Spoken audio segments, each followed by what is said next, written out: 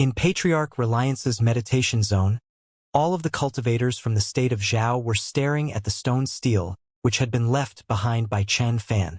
With great enthusiasm, they copied the text onto jade slips. This stone stele is the sublime spirit scripture. I never imagined it would be so simple to get. Haha. Even though I've already established my foundation with this scripture, I can form a second core C. With this Qi condensation manual, I can raise the Tao pillars of my foundation from fractured to cracked. It might even be possible to form a flawless foundation. Lord Revelation approached, followed by the dignified old woman. No, she said. Only half of the scripture is here. She could tell the truth of it from a single glance. Lord Revelation continued forward a few steps, his eyes shining with a strange light. Suddenly, the stele, as if it couldn't withstand being the subject of so many gazes, began to fracture. Popping sounds could be heard as cracks spread out across it. Everyone watched on in shock. As the cracks spread, the golden characters faded, to be replaced by another set of characters, these ones dim and barely readable. These characters were the second half of the Qi condensation manual of the Sublime Spirit Scripture. Before everyone could finish reading the text, a boom rang out and the stone stele exploded, fragmenting into 8 pieces. 8 multicolored beams of light could be seen as the pieces flew off in various directions. The onlookers were shocked, but immediately scattered about. The 7 core formation eccentrics each shot after one of the pieces, as did Lord Revelation. The 8th piece was left to the 10 or so foundation establishment experts to deal with. Within an instant, everything was thrown into chaos. Upon scattering, the newcomers discovered that Patriarch Reliance's meditation zone was filled with magical items, spirit stones, and medicinal pills. This, of course, caused quite a sensation among them. Unfortunately, all of the items were protected with restrictive spells. Unless they could force the spells open, the items were untouchable. Suddenly, roaring sounds erupted within the meditation zone. Within the gray light appeared multiple figures. With crazed appearances, they charged toward the intruders. As for Meng Hao, as soon as the chaos broke out, he pulled out a vorpal jade blood crystal and stepped off to the side. He had used quite a few blood crystals the last time he was here, but in the end had 2 left over, which he'd stuffed into his bag of holding. After pulling one of them out, the crazed automatons which had suddenly appeared refused to approach him. I've brought everyone here. Now let's see how Patriarch Reliance deals with them. Meng Hao's eyes glittered coldly. He didn't have any good feelings whatsoever about these people. He watched as they went chasing after the fragments of the stone stele, a cold smile on his face. He couldn't wait to see them dead. Of course, the stone stele was a fake. He'd known that the instant it had appeared a year ago. Exercising caution, he slowly walked forward, avoiding the other cultivators. He wasn't sure of the exact location where Patriarch Reliance sat in secluded meditation. But he knew that he couldn't leave this place until the Patriarch helped him dispel the poison from his body. Also, there was the reward that the Patriarch had spoken of. Shortly afterwards, Meng Hao stopped and looked around. Booms filled the air and explosions shook the ground. Off in the distance, he could see the dignified old woman, her hair flying about in disarray as she used one magical art after another to batter a glowing shield in front of her. Within the glow of the shield was one of the stone steel fragments. The old woman was of the core formation stage. Her attacks caused everything around her to shake wildly. Her magical arts shot out one after another like a silver river, sending out bone-piercing coldness which caused everything around her to freeze into pieces of ice.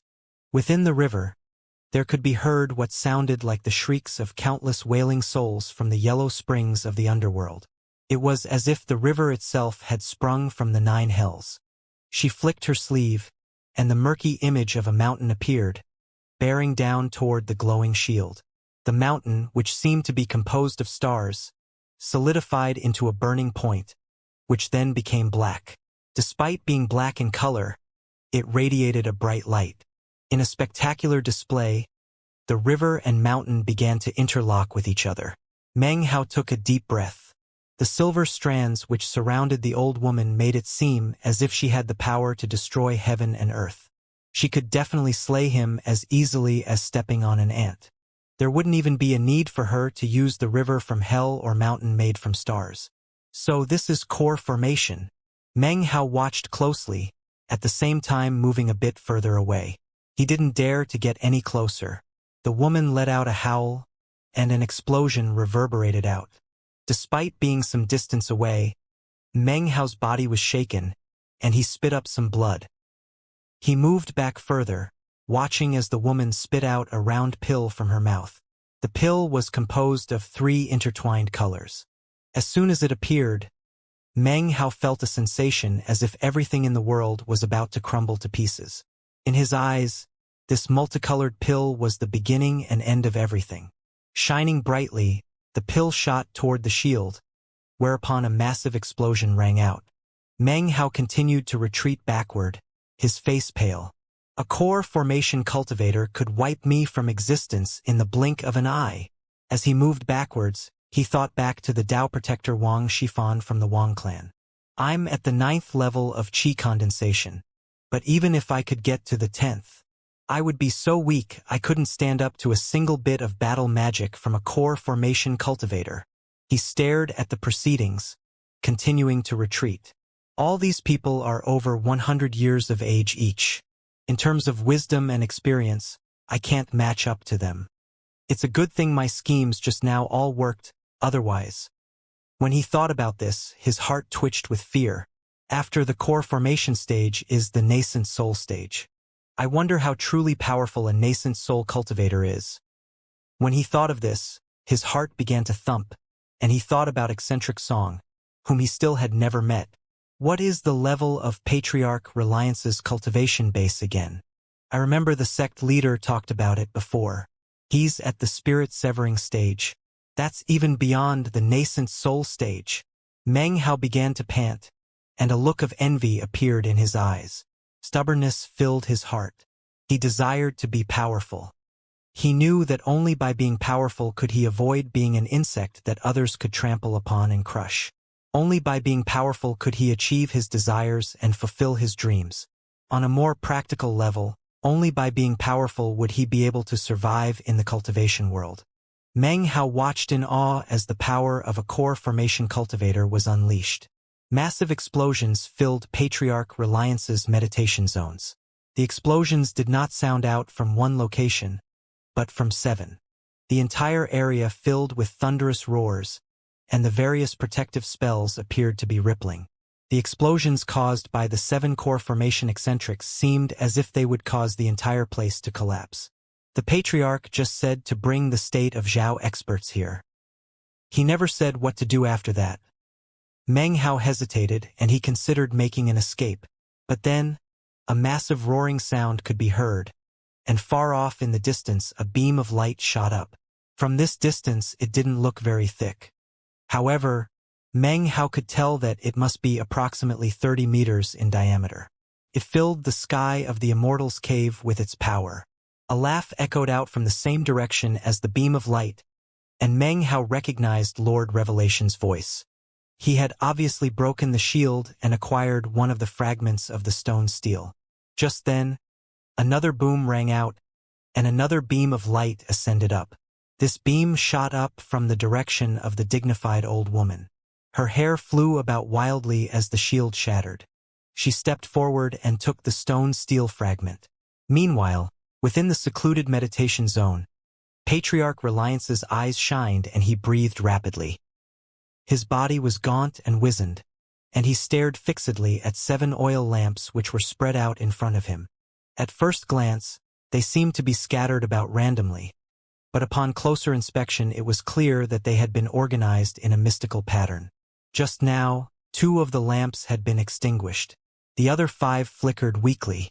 The kid was a few months late. I was starting to get more and more nervous. But in the end, he brought the people here. Excitement filled his eyes as he looked at the oil lamps. Extinguish, damn it. These people are so weak. After all this time, they've only managed to extinguish 2 ceiling lamps. I'm expending power from my own cultivation base to weaken them so that the core formation level people can handle them. But they still haven't succeeded. Damn it. Without my training, these state of Zhao brats don't know how to practice cultivation. Back in the day, I would go beat them up every once in a while. Those people had much better cultivation bases. Thinking back to the old days, Patriarch Reliance let out a sigh. His desire to break out of the secluded meditation zone was even stronger than before. After I absorb these people's cultivation bases and scour their memories, I should be able to achieve enlightenment and succeed in my second severing. Then I can carry out my master plan. Damn it! For every severing, I need to achieve Tao enlightenment. Upon success, the severing can proceed. But afterwards, I will be incredibly weak. Without a bit of good fortune to help me recover, the severing can lead to death, and becoming one with the Tao. Patriarch Reliance ground his teeth. But as he thought of his master plan, a look of hope gleamed in his eyes. It was a look that had existed there for many, many years. About this time, an explosion thundered out, and another of the lamps in front of him went out. The look of anticipation in his eyes grew stronger. As for Meng Hao, he stood outside in the meditation zone, trembling with fear. He wasn't walking around anymore. Instead, he had concealed himself in a distant corner, a look of vigilance on his face. He was waiting for Patriarch Reliance to appear, put an end to these people, then dispel the poison in his body and give him his reward. A short time later, another thunderous roar could be heard. Lord Revelation and the dignified old woman had joined the others in their struggles. The remaining shields soon broke. The third, fourth, and fifth shields broke. In the time it takes an incense stick to burn, thunderous explosions rang out constantly. Soon, 7 pillars of light shot up into the air. Finally, the 7 core formation cultivators transformed into beams of light as they converged on the final shield, which was currently surrounded by the Foundation Establishment cultivators. They combined their powers, and within the space of about 10 breaths, a boom shook everything, and an 8th pillar of light climbed upwards. The whole Immortal's cave seemed on the verge of collapse. At this exact moment, amidst the roaring and shaking, massive cracks appeared in the ground. The roaring grew even more intense. The ground seemed to ripple, as if it were going to collapse into nothing. The experts from the state of Zhao looked shocked at this sudden event. They flew up into the air and looked down at the collapsing earth. Within a moment, the shaking ceased. It was then that they noticed that all of the rubble and cracks had formed into a massive face. The face belonged to none other than Patriarch Reliance. Upon the forehead of the giant face appeared 7 ancient-looking oil lamps, all of them extinguished. A massive and ancient aura emanated out in all directions. The exquisite aura seemed to contain the essence of heaven and earth. When the giant face appeared, the state of Zhao cultivators all looked shocked, and some of them made to flee.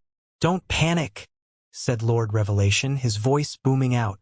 "I knew from the beginning that Patriarch Reliance wasn't dead. He's incredibly weak, and we are of the core formation stage. If we join hands, we can easily wipe him out." Everyone from the state of Zhao stopped moving. A laugh rang out from the giant face, hoarse and potent. Filled with crazed excitement, it pierced the ears and hearts of everyone present. As the laughter echoed out, the faces of the floating cultivators changed. Without saying a word, the dignified old woman turned and shot toward the exit, panting. Even as she attempted to fly away, a massive, indistinct hand popped into being next to her and wrapped itself around her body. A boom rang out, along with a blood-curdling shriek, as the hand crushed her to death. Everything shook. Meng Hao looked on in shock. The giant hand opened, and inside could be seen a 3-colored mixed core.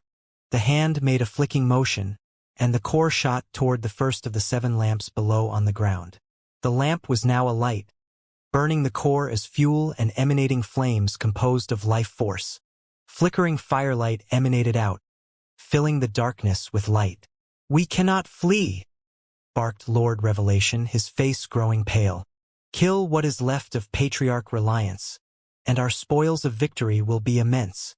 The other cultivators had looks of astonishment on their faces after watching the miserable fate of the old woman. They clenched their jaws. Suddenly, a booming sound could be heard. The area around the mouth of the giant face suddenly collapsed, and a black, shadowy figure emerged. Laughter accompanied the figure, echoing out in the Immortal's cave. Patriarch Reliance! The echo of the laughter thundered out, and the Immortal's cave shook. The shocked cultivators coughed up blood. Amidst the blackness, Patriarch Reliance could be seen. His body was gaunt, almost nothing but skin and bones, as if he had just climbed up from the grave. His eyes were dim and dark, yet seemed to be filled with ferocity and power. Up above them, clouds roiled, and around Patriarch Reliance's body, ripples began to emanate out. It seemed as if he were standing on top of the world.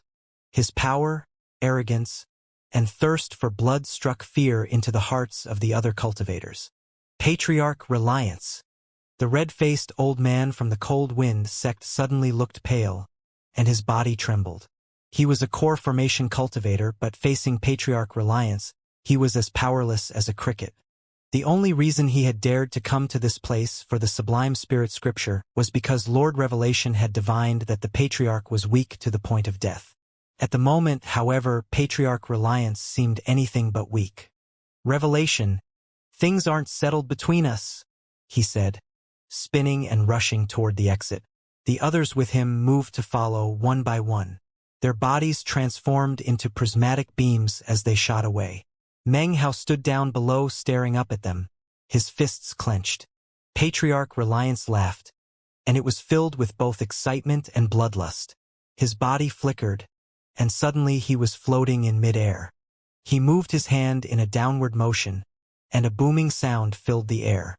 A massive pressure pushed downwards, and the red-faced old man and his followers spat up blood. They fell down to the ground, their bodies no longer under their own control. Patriarch Reliance's body flickered again, and then he was standing in front of the red-faced old man. The old man's pupils shrank in astonishment as Patriarch Reliance's body suddenly fused with his own. A blood-curdling scream sounded out, causing the scalps of the onlookers to go numb. The red-faced old man's body began to wither. His hair fell out as his flesh and blood dried up. A blackness appeared that seemed capable of consuming all blood and life. In the blink of an eye, it had completely swallowed him up. His skin grew as thin as paper, and his bones began to crumble. Soon, his entire person had turned into a mist of blood, which then coalesced into another figure, Patriarch Reliance. Except now, he was not as gaunt as he had been moments ago. His figure was more fleshed out, and a slight death aura radiated out from him. It seemed as if some of his life force had been restored. In his hand, he held the red-faced old man's three-colored mixed core. He flicked his sleeve and it shot into the second oil lamp. The great art of demonic life. It's the legendary great art of demonic life. Unending life. The great art of demonic life which can borrow bodies and spirits. A buzz of voices sounded out. When the remaining core foundation cultivators and the trembling foundation establishment cultivators watched the scene unfold, looks of despair appeared on their faces. This is a demonic magic from the demon sealing sect, before the sect's name changed. A strange look flashed through Lord Revelation's eyes. Meng Hao watched in astonishment. This was the second time he had heard of the demon sealing sect. The first time had been from the lips of Xianxia. At the time, Meng Hao hadn't paid it much heed. How could he believe what Xianxia had said? If Meng Hao truly was connected to such prestigious name, how could he have so many enemies in the state of Zhao? At that time, Meng Hao had committed the name to memory, with the intention of getting further corroboration later. Now, having seen the shocking events of moments ago, he'd heard the name again. Currently, the three words demon sealing sect seemed to float in his head. He thought back to the rumors he'd heard when in the sect. It was said that 1,000 years ago, the Reliance sect had gone by a different name. However, no one had ever spoken the original name. Now that he thought about it, it seemed as if the name were taboo within the sect. He thought of the demonic beasts in the Black Mountain outside of the sect. Then he thought of the North Sea and grew even more confused. When he had encountered the North Sea for the first time, why had it helped him? Even though he didn't completely understand everything, at least now he was gaining a bit more understanding. Demon Sealing Sect. Meng Hao took a deep breath, thinking to the demonic magic that Xianxia had used, and the fearsome power that had erupted out of Mount Daqing. If Xianxia reached Foundation establishment, the power of his demonic magic would have been extremely potent. Meng Hao's heart began to race as he realized that as a member of the Reliance Inner Sect, he was also an Inner Sect disciple of the ancient Demon Sealing Sect. A new question appeared in Meng Hao's mind. Why did Patriarch Reliance change the name of the sect? As Meng Hao considered these things, the slaughter above him continued. Patriarch Reliance's body had transformed into a fiery mist that filled the air. From the cries that rang out, it was clear that the Foundation establishment cultivators were completely incapable of escape. One by one, their bodies spasmed and began to dry up. Their life force was sucked out of them until they turned into nothing more than bones, which in turn were crumbled into dust. Every thread of life force shot toward Patriarch Reliance. The remaining 5 core formation cultivators couldn't flee either. Under the command of Lord Revelation, they produced various magical items and prepared magical techniques, launching them toward Patriarch Reliance in a last-ditch effort to defeat him. The 4 Foundation establishment cultivators from the Cold Wind sect had died miserably, their bodies reduced to little more than dust. Their counterparts from the Winding Stream sect and the Upright Evening sect suffered the same fate. These were people who could shake the cultivation world of the state of Zhao by simply stamping a foot. Yet here they were as weak as children. A partially intact head rolled to a stop in front of Meng Hao's feet. His face grew pale. The bloody slaughter was causing his heart to tremble. Looking down at the head, he recognized the face as that of the Foundation establishment expert who had attempted to kill him a year ago in the Reliance sect. A white aura emanated off of the head. Within moments, the head dissolved into blood, which soaked into the ground. Just then, a horrified scream rang out from one of the Winding Stream sect's core formation eccentrics. His body began to rot. He continued to scream as he dried up. Even before he was dead, a third 3-colored mixed core flew out to land in the third lamp, which then began to burn brightly. As of now, Patriarch Reliance's body was no longer gaunt and shriveled. Instead, he was a middle-aged man. His long hair swept about his tall frame. A dignified air emanated out from him, making him seem powerful to the extreme. And yet, buried deep within that power was a demonic aura. However, there were still areas on his chest that were still withered, as well as some parts of his face and the rest of his body. There, the flesh seemed to twitch and writhe. Clearly, he was not completely recovered yet. "I can already use the full power of my nascent soul," he said with a smile. Combined with his partially recovered, writhing skin, the smile was utterly gruesome, for people were left to observe this. With the exception of Lord Revelation, their faces drained of blood. One of them lifted up a trembling hand. In it was a jade slip which he snapped. Instantly, his body began to grow blurry. It seemed he was attempting to teleport away. At the same time, one of the core formation cultivators from the Winding Stream sect retreated rapidly. Suddenly, a burning fire shot out from his feet, which then wrapped around his body, enveloping him. He seemed to turn into a burning pillar of light as he shot away. The other person, a grand elder from the Cold Wind sect, suddenly seemed to be growing younger. His face, originally filled with wrinkles, now suddenly appeared to be middle-aged. His aura billowing, he took 3 steps, during which time he transformed into a beam of light. As he took the first step, blood and chi roiled, and he was no longer middle-aged, but a teenager, and he moved 3 times faster than he had been before. He took a second step, and his body quivered. His robes fell off, as he had turned into an infant. Again his speed tripled. His body was almost entirely transparent at this point, and a 3-colored light began to envelop him. By his third step, his infant's body had shrunken into a spinning core. Again, his speed tripled as he shot toward the vortex exit. These 3 people were all core formation eccentrics.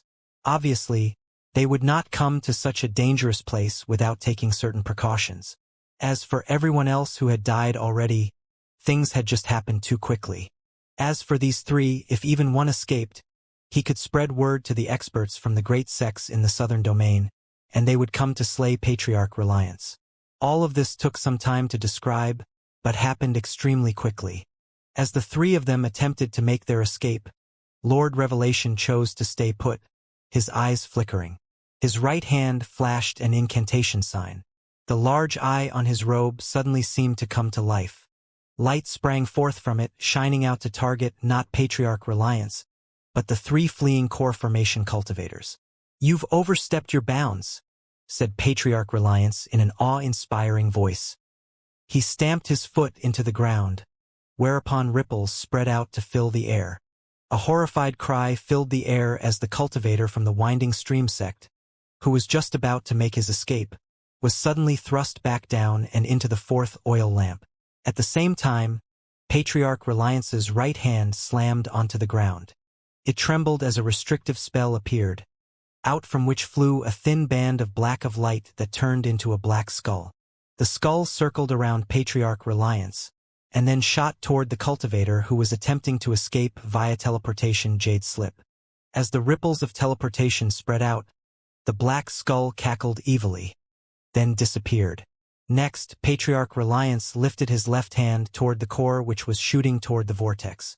Just as it seemed it was about to enter the vortex, a blood-curdling cry sounded out and the core exploded. But the power of the explosion remained contained as it flew back toward Patriarch Reliance. He snatched it out of the air, and within the white glow could be seen the shape of the cultivator's body, struggling wildly. Patriarch Reliance squeezed the white glow and it slowly congealed into a three-colored core. He flicked his sleeve, sending it to light the fifth oil lamp. At the same time, he waved his left hand, slamming into the light that currently shot forth from the eye on Lord Revelation's robe. A boom filled the air, and a large amount of cracks appeared on the restrictive spell that covered the ground. Blood dribbled from the sides of Lord Revelation's mouth, and his face grew pale, but his eyes didn't contain the least bit of panic. Instead, they shone with a strange light as he quickly retreated backward. Massive amounts of life force streamed toward Patriarch Reliance, infusing his body. His face was almost completely recovered. He stood there looking at Lord Revelation, hands clasped behind his back. "Whose nascent soul stage clone are you? You dare to mix with these core formation whelps who plot against me? You truly live up to your reputation, Patriarch Reliance," said Lord Revelation with a smile, his voice hoarse. "You could tell with a single look that I'm a clone. However, I'm not here to plot against you. Without me, these core formation cultivators wouldn't have dared to come here. Actually, there is a matter regarding heavenly fortune that I wish to discuss with you." His lips quivered a bit as he finished speaking. Patriarch Reliance frowned, a thoughtful look in his eyes. Suddenly, something black flashed up above them. The flying skull reappeared. In its mouth was a three-colored core. It flew to Patriarch Reliance's side. He flicked his sleeve, and the core flew to light the sixth oil lamp. Having seen all this, Meng Hao's heart trembled. He looked at Lord Revelation. It turned out he was actually just a clone, and yet was at the nascent soul stage. Hearing what he said, Meng Hao realized that the goings-on here were more complicated than he had imagined. If his clone is at the nascent soul stage, then what stage is his true self at? Meng Hao took a deep breath, thinking of the three-colored poison pill, his face twisting. "Patriarch Reliance," said Lord Revelation with a smile. "The southern domain is doomed to fall into chaos. What are your thoughts on this matter?" "You mean the crap about the Dawn Immortal?" "Couldn't care less. But since you're here with your nascent soul, I might as well take the opportunity to replenish myself a bit more." His eyes glittered as he took a step forward and raised his hand toward Lord Revelation. "Patriarch Reliance, you really should think things through more clearly. You're a simple spirit-severing cultivator. Do you really dare to defy the Dawn Immortal?" Lord Revelation's face fell as he watched Patriarch Reliance lifting his finger. A boom resounded out as a powerful mist came into being and began to surround him. Patriarch Reliance let out a cold snort. The mist seethed, and the roaring sound mixed together with the howls of Lord Revelation until it seemed that the Immortal's cave would collapse. At first, it seemed as if the restrictive spells nearby would disintegrate, but they began to repair themselves before that could happen. Meng Hao watched on in shock as the restrictive spells fluctuated between collapse and repair. The mist lifted Lord Revelation higher into the air. He let out a blood-curdling scream as the mist squeezed, causing blood to squirt out of his body and drench his clothes. His eyes were filled with hatred. Demonic art? Wolf smoke! Patriarch Reliance's grim voice rang out into the mist. The mist seemed to devour Lord Revelation. Deep inside, a brilliant light shone out, and the vague image of flames and smoke could be seen. Nothing could be seen clearly, though. Only blood-curdling screams could be heard. Patriarch Reliance, I can do without this clone, but don't think it will be so easy to consume me. The images and feelings seemed to lash against Meng Hao. This battle could no longer be described in terms of magical techniques. He couldn't even think of any words that would do. Patriarch Reliance's powerful voice and the howls of Lord Revelation made Meng Hao realize how much beyond the core formation stage this battle was. He stared blankly, his mind reeling, as if a new door along the pathway of life had been opened. This was what being a cultivator truly was. This was the true path of defiance against the heavens. This was the true all-powerful might of a cultivator. A short time passed, during which the booming continued to sound out. The mist suddenly contracted, then returned to surround Patriarch Reliance. When he looked closely, Meng Hao was shocked to see that Patriarch Reliance's features now closely resembled Lord Revelation's. It was almost as if Patriarch Reliance had occupied Lord Revelation's body. Then the features began to melt down until Lord Revelation was completely gone, fully absorbed. An immeasurable amount of black sealing marks rotated around Patriarch Reliance. As he floated there in the air, he exuded an extremely bizarre air. In his hand he held the small image of a person. Its face was twisted ferociously, but its eyes were shut. It looked like Lord Revelation. This was his nascent soul. The mist dispersed, and everything was quiet. No more breakage appeared on the restrictive spells. They seemed to be in the process of restoring themselves rapidly. From the look of it, it wouldn't take very long for them to recover completely. Patriarch Reliance flicked his sleeve, and Lord Revelation's nascent soul shot into the seventh oil lamp. The nascent soul acted as oil, and Lord Revelation's life force became flames as the lamp burned. Lamplight filled the Immortal's cave, illuminating everything with a flickering light that felt both ghastly and horrific. Patriarch Reliance looked around, and his gaze came to fall on Meng Hao.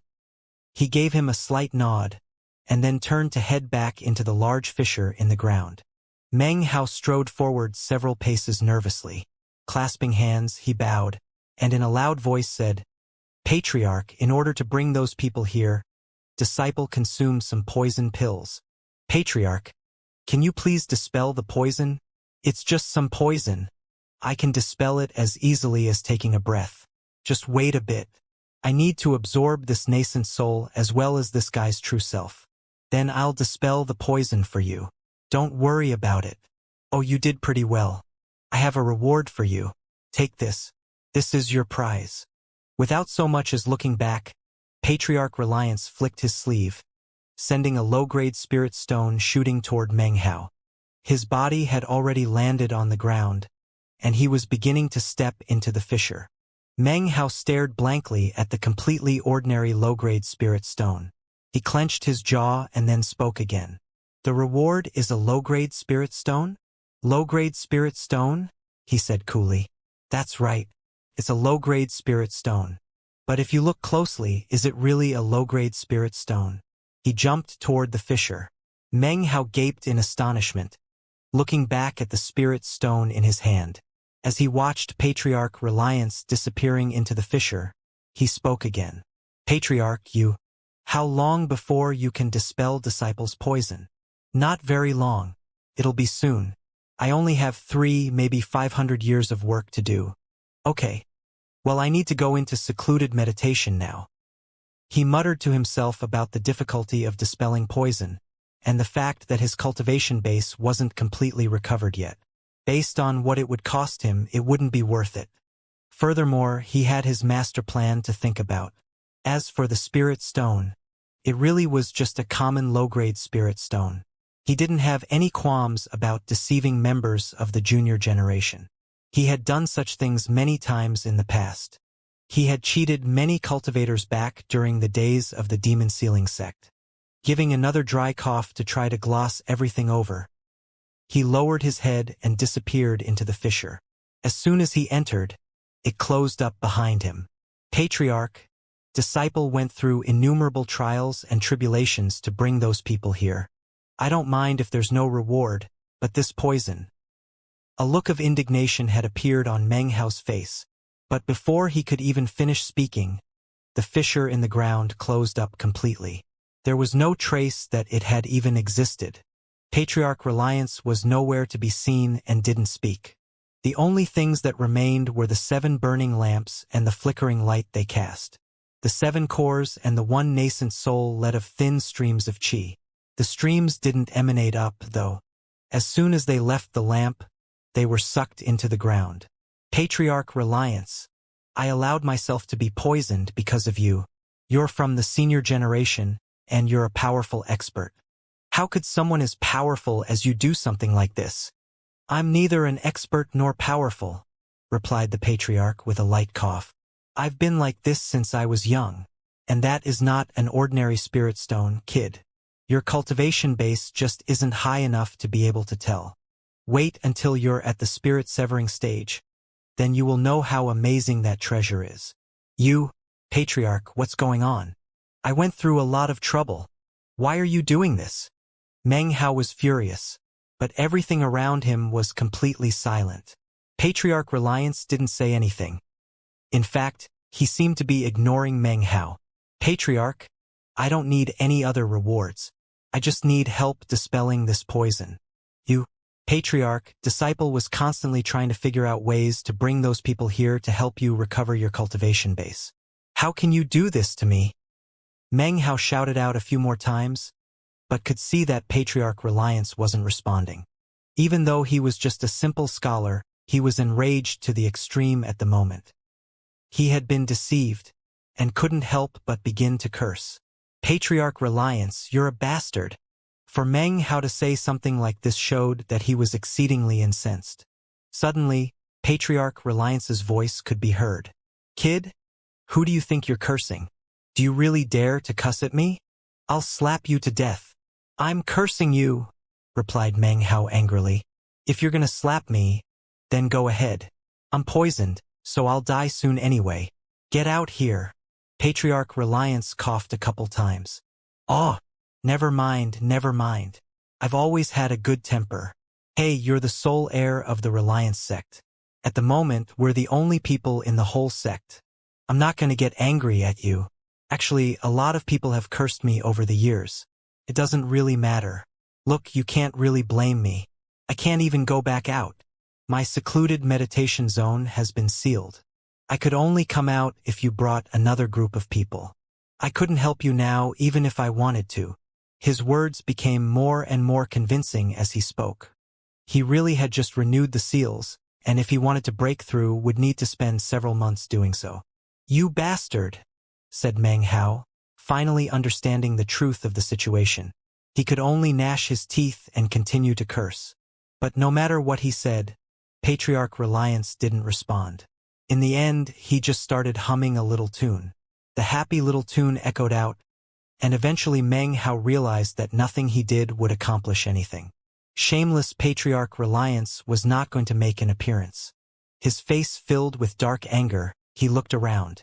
There were no bags of holding left behind from the core formation experts. Patriarch Reliance was obviously incredibly stingy and had taken them for himself. Meng Hao's gaze fell upon the 7 demonic lamps. Gritting his teeth, he slapped his bag of holding. 10 flying swords appeared and flew straight toward the lamps. Before they could even get close to the lamps, however, The swords began to tremble and glow brightly. Then they shattered into pieces. Meng Hao was livid. Seeing the qi from the oil lamps seeping into the ground, he smacked his bag of holding again and the two wooden swords flew out. They didn't meet the slightest resistance, but when they reached the oil lamps, they passed right through them, as if they weren't even there. There wasn't the slightest reaction from them. "A nascent soul cultivator and 6 core formation cultivators," said Patriarch Reliance, his voice cheerful. "Their spiritual energy is quite abundant. As for your crappy swords, well, my 7 demonic lamps are cut off from all other magical items. Non-sentient items can't affect them. Maybe if you were a bit more skilled, you would have some more options. But sorry, you can't steal things from me." He continued to hum his merry little tune. At the moment, he sat cross-legged in front of a small feng shui compass about the size of a hand. The strands of qi that sank down from above became bright red, and then were absorbed by the compass. Meng Hao's face grew more and more grim as he retrieved the wooden swords. He had never imagined that Patriarch Reliance, being of the senior generation and having such an elevated cultivation base, would treat qi condensation cultivators with such shamelessness. A reward of a simple low-grade spirit stone? What was worse was how he claimed the spirit stone was an extraordinary object. No matter from which angle Meng Hao looked at it, it appeared to be completely ordinary. It was nothing more than a low-grade spirit stone. Before, Meng Hao had thought he cared a lot about spirit stones. But it turned out Patriarch Reliance was as stingy as an iron chicken from which feathers could not be plucked. He was a complete miser. 1 low-grade spirit stone. "You bastard. You did this on purpose." Meng Hao clenched his fists. He felt like he was about to go crazy. Not only were his words impolite, but in his heart, any and all good impressions he'd even had of Patriarch Reliance were wiped clean. After a while he turned, his jaw clenched.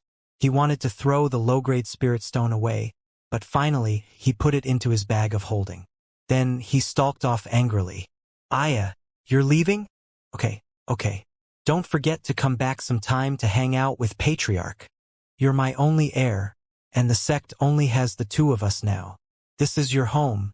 You can come back anytime. I get lonely sometimes, so make sure to come back and keep me company." He continued to hum his happy tune. Meng Hao didn't say anything. He walked away angrily, Patriarch Reliance's little tune echoing in his ears. "AI, it's too bad I'm sealed in here. Otherwise I would see you off personally." Patriarch Reliance's voice was incredibly cheerful as he watched Meng Hao from within his secluded meditation chamber. "Meng Hao, you're such a good kid. You're just a bit too uptight. Hopefully in the future you can learn to be a bit more like me." "You're really not going to come out?" said Meng Hao wrathfully. At the moment, he was walking past an area covered with a gray-colored restrictive spell. Suddenly he stopped walking. "Of course. Listen, I never tell lies. If I say that I can't go out, then I can't. It's not that I don't want to help you. It's just, hey. What are you doing?" In the middle of his complacent little speech, he suddenly stopped talking and his eyes went wide. Meng Hao had turned and was looking closely at a gray restrictive spell. During the battle between Lord Revelation and Patriarch Reliance, the restrictive spells in the entire area had been damaged. They were slowly recovering, but at the moment, there were still cracks visible. Some of the cracks were large enough to be holes, actually, although they were slowly sealing back up. Within this restrictive spell was a veritable mountain of spirit stones. They had been collected by Patriarch Reliance over the course of his entire life. Most of them were low-grade spirit stones, but more than a few were mid-grade spirit stones, which were far more valuable. Without a word, Meng Hao slapped his bag of holding. A wooden sword appeared and stabbed directly into the hole. Immediately, the sword's ability to absorb spiritual energy was manifested. The restrictive spell shook, trying to repair itself, but was unable to. The second wooden sword appeared, and it too was stabbed into the hole. The sword spread apart, and soon the hole was as wide as the hand of a child. Normally, Meng Hao couldn't do something like this, but because of the cracks and holes in the spell, he had a unique chance. "What are you doing?" echoed Patriarch Reliance's voice from within the ground. He stared in shock. He had a stingy personality, but enjoyed being able to put his lifetime accumulation of treasures on display. He liked to watch people's eyes turn red when they could look at, but not touch the treasures. He was also supremely confident in his restrictive spells. They were connected to his life force, so unless he died, no one would be able to break through them. However, because of some strange properties that existed in Lord Revelation, some problems had cropped up when Patriarch Reliance absorbed him. Because of that, the restrictive spells were a bit slow in their recovery. This was a bit of a slip-up on his part. Meng Hao, even with that hole there, you won't be able to take all those spirit stones, laughed Patriarch Reliance. There are too many. You won't be able to fit them inside. Oh well, it doesn't matter. I'm a generous person. Go ahead and take a few, I don't care. Meng Hao let out a cold harumph. Now that the wooden swords had opened up a hole, he reached deep into his robe and pulled out the bag of the cosmos and aimed it at the little hole. Meng Hao's cultivation base charged into action like a wild horse. The mountain of spirit stones began to shudder, and then, one by one, they began flying out of the hole, sucked into the bag of the cosmos. Faster and faster, the spirit stones flew into the black hole that was the bag of the cosmos. Patriarch Reliance watched the dazzling display, and a horrified shriek rang out from his mouth. A bag of the cosmos. Damn it, how can you have that? It's invisible to spiritual sense, and can contain mountains and rivers. My spirit stones. I went through innumerable trials and tribulations throughout my life to accumulate that many spirit stones. Meng Hao, leave some behind for me. His agonized cry continued to echo out, and the ground began to quake. He was obviously releasing some of his power, and yet the seal had just been put in place. Meng Hao laughed coldly as he listened to Patriarch Reliance's miserable cries. Soon the mountain of spirit stones shrank to become a small hill. Meng Hao was truly venting his spleen. You dare to rip me off? Thought Meng Hao, gritting his teeth. Then I'll rip you off even more. I'm going to clear out all of your treasures. Meng Hao, you traitor. This is too excessive. Patriarch Reliance felt as if the organs in his body were going to explode. He wanted to burst out of the seal, but it had just been put in place. It would take months before he could break it. He could never have imagined that Meng Hao would have a bag of the cosmos, nor that he would be able to snatch away his lifetime accumulation of spirit stones. At the moment, Patriarch Reliance felt as if a giant invisible blade were rotating around him, slashing him for every spirit stone that he lost. It was as if he were being hacked to pieces. His heart ached. He had always had a strange personality. In comparison to other cultivators of his generation, he was a true weirdo. His greed and stinginess grew along with his cultivation base and his age. He didn't have even the slightest bit of an aura of a powerful expert. He didn't seem to have a bottom line in anything either. Several hundred years ago, during his first severing, his Tao enlightenment had been regarding greed. You could say that it had been branding onto his spirit, and was a part of his cultivation. Greedy and stingy, a miser to the core even in terms of cultivation, this was his Tao. In his enlightenment, treasures were the most important thing. These were the things that led to his first spirit severing. This was why his meditation zone had so many areas protected by restrictive spells. It was his life savings. Accumulating all these items was not just a hobby, it was his version of the Tao. To see it all disappearing before his eyes filled him with grief and indignation. Within the space of 10 breaths, the mountain of spirit stones was gone. There was even a random piece of jade underneath the mountain. Two was sucked into the bag of the cosmos. That was my good luck charm. Damn it, Meng Hao, leave my good luck charm behind. You!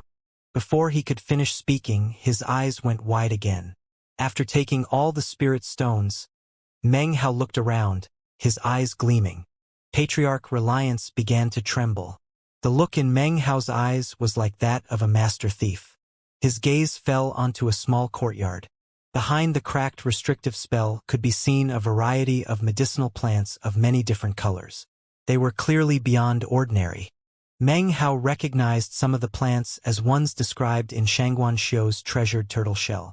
As he strode forward, his fingers flickered, and the two wooden swords appeared. They stabbed into a crack in the shield created by the restrictive spell. The crack slowly widened. Meng Hao, are you really going to steal my treasured items too? I'm your patriarch. I paid a heavy price to steal that medicinal courtyard all those years ago. Patriarch Reliance was growing even more anxious. The rumbling noise from under the ground grew stronger. But Meng Hao didn't even blink. He was happy to finally be able to vent his anger. My divine spirit plants, you're plucking them all out. Patriarch Reliance's anger soared to the heavens. That's my outlander tree. I cared for it for hundreds of years before it sprouted. You can't take it? Amidst Patriarch Reliance's shrill protestations, Meng Hao cleared out the courtyard as cleanly as if he'd used a razor. He sucked everything into the bag of the cosmos. By the time he withdrew the two wooden swords, the courtyard looked as if it had been swept by a massive gale. Enough, said Patriarch hastily, looking over the emptiness. Listen, little Patriarch. Leave some things behind for old Patriarch here. Don't take anything else. You're not allowed to touch any more of my things. Meng Hao, you listen to Patriarch, okay? As a member of the junior generation, you should have a bit of respect. I've been like this since I was young, said Meng Hao with a cold snort, throwing Patriarch Reliance's words back at him. Looking around, he caught sight of a lone restrictive spell shield. Beneath it were what appeared to be 3 withered little trees. However, on each tree was a leaf that occasionally sparkled with arcs of energy, making them appear extraordinary. Meng Hao had never seen anything like it, but considering this was Patriarch Reliance's meditation zone, and it was protected with a restrictive spell, he figured it must be very valuable. His eyes glittering, he strode over and stabbed the wooden swords into a crack in the still recovering restrictive spell. Those are my thunderclap leaves. It's a lightning-type medicinal plant that's even rare in the southern domain. Patriarch Reliance once again howled fiercely. Completely ignoring him, Meng Hao lifted the bag of the cosmos up to the hole in the restrictive spell. The trees began to shake back and forth. Then, the 3 leaves ripped off of the trees, transforming into 3 arcs of black lightning which shot into the bag of the cosmos. Even more infuriating to Patriarch Reliance was that after the leaves entered his bag, Meng Hao didn't stop. The trees continued to sway back and forth until suddenly they flew up from the ground, roots and all, and were sucked into the bag of the cosmos. Next to the trees was a little purple flag stuck into the ground, which was also sucked into the bag. You ripped the thunderclap trees up by the roots and took them too. You're really pissing me off. Meng Hao, you little bastard, you took the lightning flag as well? It's not very strong. It can only defend against a Foundation establishment attack. But it can absorb lightning bolts. You need it to grow the thunderclap leaves. Patriarch Reliance's heart dripped with blood as he howled and cursed in his subterranean chamber. I've always had a good temper, snorted Meng Hao, throwing more of Patriarch Reliance's words back in his face. You're Patriarch of the Reliance sect. At the moment, we're the only people in the whole sect. I of the junior generation am not going to get angry at you. Actually, a lot of people have cursed me over the years. It doesn't really matter. Once again, he looked around. This caused Patriarch Reliance's heart to seize. When he saw Meng Hao's gaze slide past another area with medicinal plants, he let out a small sigh of relief. His meditation zone contained his life's accumulation of treasures, but even still, the treasures could be categorized into high and low-quality items. Just don't touch my baby, thought Patriarch Reliance. Everything else, they're just trifling worldly possessions. I can gather more together later if I want.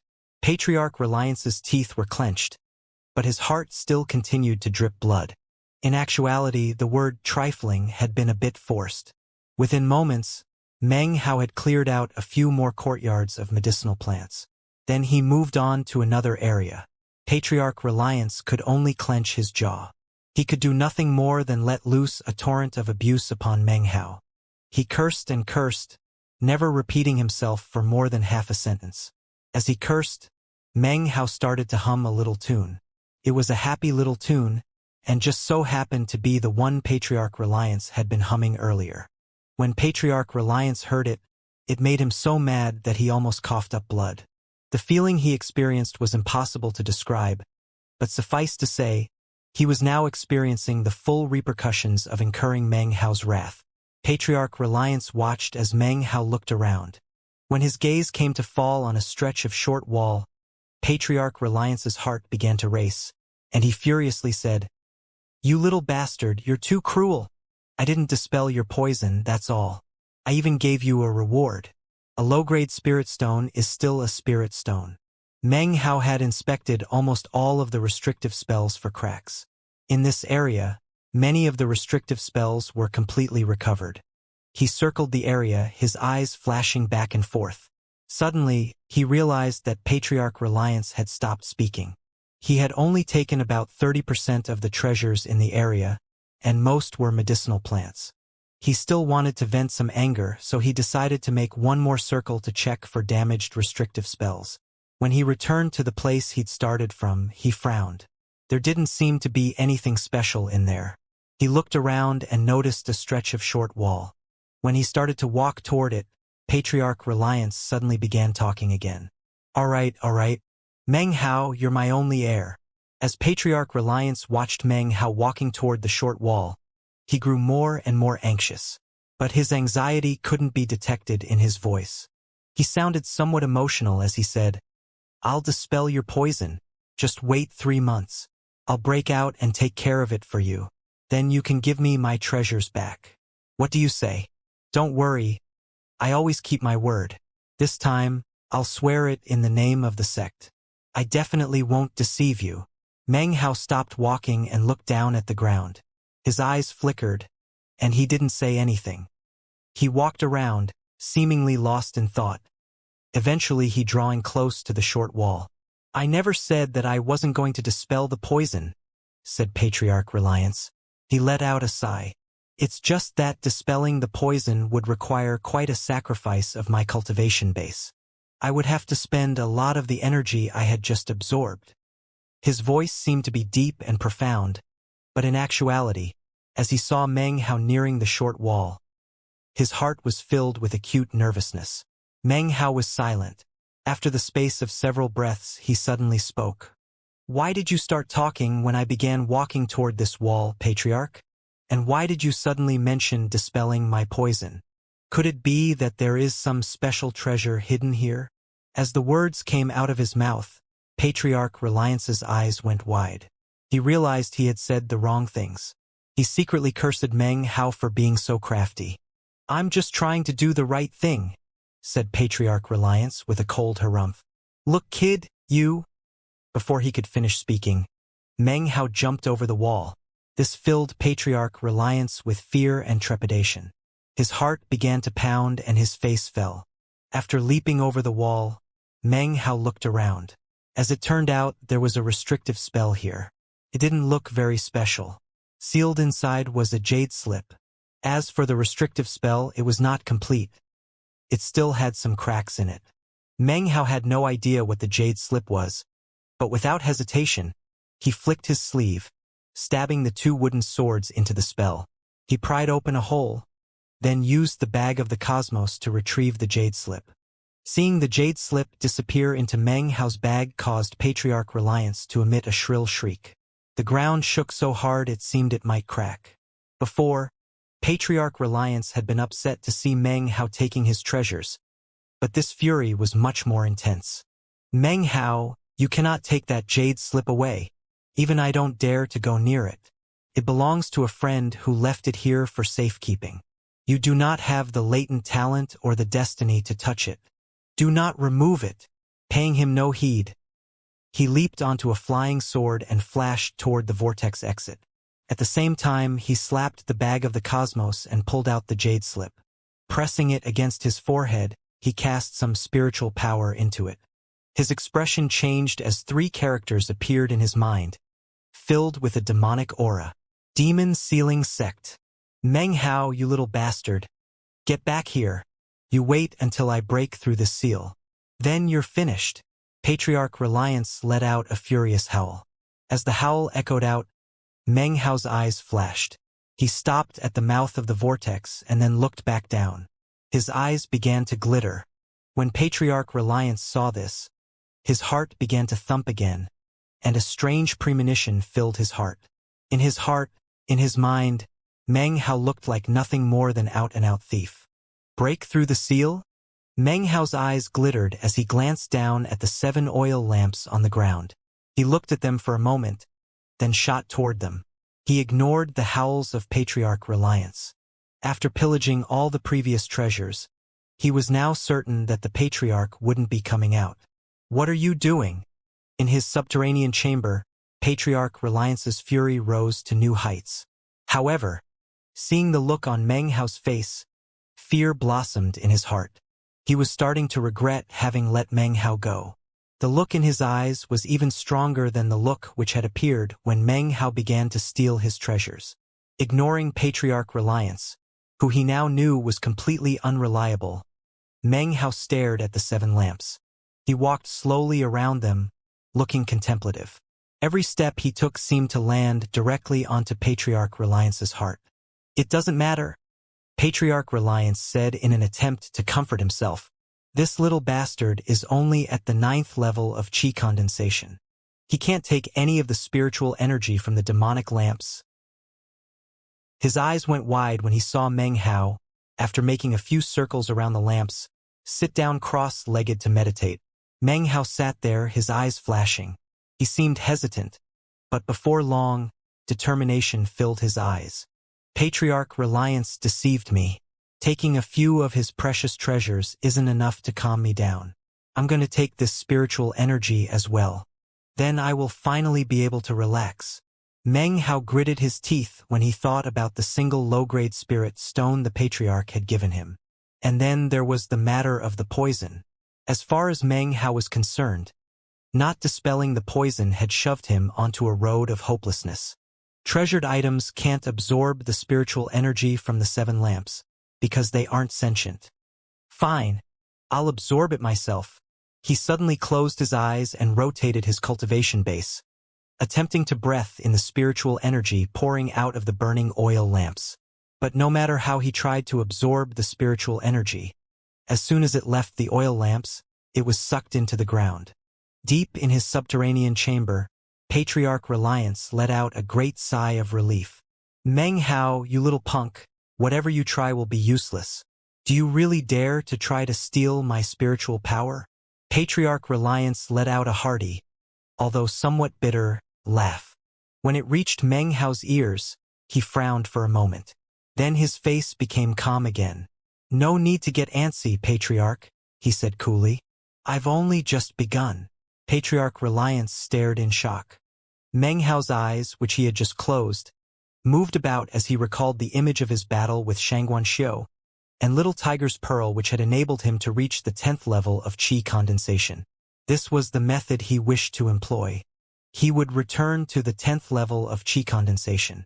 Even though the incredible power of the 10th level of chi condensation left him cut off from heaven and earth, Meng Hao wanted to see if it could enable him to absorb the spiritual power of the lamps.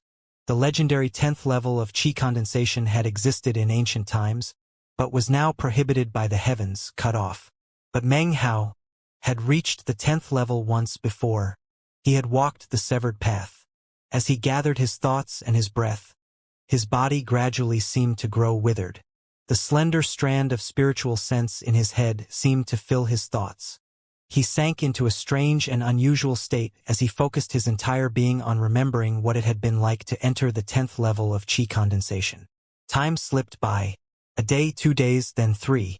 Patriarch Reliance was growing more nervous. He couldn't quite tell what Meng Hao was doing, but could tell that his body was changing in a very strange way. Just what are you doing? He asked hesitantly, as he came to realize that he was unable to discern what Meng Hao was up to. On the night of the 3rd day, a tremor shook Meng Hao. His eyes opened, and his body began to tremble violently. Once again he felt power filling his body. He now could employ force strong enough to topple a mountain. At the same time, the powerful gravitational force once again appeared within him, and he was cut off from heaven and earth. At the moment, he couldn't absorb any of the spiritual energy of heaven and earth.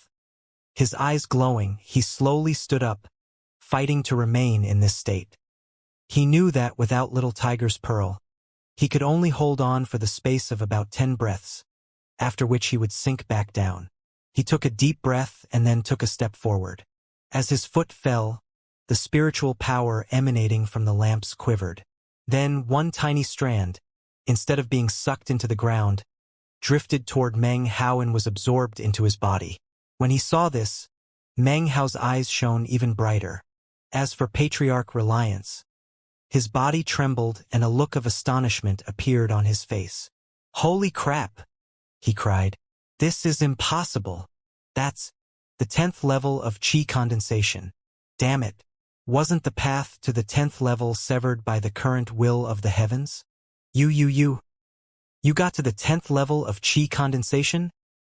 Patriarch Reliance let out a miserable cry as he watched Meng Hao take 3 more steps forward. About 10% of the spiritual energy from the lamps rushed toward him. As he absorbed it, Patriarch Reliance howled even louder. "How is it possible? The damn 10th level of Qi condensation isn't that awesome, but it was prohibited because it has the power to steal good fortune from the heavens. If it's strong enough to do that, then as for my spiritual energy, damn it. And what about my demon-sealing jade? Back then, those old bastards said that it could only be taken and used by someone who had reached the 13th level of Qi condensation. This. After 3 steps, Meng Hao's body began to tremble, and he couldn't go any further. Boundless spiritual energy from the lamps rushed into him. Panting, he sat down and began to meditate, absorbing tremendous amount of spiritual energy. Patriarch Reliance could only howl angrily. The gravitational force inside him was astonishing, like a starving wolf who hadn't eaten for years. Vast quantities of spiritual energy were sucked into him, and as it was, his body began to tremble more and more violently. He felt his physical body growing tougher and more powerful. It seemed as if even his bones were absorbing spiritual energy and becoming stronger. The ancient 10th level of Qi condensation was a stage of refinement for the physical body. Now here, in Patriarch Reliance's Immortal's cave, he was seizing fortune for himself and entering this ancient state. This level required lots of spiritual energy. Heaven and earth would not give it, but Patriarch Reliance had prepared a nascent soul and 6 cores as fuel, and life force as flame. The spiritual energy pouring out of the demonic lamps was the nutrition that Meng Hao needed. "Meng Hao! Stop! Let's discuss things a bit. I need that spiritual energy. I really need it. Do not absorb it. Damn it, cut it out, Meng Hao. That's my spiritual energy. I went to a lot of trouble killing all those people to get it. My seal. Meng Hao, if you don't stop, then I will expel you from the sect."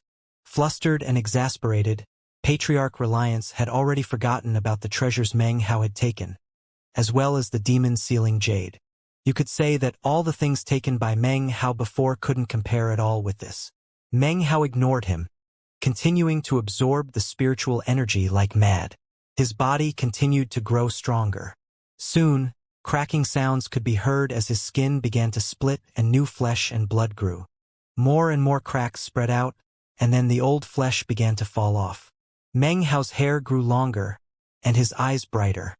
The 10th level of Qi condensation was now completely solidified within his body. He would never lose the 10th level again, it was there permanently. In addition to the power of the 10th level of Qi condensation, Meng Hao realized he had a new ability. If he wished, he could at will return to the 9th level of Qi condensation to absorb the spiritual energy of heaven and earth, and then return back to the 10th level. Some time passed, and Meng Hao's mind began to reel. The remnants of dried-up flesh which remained on his body turned into ash and drifted away. His eyes glowed even brighter, and an incredible feeling of power filled Meng Hao. He was completely confident that with the power of the 10th level of Qi condensation, he could use a single fist to crush anyone of the 9th level of Qi condensation. This power was even stronger than what he had experienced when using Little Tiger's Pearl. Meng Hao took a deep breath. He stood up, not to leave but to take another step forward.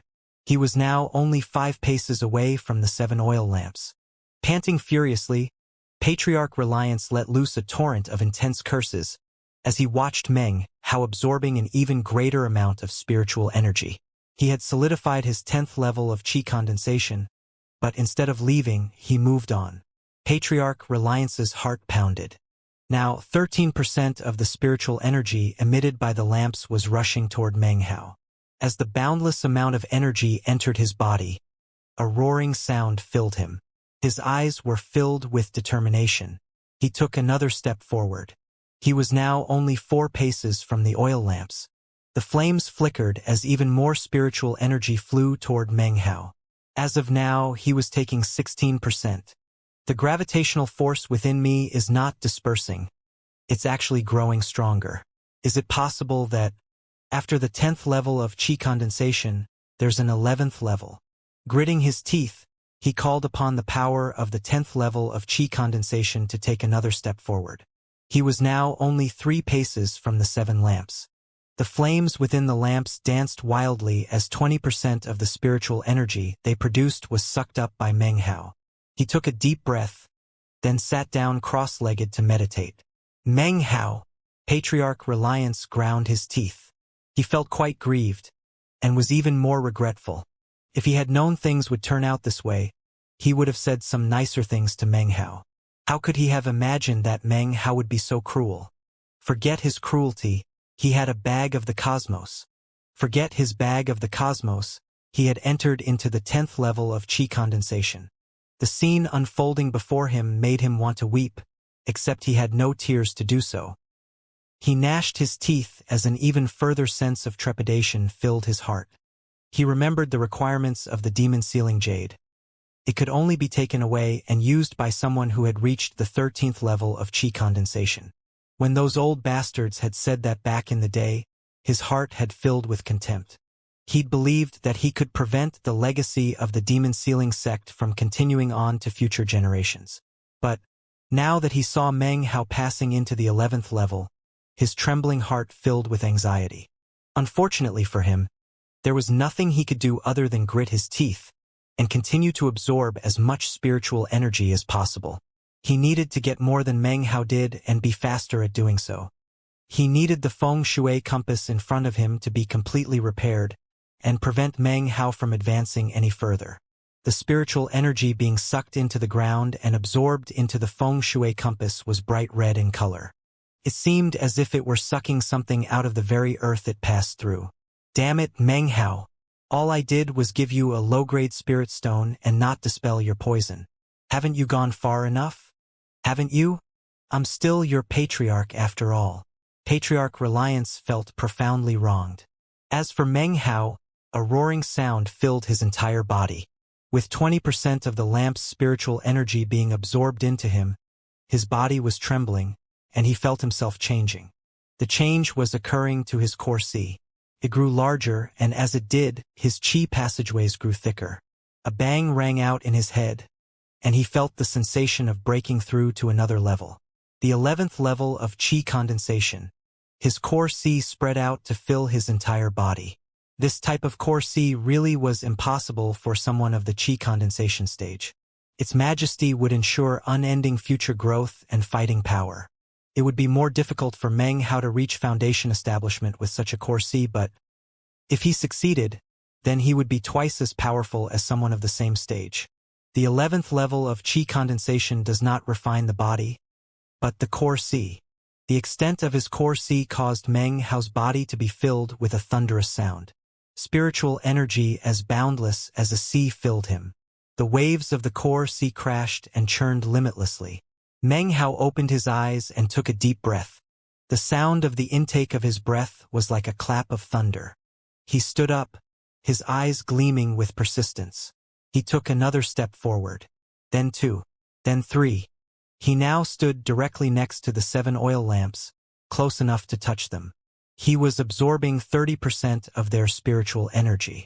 30% might not sound like a lot, but it would be impossible for Meng Hao were it not for the abilities of the 10th level of qi condensation. That was the stage of qi condensation that could steal good fortune from the heavens. After all, Meng Hao, aren't you finished yet? Patriarch Reliance watched Meng Hao take his 3 steps forward. His anxiety increased even more. If Meng Hao reached the 12th level, he would be only one step away from being able to use the demon sealing jade. "Many thanks for your help, Patriarch," said Meng Hao calmly. "I'll be finished soon." He closed his eyes and began to absorb more spiritual energy into his body. His body shook as he stepped into the 12th level of qi condensation. Since ancient times, no one had ever entered the 12th level of qi condensation. The instant he did so, Meng Hao felt a severe pain in his mind. His spiritual sense didn't go anywhere, but he felt as if his mind were being split in two. Now he felt something like a stream within his mind. This was the sea of perception. In modern times, cultivators who broke through from the qi condensation into foundation establishment would form a sea of perception from nothing. Usually, this type of sea of perception would not be very large. It had nothing to do with latent talent, but rather with the method used. Obviously, the larger the sea of perception, the more power it could wield, and the more boundless the cultivator's spiritual sense would be. In ancient times, cultivators preferred to break through to foundation establishment in the 12th level of qi condensation. This is because the 12th level is when the sea of perception opens up. By practicing cultivation in this fashion, the sea of perception would be far more powerful than others of the foundation establishment stage. In the modern cultivation world, Meng Hao was the first cultivator to ever enter the 12th level of qi condensation. If news of this spread, it would shake the entire cultivation world. At the moment, Patriarch Reliance was shaken. He stared dumbly at Meng Hao, able to watch unimpeded as Meng Hao's previous 9th level of qi condensation now rose to the 12th. He didn't know what to say. "In ancient times," he muttered, "the legends said that the great circle of qi condensation could be completed at the 13th level. But even in ancient times, such a thing was rarely seen.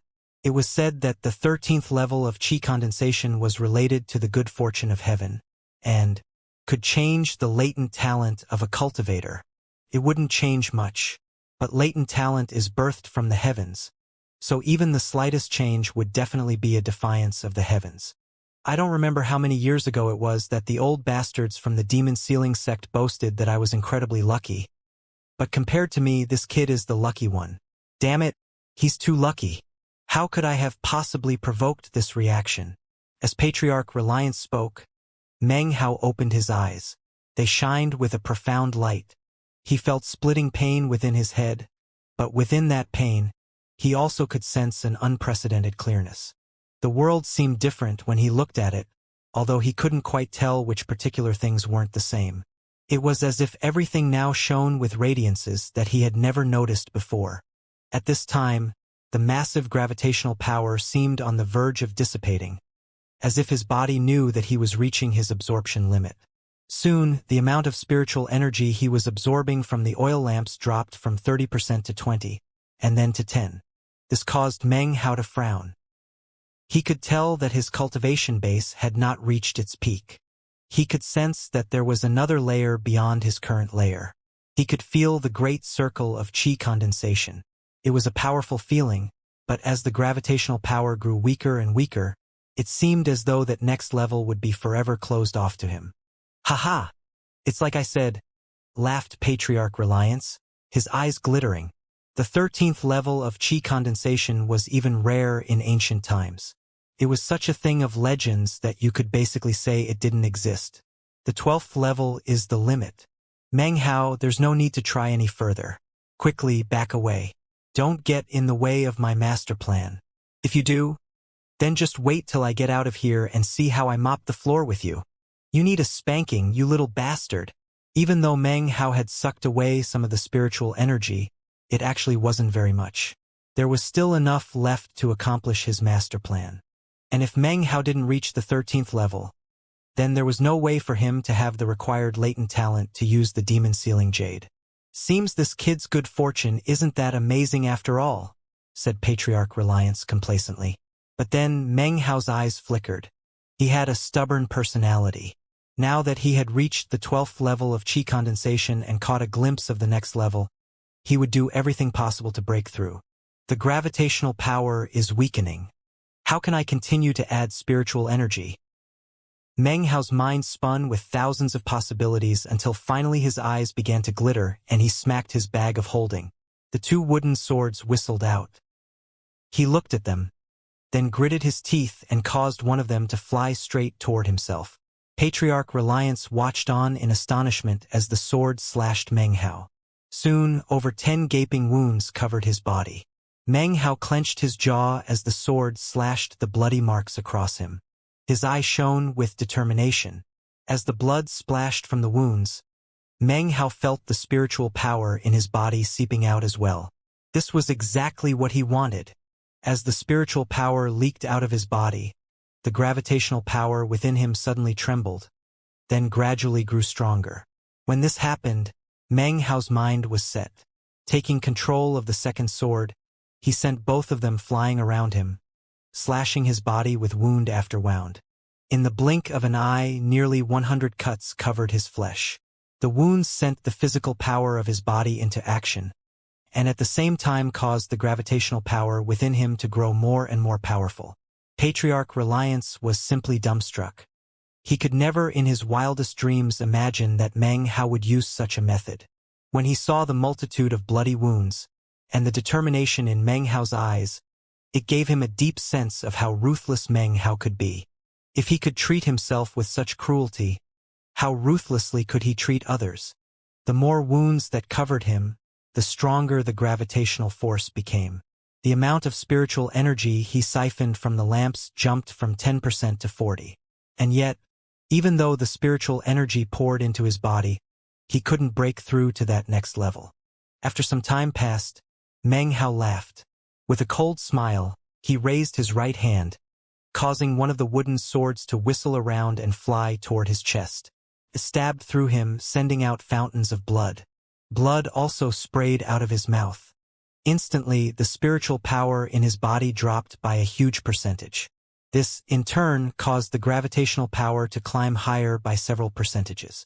By now, he was absorbing 50% of the spiritual energy coming from the 7 oil lamps. A booming sound rang out. Filled with boundless spiritual energy, Meng Hao launched everything at the barrier between the levels. Blood sprayed from his mouth, and the wooden swords once again slashed through his body. The spiritual energy from the 7 lamps surged. As of now, Meng Hao was sucking away 70% of it. It was in this way that Meng Hao launched his attack from the 12th level of qi condensation into the 13th. Time slipped by. More wounds appeared on his body, a product of Meng Hao's ruthlessness. Soon, his body began to tremble and his vision grew blurry. He was now absorbing 90% of the spiritual energy from the 7 oil lamps. It was as if he were bathing in thick, pure spiritual energy. "You're going to kill yourself." Patriarch Reliance watched the scene, his breathing agitated. Meng Hao's stubbornness left him reeling. "I will become powerful. There's no reason. I must become powerful." Meng Hao began to lose consciousness, but his stubbornness wouldn't allow him. Despite his current condition, he wouldn't even think of giving up. He continued to murmur to himself that he must become powerful. Meng Hao must break through to the 13th level of qi condensation. This is his Tao. Patriarch Reliance took a deep breath, finally understanding. Boom! The 2 wooden swords stabbed simultaneously through Meng Hao's body, sending showers of blood flying out. The flame of Meng Hao's life force was growing dimmer. However, the gravitational force within him had grown to an unprecedented height. It was so strong that it seemed as if it might be able to suck in everything around him. It was as if regardless of whatever obstacle faced him, regardless of whatever danger he was in, nothing could block his path to becoming a powerful expert. The gravitational force seemed to be affecting Meng Hao's stupor. His mind expanded into boundlessness. Patriarch Reliance looked at him and murmured, "This is stealing good fortune from the heavens." At the moment, Meng Hao's desire to be powerful had fused with his cultivation base, a stubbornness which belonged to the 13th level of qi condensation. He would steal from the heavens. He would defy the heavens to change his life force. A thunderous boom sounded out as the full and complete spectrum of spiritual energy from the 7 oil lamps poured into Meng Hao. As it entered his body, It became his blade with which to attack and break through the level gap. It was the combined power of 6 core formation cultivators and 1 nascent soul cultivator. But that was only part of it. The most important part of his attack, the truest part, was his stubborn desire to become powerful. This desire was completely in line with the 13th level of chi condensation, which had been rejected by the heavens. This was what forged his 13th level of chi condensation. Amidst the roaring, the level gap disintegrated. The instant it did, Meng Hao, bathed as he was in inexhaustible spiritual energy, felt his cultivation base soaring up from the 12th level to the 13th level. He had now become the first cultivator since ancient times to complete the great circle of chi condensation. In that instant, the latent talent in Meng Hao which enabled him to practice cultivation suddenly changed. There was no sound or any other indication that it had happened. Even Meng Hao was only vaguely aware of the change. However, if an outsider were to examine his current latent talent, they would see that it was no longer average as it had been in the past. Although he couldn't be considered chosen, his latent talent was now much higher. From time immemorial, no one had ever been able to change their own latent talent. No heavenly material or earthly treasure had the power to change the destiny appointed by the heavens. And yet today, Meng Hao had done just that. He was the first person since ancient times to complete the great circle of chi condensation, as well as the first person to change his latent talent. This was a new beginning, a fresh start on the path to becoming a powerful expert. The instant he completed the great circle of chi condensation, all of the wounds in his body healed instantly. Immersed in spiritual energy, his body had experienced another rebirth. You could even say that Meng Hao himself had been reborn anew. After the time it takes for an incense stick to burn, Meng Hao's eyes flashed open. The surrounding spiritual energy once again began to surge down into the earth. Now that he had completed the great circle of chi condensation, the gravitational force within him was completely gone. Having witnessed Meng Hao's transformation with his own eyes, Patriarch Reliance was left speechless. Even more astonishing was that after Meng Hao opened his eyes, he reached out with his right hand and picked up one of the 7 oil lamps. This was the lamp which contained Lord Revelation's nascent soul. After picking it up, he turned, and his body turned into a beam of light as he shot toward the vortex exit. You, aren't you afraid of getting burned to death? Patriarch Reliance sat in a daze for a moment, and then started cursing again as he watched Meng Hao disappear through the vortex. You little bastard! You're shameless! You people from the Demon Sealing sect are all bastards. Shameless to the extreme. He paced back and forth furiously, letting out a torrent of howls. As soon as Meng Hao left through the vortex, the Immortal's cave began to seal up behind him. Only a rapidly closing fissure remained, from which emanated the stench of death. Within the southern domain, outside of the state of Zhao, was a bordering nation called the State of Revelation. The land itself wasn't much different from that of the state of Zhao, but its people were somewhat bizarre. Whereas the state of Zhao revered the eastern lands, the State of Revelation did not. They did not pay obeisance to the Great Tang, but rather the mysteries of the heavens. Therefore, all the sects within the State of Revelation were branches of the Revelation sect. In the mysterious eastern regions of the State of Revelation were 3 mountain ranges which wound back and forth like twisting dragons. One particular mountain peak had the appearance of 2 dragon heads locked in combat. This was the pinnacle of the State of Revelation. Mist curled around the peak, on top of which was a bell. Once per year, the bell would toll, and the echoes would reverberate out for 3 days. Beneath the bell was a forest of ornate buildings. This was none other than the most powerful sect in the nation, the Revelation sect. Atop the main gate of the Revelation sect sat a cultivator who wore black robes. He was very old, and had the demeanor of a transcendent being. In the memories of the disciples of the Revelation sect, it had been a very, very long time since he had sat down there in meditation. No matter how the wind and rain buffeted him, no matter how many years passed by, he sat there like a rock, eternally still. Many disciples didn't even know who he was. Considering how he sat cross-legged in meditation underneath the Revelation bell, he was clearly an elder of the sect. However, whenever the powerful experts of the sect looked at him, their eyes would fill with intense looks of veneration. At the moment, the Revelation sect was filled with the uninterrupted sound of disciples chanting scriptures. The sound formed an invisible force which drifted about, then slowly congealed at the top of the mountain, where there seemed to be some type of vortex. The vortex would slowly suck in the power of the chanting. This was something that only cultivators could see. The chanting of the Revelation sect disciples rose up and then merged into the Revelation bell. In fact, the bell seemed to be sucking in, not just the chanting of the cultivators, but the prayers of everyone in the entire nation. At this moment, the old man who had been sitting under the Revelation bell for seemingly an eternity began to tremble, and then coughed up a mouthful of blood.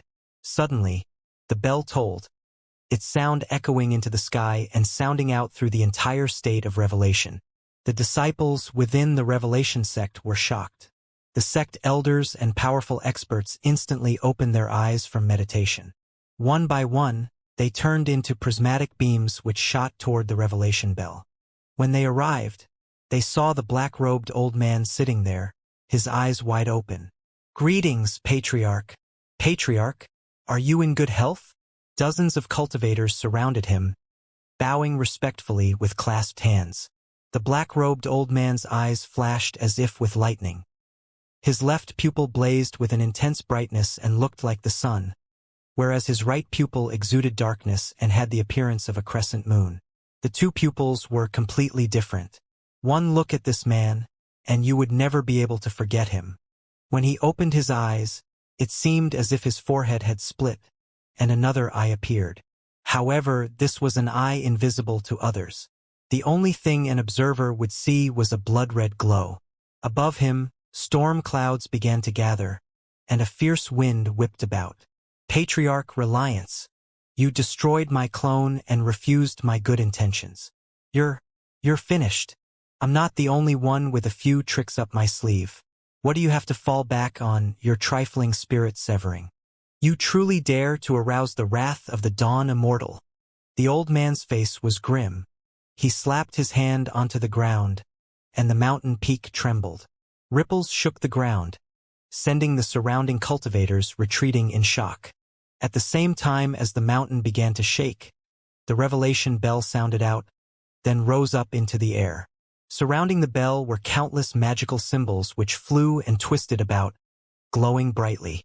The glow was nearly blinding, and spread out throughout the entire state of Revelation. "The demonic forces are descending. It is exactly as our ancestors divined. This shall prove to be a calamity for heaven and earth, but also a chance for Revelation to rise. I shall take back my clone's nascent soul, and then we will see if Patriarch Reliance still dares to be arrogant." Of course, this black-robed man was none other than Lord Revelation. His clone had been consumed by Patriarch Reliance, and this was his true self. As he spoke, he stood and flew up into the sky. He snatched up the enormous Revelation bell and then transformed into a multicolored rainbow and shot toward the state of Xiao, radiating killing intent. Meanwhile, within the state of Xiao, a buzzing sound could be heard within the ancestral hall of the Cold Wind sect. With a strange look on his face, the disciple on duty pushed open the door. When he looked inside, his entire body began to shake, and a look of astonishment and intense dread appeared on his face.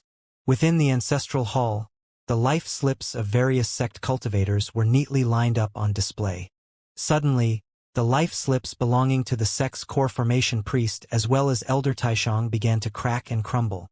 This meant that the core formation priest and Elder Taishang had died. Furthermore, the slips belonging to the Foundation establishment elders fell apart.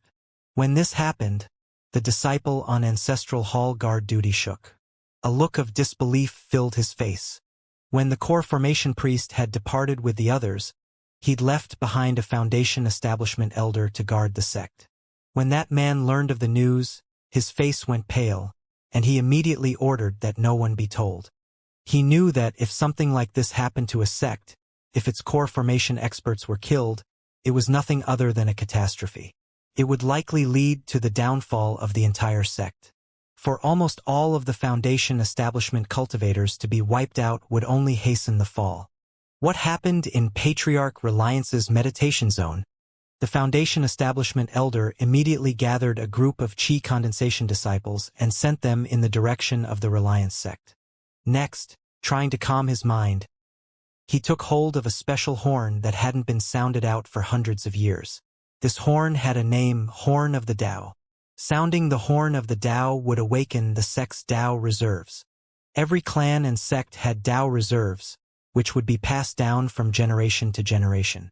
For the three great sects, their Tao reserves would generally consist of a sect patriarch who had failed in reaching the nascent soul stage, but postponed death by resting in suspended animation in a pseudo-nascent soul condition.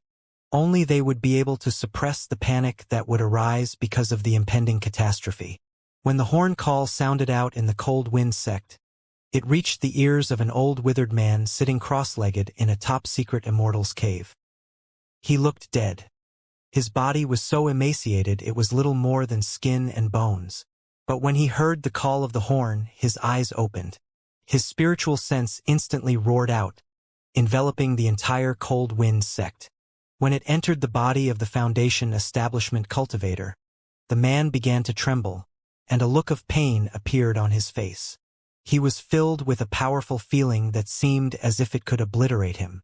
This was spiritual sense which was being used to rifle through his memories. After a while, the spiritual sense departed, and the Foundation establishment cultivator fell to the ground panting, his body limp and his face pale. He knew that if he wasn't of the Foundation establishment stage, the memory search that had just been performed on him would have killed him. A profound voice echoed out throughout the Cold Wind sect. Take my freezing jade and seal off all the mountains around the Reliance sect. Do not let anyone out of the region. I will be awake in a few hours. In the meantime, you go search the area for any clues. The Foundation establishment cultivator immediately struggled to his feet, then clasped his fists and bowed deeply. An ice-cold piece of blue jade flew into his hand. Similar scenes played out in the Winding Stream sect and the Upright Evening sect. When the life slips belonging to their priests and elders crumbled, they all used their sect's Tao reserves. As of this moment, the cultivation world of the state of Zhao had been thrown into an uproar. Patriarch Reliance sat in his sealed meditation zone, the flames of his fury rising to the heavens. He cursed continuously in anger and pain. Regarding Meng Hao, the patriarch had a somewhat helpless feeling. After all, he was the Reliance sect's only heir. That little bastard is just too ruthless. I'm his patriarch. First he steals half my treasures, then takes away my demon-sealing jade. After that, he robs me of my spiritual energy, and then shamelessly pillages one of my demonic lamps. He was nearly out of breath from cursing. When he thought of the ancient demonic lamp, he suddenly looked worried. Okay, so I didn't dispel the poison, that's true, but that doesn't mean you can act like this. An upright person should be reasonable. When I stole treasures from people, I discussed things with them reasonably first. He really reached the 13th level of Qi condensation. All those years ago those bastards said that the demon-sealing jade couldn't be taken away by someone who hadn't reached the 13th level of Qi condensation. Originally I thought they were just trying to make it sound mysterious, and was really happy. Obviously, those old bastards tricked me. If the demon-sealing jade couldn't be taken away, then even if my plan worked, I wouldn't be able to break the seal. But wow, he actually reached the 13th level, and the little bastard took it away. I can feel that. The seal is weakening. I might be missing one of the demonic lamps, which reduces the chances of opening the demonic seal, but still, it's been unstable for years now. And now, it's showing even more signs of weakness. Holy crap, how come the cultivators of the demon-sealing sect always deceive me? Those bastards were like this years ago, and now the little bastard is the same. Patriarch Reliance ground his teeth, but as he thought about all this, he remembered Meng Hao throwing his words back at him. Then he thought of his stubbornness in reaching the 13th level of Qi condensation, and couldn't help but sigh. This kid really does things in line with my style. I didn't want to put myself in a bad position that time. You deceived me, I deceived you. The old bastards from the demon-sealing sect didn't tell the truth. They thought that if they ran away, I couldn't get at them. Well, maybe that was true, but at least I could change the name from Demon Sealing Sect to Reliance Sect. I couldn't deceive them, but I could deceive their descendants. Damn it, if I'd known Meng Hao would reach the 13th level of chi condensation and then get the required latent talent to take away the demon sealing jade, I would have just dispelled his poison and sent him on his way as fast as possible. Then he would never have had the chance to reach the 13th level. But if that happened, then I probably would never have the chance to open the seal. Right? Patriarch Reliance was somewhat at a loss. Even though he was upset, he could only sigh and feel torn. Patriarch Reliance had a very eccentric personality and was not easy to get along with. Meng Hao didn't know that, of course. In fact, before the sect had been disbanded, no one else had known either. Only the people who were of the same generation as Patriarch Reliance could know of such matters. To them, the mere mention of Patriarch Reliance would arouse feelings of hatred. But you cannot use normal methods to analyze people with eccentric personalities. For example, even though Meng Hao robbed his treasures, stole his spiritual energy, took away one of his demonic lamps and angered him to the point of driving him crazy, he actually felt admiration for him.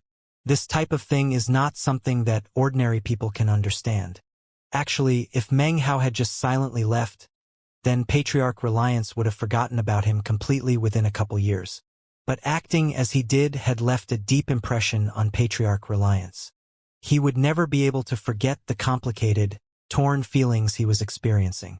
Outside of the Reliance sect, in the state of Zhao, it was a warm and sunny day. However, storm clouds were brewing on the horizon. Meng Hao's face was calm as he sat cross-legged on his treasured fan. He soared forward at high speed. He had lowered his cultivation base back to the 9th level of chi condensation. He wouldn't reveal the great circle of chi condensation unless he needed to. Even though his achievements were significant, the poisons in his body had not been dispelled. It was like a fishbone stuck in his throat. He sat in silent contemplation, trying to figure how to get rid of the poison. Of the 4 poisons, I was able to get rid of 1. Excepting the poison from the 3-colored poison pill, the other poisons will be easy to dispel. I need to figure out the fastest way to find the poison-dispelling pills. Regarding everything that had happened with Patriarch Reliance, Meng Hao's hatred and anger had already subsided. He glided along, and before long thunder and lightning filled the sky, big raindrops the size of beans fell down. The land was covered with sheets of rain, making everything look dim and hazy. It was raining now, but the general temperature was as hot as ever. The heat was stifling enough to make it difficult to breathe. Only within the rain could a bit of coolness be felt. Amidst the heavy rain, Meng Hao stopped gliding and stood atop a mountain top. Looking off into the distance, he pushed the rain away so that it wouldn't fall onto him. It was like he was standing in his own land, separate from the rest of the murky world. He looked out at the earth surrounding him and thought of all his experiences over the past years. He had completed the great circle of chi condensation, which seemed like something from a dream. After thinking about everything for a long time, he sighed. I wonder how Elder Sister Su is doing now, he said softly as her face appeared in his mind. He looked off in the direction he supposed was the center of the southern domain. He lifted up his right hand, and a jade slip appeared. The jade slip was carved with mountains and rivers, and was covered with cracks. It looked as if it might crumble at any moment. This was what Patriarch Reliance had called a good luck charm, which he had found at the bottom of the mountain of spirit stones. He looked at it closely, then sent a bit of his spiritual energy into it. There was no reaction. Muttering to himself, he put the good luck charm back and then pulled out the palm-sized black flag. There appeared to be a spark of energy moving about inside it. Muttering to himself again, he opened his mouth and blew out some chi from his cultivation base, sending it into the flag. This item isn't sealed to Patriarch Reliance, so I can use it. I'll need to refine it a bit before I can use its full power, though. He infused it with some more chi before putting it back. Next, he carefully brought out the burning oil lamp, within which was a tiny figure sitting cross-legged. When Meng Hao pulled out the burning nascent soul, streams of spiritual energy once again roiled out. Flames appeared in front of his eyes, but he didn't feel any heat. However, he knew that it was powerful. After all, the flame was life force and the nascent soul was the fuel. This item will be extremely useful. I can use it as a life-saving treasure. Eager to the extreme, Meng Hao tucked it back into the bag of the cosmos. At last, he pulled out the ancient jade piece. It carried a sense of profound ancientness, as if it had existed for countless ages. Meng Hao looked at it, heart-thumping. He sent some spiritual energy into it, upon which 3 characters appeared in his head. Demon Sealing Sect. Some mnemonics also appeared, which he couldn't quite see clearly. Only the first 3 characters were legible. He poured a greater amount of spiritual energy into it, whereupon a roaring sound filled his head. He involuntarily took a few steps back and immediately stopped forcing spiritual energy into it. He could tell that someone who hadn't completed the great circle of chi condensation would only be able to see the 3 characters and a bit beyond that. As of now, he was only able to read the first line. Ancient Tao, tenacious desire to seal the heavens, benefaction for all in the mountains, inevitable Tao tribulation of the 9 mountains and seas, perennial will. Meng Hao's body trembled and suddenly his vision cleared. The rain was currently falling on him, soaking him. A strange light filled his eyes. He looked back down silently at the jade slip. In his head, images appeared of the demonic technique used by Patriarch Reliance, and the demonic magic Xianxia had used to control the aura of Mount Daqing. After contemplating for a long time, he still didn't understand. He sat down cross-legged, again pouring some spiritual energy into the jade slip. Once more, he contemplated the word's deep meaning. Enough time passed for an incense stick to burn. The rain had come quickly, and it passed quickly. Meng Hao suddenly opened his eyes. Even as a child, he had been very smart. Even though he hadn't succeeded in his life as a scholar, once he entered the Reliance sect, he had been very quick to grasp magical techniques. He didn't need to spend a lot of time practicing. In fact, this was the first time he had ever had trouble utilizing a mnemonic. It was as if the mnemonic was something which required enlightenment to understand. Without enlightenment, it could only be observed from the outside, never entered. The words seem extremely complicated, their true meaning obscure. It's like trying to look at flowers in the midst of fog, or the moon on rippling seawater. He pondered silently for a while, until a bright look appeared in his eyes. He lifted his head and gazed up at the sky, looking a bit hesitant. More time passed. Finally, determination rose in his eyes. He leaped up, and a flying sword appeared beneath his feet as he shot off into the distance. If I can reach Foundation establishment, then I can fly for long periods. That will be much better than this. The wind buffeted his face as he soared forward. After a while, the flying sword's momentum began to fade. Meng Hao dropped to the ground and continued to run. Time passed slowly. The first time he had left these mountains, he had been at the 6th level of chi condensation, and it had taken him 2 days. Now, he was of the great circle of chi condensation, and it only took about an hour. Soon, he was out of the mountains and had reached the North Sea.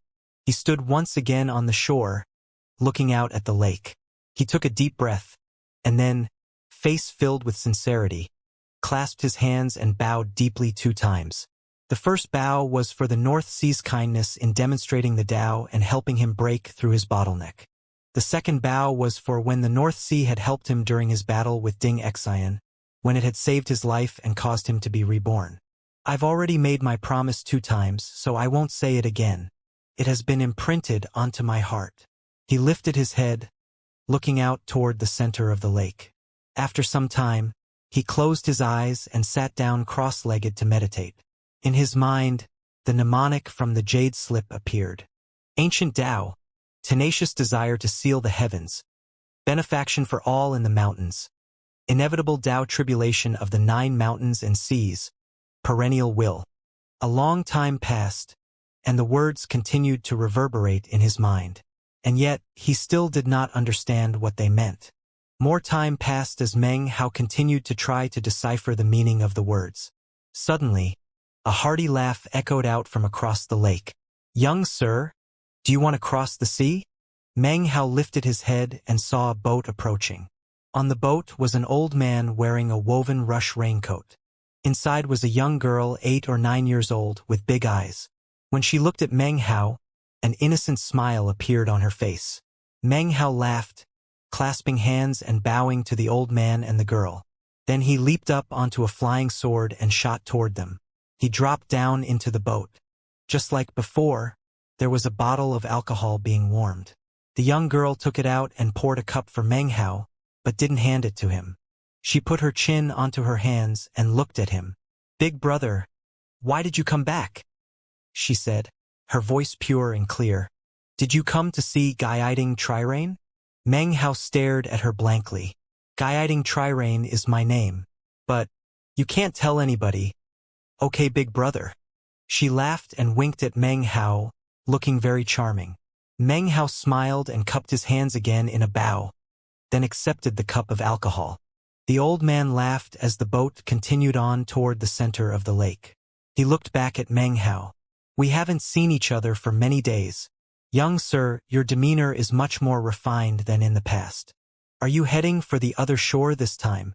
"I of the junior generation am not here to cross the lake," Meng Hao said lightly, taking a sip of alcohol. "I'm here to clear up some confusion." The old man put down the oar and looked back at Meng Hao. Laughing, he walked over, poured himself some alcohol, and then took a drink. "Clear up what confusion?" Meng Hao held his cup of alcohol and then softly said, "I'm confused about something I read. It said, ancient Tao, tenacious desire to seal the heavens." Shock suddenly covered the face of the old man. The blood drained from the face of the young girl. Waves suddenly surged across the North Sea, causing the boat to rock back and forth violently. "Stop!" cried the old man. The cup of alcohol in his hand suddenly disappeared into a dark mist and he stared at Meng Hao. Meng Hao gaped. "Don't say that again. I can't explain those words to you. Neither can anyone else in heaven or earth. If you truly seek enlightenment, then enter the heart of the sea." He closed his mouth and looked at the young girl. Some time passed, and finally her countenance returned to normal. She gave a slight nod. Meng Hao was silent for a while, before asking, "What do you mean by the heart of the sea?" In a tone of voice which carried deep profundity, the old man said, "There are things which have been concealed at the bottom of the sea for 1,000 years. That is the heart of the sea. If you seek an answer to your questions, perhaps you should also examine your own heart." Meng Hao found himself lost in thought for a long time.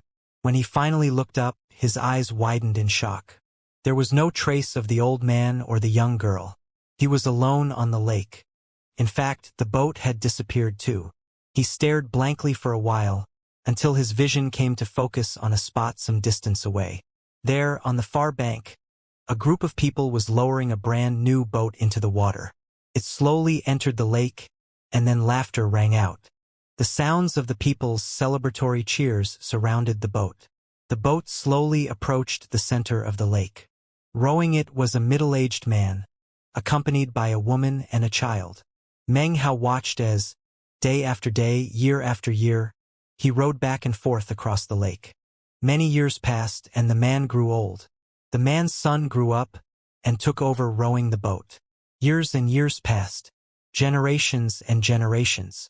The boat, once brand new, slowly began to crack and grow old. It began to age. Eventually it grew so dilapidated that it couldn't be repaired. Like a life that has reached its limit, it couldn't be forced to go on any further.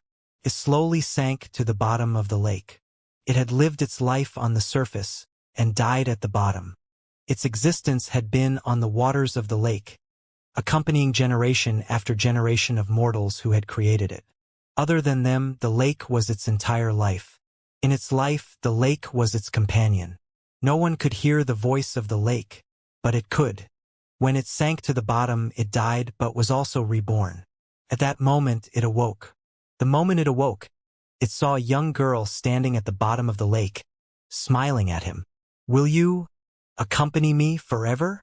I don't know how long forever is, but in my past life, I could hear your voice. Now that I've died, I want to accompany you. I want you to be part of my next life." At this moment it came to understand that It was the spirit of the boat. Listening to the voice of the lake over the countless years had caused the boat's spirit to come into being. Before dying, its life had been the waters of the lake. After death, its spirit would protect the lake forever, into eternity. It was then that a boat once again appeared on the surface of the lake. Inside the boat was a young girl warming a bottle of alcohol. Together, they floated to and fro across the lake. Meng Hao's mind shook as he saw all of this transpire in front of him. Everything grew blurry for a moment, and then came back into focus. He was once again in the boat. The old man was there in front of him, grinning at him and holding his cup of alcohol. The girl looked up at him, smiling, her chin resting in her hands. The old man took a drink. "This is my heart. Do you understand, successor of the demon sealing sect?" Meng Hao was silent for a moment. Frustration shined in his eyes. He did not understand. Don't search too hard for an answer. If you do, the answer you find might be false. At some point in your life, perhaps you will be able to find the answer. Don't give up. The old man looked at Meng Hao solemnly. "Big brother," said the young girl, "its aura is beneath your feet. Don't provoke it. Remember, the great path of demon sealing." Waves once again surged across the lake in all directions, great, tall waves that seemed to touch the sky. Everything turned dark amidst the thunderous roar. The boat sank into the water. Meng Hao didn't leap out of the boat. Instead, he closed his eyes. After some time passed, he opened them and found himself sitting cross-legged on the lakeshore. The lake was still. There were no waves and no boat. What that had just happened had been an illusion. The girl had not appeared, nor had the old man. Everything had occurred in a dream. "Its aura is beneath my feet." Meng Hao's eyes shone with confusion. He looked down at his feet. He saw nothing but his shoes. The great path of demon sealing, a concept like a scripture. Meng Hao frowned, still unable to comprehend the meaning of the words. He slowly got to his feet, then clasped his hands and bowed a third time to the lake. He looked out at the waters. "I don't understand today," he said softly, "but I will achieve enlightenment one day." Waves suddenly rippled out upon the lake, seemingly in response to Meng Hao. Meng Hao was just about to leave, when suddenly his eyes flickered. Turning his head, he saw that off in the distance, several beams of light were flying toward him. "Meng Hao, so here you are. The priest sent us searching for you. Grab him, and then everything will be made clear." There were 3 flashing beams and 3 cultivators. One of them was at the 9th level of chi condensation, the others were at the 8th. All 3 of them rode massive jade flutes. The 2 8th-level cultivators were known to Meng Hao. They were Zhou and 2 of the Winding Stream sect, who had attempted to chase and kill Meng Hao before. The person of the 9th level of chi condensation was a young man of about 30 years of age. A cold, indifferent look covered his face as he stared at Meng Hao. They were being followed by 5 more people who sped along on foot. Meng Hao's expression was calm. He gave the people a glance, then ignored them, bowing once again to the North Sea.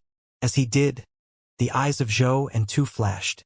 Their hands flickered with incantation signs, and dark clouds began to accumulate in the sky, accompanied by the rumble of thunder. The young man of the 9th level slapped his bag of holding, and an enormous drum appeared. He beat the drum once. It emitted a thunderous boom which caused surrounding rocks and dirt to leap up into the air and fly toward Meng Hao. At the same time, a lightning bolt shot toward Meng Hao. As it approached, he calmly made a fist and punched the lightning. A boom echoed out as it shattered, transforming into a multitude of sparks which then dissipated into the air. Meng Hao's eyes flashed. "Are you looking to die?" he shouted. He leaped forward, and a whistling flying sword appeared beneath his feet. He transformed into a multicolored beam of light as he shot toward the 3 people flying above him. At this moment, the mass of flying dirt and rocks was almost upon him. He punched a fist toward it. The power of the 13th level of chi condensation, the great circle of chi condensation, erupted within Meng Hao's body. He was now cut off from the spiritual energy of heaven and earth. However, the approaching cloud of sand and stones was smashed into nothing by the power of his fist. A massive wind rose up. His three opponents' faces filled with shock as they felt a force like that of a mountain pushing against them. They spat up blood, especially Zhou and Tuesday. Their jade flutes shattered, and they retreated, their faces filled with astonishment. Even as they moved backwards, two sword auras shot past them. Their heads flew into the sky, showering blood everywhere. Two cultivators of the 8th level of qi condensation, dead in an instant. Meng Hao turned and looked at the 9th level winding stream sect disciple. His face was pale and his body trembled as he retreated. The people on the ground had stopped moving, astonished expressions on their faces. What is the level of your cultivation base?" said the 9th level winding stream sect disciple, his heart trembling, disbelief covering his face. In his mind, someone of the 9th level of qi condensation couldn't simply kill two 8th level cultivators in one instant. Perhaps he was Foundation Establishment? However, although Meng Hao emanated an enigmatic air, it was not the power of Foundation Establishment. Therefore, the winding stream sect disciple was incredibly surprised and bewildered. Even as the words came out of the man's mouth, Meng Hao moved forward, his face tranquil. Seeing this, the winding stream sect disciple's heart began to race. He turned and fled. Unfortunately for him, he was only of the 9th level of qi condensation. Even if he could go a bit faster, his speed could never come close to matching Meng Hao, who was of the great circle of qi condensation. He had barely begun to flee before Meng Hao was next to him. Meng Hao's fist descended. The 9th level disciple's pupils constricted, and a profound sense of life and death danger encompassed him. With a low shout, he slapped his bag of holding. Several flying swords appeared, as well as a drum and a jade slip covered with mystical carvings. Meng Hao's expression did not change in the least bit.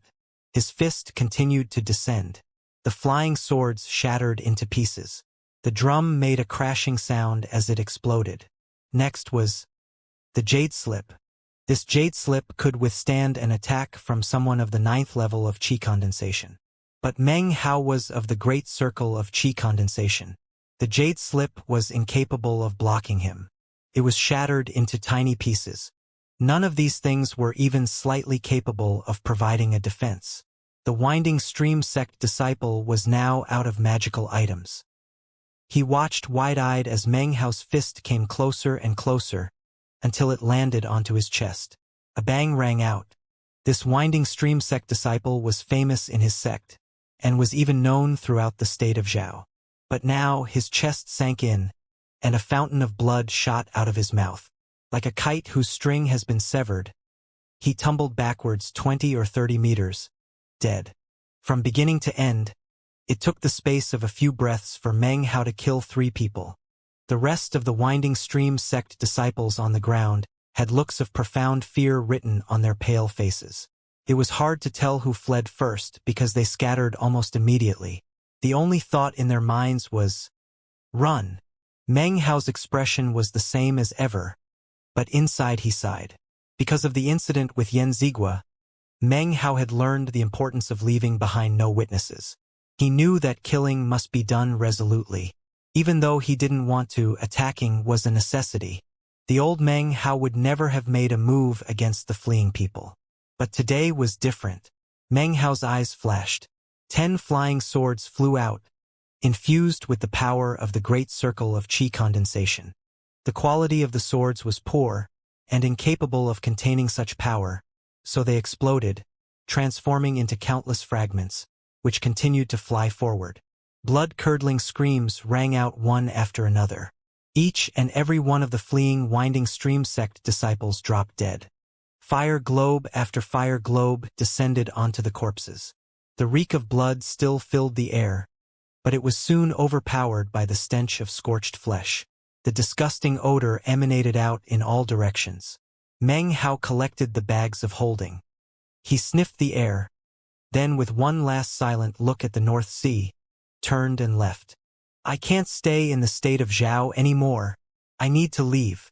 Meng Hao knew that if the winding stream sect had appeared, then the rest of the three great sects must also be aware of the deaths of their priests and elders. Soon, the mountains would be crawling with qi condensation cultivators seeking to determine how they had died. Meng Hao frowned. Looking off into the distance, an image appeared in his mind, a map of the southern domain. On the other side of these mountains was a vast plain which was the border of the state of Zhao. It's not far, but things will get violent here very soon. I can't stay any longer. Meng Hao changed his direction. These mountains belonged to the region of the Reliance sect. He would leave the state of Zhao by a different route. With his mind made up, Meng Hao raced forward. Unfortunately, before he could get far, his eyes narrowed, and he dropped to the ground. Frowning, he looked off into the distance with cold eyes. A few dozen kilometers ahead of him, an enormous glowing shield was descending from the sky. It transformed into countless flakes of flying snow which cut off the Reliance sect outer reaches from the rest of the world. Floating in the sky off in the distance was a middle-aged man wearing a long black robe. His cultivation base was at the foundation establishment stage. In his hand he held a piece of frozen jade. Beams of light twirled around it slowly. This magical item was the source of the flying snow shield that surrounded everything, sealing it off. Surrounding the man were 7 or 8 qi condensation cultivators, with dignified looks on their faces. From their clothing, Meng Hao could tell that they were from the Cold Wind sect. No wonder they're called the Three Great Sects. Even with so many foundation establishment elders dead, even more appear. Meng Hao's heart sank as he realized that this seal had completely cut off his path of escape. He had no way to leave now. Before he had time to examine the situation further, he suddenly shot backward.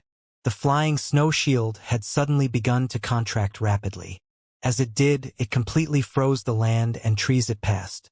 It moved rapidly, heading directly toward Meng Hao's position. Of course, it wasn't targeting Meng Hao. This was just a normal function of the sealing spell. The contraction wouldn't last for long.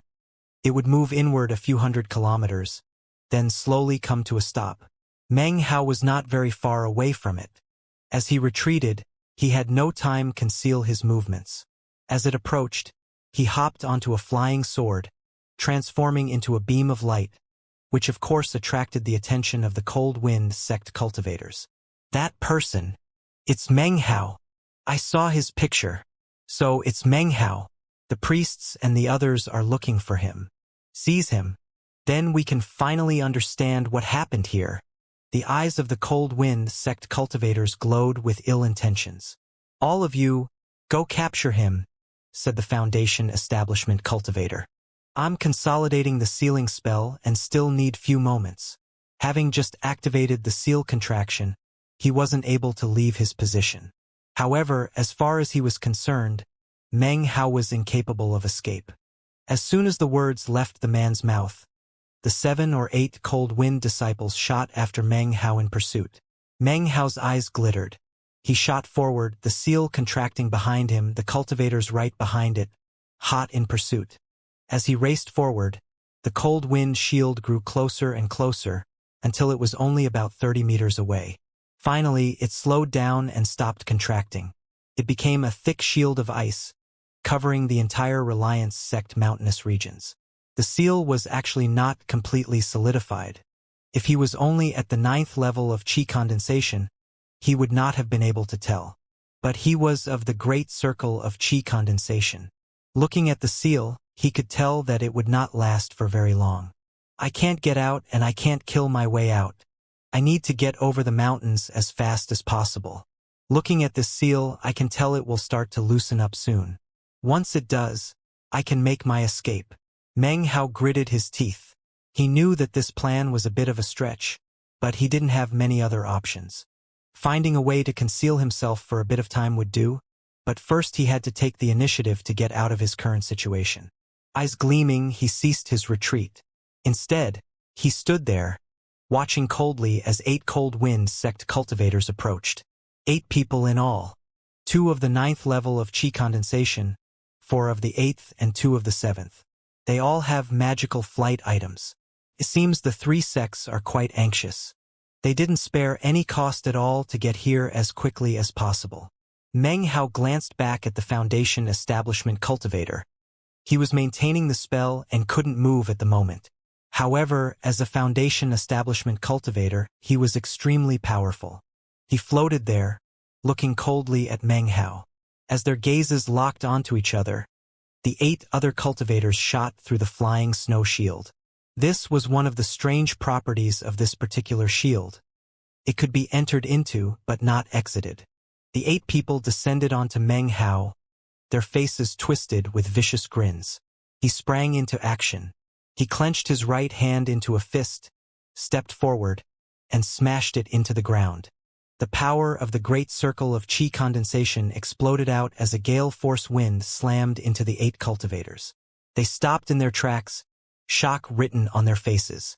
At the same time, 2 wooden swords appeared in Meng Hao's hands. They screamed through the air, and the heads of the 2 7th-level chi condensation disciples flew into the air. "One breath," said Meng Hao to himself. The Foundation establishment cultivator had said he only needed a few moments. Meng Hao wasn't sure if that was true or not. Either way, his own requirement was that he wipe out these 8 people within the space of 10 breaths. Amidst the whistling screams of the wooden swords, the remaining 6 disciples scrambled to pull out magical items. Before that could happen, Meng Hao spun, dashing toward one of the 8th-level cultivators. He didn't use a magical item, but rather his shoulder. Boom! Meng Hao slammed into him, and blood shot out of his mouth. His body caved in, and as he flew backward, Meng Hao flicked his right hand. A massive flame python appeared, 60 meters long. Roaring, it shot toward another 8th-level cultivator. A blood-curdling scream rang out as the flame python consuming him whole. 4 breaths. In 4 breaths, Meng Hao had killed 4 people. The remaining 4 looked on in shock.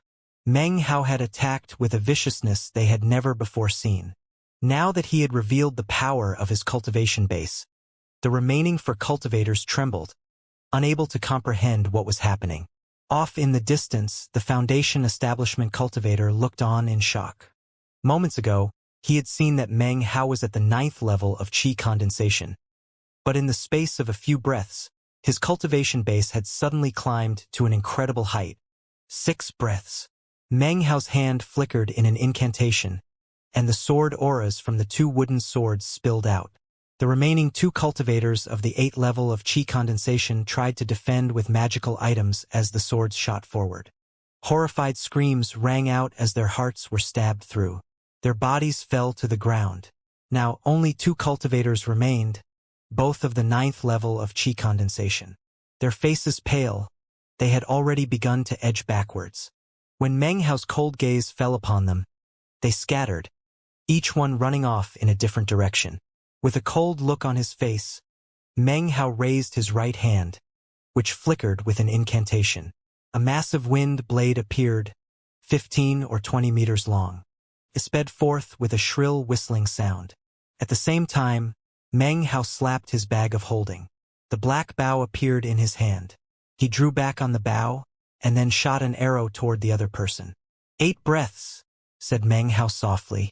2 booming sounds rang out. The wind blade slashed through the first 9th level cultivator, splitting his body in 2 and sending blood and gore splattering everywhere. Simultaneously, a black arrow pierced the other cultivator's head, causing it to explode violently. 8 breaths, 8 kills. Meng Hao, expressionless, looked out through the flying snow shield at the Foundation establishment cultivator for a moment. Then his body transformed into a glittering beam and he shot off into the distance. He moved about, avoiding quite a few cultivators. But the area covered by the sealing spell was not large. With so many cultivators of the 8th and 9th levels of chi condensation, it wouldn't take them long to search everywhere. As for Foundation establishment cultivators, they could fly and would be able to search even faster. Meng Hao continued to evade detection, until finally he approached the Reliance sect itself. It was then that 10 beams of light appeared in the sky, soaring forward at top speed. In the lead of this group of people was a grim-faced old man. Unlike the others who surrounded him, he was not soaring, but actually flying. Cultivators of the chi condensation stage could not do this. This man was clearly a Foundation establishment cultivator. The Upright Evening Sect. Catching sight of them, Meng Hao sighed. He finally came to accept that he would not be able to escape this day. He could try to hide, but he would be found eventually. Meng Hao. Upon catching sight of him, the faces of the Upright Evening Sect cultivators twisted. The old man of the Foundation establishment stage raced toward Meng Hao, his eyes shining. Meng Hao's eyes grew dark as he watched the Foundation establishment cultivator approach. The massive power of the Foundation establishment stage roiled out from the man. The immensity of this power caused the surrounding qi condensation cultivators to shrink back, their cultivation bases teetering. This was the might of Foundation establishment. He flew through the air with seemingly no effort, imposing to the extreme. Without even trying, he caused the qi condensation cultivators to tremble. But Meng Hao was not an ordinary qi condensation cultivator. A 13th-level cultivator of the Great Circle of Qi Condensation had not been seen since ancient times. He had spiritual sense. Although it wasn't very strong, it was there. His cultivation base was not thrown into chaos like the others. His physical body was more powerful, his qi vessels tougher, even his bones were stronger. Despite facing up against a powerful Foundation establishment expert, he refused to retreat back even half a pace. So, the person who created all these waves in the state of Zhao is a cultivator halfway to the Foundation establishment stage, said the Foundation establishment cultivator coolly. Today, however, if I say you shall die, then die you shall. Just then, another beam of radiant light appeared from behind Meng Hao. It screamed toward them. This was none other than the Cold Wind Sect's Foundation establishment expert. He radiated a killing aura. I tread the path of cultivation, and am not ignorant of the rules of life and death, said Meng Hao coolly. I can kill others, so naturally others can kill me. But let me ask you a question. You three sects permitted Xianxia to absorb the life force of the mortals of 3 counties. He even damaged their longevity. Mortals do not practice cultivation. Harming a cultivator is one thing, but you, for selfish personal gain, permitted such a horrific act. This is a violation of the theory of law. What goes around comes around. He had wanted to say these words for a long time. Theory of law? In heaven and earth, the powerful people make the laws. And if what goes around comes around, then you've got something coming to you, wouldn't you say? Meng Hao said nothing. He simply looked up into the sky. In front of Meng Hao was the old Foundation establishment cultivator from the Upright Evening Sect. Behind him was the enraged Foundation establishment cultivator from the Cold Wind Sect. As of this moment, Foundation establishment cultivators from 2 of the 3 great sects of the state of Zhao had appeared. In his heart, Meng Hao knew that he was stuck between a rock and a hard place. It would be difficult to escape. Theoretically, he could lead them into Patriarch Reliance's secluded meditation zone, but to do that would require the cooperation of Patriarch Reliance himself. Considering everything that had happened between the 2 of them, and also considering the Patriarch's temperament, it was doubtful he would help out. Furthermore, Meng Hao had already used that ruse that once. The chances of tricking more people in the same way was not high. In the end, though, he had little choice but to try. The priests and elders of the 3 great sects are not dead, he said suddenly, just as the Foundation establishment cultivator from the Upright Evening Sect approached with hand raised. As soon as the words left his mouth, the old man's eyes gleamed. The face of the man from the Cold Wind Sect also flickered. They're trapped inside Patriarch Reliance's Immortal's cave. It's right over there. He lifted his hand to point at the East Mountain. The eyes of the Foundation establishment cultivator from the Cold Wind Sect flashed like lightning as he glanced up at the peak. The group of qi condensation cultivators from the Upright Evening Sect also looked toward the East Mountain. However, the Upright Evening Sect Foundation establishment cultivator smiled. It was a gruesome smile filled with ridicule. I'm interested to know how you are aware that the priests and elders from the 3 great sects are dead. Hearing this, Meng Hao's heart flip-flopped, although his expression did not change. It actually doesn't matter what you say. Once I get a hold of you, you'll answer all my questions. He lifted his right hand and stretched it out towards Meng Hao. As he did, the power of his foundation establishment cultivation base exploded out, and an enormous hand appeared in the air in front of him. It screamed through the air, heading directly toward Meng Hao. Meng Hao immediately began to dodge, but even as he did so, the foundation establishment cultivator from the Cold Wind sect flicked his sleeve and gave out a cold laugh. A fierce wind shot toward Meng Hao. Both foundation establishment cultivators attacked at the same time. Gritting his teeth, Meng Hao slapped his bag of holding. A sheet of lightning appeared which coalesced into a lightning flag. This flag was one of the objects he had taken from Patriarch Reliance, and it had the power to defend against attacks from Foundation establishment cultivators. As soon as it appeared, it grew, transforming into a sheet of mist, within which lightning roiled. The mist expanded out to cover Meng Hao. An explosion rolled out. Inside the mist, Meng Hao coughed up a mouthful of blood, and his body was shoved backward. The eyes of the old Foundation establishment cultivator grew wide, and he stared in shock at the mist. The man from the Cold Wind sect gasped loudly. The mist surrounding Meng Hao was about 15 or 20 meters in diameter. Meng Hao's face was pale and his mouth was smeared with blood. His internal organs ached and bled, and only by extorting a huge amount of effort was he able to keep them under control. To employ the full power of the flag would require significant refinement, and Meng Hao hadn't had very much time to practice with it. As such, he could only utilize half of its power. It rotated around him unstably. "This is an excellent treasure," said the old man from the Upright Evening sect. "Too bad you can't use it correctly. Let's see how much of my magic you can withstand." He moved forward, raising his hand again. A field of black dust spread out in front of him. It glittered as it transformed into a multitude of black threads, which then flew toward the mist. A boom rang out, and then the old man himself neared the mist. Every time he waved his hand back and forth, the black dust threads smashed into the mist, causing booms to ring out. With a cold smile, the Cold Wind sect cultivator flashed an incantation sign. His hand instantly transformed into ice, which then shattered and reformed in front of him into a larger hand. The icy hand shot toward Meng Hao. In the blink of an eye, it reached him. Thunderous roars filled the air as the black threads and the icy hand caused the mist surrounding Meng Hao to slowly contract. Inside, blood sprayed from Meng Hao's mouth, and his body felt as if it were about to be torn to pieces. His mind was in a jumble, and his face as pale as death. A feeling of life and death peril enveloped him. The thread connecting him to the lightning flag could be severed at any moment. When that happened, it wouldn't matter that Meng Hao's cultivation base had completed the great circle of qi condensation.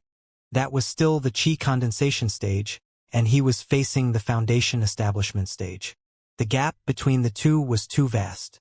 At this critical juncture, Meng Hao, his eyes bloodshot, suddenly slapped his bag of holding. In his hand appeared an oil lamp, from within which emitted an ancient qi. The wick of this lamp was a nascent soul, sitting cross-legged in meditation.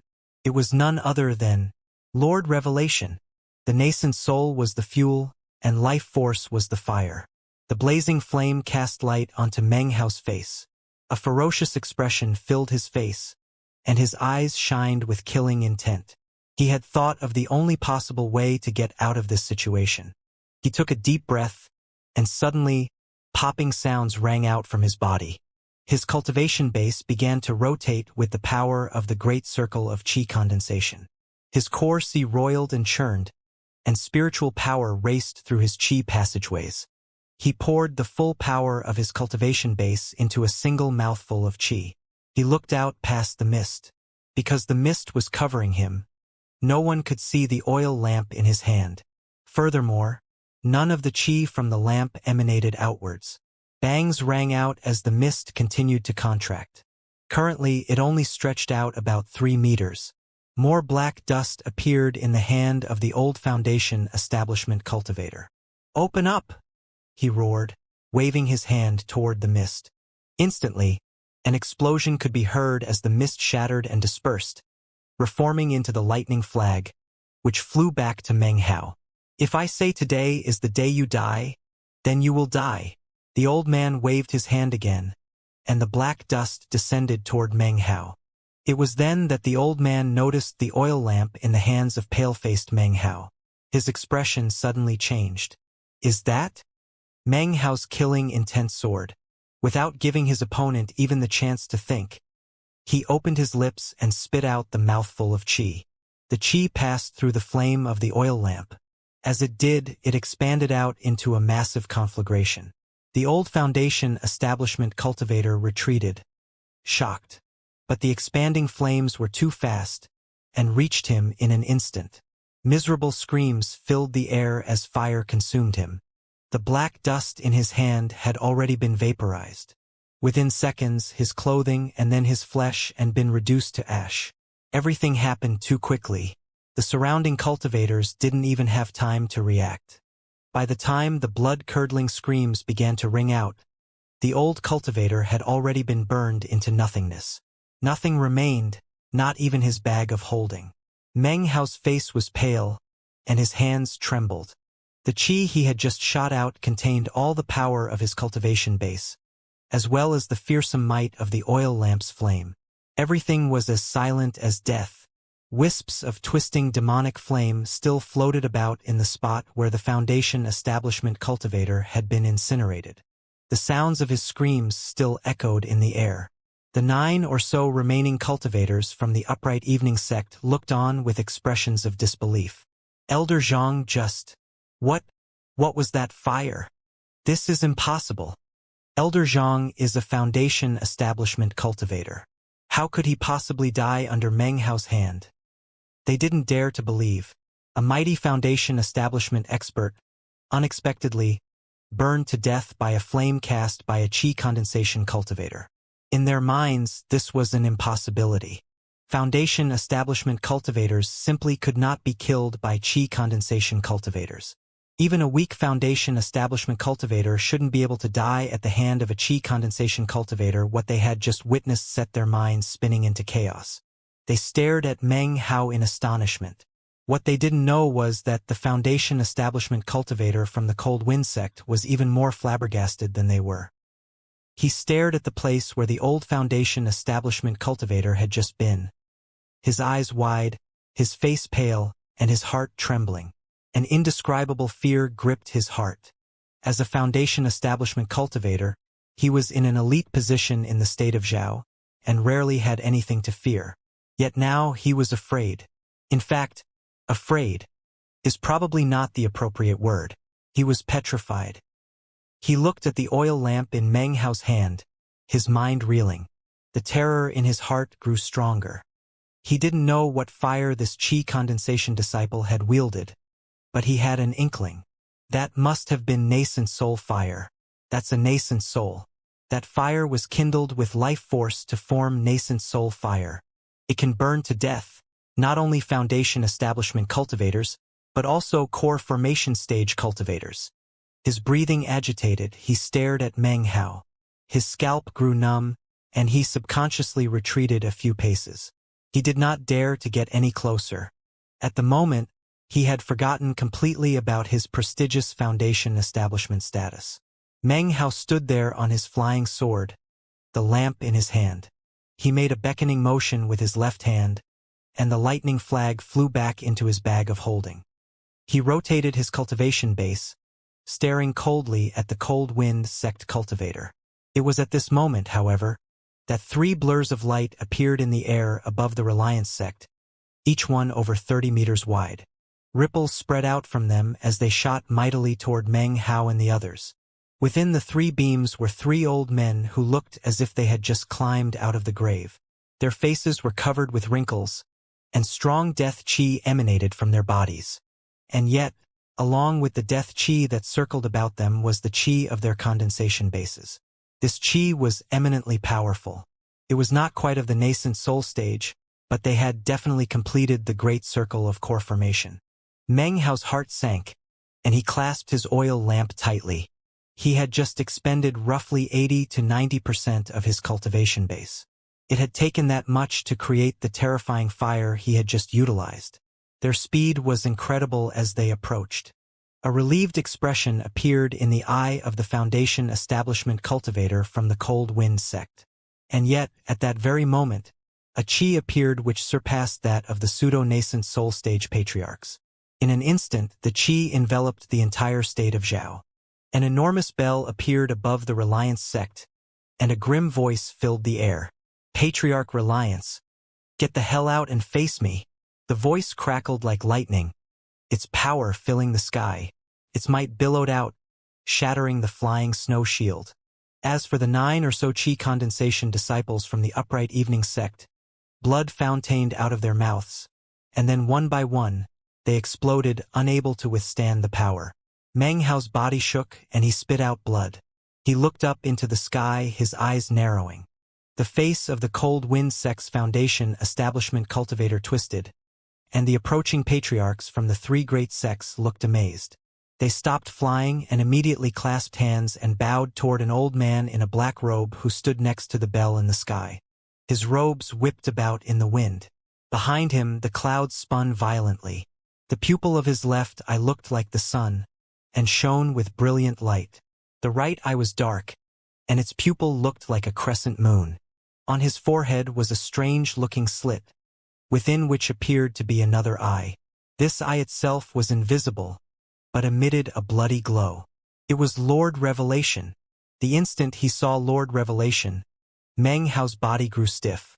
In his hands, the nascent soul of Lord Revelation's clone burned in the demonic lamp. Lord Revelation's shout shook the earth for millions of kilometers in all directions.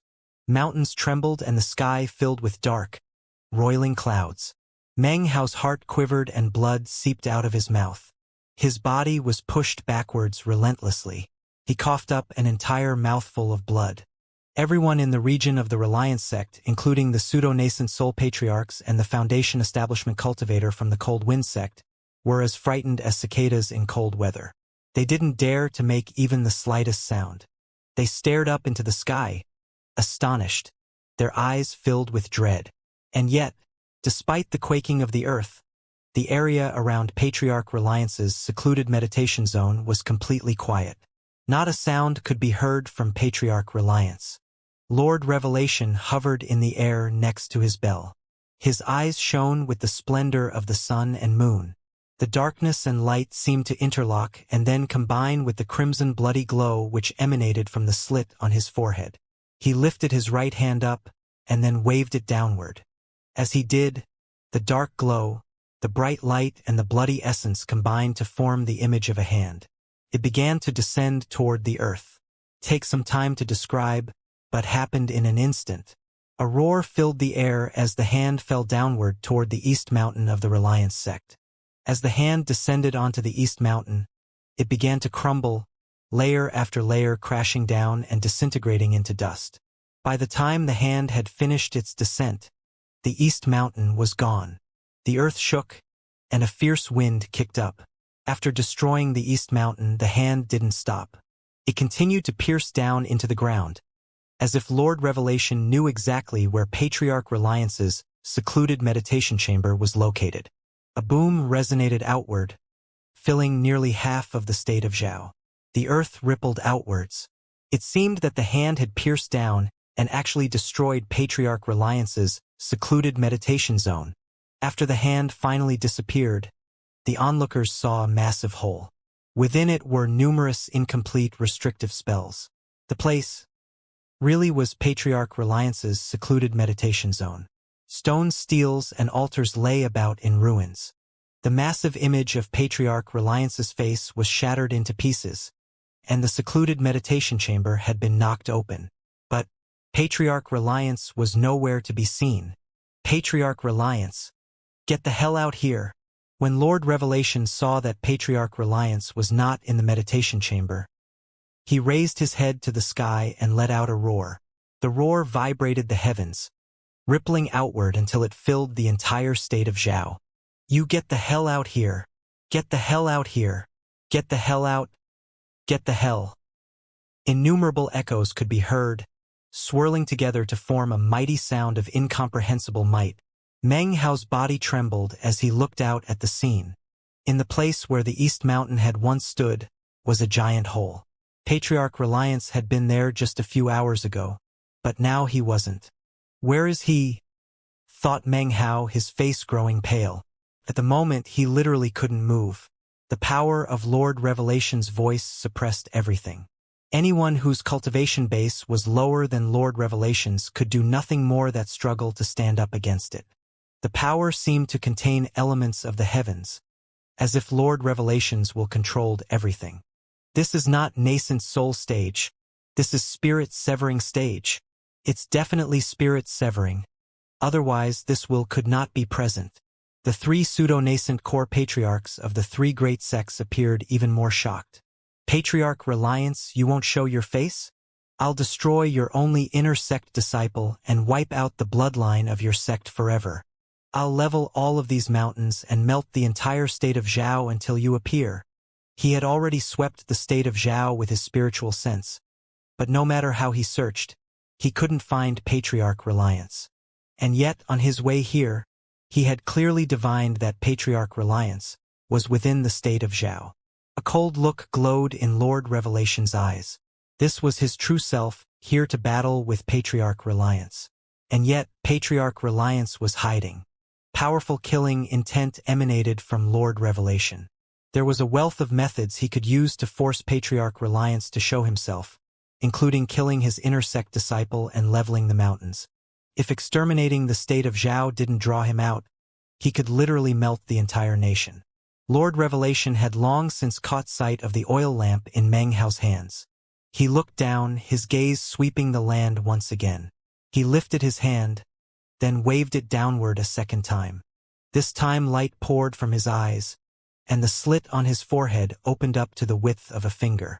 The blood-red light poured out, and as his hand descended, the mountains for tens of thousands of miles in all directions began to rock and sway. In the sky above the quaking mountains appeared an enormous hand.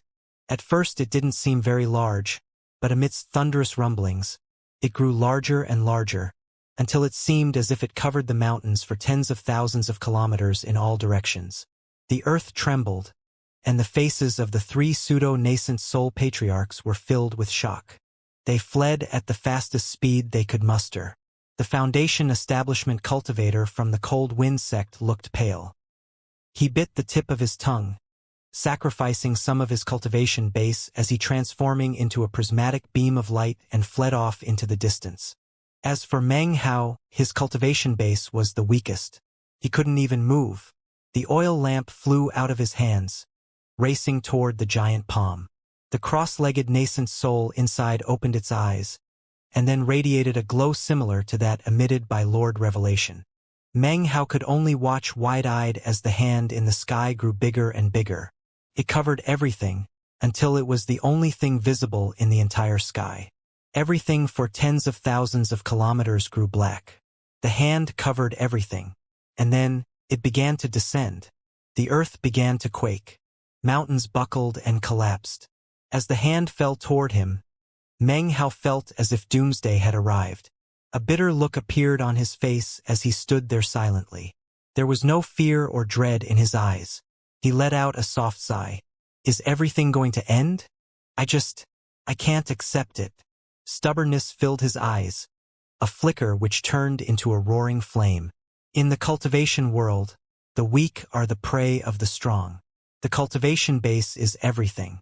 Only by becoming powerful can you continue on living. Only by increasing your strength can you prevent yourself from being crushed beneath the feet of others. Only then can you stand high in the sky. Meng Hao suddenly smiled. His smile was filled with deep understanding. His will carried the deep desire to become powerful. Now, in the face of such imminent danger, he truly understood himself. The sages said, learning is the most important thing in the life. But in the cultivation world, only the powerful can remain undefeated. Meng Hao stared up at the descending hand. He would watch as it landed onto his body, crushing him into the ground. He would not close his eyes. He would watch everything. He would imprint this vision onto his spirit. When he was reincarnated, it would still be there. If there really was a next life, he would become powerful and invincible then. As the hand continued to plummet, the mountains around him crumbled. Everything started to grow blurry, and blackness filled Meng Hao's eyes. It was as if at this moment, heaven and earth viewed him as nothing more than a bug. He didn't struggle in the least bit. If there is an afterlife, I will never allow something like this to happen again. Amidst the deafening roaring, Meng Hao stood there, trembling. Blood seeped out of his orifices, and his bones made cracking sounds. Within moments, he would be reduced to nothing more than a pool of blood. It was at this moment that, all of a sudden, a dark red light appeared. Glowing brightly, it shot toward the hand at high speed, speeding out from a location far away from Meng Hao's vision. The blood-red glow seemed to be formed from the dregs of blood refined over innumerable years. A powerful demonic aura poured out, filling the heavens. The demonic aura was so thick that it seemed to be able to change the color of heaven and earth. In the blink of an eye, everything turned the color of blood. The bloody glow approached, speeding toward the massive hand that Lord Revelation had summoned. And then it severed it. The severing sent a bloody glow high into the heavens. This severing was powerful enough to rend all creation. This severing seemed strong enough to split heaven and earth into two. And even if it wasn't actually that powerful, it had the will to attempt to sever the Tao, change heaven and earth. Demonic will. This person was not Patriarch Reliance. An incredible roaring boom sounded out from the massive hand as the glowing red beam sliced through it. Starting in the space between the middle and ring finger of the hand, a massive gash appeared, cutting it completely in half. One slash and the hand was severed. "You!" cried Lord Revelation. His face flickered, and he lifted his head, his eyes flashing. A thunderous boom rolled across the land. The giant hand, tens of thousands of kilometers wide, had moments ago blotted out Meng Hao's vision, covering the entire land. But in the blink of an eye, a gap appeared, and Meng Hao could suddenly see the sky. The hand split apart into two halves, each of which slammed into the ground on either side of Meng Hao. The ground trembled and began to sink down. The mountains were crushed. All the wild creatures in the area, unable to flee, were instantly transformed to ash. The Cold Wind Sect Foundation establishment cultivator, despite having spared no effort in his attempt to flee, could not possibly escape in such a short time. He was smashed to death into the ground. The cultivation bases of the three pseudo-nascent soul patriarchs were anything but ordinary. Furthermore, Lord Revelation was not targeting them with his attack. They also sacrificed elements of their cultivation bases to flee. Coughing up 7 or 8 mouthfuls of blood each, they just managed to reach the edge of the giant hand. Behind them, the earth seemed to have turned into a violently churning sea. As the hand disappeared, they mutely looked back at the scene. Previously, the Reliance sect had been surrounded by endless mountain chains. As of now, the only thing that remained was a massive recess in the ground. Its shape was that of a giant hand. However, the handprint was not complete. Splitting it down the middle was a jagged section of earth jutting up into the sky like a mountain. On top of the mountain stood Meng Hao. Beneath him was a stretch of earth about 300 meters wide. Created a jagged path, on either side of which was a massive hole that sunk down deep into the earth. Originally, this mountain should not have been here, but there it was, the only thing left. A strange expression filled Meng Hao's eyes as he looked up into the sky. He didn't know who had saved him, and he didn't stop to think about it. Immediately, a flying sword appeared under his feet, and he sped off into the distance, his body turning into a multicolored beam of light as he shot toward the edge of the massive handprint. I never thought the illustrious demon lord of the southern domain would show up in the tiny state of Zhao. Lord Revelation's face was dark as he flicked his sleeve. His voice echoed out like thunder in all directions. But you're only a clone. Your true self is suppressed and incapable of coming here to stop me from exterminating Patriarch Reliance. There was no response. It was almost as if the blood-red severing glow hadn't appeared at all. Patriarch Reliance. Get the hell out here. Get the hell out here. Get the hell out here. As his voice boomed out, Lord Revelation lifted his right hand and slapped the revelation bell. Its booming filled the sky, echoing out across the land, sweeping Lord Revelation's voice along with it. Countless tall mountains throughout the state of Zhao began to crack and crumble as a voice filled with profound ancientness filled the air. It was impossible to tell where the voice came from, but it filled the entire nation. "You really want me to come out?" As soon as he heard the voice, Meng Hao's eyes narrowed. It was Patriarch Reliance's voice, and yet something about it sounded different. It seemed less unreasonable and more dignified, more ancient. "So you finally speak," said Lord Revelation, his eyes glittering. "Patriarch Reliance, quit hiding. We have a score to settle from 1,000 years ago. Even if you succeeded in your spirit severing, you should not have dared to take my clone's nascent soul. Today we battle, and in the end, I will remain and you will not." He flicked the revelation bell, and it sounded out with a boom and began to emit a blinding light.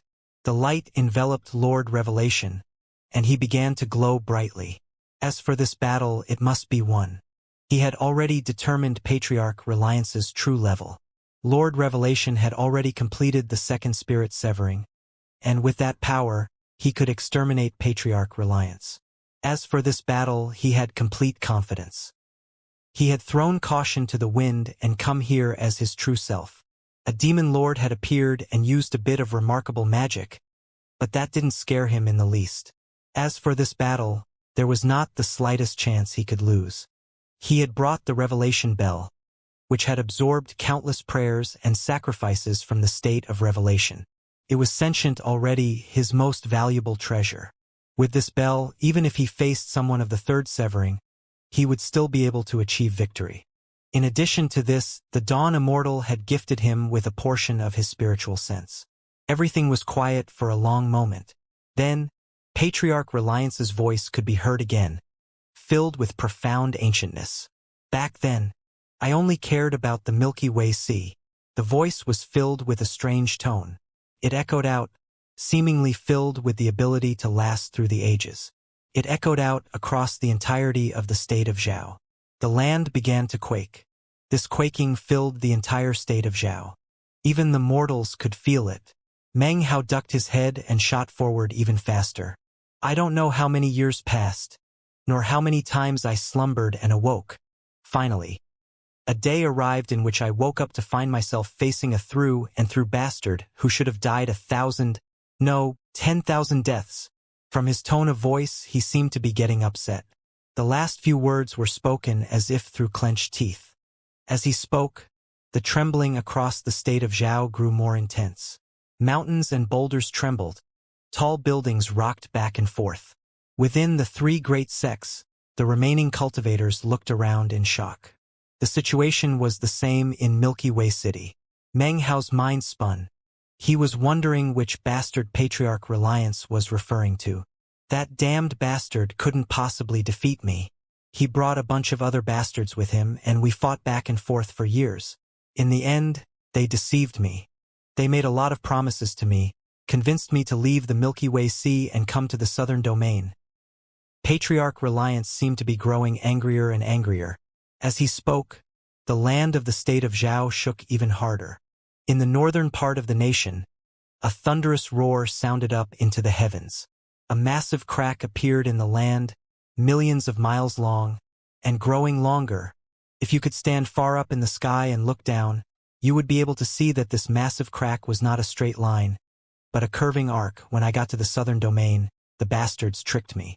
They fed me a bunch of random things that ended up placing me underneath an invisible seal. They promised me that a few years later, they would give me some kind of special blessing of good fortune. But later, the damned bastards all died or disappeared. Finally, there was only the original one left. When I was asleep, he sneaked off to another planet. He left me with a demon sealing jade, which I was supposed to give to a successor. In reality, those bastards were just afraid of heavenly tribulation and wanted to use me to fight against it. Patriarch Reliance seemed to be gnashing his teeth. The sound reverberated across the land. A huge crack appeared in the eastern region of the state of Zhao, accompanied by a thunderous roar. The shape of the crack was a massive semicircle. Seeing all of this happen, Lord Revelation's face changed. He appeared to be growing a bit apprehensive. Meng Hao took in a breath, thinking of the demon-sealing jade that he had. The bastards didn't keep their promise. They tricked me. I was enraged, and even though I slumbered, I still managed to squeeze out a bit of spiritual will. It was weak and constrained by the laws of the Tao of the heavens, so it was incarnated into the body of a mortal. I started from scratch practicing cultivation. Because they tricked me, I decided to sever their legacy. I changed the name of the demon-sealing sect to the Reliance sect. From then on, my spiritual will called itself Patriarch Reliance. As his voice boomed out, Meng Hao's eyes suddenly grew wide. He looked back at the land of the state of Zhao behind him. It seethed like an ocean, under the echoes of Patriarch Reliance's words. When Lord Revelation heard the words, his expression changed to one of shock. Without even thinking about it, he began to move backwards. Another crashing boom rolled out across the state of Zhao, and a massive crack appeared in the south. At the same time, in the east, a fourth arcing crack appeared, accompanied by a thunderous bang. The four massive cracks split out to meet each other, surrounding the entire state of Zhao in a massive circle. The entirety of the state of Zhao was contained in this enormous circle which suddenly began to rise into the air. Black soil was revealed, and a fierce gale wind blew in all directions. Massive amounts of soil crumbled off the edges. As it rose up, the land quaked and clouds roiled in the sky. Lord Revelation's face was pale, his eyes filled with shock. The ground rumbled as it rose higher and higher into the air. 3,000 meters, 15,000, 30,000. It rose so high that it was impossible to describe. The land rose up, and Meng Hao was still on it. He felt as if he were approaching the heavens. The land contained the cities of the mortals, the three great sects, Milky Way City, and countless lives. The entire state of Zhao was being lifted up, rising away from the earth, away from the southern domain. Beneath it was a massive, enormous hole in the ground. The hole was, of course, the same size as the entire state of Zhao. Standing above the hole was a vicious-looking turtle, as large as the entire state of Zhao, its body covered with countless black spikes. It looked just like the mythical Xianwu black turtle. Earth covered the turtle's massive shell, as if the shell were being held in place by the land. The earth was none other than the state of Zhao. A colossal head slowly emerged from the turtle's shell. The head was roughly 1/10 the size of the entire state of Zhao. Its skin was black and covered with creases. Earth crumbled off from the head as it raised up. Its massive eyes turned to look down on Lord Revelation, who stood there panting, as tiny as an insect, his face pale, his body quivering, a look of disbelief on his face. "You called me out. Shall we fight?" Meng Hao stared dumbly, his mind reeling. All the fantastic and bizarre things he had seen in his life couldn't compare to the shocking sight in front of him. His mind was blank, as if he had lost his ability to even think. He could only stand there and look numbly. Patriarch Reliance was actually a mind-bogglingly enormous black turtle, and the state of Zhao existed on the earth upon his back. He himself had lived on Patriarch Reliance's back for these 20 years. No wonder he was called Patriarch Reliance. He was relied upon not just by a single person, but by an entire nation. Cultivators and mortals alike relied on him. After Patriarch Reliance had been sealed, he began to slumber. Yet he still managed to force out a tiny bit of his will, which then attempted to destroy the legacy of the demon-sealing sect. Now it made sense why the Reliance sect had formerly been called the demon-sealing sect, although few people even knew that nowadays.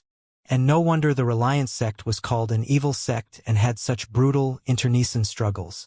The body containing the sliver of his will practiced cultivation until reaching the spirit-severing stage. But as for his actual body, how powerful was it, exactly? There were still many things Meng Hao didn't understand. For example, if Patriarch Reliance was so powerful, why hadn't he been able to save himself from the very beginning?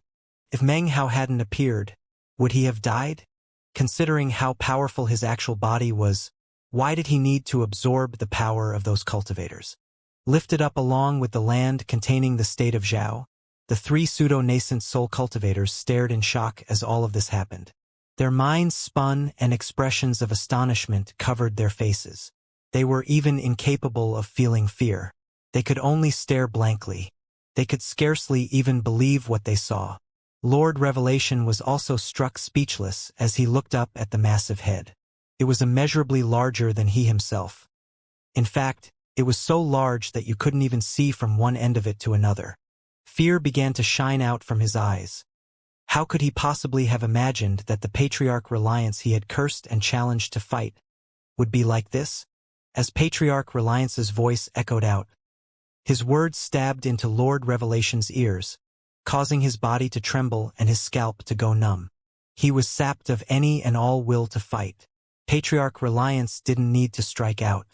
Now that he had truly appeared, he casually exuded a bit of pressure onto Lord Revelation, causing his body to tremble. Lord Revelation's blood seemed as if it would stop flowing. The Tao enlightenment he had acquired with his spirit severing collapsed. He was as weak as a bug. Patriarch Reliance could crush him with a single breath. The terrifying pressure exuded by the head caused Lord Revelation's mouth to go dry. Despite his extraordinary cultivation base, cold sweat broke out across his body. The revelation bell next to him didn't give him the slightest sense of comfort. Even the spiritual sense imparted by the Dawn Immortal didn't give him the slightest sense of safety. Now he understood why Patriarch Reliance hadn't paid the slightest bit attention when he mentioned the Dawn Immortal. Of course he wouldn't, considering his extraordinary actual body. And now he knew why Patriarch Reliance didn't fear the Dawn Immortal. Even more astonishing was that in his recollection, according to all of the ancient texts he had studied, the state of Zhao had existed for a very, very long time. This made him even more frightened. Which had existed first? Patriarch Reliance? Or the state of Zhao? If it were the latter, that would be easier to accept. If it were the former. Thinking of this, Lord Revelation began to tremble so violently he felt as if his skin might explode. Well, shall we fight? The words echoed out Patriarch Reliance, each one of them rumbling like thunder. The thunderous booming caused Lord Revelation to be hurled backward several thousand meters. Blood showered from his mouth. The bell seemed completely ordinary now. It was covered with vast amounts of cracks and fractures. No, there's no need to fight, said Lord Revelation hastily, his face pale. Just now, I of the junior generation was simply joking. Patriarch. Sir. Please don't take offense. Patriarch Reliance's two enormous eyes stared directly at him, and he trembled. Without your two palm strikes, I wouldn't have been able to come out. Those damned bastards sealed me many years ago. The seal has been growing weaker recently. But to break through it, I needed to recover my cultivation base a bit more. But then, in the midst of it all, someone released the power of the spirit-severing stage. That knocked the seal even looser, and finally I was able to break out. His voice boomed out in all directions. When Meng Hao heard the words, his body trembled. Originally, I planned to use my sliver of will to break the seal, but mortal cultivation and I don't quite agree. Even with my knowledge of the sublime spirit scripture, I couldn't break through to the next level of spirit severing. Just when I was about to make the final breakthrough, I got cheated by a hateful little bastard. Damn it. Everyone from the demon sealing sect is a bastard, stealing the spiritual energy I needed to break the seal, robbing me of my demonic lamp. He let out a roar. Meng Hao wanted to flee. He knew exactly who Patriarch Reliance was talking about. You did well, very well. Luckily you attacked, helping break my seal. I need to repay you. Hearing Patriarch Reliance's words, Lord Revelation gaped in shock. Then his expression changed to one of wild joy. How could he have imagined that he would score a lucky break? He had gotten lucky after all. Even as he clasped his hands in respect, Patriarch Reliance opened his mouth, and with blinding speed, snapped him up. Lord Revelation and his revelation bell were swallowed down in an instant. Crunching sounds emanated from Patriarch Reliance's mouth, but no blood-curdling scream. When Meng Hao saw this, he began to breathe harder. He was all too familiar with Patriarch Reliance's unreasonableness. He unconsciously retreated backward, Suddenly, Patriarch Reliance's head swung around to face Meng Hao. He came to stop several hundred meters in front of him, staring at him. Meng Hao squeezed out a smile. He didn't necessarily believe everything that Patriarch Reliance had said to Lord Revelation, but neither did he disbelieve. From his experience, most of what the Patriarch said wasn't true. Congratulations on emerging from seclusion, Patriarch. Your might is all-encompassing. Now that you know the truth, are you frightened? Patriarch Reliance's voice rolled out like thunder, and he glared at Meng Hao. The sound of his voice was so loud it was almost deafening. He coughed up some blood. You demon-sealing sect people are all bastards, said Patriarch Reliance slowly, staring at Meng Hao. Those old bastards were like this, and you're the same, kid. You all cheated me. Oh well, forget it. You're a member of the Reliance sect, after all. Allow me to bless you with... As Patriarch Reliance spoke, Meng Hao's scalp began to grow numb. He thought of what had just happened with Lord Revelation, and his mind began to race as he tried to think of what to do. Suddenly, a spark of inspiration hit him as he remembered something. He remembered what the young girl guiding Trirane had said to him at the North Sea. Big brother, its aura is beneath your feet. Don't provoke it. Remember, the great path of demon sealing, a concept like a scripture. At that time, Meng Hao hadn't understood her words, but all of a sudden, now he did. The it beneath his feet was none other than Patriarch Reliance. Don't provoke it. Remember, the great path of demon sealing, a concept like a scripture. The great path of demon sealing, a concept like a scripture. Don't provoke it. Meng Hao's mind flashed like lightning. Even as this happened, Patriarch Reliance finished speaking. Bless you with some good fortune. I need to repay you. The instant he finished speaking, Meng Hao lifted his hand and slapped his bag of holding. Instantly, the demon-sealing jade appeared in his hand. When it appeared, a strong wind buffeted his face. The wind faded, and when it did, Patriarch Reliance's head was less than 9 meters away from him. The ends of the colossal head couldn't even be seen. The only thing Meng Hao could see was black skin and a massive eye the size of a huge city. The eye seemed to be struggling. Ancient Tao, said Meng Hao hurriedly, reciting the first line from the demon-sealing jade. Tenacious desire to seal the heavens. Benefaction for all in the mountains. Inevitable Tao tribulation of the 9 mountains and seas. Perennial will. As the words left Meng Hao's mouth, Patriarch Reliance lifted his colossal head up and let out a massive roar. As it billowed out, ripples appeared in the air to accompany it. A 9-sided mystical symbol suddenly appeared on Patriarch Reliance's forehead. It appeared to be ancient and archaic, and deeply embedded into his forehead. It flickered and his body shook. Stop! Damned demon-sealing scripture and damned demon-sealing sect. A ferocious expression appeared on his face and he let out another heaven-shaking roar, then stared at Meng Hao. Meng Hao's heart pounded as he looked back at Patriarch Reliance. Those bastards were too malignant, thought Patriarch Reliance. The seal is broken, but the sealing mark is still branded onto my spirit, forcing me to be the Tao protector of the 9th demon sealer. This cannot be. The demon sealing sect has committed crimes against the heavens, and was plagued by misfortune. They understood that the number 9 is a preeminent sacred number according to the Tao of the heavens. They knew that the greatest opposition from the heavens would come upon the 9th demon sealer. Therefore, they took precautions. They wanted me to be the Tao protector for the 9th demon sealer. But this trifling kid is of the chi condensation stage. How could he possibly act as my master? Those damned bastards! I changed the name from Demon Sealing Sect to Reliance Sect and created rules to pit all the disciples against each other, all in the hopes of preventing someone like Meng Hao from appearing. A mist began to seep out from the North Sea, which of course was part of the lands of the state of Zhao that rested on Patriarch Reliance's back. Within the mist, a boat magically appeared. An old man and a young girl stood at the prow of the boat, looking up at Patriarch Reliance. They clasped hands and bowed to him with utmost respect. Guiding Trirane pays respects to Patriarch, said the young girl. Her voice, clear and melodious, echoed out with a light and spiritual tone. Ah, you're the sentient rain that fell in the 3rd month of the Yiding year of the ancient Gu calendar. You fell onto my back and became a lake. The young girl smiled and nodded. Then she looked toward Meng Hao and winked. Meng Hao took a deep breath. Now he finally understood the meaning of the girl's strange name. Patriarch Reliance let out a cold snort.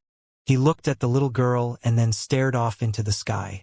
Meng Hao followed his gaze and caught sight of what appeared to be an indistinct blood-colored figure. The figure clasped hands and bowed in respect to Patriarch Reliance, then disappeared.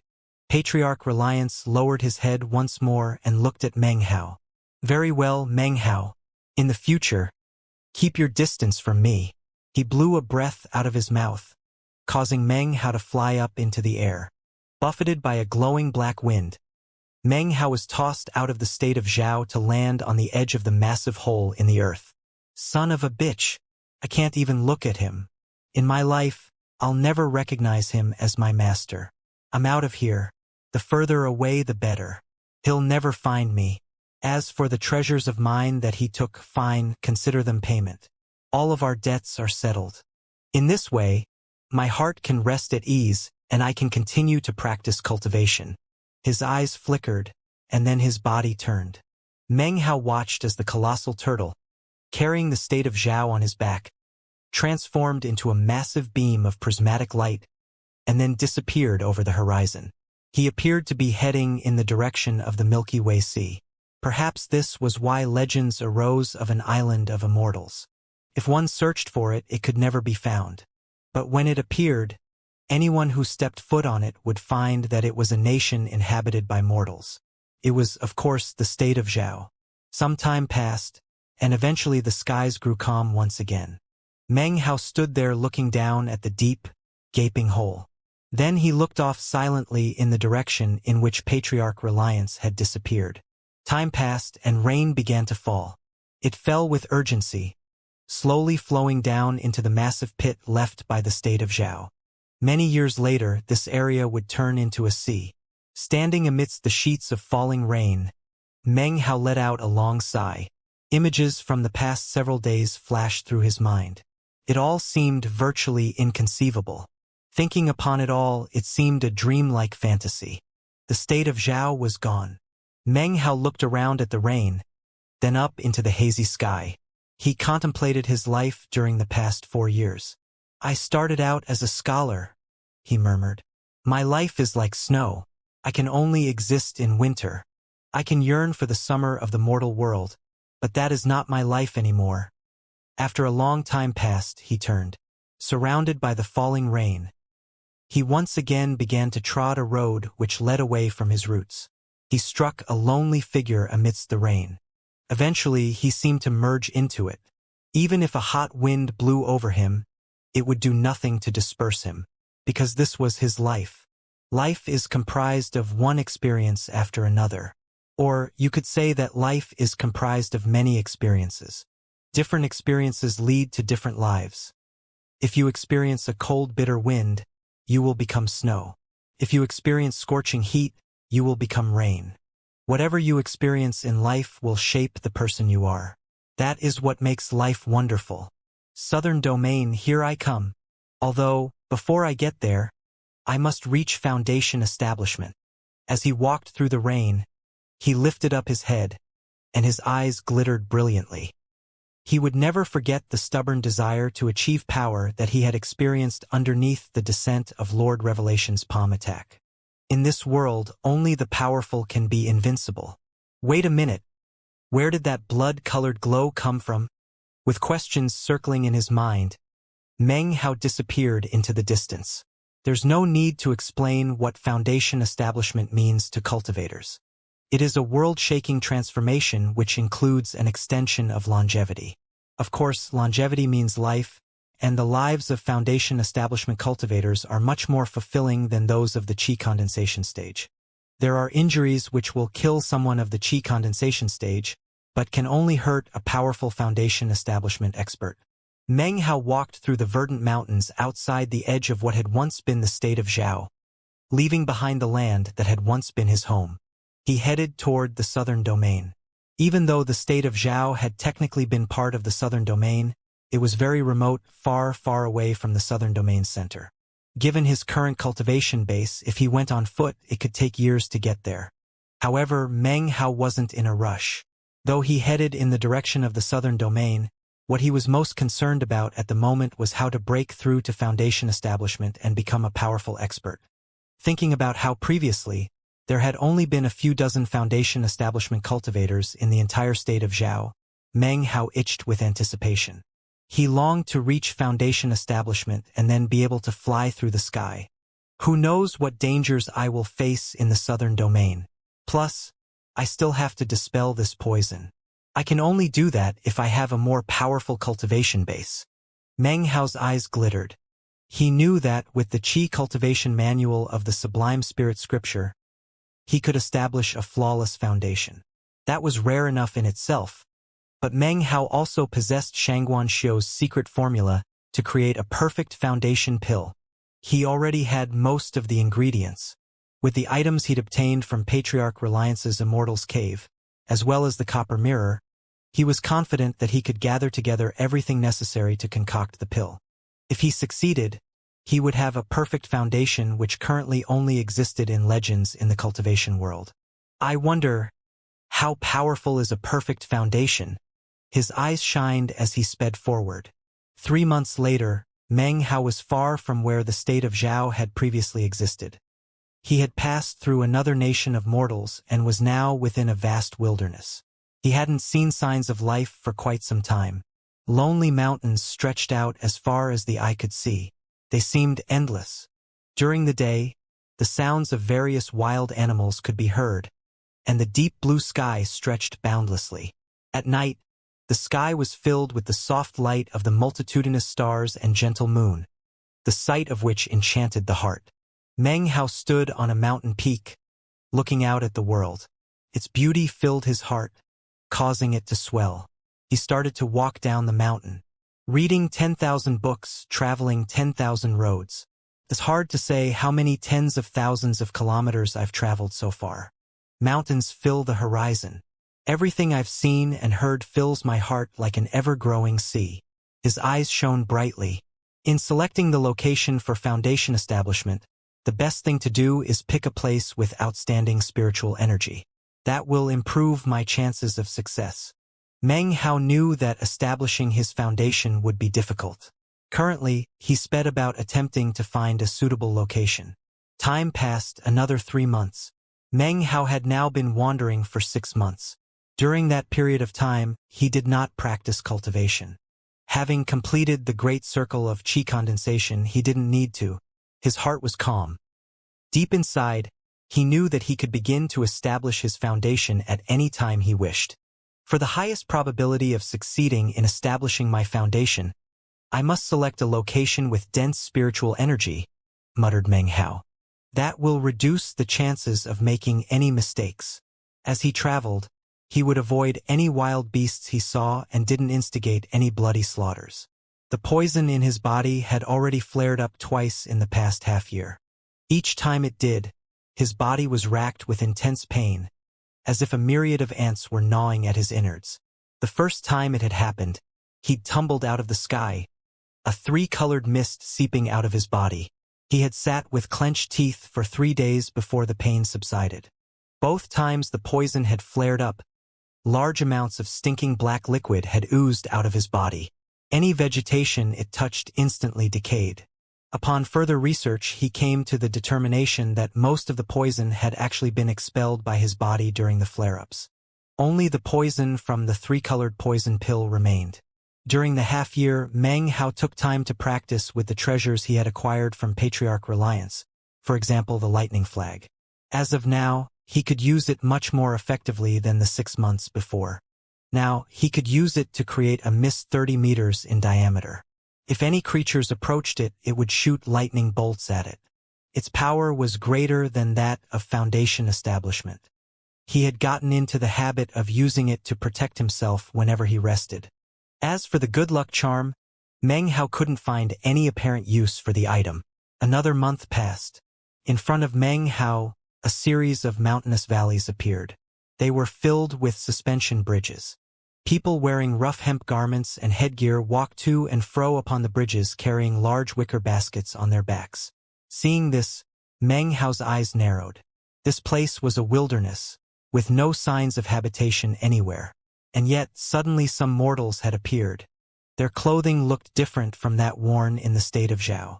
Meng Hao looked them over, muttering to himself, and was about to leave when suddenly his eyes flickered.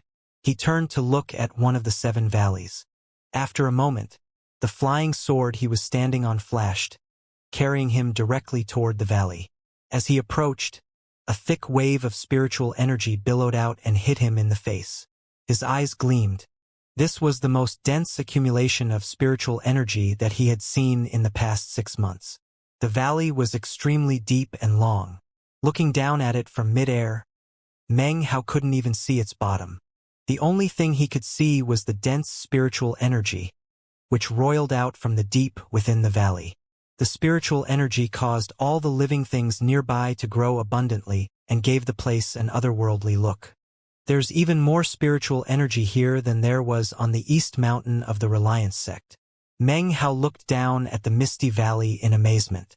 It was at this moment that the mist in the valley suddenly roiled. Within Meng Hao's bag of holding, the demon-sealing jade quivered. His eyes flickering, he took out the jade slip. As soon as he pulled it out, a roaring sound filled his head, and a text appeared in his mind. An understanding from ancient times, the smelting of a demon, severed by the hand of a demon sealer. Such a pity. An inch of joss ash upon which descendants can prostrate.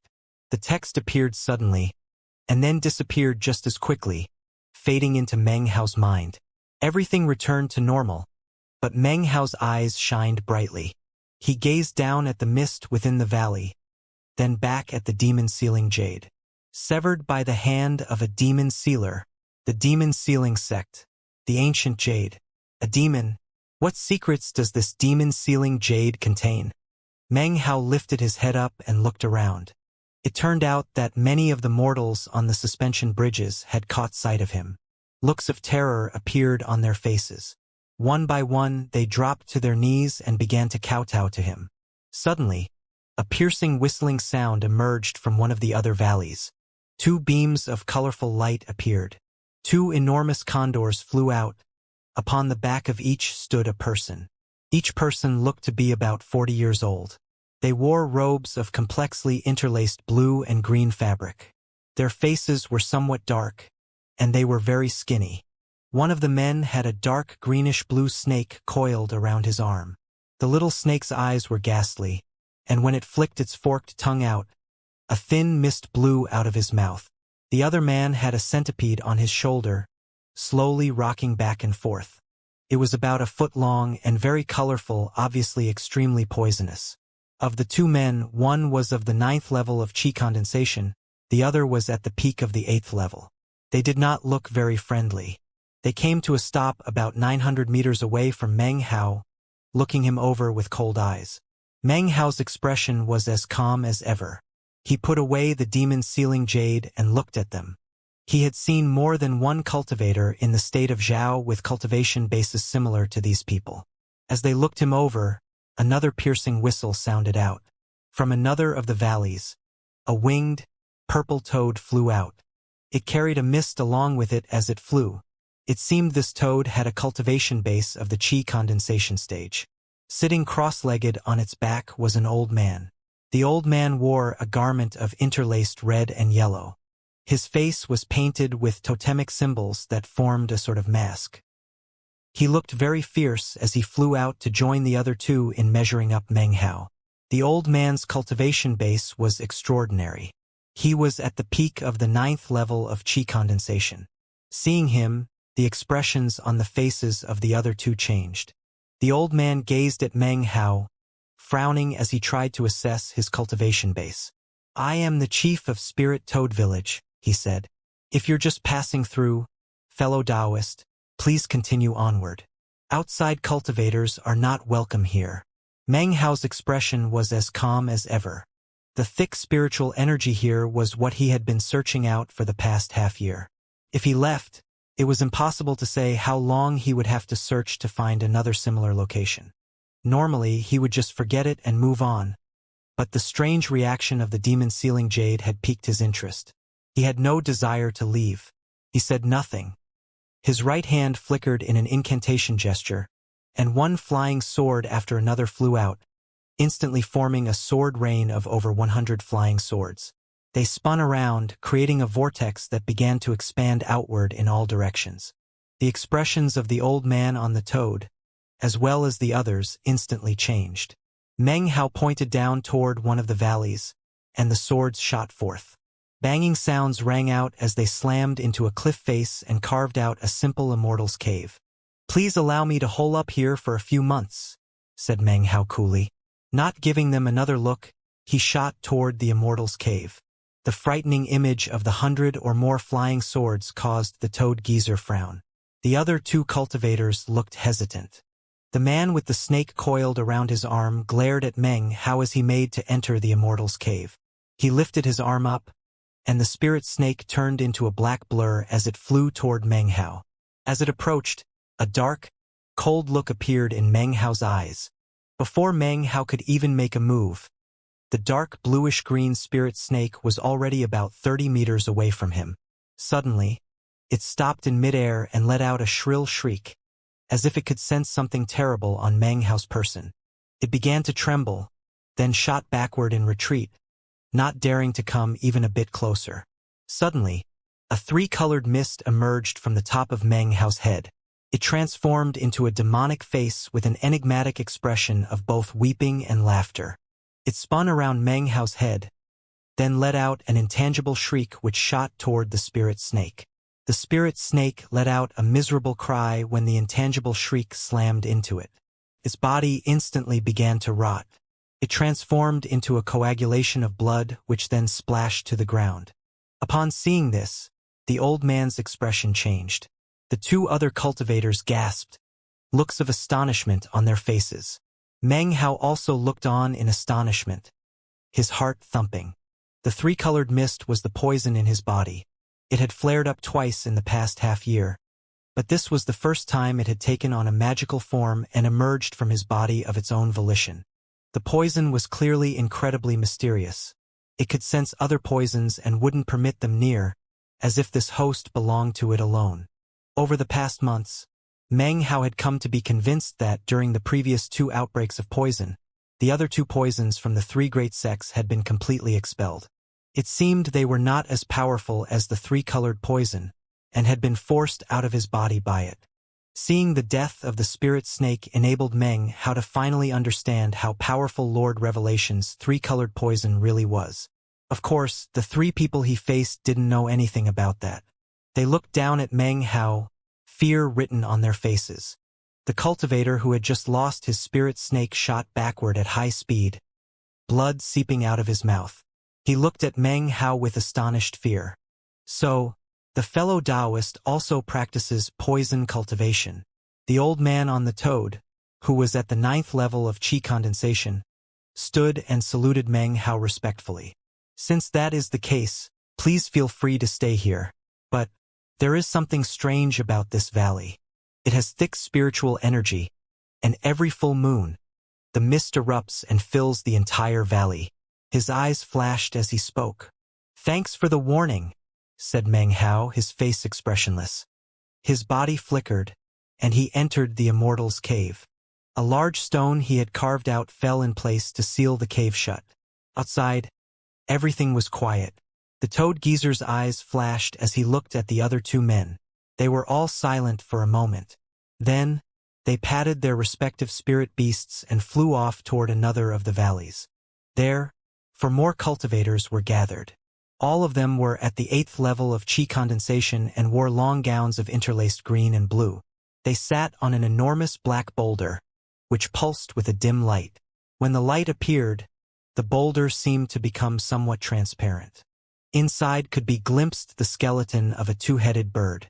When the toad geezer and the others arrived, the 4 men opened their eyes. "That outsider is a poison cultivator," said the man who had lost the spirit snake, his voice filled with hatred. Venomous rage radiated from his eyes. I'm not sure how much he saw, but he refused to leave. This complicates things, said one of the 4 men sitting cross-legged, frowning. He was a pale-faced, middle-aged man. What is the level of his cultivation base? The peak of the 9th level of chi condensation, said the toad geezer calmly. He wasn't mistaken. Although Meng Hao could easily pass into the 13th level of chi condensation, when he did, he was cut off from heaven and earth. Therefore, he usually remained at the peak of the 9th level.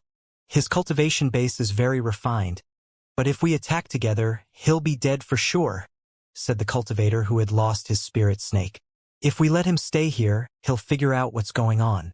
He might not have any suspicions now, but the next full moon is in half a month. When it comes time to pull out the red rope, he'll definitely know what's happening. He's a poison cultivator. How could he not be interested? I say, let's attack together and exterminate him. Some of the others seemed to hesitate. After all, Meng Hao was at the peak of the 9th level. At the moment, only the toad geezer was strong enough to stand up to him. None of the others were powerful enough.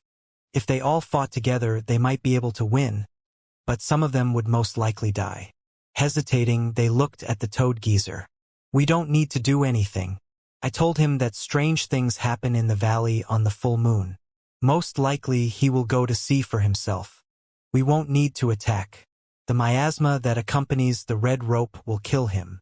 If he doesn't come out, well, the miasma covers everything anyway. Either way, he's dead. Our ancestral spirit mountain 3 villages cannot be looked upon by outsiders. Any who do so must die. His eyes gleamed as he spoke. The other 6 people nodded their heads. Meanwhile, Meng Hao sat down cross-legged in the Immortal's cave. The dense spiritual energy surrounding him caused his cultivation base to thrum. As he began doing breathing exercises, his boundless core C seemed to begin to consolidate. He breathed deeply, lifting his head and looking at the large stone which he'd used to seal the Immortal's cave. His eyes flashed, and the 2 wooden swords appeared, hovering at his side. He lifted his right hand and waved it in the air. A talisman appeared, floating in front of him. He sent it to hang on the large rock. This talisman had been acquired from Wang Tingfei. He wasn't sure how powerful it was, and had never used it, but considering that he'd taken it from Wang Tingfei, it couldn't be a common item. It seems these people have some secrets they don't want outsiders to know about. If they leave me alone, then I'll leave them alone. But if they disturb my cultivation... Meng Hao's eyes gleamed.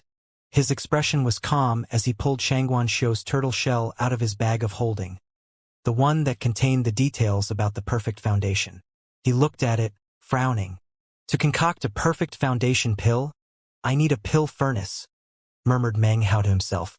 I got that from Xianxia, but it also requires a bit of skill in alchemy. Without such skill, the chances of a misstep are much higher. These medicinal plants are extremely valuable.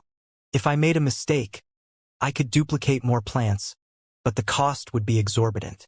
He had no skill in alchemy, which was somewhat frustrating. After some time passed, Meng Hao pulled out the various plants required to make the minor pills which were part of the ingredient list. Then he produced the copper mirror and began to duplicate some of them. A few hours later, he had spent a huge amount of spirit stones. Despite having a mountain of spirit stones, if he kept going at this pace, he would once again be destitute.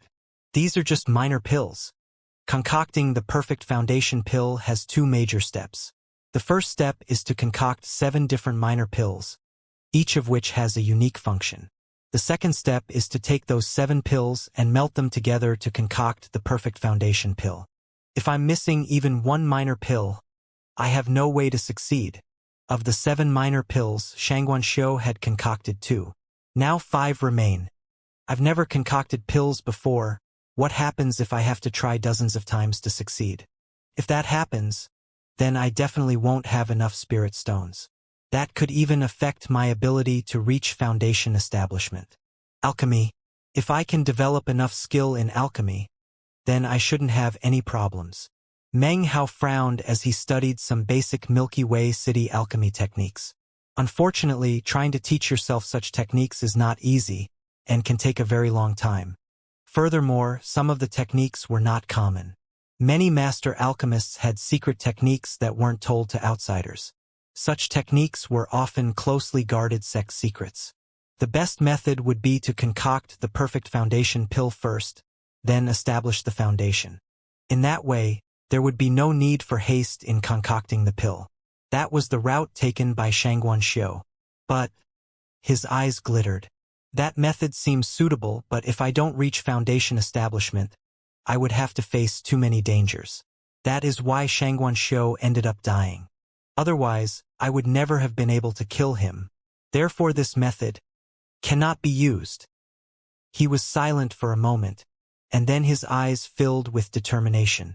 Regardless of anything, I must first reach foundation establishment. If I can concoct the perfect foundation pill later, then it won't be too late. The perfect foundation pill can repair the cracks in the Tao pillars made by the heavens. Therefore, a flawless foundation is fine. Meng Hao gritted his teeth.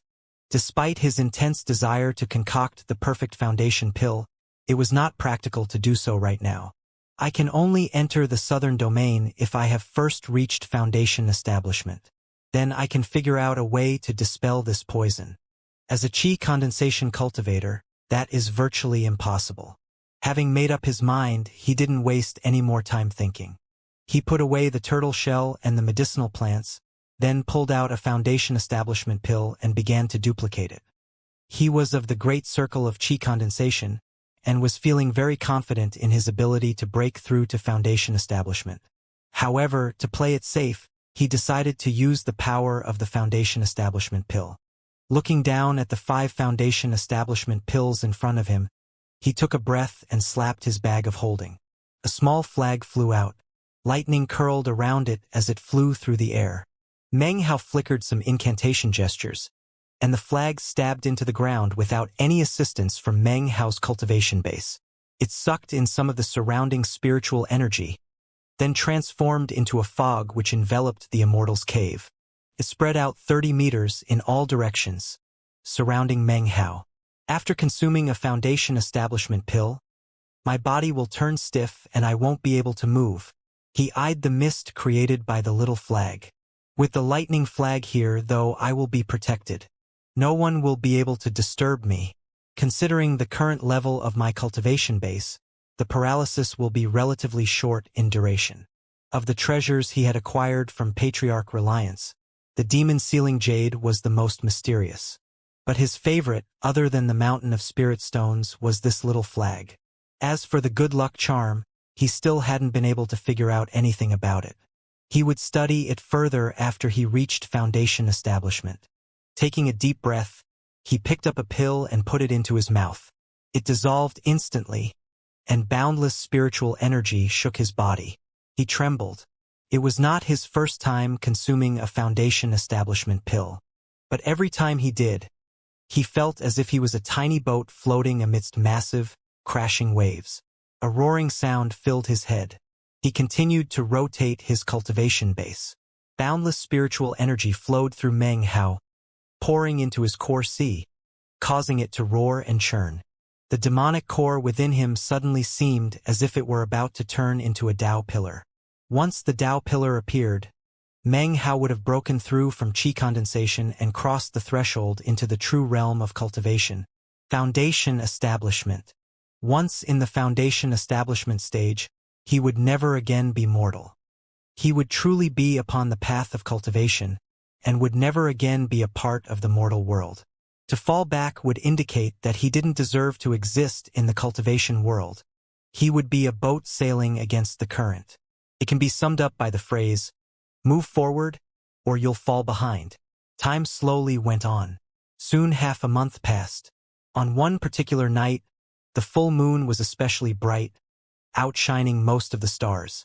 It hung up in the sky, filling the land with gentle silvery light. It seemed to shine especially brightly upon the group of valleys, especially the valley where Meng Hao was located. As it shined down onto the mist, it began to seethe, slowly spinning into what looked like a vortex. Outside the valley, the 7 cultivators were waiting, their eyes shining. They stared at the mist within the valley, expressions of anticipation on their faces.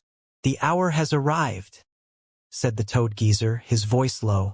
Even as his words issued out from his mouth, a gurgling sound could be heard from within the mist. The sound was indistinct, but when it reached the ears, it stabbed to the heart.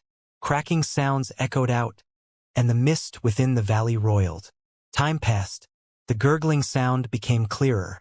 Amidst further cracking sounds, the mist turned and turned until it appeared to be a giant whirlpool. The edges of the whirlpool of mist seemed to be able to pierce into the surrounding cliff walls, causing them to melt. Liquefied rock poured down the cliff faces.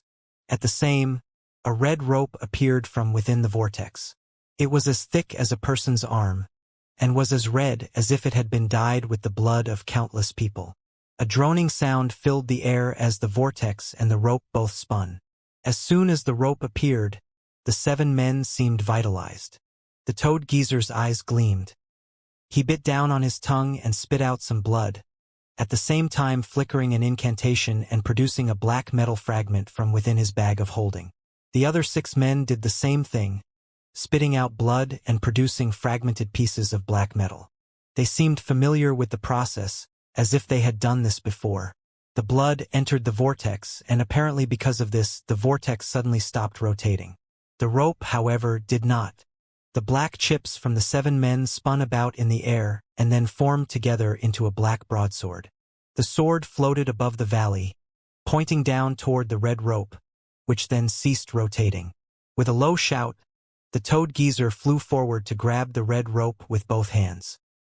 He gripped it without hesitation, despite the fact that it felt wet, as if it was coated with blood. The 6 other men appeared behind him, pooling their strength together to pull on the rope. A thunderous roar filled the area as they did. The rope slowly emerged 30 meters from within the vortex. As it did, a black-colored chi poured out to fill the area. Eventually it reached the point where Meng House Cave was located, submerging it. At 300 meters we got the Jade Spirit Stone. 600 meters in we got the Toxic Miasma. Last time we pulled out 900 meters and got the Stone-Sealed Beast. Today, we will go all out and reach 1500 meters. Right? According to the ancient records of our clan, if we can pull out 1500 meters, it will open the first seal, and the clan's ancestral spirit will awaken. It will form into a poison foundation, and our cultivation bases can ascend another level. The eyes of the 7 men gleamed, and they heaved on the rope. The bottom of the vortex couldn't be seen. There was nothing but blackness, making it seem as if the red rope had no end. Every tug on the rope caused the surrounding valley to quake. The ground rippled, as if the end of the rope were plugged into the very core of the earth. Shocking booms sounded out as they continued to pull. More toxic miasma billowed out as 900 meters of rope appeared. Suddenly, a stench like that of rotten fish poured out from the depths of the vortex. It seemed this stench had never appeared before. The 7 men's faces changed. However, the area immediately around the rope seemed to naturally be protected from the stench and miasma. Their faces pale, the 7 men gritted their teeth and heaved once again on the rope. 1,350 meters. 1,380 meters. 1,400 meters. The men panted. They had expended 70 to 80% of the power of their cultivation bases. Without hesitation, they popped medicinal pills into their mouths and tugged once again on the rope. 5 of the 7 men coughed up blood. Soon, only the toad geezer and the other man who was at the 9th level of chi condensation held out. They gritted their teeth, unable to stop their bodies from trembling. "I'm at my limit," said the toad geezer with a roar. He bit the tip of his tongue and spit out some more blood. As he did, a black beam of light shot out from the edge of the valley. It transformed into an enormous toad, which clamped its mouth down onto the red rope. As it bit down, its body began to wither, but it held fast and pulled. Next, a centipede shot out, along with several human-sized spiders, summoned by the men to pull the rope. Even the huge boulder with the bird skeleton inside flew out. Its glow seemed to aid in pulling the red rope. 1,430 meters. 1,460 meters. 1,490 meters. The rotten stench grew stronger, seemingly carrying the stink of a corpse as it filled the valley. It seemed the rope would soon be pulled out 1,500 meters. A shrill shriek came out of the whirlpool, piercing the air with wickedness. The shriek grew more and more intense, seemingly filled with hope. Except, there were still 10 meters to go before the 1,500-meter mark was reached. The poison beasts summoned by the 7 men exploded one by one, unable to keep going. As they died, the faces of the 7 men grew pale. The rope suddenly slipped out of their hands and was sucked back into the whirlpool. Had they not released it, they would have been pulled along with it into the vortex. The men watched silently as the rope was pulled back inside. Forget it. We'll try again next month. Yes, the day will come when we will pull out 1,500 meters of rope. I will be making a breakthrough in my cultivation base soon. Once I reach the 9th level of chi condensation, we will definitely be able to succeed. That outsider is of the 9th level, said one of the men suddenly. We don't need to make things more complicated.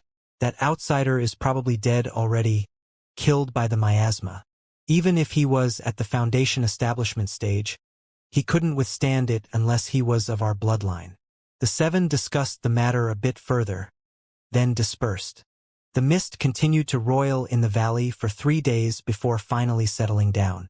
The spiritual energy in the area gradually grew thick again, and the miasma dissipated. Within the Immortal's cave, Meng Hao watched with cold eyes. Surrounded by the arcing field of electricity, he had seen clearly everything that had happened during the 3 days. As for the miasma, the lightning flag made short work of, and Meng Hao remained safe from any harm. They think I'm dead. That's good. Meng Hao's eyes glittered. I'm not sure if it's because of the sublime spirit scripture or perhaps the demonic core. Establishing my foundation is turning out to be very difficult. He lowered his head and picked up another foundation establishment pill. He frowned. As of now, he was a bit suspicious. Was the cultivation method in the sublime spirit scripture the real method? Or had Patriarch Reliance changed it in according with his own demonic cultivation practices? There was no way to know. Meng Hao's eyes shone with determination as he popped the foundation establishment pill into his mouth and closed his eyes to meditate. His core C roared violently, seething and churning as it coagulated. It seemed to be forming a Tao pillar, but to do so was incredibly difficult. Even with the foundation establishment pill, he wasn't able to succeed.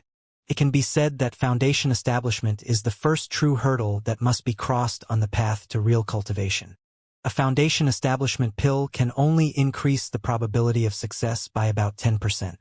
Even though he had reached the great circle of chi condensation, and his latent talent had been increased, it still was not an easy matter. Time slipped by. In the blink of an eye, another 3 months passed. Each full moon during that time, the 7 men again made attempts at pulling out the red rope. More than a few times, they came to Meng Hao's Immortal's cave to try to get his corpse. But the cave was being protected by Patriarch Reliance's lightning flag. A few insignificant chi condensation cultivators didn't have the slightest chance of getting inside. They started to wonder whether or not Meng Hao was actually dead. Another 3 months passed, half a year of hard work. They hadn't even seen a trace of Meng Hao. At this point, they were mostly certain that he was dead. As for Meng Hao, even he wasn't sure how many foundation establishment pills he consumed during the half year. Every time he failed, he would take another pill. Toward the end, he even tried consuming 2 pills at one time. The poison flared up twice during the half year. Thankfully, Meng Hao was prepared. He dealt with it, then continued on in his attempts to break through to foundation establishment. In this excruciating fashion, another month passed. One night, Meng Hao sat there, a roaring sound rising in his mind. Only Meng Hao could sense this roaring sound. It sounded like claps of thunder in his mind. Within his body, his golden core C let out an unprecedented roaring sound, and a gold light filled his body. It seemed as if he himself were made of gold. He sat there meditating, his eyes closed. As his core C emitted its thunderous roar, he focused everything on forming the Tao pillar and breaking through into foundation establishment. Within the core C, the demonic core rotated rapidly. It looked as if it might melt. During the past year, this had happened frequently. Meng Hao had come to understand clearly that if he didn't have this demonic core inside of him, it would be much easier to reach foundation establishment. It was the demonic core that was making things so difficult. Coupled with the fact that he had completed the great circle of qi condensation, it meant that achieving foundation establishment was much harder for him than anyone else in the world. Every time the Tao pillar was beginning to form, it would be disturbed by the demonic core and wouldn't coalesce. At the moment, golden light shined out from Meng Hao's core C. The waters began to congeal, slowly solidifying into a massive Tao pillar. But then the demonic core began spinning, causing the core C, which had just moments before been calm, to seethe. The Tao pillar once again began to fall apart. Again, Meng Hao's eyes burned. Without hesitation, he lifted up his hand and swallowed 3 foundation establishment pills. The demonic core just keeps moving, and that prevents the core C from entering foundation establishment. It just can't form the Tao pillar. I must form the Tao pillar. I must reach foundation establishment. I must stop the demonic core from moving. And that requires more spiritual energy. The 3 foundation establishment pills dissolved in his mouth, and a shocking amount of spiritual power erupted. It poured into Meng Hao's core C, which moments ago had been in the midst of condensing, but was then interrupted by the demonic core. The lashing power caused the core C to shine with blinding golden light. The demonic core, which seemed as if it would never stop spinning, suddenly began to slow. The spiritual energy within the core C seemed endless. A roaring sound could be heard which suppressed any indication that the demonic core would begin to spin furiously again. Stopped, unmoving. Popping sounds rang out from within the core C and echoed throughout Meng Hao's body. His entire core C seemed as if it were freezing over. In the space of a few breaths, it suddenly became completely solid. At that moment, it seemed almost as if Meng Hao's life had ended. His breathing slowed, and his body began to shake. His eyes shined, and he took a deep breath as the qi condensation manual of the Sublime Spirit Scripture appeared in his mind. The solidified core C began to slowly shrink. It grew smaller and smaller, changing into a diamond-shaped crystalline rock which contained the demonic core. More spiritual energy from the foundation establishment pills poured down, and slowly the core C emerged again. Even as it replenished itself, it began to shrink again upon itself to form an additional diamond-shaped lump of crystalline rock. Then more spiritual energy poured in, and the process began again.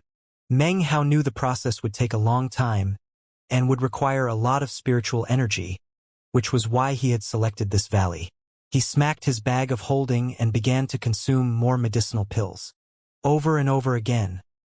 His core C replenished itself and then solidified into the diamond-shaped crystalline rock. Meng Hao lost track of time. 1 month, 2 months, 3 months, 6 months. Spring passed and autumn arrived, then the cold of winter. A year had passed since Meng Hao entered the Immortal's cave to practice secluded meditation.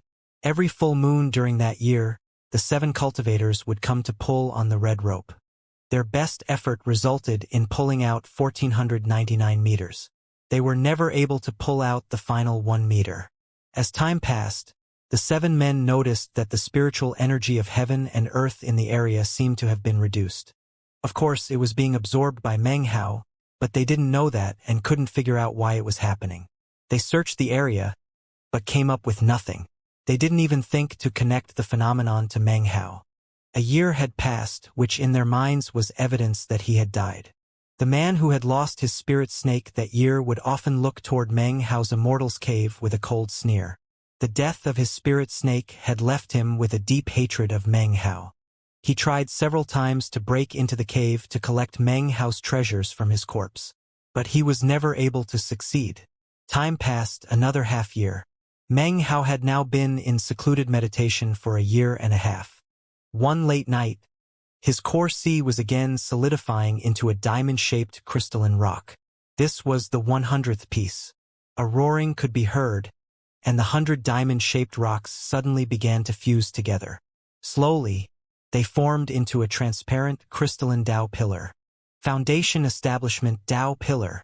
As soon as the Tao pillar appeared, Meng Hao's agitated breathing calmed down.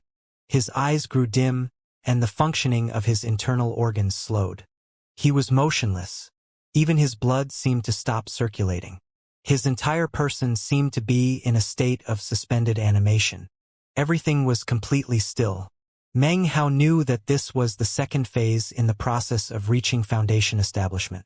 This was recuperation. He sat there cross-legged, his mind echoing with the Qi condensation manual of the Sublime Spirit Scripture. He sank into a very strange state. Even though his blood and flesh did not seem to be undergoing any change, in actuality, they were. They were changing in a way that made it much easier to absorb spiritual power. His Qi passageways enlarged. No spiritual power circulated through them. However, they grew tougher, firmer, and smoother.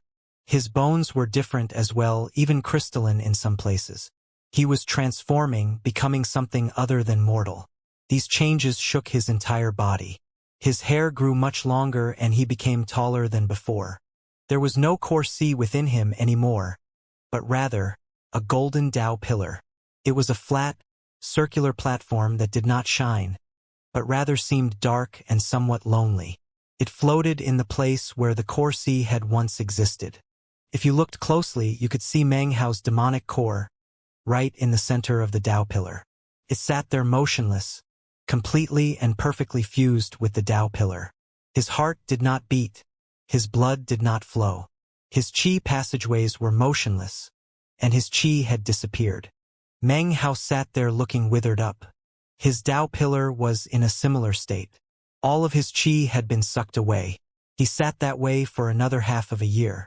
Breaking through into foundation establishment had taken him 2 full years. Others would be shocked if they knew of this.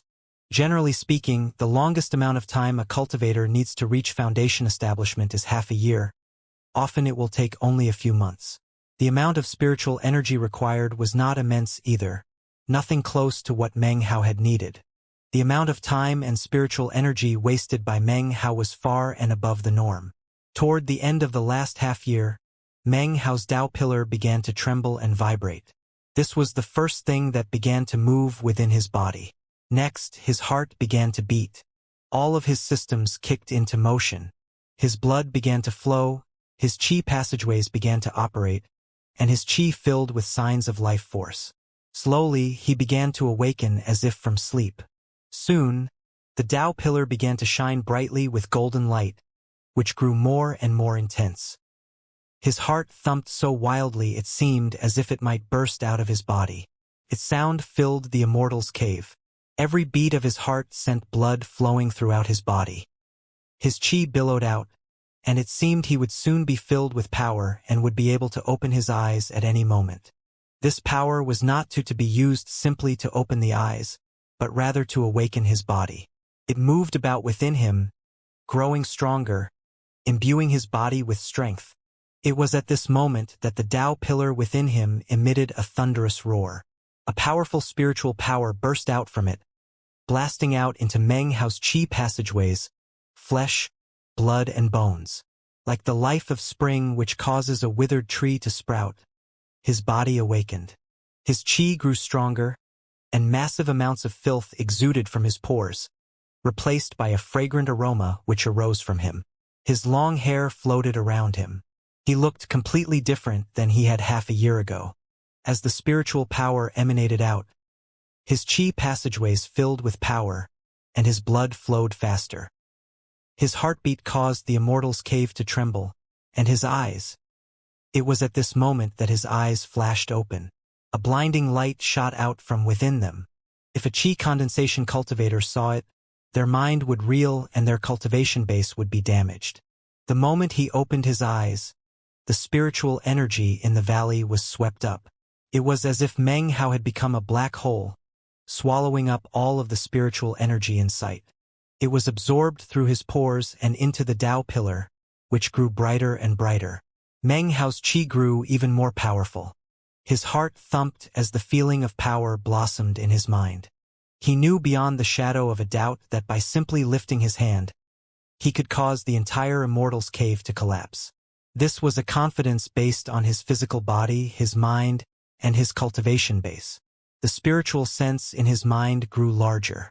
Because of what he had experienced in completing the great circle of chi condensation, his spiritual sense leapt up to a higher level. At the moment it was far more powerful than that of the average foundation establishment stage cultivator. In fact, his spiritual sense completely exceeded that which a cultivator should have at the early foundation establishment stage. It was actually equal to that of the middle foundation establishment stage. And to foundation establishment cultivators, spiritual sense was everything. Meng Hao's breathing echoed out. The spiritual energy of heaven and earth poured into him, and the Tao pillar grew more and more bright. Soon, his entire body shined with golden light. The power of foundation establishment cultivators far exceeds that of chi condensation cultivators. By moving his mind, he could see everything within 1,500 meters as if it were within his own heart. This was spiritual sense. A cultivator at the beginning foundation establishment stage could normally only cast spiritual sense 600 meters ahead. The beginning foundation establishment stage, said Meng Hao slowly. As his voice echoed out, his face shone with vigor. His eyes glowed, and he breathed deeply, feeling the power of the spiritual energy emitted by the Tao pillar. His was 100 times stronger than the power he could utilize half a year ago when at the peak of the 13th level of chi condensation. Of course, that difference of 100 times was not in comparison to the 9th level of chi condensation, but rather the 13th. To Meng Hao, this was a complete and utter change. This was why foundation establishment cultivators could so easily wipe the ground with chi condensation cultivators. The core C of chi condensation is congealed 100 times to form the foundation establishment Tao pillar. The change that Meng Hao had experienced this night sent his power leaping upward. It was without comparison. When Meng Hao sent out his spiritual sense, he started to get the feeling that he was cut off from heaven and earth. He was familiar with this sensation. It was the same type of feeling he got when he was in the 10th level of chi condensation or the 13th. Although now, the feeling was even stronger, as if the heavens did not tolerate his cultivation at all. And yet, along with the disapproval, he felt the strength of a different state. It seemed as if despite the fact that the heavens did not tolerate it, and this state was rejected by all creation, it fought back, and because of that was even more powerful. That resistance came not from Meng Hao, but from the Tao pillar and the spiritual energy inside of him. After feeling the resistance of the heavens, Meng Hao quickly determined its source. Not a bit of the spiritual energy of heaven and earth he had absorbed into his body escaped back out. Furthermore, none could be absorbed in. No cycle could be created with heaven and earth, which was not permitted. At the same time, because the spiritual energy was not emitting from him, he was able to vaguely make out some strange immaterial vestiges. Were he able to grab a hold of them, he would instantly become even more powerful. These vestiges were not permitted by the heavens, so only cultivators who were rejected could see them and gain enlightenment regarding them. Although Meng Hao wasn't aware of it, in the cultivation world, these vestiges were called Tao taboos. Every cultivator who reached the foundation establishment stage could sense them. At the same moment as Meng Hao began to sense the Tao taboos, something shook his body. A cracking sound rang out as a fissure appeared on his Tao pillar. When this happened, Meng Hao coughed up a mouthful of blood, and he was ripped out of that special state. Vast amounts of spiritual energy poured out of the crack in the Tao pillar. Meng Hao was powerless to stop it from happening. His body was once again connected to heaven and earth. Although the spiritual energy rushing out of him could not really compare to the amount he had absorbed, he was now back in a cycle with heaven and earth. The strange vestiges he had just been able to sense were no longer there. He was no longer rejected by the heaven and earth but had been accepted, and was now part of them. A flash of weakness appeared in his heart. Meng Hao lifted his head, his vision piercing through to the outside of the Immortal's cave. As he looked at the sky outside, his eyes shone with an unprecedented brightness. This was a flawless foundation with one crack. In this aspect, Meng Hao was actually better than most. With a cracked foundation, he would be much weaker, and with a fractured foundation there would be even more cracks and he would be significantly less powerful. As long as there is a crack, murmured Meng Hao. It is not perfect and thus the heavens can accept it. His eyes shined brightly. Because the Tao pillars have cracks, no matter what level I reach in my cultivation, there will always be absorption and diffusion. Do I cultivate in this way for myself? Or for the heavens? Meng Hao was silent for a while. The question was really too profound for a foundation establishment cultivator to be able to contemplate. However, since Meng Hao had studied the Qi condensation manual of the Sublime Spirit Scripture, and because he knew of the method to achieve a perfect foundation, he contemplated matters that normally only someone of the spirit-severing stage could comprehend. The moment that Meng Hao reached the foundation establishment stage, it was late at night outside. The 7 cultivators outside watched the spiritual energy churning back and forth, and then looked toward where Meng Hao was within the valley. What happened? Why is all the spiritual energy being sucked in that direction? Muttering like this, the 7 of them rushed forward. However, as they approached, they were forced to come to a halt, their bodies trembling. Their spiritual energy felt unstable, as if it might be ripped out of their body at any moment.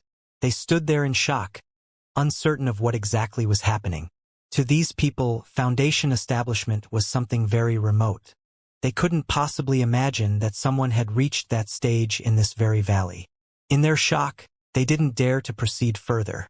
They stood there, making various speculations, eventually coming to the conclusion that something strange was happening because of the valley itself. Because they couldn't approach, guessing was the best thing they could do. There was no way to prove or disprove anything. I can sense that there is some immense power in the valley, said the toad geezer, taking in a deep breath and narrowing his eyes. It's something that far, far exceeds us. Too bad we can't get any closer. Just what happened, exactly? I feel like if I approach any further, the spiritual energy within my body will get sucked out. There have been a lot of strange things happening to the spiritual energy over the past 2 years. Now another thing is happening. The 7 of them exchanged glances, then grew silent, their hearts filled with various speculations. Meanwhile, within the cave, Meng Hao lifted his head up, his eyes shining. If he hadn't been able to glimpse the perfect foundation at all, then it wouldn't have mattered. But having felt it briefly, only to have it taken away and his power reduced, made him desire it even more intensely. The perfect foundation. His eyes flickered and he stood up. He flicked his sleeve, and the mist in front of him rippled, then coalesced into a small flag, which came to rest in his hand. He glanced at it, spat out some spiritual energy, which covered over it, turning it into a black beam of light which entered his mouth. During Qi condensation, Meng Hao could only passively use the flag. But now that he was in foundation establishment, he could refine and wield it in even more ways. Looking pleased, Meng Hao took a moment to feel himself out. His eyes glittered. With the Qi condensation manual of the Sublime Spirit Scripture, a second core C can be formed. When the second core C moves from Qi condensation to foundation establishment, it can improve the quality of one's foundation establishment. For me, though, it won't really make much of a difference. However, I might as well do it just in case. His eyes shining, he sat back down cross-legged and visualized the Qi condensation manual of the Sublime Spirit Scripture. Several hours later, his eyes snapped open. A roaring sound filled his body. Looking inside of himself, he saw that outside of his Tao pillar was a new area, a vast golden sea. This was Meng Hao's second core C. Having completed this task, he raised hand. The large rock which had sealed his Immortal's cave exploded into pieces, which then turned into ash. Meng Hao shot outside, turning into a blur of light that shot into the air.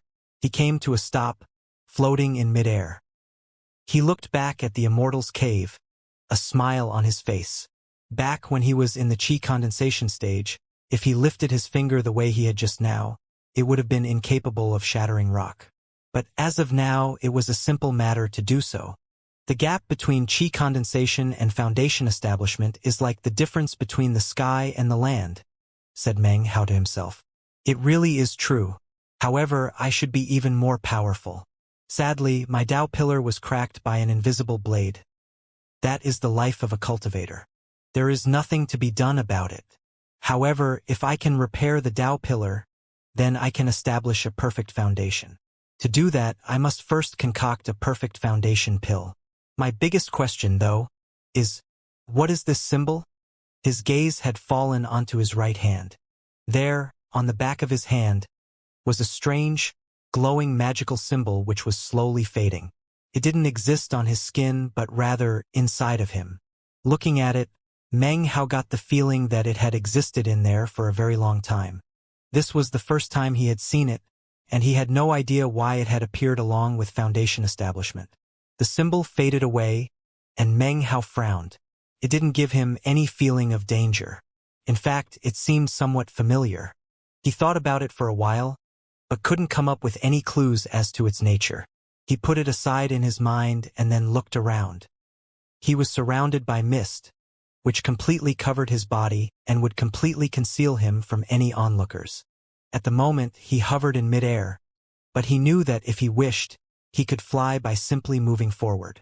Having completely set aside the matter of the strange symbol, Meng Hao began to consider why flight is not possible in the qi condensation stage.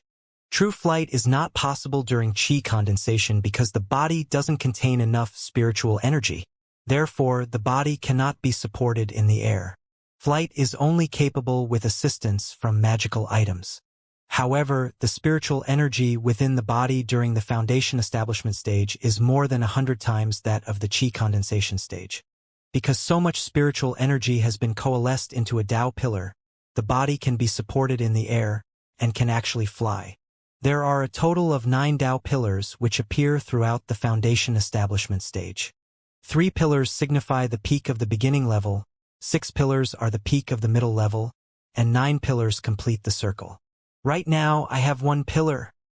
Meng Hao looked at the mist filling the area, and his eyes flickered.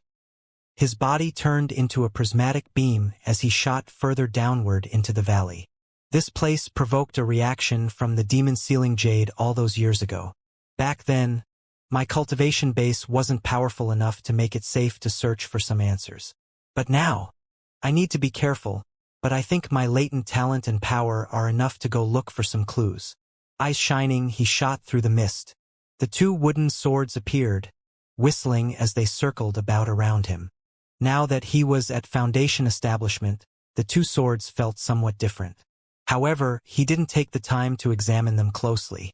Instead, he shot down through the mist, intent on determining what this place really was.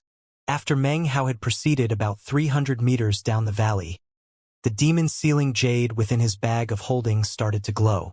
Meng Hao took it out and held it in his hand. He slowed down a bit, but continued to move downward. As he descended, the mist grew thicker and colder. It seemed somewhat sinister in nature, but Meng Hao was no longer of the qi condensation stage. If he was, his body may not have been able to withstand temperature. After moving along for the time it takes half an incense stick to burn, it grew painfully cold, so much so that it felt like blades on his skin. Finally, he made out what appeared to be the bottom of the valley. There was no vegetation here, only endless mist. Strewn about on the valley floor were the bones of various birds and beasts. Everything was quiet. Meng Hao looked around cautiously. He would not act rashly, but instead take the time to examine his surroundings. Finally, his eyes glittered as they fell upon the only part of the valley that didn't seem to have any mist in it. It was the mouth of a cave, roughly 9 meters wide. The edges of the cave mouth were formed of thick earth which seemed to be frozen over. It was impossible to tell how deep the cave was. It stretched back into inky blackness. Icy coldness poured out from the cave, which then turned into mist. Stretching back into the cave, off to the edge, was a dark red rope. Other than this, there was nothing else. At this point, the demon sealing jade in Meng Hao's hand glowed even more brightly. It seemed as if something was calling for it to enter the mysterious, endless cave. Who knew what was hiding inside? Meng Hao hesitated for a moment, looking at the cave. After a moment, he smacked his bag of holding. A flying sword appeared. It turned into a beam of light as it shot toward the cave and then disappeared inside. Meng Hao concentrated, listening carefully. Soon, a sound rang out like that of metal hitting stone. Meng Hao's expression changed. This ancient cave appears to be about 2,500 meters deep.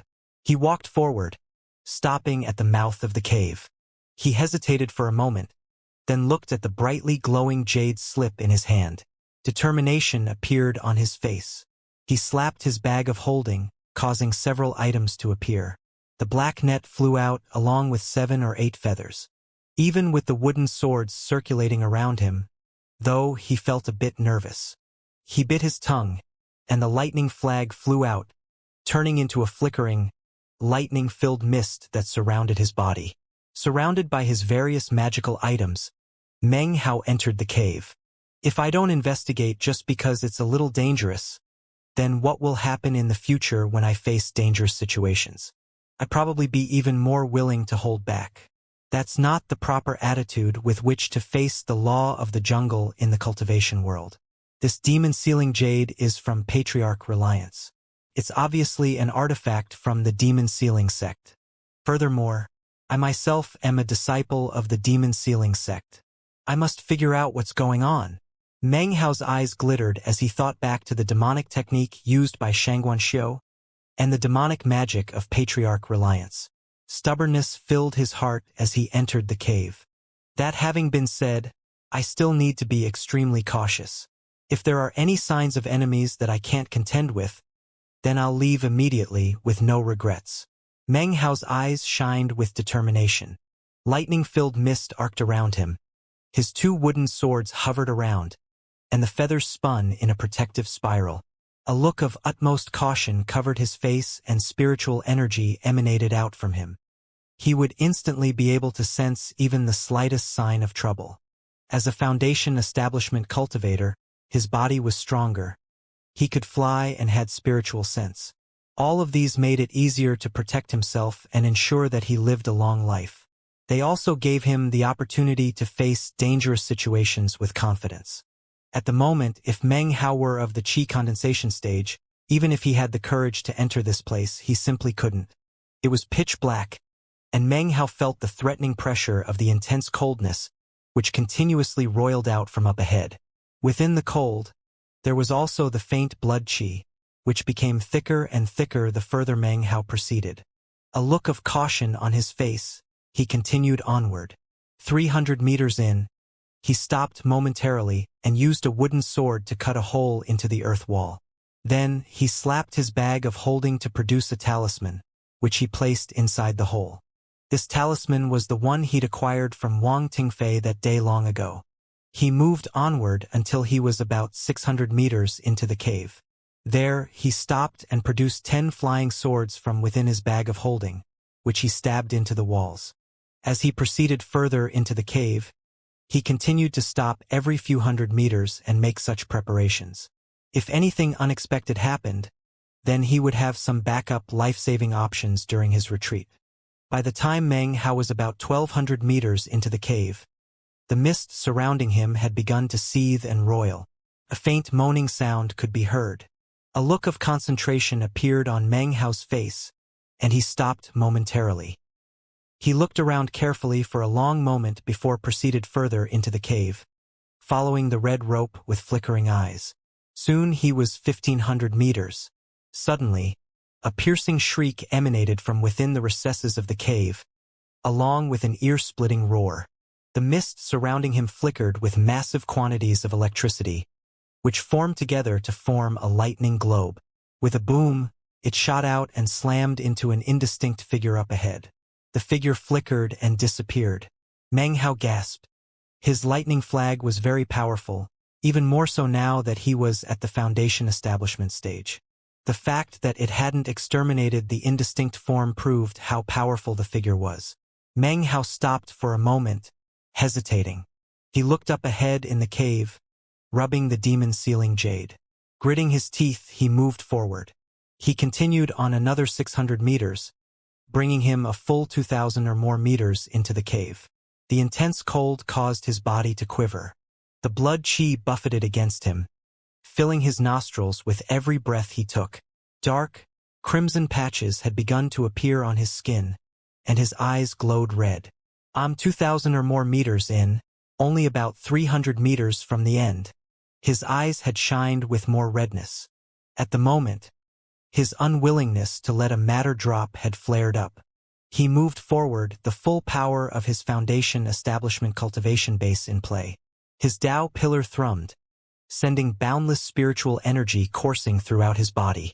He moved faster, speeding down the tunnel. In the space of a few breaths, he caught sight of what appeared to be the end of the cave, as well as the sword he had sent in. As things became clear, he realized that the cave was not 2,500 meters deep as he had thought. 2,500 meters in was a round platform, in the middle of which was a hole 2 meters wide. The rope, which appeared to be soaked through with blood, disappeared into the deep hole, which seemed to drop down into eternity. Meng Hao's sword was embedded into the side of the platform, which was why he had assumed the cave was 2,500 meters deep. He was surprised to see this. But then, his eyes suddenly narrowed. The demon-sealing jade was now emitting a massive amount of blinding light. It was then that he noticed a corpse, sitting cross-legged next to the platform. In the corpse's hand was an ancient-looking jade slip. This slip also emitted a brilliant glow, as if it were somehow connected to the jade slip he held in his own hand. Before Meng Hao had the chance to process all of this, a shrill scream filled the air. A blurred figure raced toward him. The mist defended him, but Meng Hao could clearly see a 6-fingered hand pressing against it, reaching toward him. It stopped about 2 meters from him, where a massive conglomeration of lightning resisted it. A ghastly coldness emanated from the hand, which appeared to belong, not to an adult, but a child. Boom! Meng Hao was shoved backward. Eyes flashing, he waved his hand, and the 2 wooden swords shot toward the indistinct figure. However, despite the sword's incredible speed, the figure was faster. It dodged and then shot backward to crouch next to the round platform. Underneath the glow of the ancient jade, Meng Hao could not see it clearly. It had an emaciated body, like that of a feral animal. But upon closer examination, it looked more like a 7- or 8-year-old child. Its eyes were completely red, and as it stared at Meng Hao, it opened its mouth to reveal black teeth. It screamed. Meng Hao's expression was the same as ever, although coldness gleamed in his eyes. Sword auras began to glow around the 2 wooden swords as they circled Meng Hao. Suddenly, Meng Hao's eyes narrowed. From within the hole in the flat platform, 10 dim streams of light emerged as 10 figures appeared which looked exactly the same as the child. They radiated viciousness as they stared at Meng Hao. If this was the extent of it, it wouldn't have been a big deal. But, behind the 10 phantoms, revealed by the glow of the ancient jade, Meng Hao saw a white-haired man floating up out of the hole in the platform. His face was devoid of blood, and he wore a white robe. His white hair floated about him. His eyes were closed, and a vicious scar stretched from his forehead down to his chin. The flesh around the wound stretched back to reveal bone. The 10 phantoms surrounded him. The whole scene caused a profound sense of danger to well up in Meng Hao. His scalp grew numb, and he began to inch backward. Before he could even take 3 steps, a shrill screaming filled the air. The 10 phantoms launched themselves from the platform, shooting directly toward Meng Hao. It was at this moment that the demon-sealing jade flew into the air of its own volition. A bright glow spread out from it. At the same time, the ancient jade in the hands of the corpse next to the platform also flew up into the air. An ancient and profound voice filled the air. Ancient Tao, tenacious desire to seal the heavens, benefaction for all in the mountains, inevitable Tao tribulation of the 9 mountains and seas, perennial will. It boomed throughout the ancient cave, causing the 10 phantoms to emit blood-curdling screams. Meng Hao watched as they instantly transformed into black smoke. The white-haired man suddenly opened his eyes. Within his eye sockets were no eyes, only bloody holes. It looked as if the eyes had been dug out years ago. As his eyes opened, the 2 ancient pieces of jade emitted beams of light which interlocked to form a restrictive spell filled with magical symbols. It settled down over the area, causing the white-robed man to begin to tremble, unable to move further. He slowly lifted his right hand, pushing against the restrictive spell. He himself made no sound whatsoever, but his action caused the entire cave to begin to shake. All of this happened too quickly. Meng Hao breathed raggedly as he looked at the two ancient pieces of jade. He lifted his hand, and instantly, the two pieces of jade flew toward him to land on his palm. The second piece of ancient jade was inscribed with a magical character. Meng Hao had seen this character before in his studies in the magic pavilion in the Reliance sect. It was the character for 8. As soon as it touched his hand, a profound voice filled his mind. It sounded ancient, as if it were being projected from a time long, long ago. It echoed out in his mind.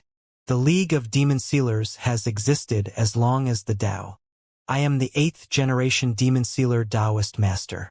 I am determined to walk the path of Tao tribulation of the 9 mountains and seas. In all likelihood, I will perish, so I leave my sentience along with my clone here to resolve the ill-fated relationship between Danu and myself.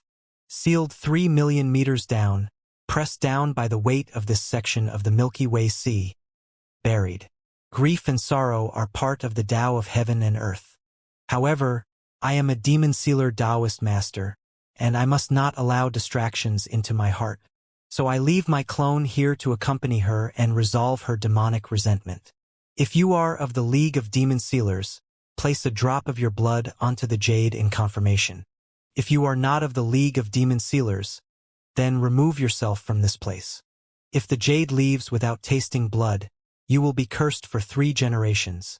Your descendants will never see the moon and you shall perish. The voice disappeared, and the glow from the ancient jade slowly faded. Meng Hao muttered to himself, his eyes gleaming. He wasn't sure whether or not to place a drop of blood onto the ancient jade. But if he didn't, then he didn't dare to take the jade away. He didn't fully believe the warning uttered by the ancient voice, and yet he couldn't ignore it. Murmuring to himself, Meng Hao frowned. He looked over toward the black hole. At the moment, there was not just one white-robed man floating there, but about 7, all in different positions. Their bloody gazes were fixed upon him. Although he couldn't see their eyeballs, Meng Hao's entire body grew cold. This place was incredibly bizarre, and he was filled with the desire to leave as soon as possible. But then he looked down at the ancient jade pieces in his hand, and resolve filled his eyes. He bit the tip of his tongue, allowing a drop of blood to fall onto the second ancient jade. As soon as the blood drop splashed onto it, it began to vibrate. A gaseous substance appeared in front of Meng Hao, which solidified into a gray-colored chi. It shot toward him, entering his body in the spot between his eyebrows. A roaring sound filled his mind, and then an archaic voice sounded out again within his head. This time it was more clear, as if the speaker were standing next to his ear. I was not always the 8th generation Demon Sealer Taoist Master. It was outside of the 6th mountain that I gained enlightenment from the will left behind by the 7th generation Demon Sealer Taoist Master upon his death. I willingly cut away my past and reversed my Tao, inheriting the past generation's Tao. I roamed creation and eventually refined half of the sea outside the 6th mountain in order to forge the demon sealing jade that is required of each generation. With the help of the demon sealing jade, I mastered the 7th demon sealing hex. Since ancient times, each new generation of the League of Demon Sealers must create a new hex. Therefore, I created the 8th demon sealing hex. Throughout my life, I sought out the other scattered hexes, but sadly by the time I reached the Tao tribulation of the 9 mountains and seas, I had only found 3. What a pity. Successor, if you are lucky, able to absorb the 8th demon sealing hex, and then create the 9th demon sealing hex. Then the League of Demon Sealers will be in accord with the law of the Tao.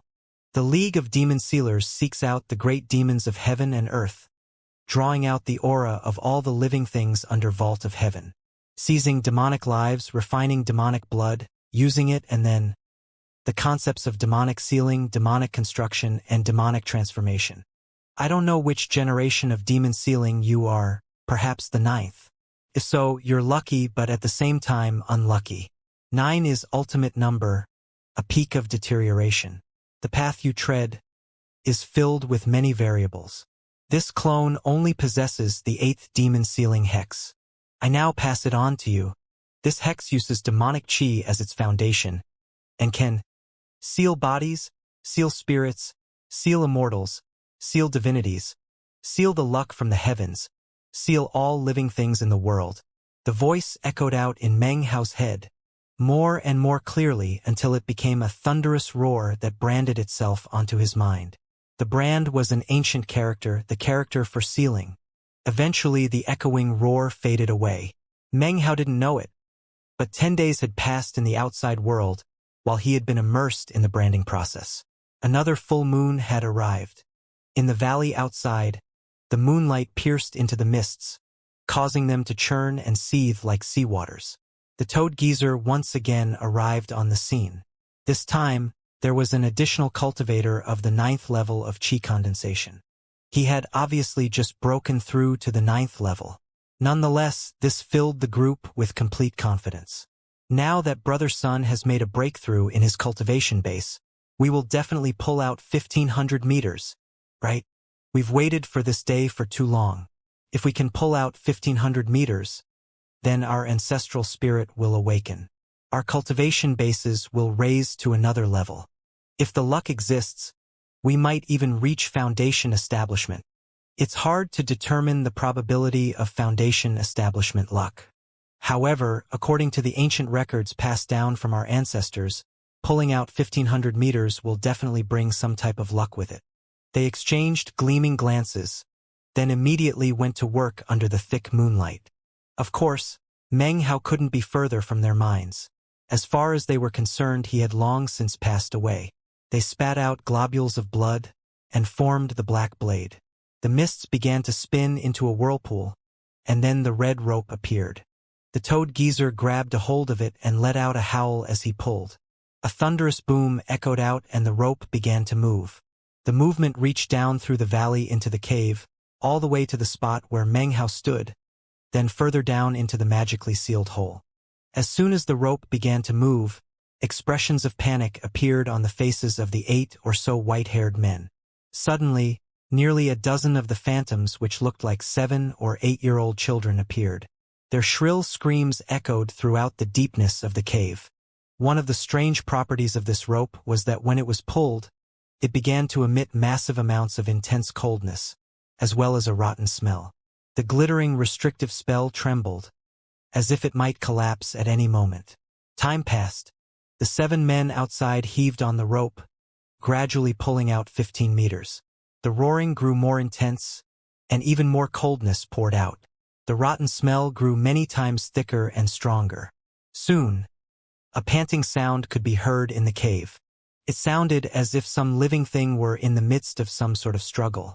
A figure appeared, screaming shrilly.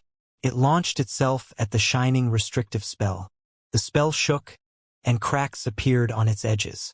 It was at this moment that Meng Hao's eyes became fully clear. He shook himself and took in a deep breath. A gleam appeared in his eyes as he became aware of what was happening in the ancient cave. He saw the rope moving, as well as the rapidly collapsing restrictive spell. There was no time to think. He clasped his hands and bowed toward the corpse. Then, carrying his mist with him, shot back toward the cave entrance. Before he could move even 30 meters, the shining restrictive spell shattered. 10 emaciated phantoms shot out, followed by the 8 white-haired old men. All of them aimed directly for Meng Hao, screaming as they approached. Behind them, thin streams of blackness floated up out of the deep hole. They looked like hair. The panting sound from within the hole became clearer.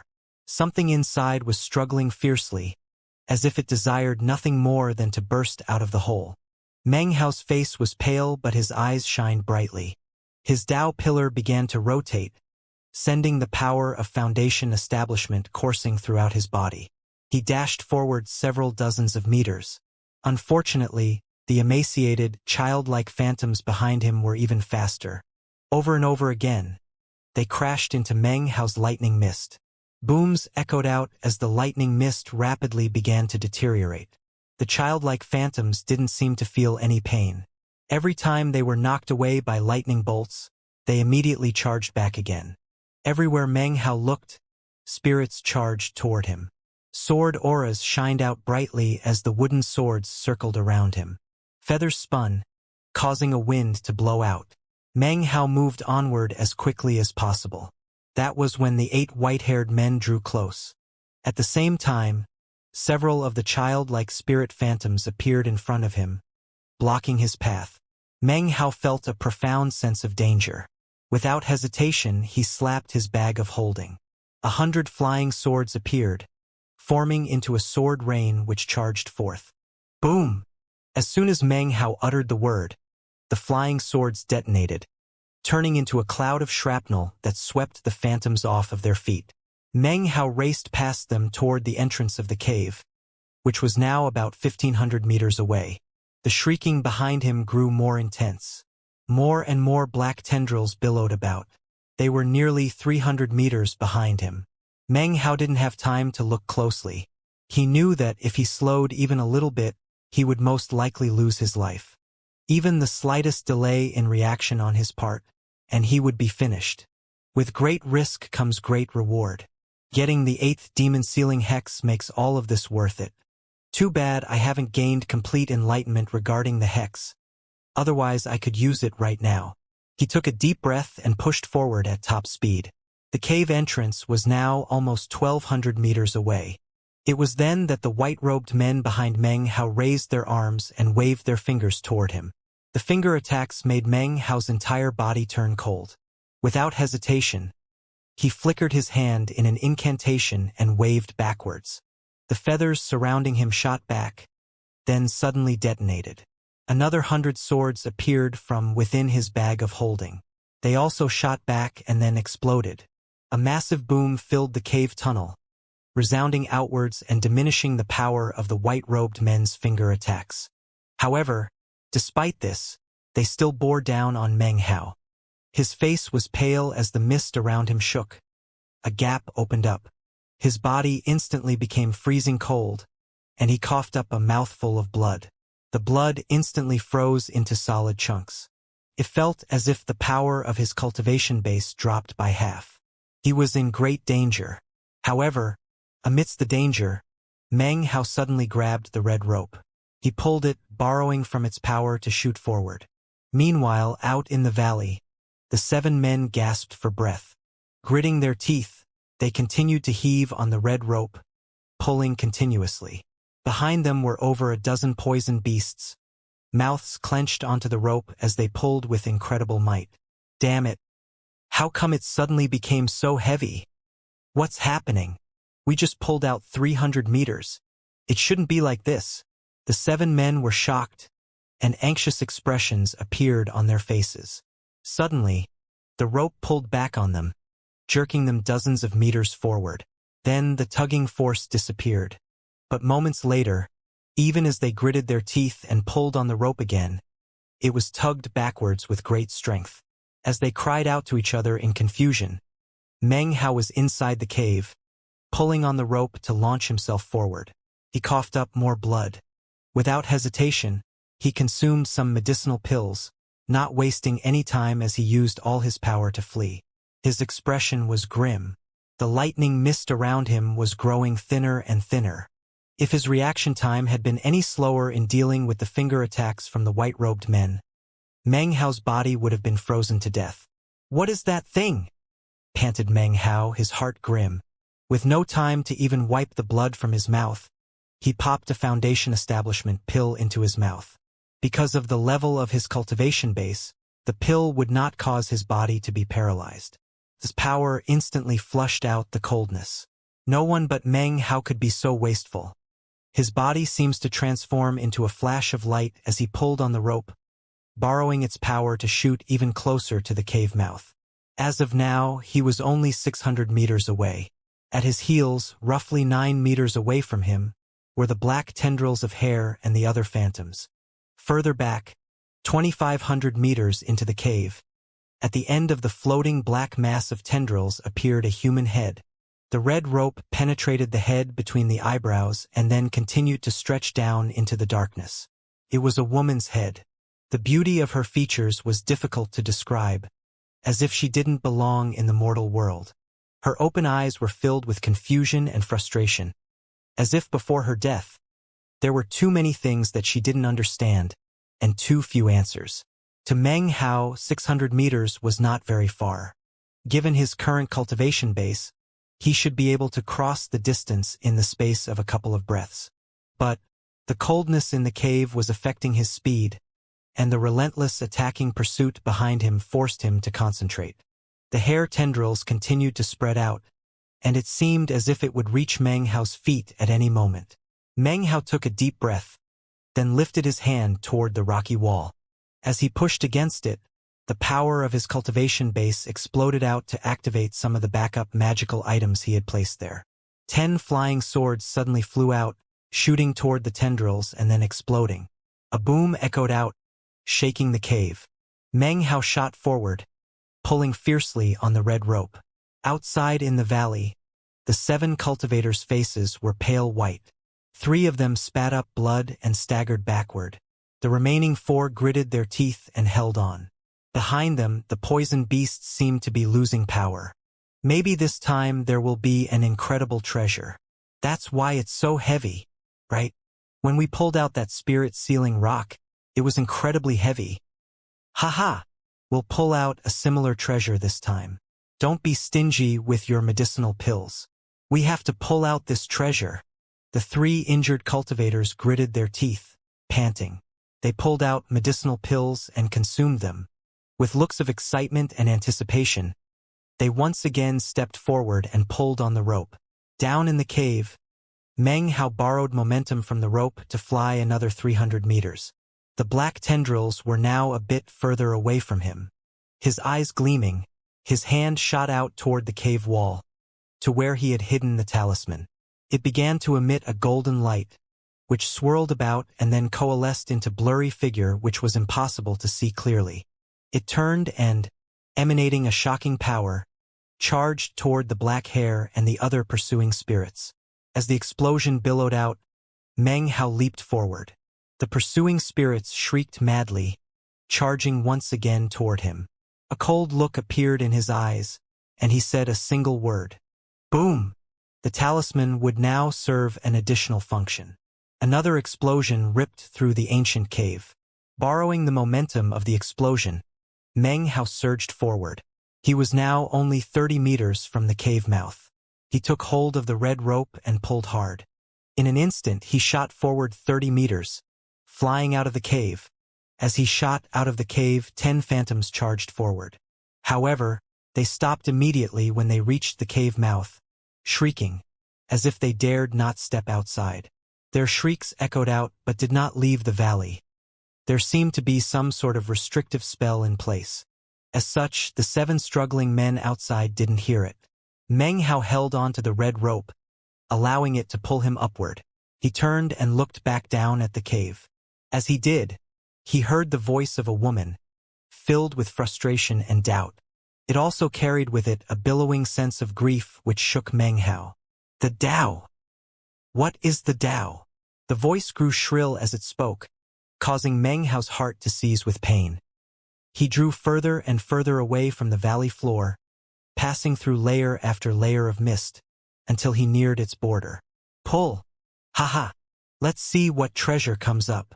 Maybe it's another spirit sealing stone. Whatever it is, we definitely will not have wasted our effort this time. The 7 men pulled excitedly, their eyes burning with passion. And then Meng Hao emerged. Their mouths dropped open and they stared at what they had painstakingly pulled up. The red rope dropped from their hands. They gaped, dumbstruck, their minds spinning out of control. This was something they couldn't possibly have predicted, and it left their brains blank. They had expected a treasure, but instead had ended up with Meng Hao. They couldn't believe their eyes. This? Damn it, what's going on? How can this be? That's the outsider from before. He's not dead after all. But how could it be him that we pulled up? Their minds reeled, especially the toad geezer, who had no reaction other than to gape. As for the cultivator who had lost the spirit snake, When he recognized Meng Hao, his eyes filled with rage. "It's that damned outsider," he said angrily, taking a step toward Meng Hao. He couldn't believe that he had spat up so much blood in his efforts to pull Meng Hao out of the mist. His rage billowed up. As he walked forward, Meng Hao looked at him calmly. As he did, the man's body suddenly began to shake and his organs felt as if they would stop working. His cultivation base seemed as if it had lost its ability to function. The blood drained from his face, and astonishment filled his eyes. A massive pressure bore down on him, causing him to shake so violently that he thought he might fall into pieces. Meng Hao continued to look at him. This was the crushing power caused by the vast difference in their cultivation bases. The man knew that by merely lifting his hand, Meng Hao could explode him into a million pieces. An intense, indescribable dread welled up within him. Shaking, he coughed up blood, so scared that he didn't even dare to take a step backward. The 6 other men had already begun to feel sick to their stomach, but seeing Meng Hao standing there like an imposing mountain, their hearts shook. They knew that this mountain could exterminate them all in an instant. "He's hovering in the air." It was at this moment that the Toad Geezer's face changed. Looking at Meng Hao's feet, he realized that this flight was not the same method used as when he and his fellows flew on their poison beasts. This was true flight. A Foundation establishment expert. The words pounded into their hearts, causing all of the men's expressions to change. Their faces were filled with shocked disbelief. They remembered that 2 years ago, he was only a 9th-level chi condensation cultivator. They even had assumed him dead. But here he was again, this time in a position vastly superior to theirs. As a Foundation establishment expert, he could end their life at any time. There were faces pale as they all cupped their hands and bowed deeply to him. "The junior generation offers greetings to the elder generation," said the 7 men, their fists clasped in front of them. Dread filled their hearts as they thought about what would happen if Meng Hao suddenly turned hostile. This was especially true of the man who had lost his spirit snake. Anxiety filled him. His body trembling, he dropped to the ground to kowtow to the expressionless Meng Hao. Even as he dropped to his knees, Meng Hao lifted his hand and waved it forward. A flying sword appeared. It was an ordinary sword, but it contained the power of Meng Hao's Foundation establishment cultivation base. It shot forward, disintegrating as it did so. The shrapnel shot down toward the spirit snake cultivator. A blood-curdling shriek rang out. He was of the 9th level of chi condensation, but blood showered out of his body, and he was killed instantly. His body toppled down into the mists. The other 6 men stood there trembling, not daring to even flee. They kowtowed to Meng Hao, not showing any reaction whatsoever to the attack just now. Actually, the man's death had come as no surprise. From the time that Meng Hao had first appeared until this day, he had been most venomous in expressing his hatred for him. If Meng Hao did not eliminate him, the other 6 men would have found it strange. That, in turn, could have given birth to other problems. Although Meng Hao had not been a part of the cultivation world for a very long time, he had experienced many things in the past 6 years. He was not the soft-hearted scholar he once had been. When killing became necessary, he did it without hesitation. Enmity had been created 2 years ago when the man had attacked him, and then had his spirit snake killed. The man was of the 9th level of chi condensation, so it was impossible to tell whether or not he would reach Foundation establishment. Killing him now would prevent any future troubles. From the incident with Ding Xian, Meng Hao had learned that even when attacking enemies weaker than yourself, you must be quick and thorough in the kill. From the incident with Wang Tingfei, he had learned that even an opponent with a lower cultivation base could harbor resentment and pursue vengeance ruthlessly. In these 6 years, Meng Hao had matured, both in his personality and in his methods of dealing with matters. As he looked down at the 6 men who trembled in fear like cicadas during winter, Meng Hao for the first time experienced the strength and respect shown to powerful experts in the cultivation world. It would be more accurate to say respect and fear. 2 years ago, these men had been willing to attack him even though he was of the 9th level of chi condensation. But now, each and every one of them was shaking in his boots. "I want you to tell me everything you know about this place," said Meng Hao coolly. "If you hide anything from me." He let his words trail off as his gaze swept over them. They trembled as they saw the remnants of the red glow emanating from his eye. The glow was filled with a demonic air, and when they saw it, their pupils shrank reflexively. The sight seemed to have been branded onto their spirits. Their expressions changed. They looked terrified to the extreme and would clearly not hide anything from Meng Hao. They told him everything, even taking out the village's ancient records and giving them to Meng Hao. They showed him maps, ancestral poison recipes, everything. Several days later, Meng Hao left the valley region, respectfully sent off by the 6 cultivators. His bearing was calm and his face expressionless as he sat cross-legged on an enormous green leaf, which transformed into a multicolored beam and shot toward the southern domain. After he left, the 6 cultivators relaxed a bit. As for the man who had died, they had long since chosen to forget that. They did not have the slightest shred of a desire to seek vengeance. They simply gazed off in the direction Meng Hao had taken and hoped he would never return. A few more days passed. It was late at night in the deep valley. There, in a region impossible to see, was the mouth of an ancient cave. Everything was calm.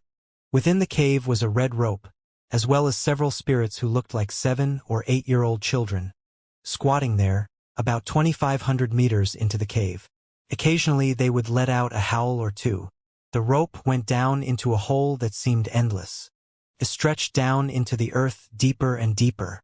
Soon, a woman's head could be seen, pierced by the rope. Her face was pure white, her eyes open, gazing frustratedly at the darkness. Past the head, the hole continued to stretch down, along with the red rope. 30,000 meters, 300,000 meters, 1,500,000 meters. There, it began to smell like the sea. In fact, at this point, seawater could be seen. The rope sank into the seawater, continuing on, seemingly without end. If someone could see that far down 3 million meters they would be gazing upon a pitch-black sea. The rope stretched on into the sea depths to this area. It was impossible to tell exactly how far the sea and the rope stretched. Up ahead was a stone formation that appeared to be thousands and thousands of meters in diameter. Massive stone boulders had been erected, ring after ring, layer after layer. In the very center of the stone formation was a wooden coffin, onto the surface of which was attached the red rope. The distance between this location and the mountain valley is difficult to describe. The rope is simply too long and not completely straight either. If someone pulled on it with incredible force, perhaps about 1,500 meters, then maybe you could measure it at approximately 3 million meters. It seemed the coffin had been in this location for a very, very long time. At this moment, a scraping sound could be heard. Along with the scraping, the lid of the coffin slowly began to open. It moved upwards about 3 inches. A blackness seeped out of the coffin, spreading out into the seawater. The name of this sea was the Milky Way. This sea existed between 2 great subcontinents of the world. As the blackness spread out into the sea, a school of 100 fish, each about the size of a palm, swam quickly through the water. The blackness enveloped them. Time passed, and the blackness slowly shrank down, then disappeared. The school of 100 fish had been reduced to bones, except for one remaining fish. Swishing its tail, it swam out from within the bones. Its body was pitch black, and growing out of its body were 2 tentacles. The tentacles swiftly grew longer and longer, until they were nearly 300 meters in length. As it swam upwards through the water, the tentacles writhed, making the fish look terrifying. It moved upward rapidly, as fast as lightning. As it raced upwards, the Milky Way sea around it began to churn and roar. Suddenly, it broke through the surface, soaring up into the night sky. The instant it left the sea, a tremor ran through its body. In the blink of an eye, its body expanded, and its appearance changed. Soon it was 30 meters long, 300, 3,000, 30,000. Within the space of a few breaths, it had grown to nearly 300,000 meters in length. It was now no longer a fish, but a bird. It appeared to be an enormous rock. An aura of death roiled off of the rock's body. It seemed ancient, as if it had just awoken from a deep slumber. Its life force was not strong, and its eyes were dim. It seemed as if its life might flicker out at any moment. Rebirth. The resonant voice sprang out from the rock's mouth as it flapped its wings and began flying in the direction of the southern domain. Despite its enormous speed, if it wanted to leave the Milky Way Sea and reach the southern domain, it would need to fly for more than half a year. Meanwhile, Meng Hao sped along through the sky, sitting cross-legged on the enormous green leaf. Black clouds roiled above him, and lightning crashed down all around him, along with pouring rain. However, the rain didn't touch Meng Hao. The leaf emitted a glowing shield which blocked the rainwater. Meng Hao shot through the stormy night, occasionally illuminated by the flashes of lightning. He lowered his head to look at the jade slip he held in his hand, a look of deep thoughtfulness in his eyes. According to the legends, that cave in the valley leads to the Milky Way Sea. The villagers have been watching over that area since ancient times, and every full moon, they pull on that rope. Every time they do, they get rewards of some sort. The whole thing seems a little fishy. He turned his head, and his eyes glittered as he looked out through the thunderstorm toward the location of the mountain valley. Bits and pieces of some larger story seemed to be coming together. He put the jade slip back into a bag of holding, within which were a large assortment of bottles and jars. They contained various formulas refined by Old Man Toad and the others, as well as a collection of poison pills created by their clan. They had given these gifts in tribute to Meng Hao, as well as a handful of jade slips. Most of the poisons would be deadly to someone of the Qi condensation stage, but would have less of an effect on someone at Foundation establishment. However, there were a few that were special. For example, one was called Delight Pill. It would turn into a mist that, when inhaled, would cause the victim to have sexual hallucinations. He glanced over the various poison pills, and then retrieved another jade slip.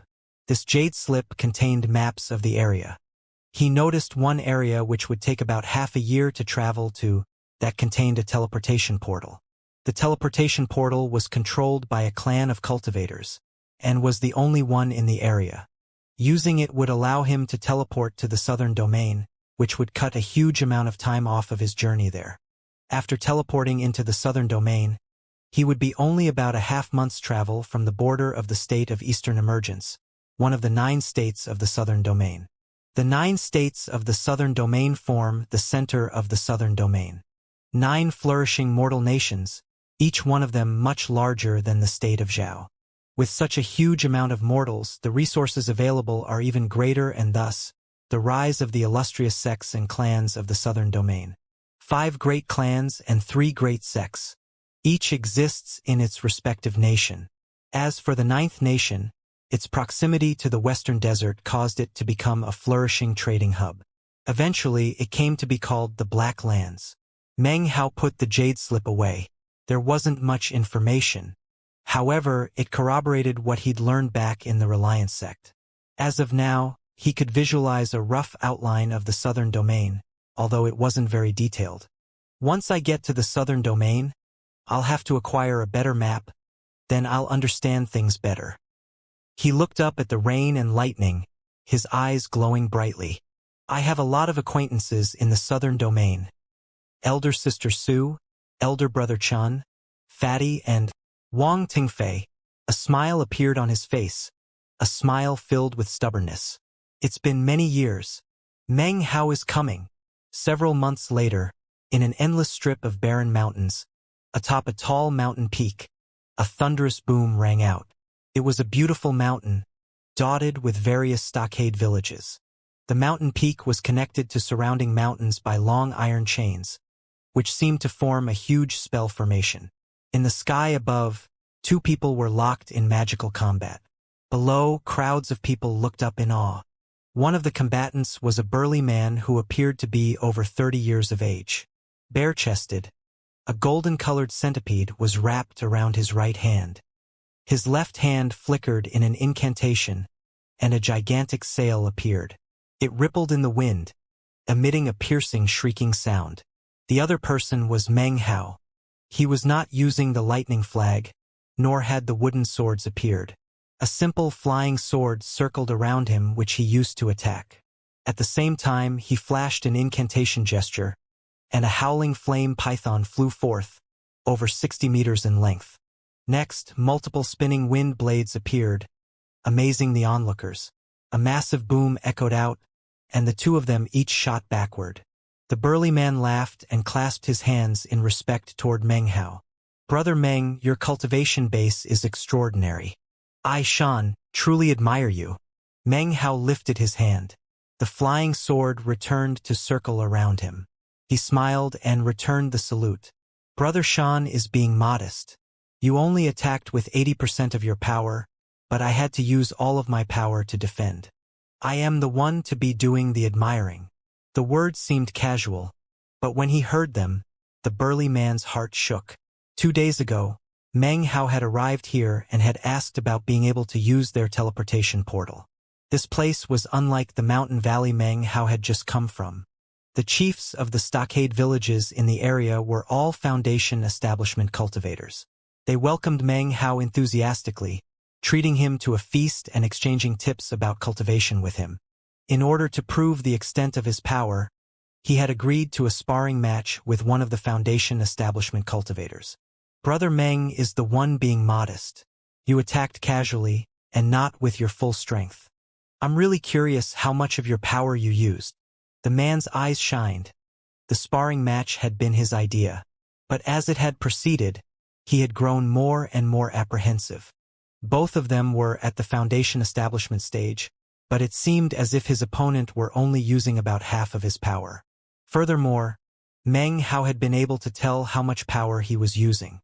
"When might I be able to use your teleportation portal?" said Meng Hao, sidestepping the question. He smiled, although the smile didn't touch his eyes. He had actually not even used a third of his full strength. "Oh, that's simple. You can use it today." The burly man nodded, muttering to himself.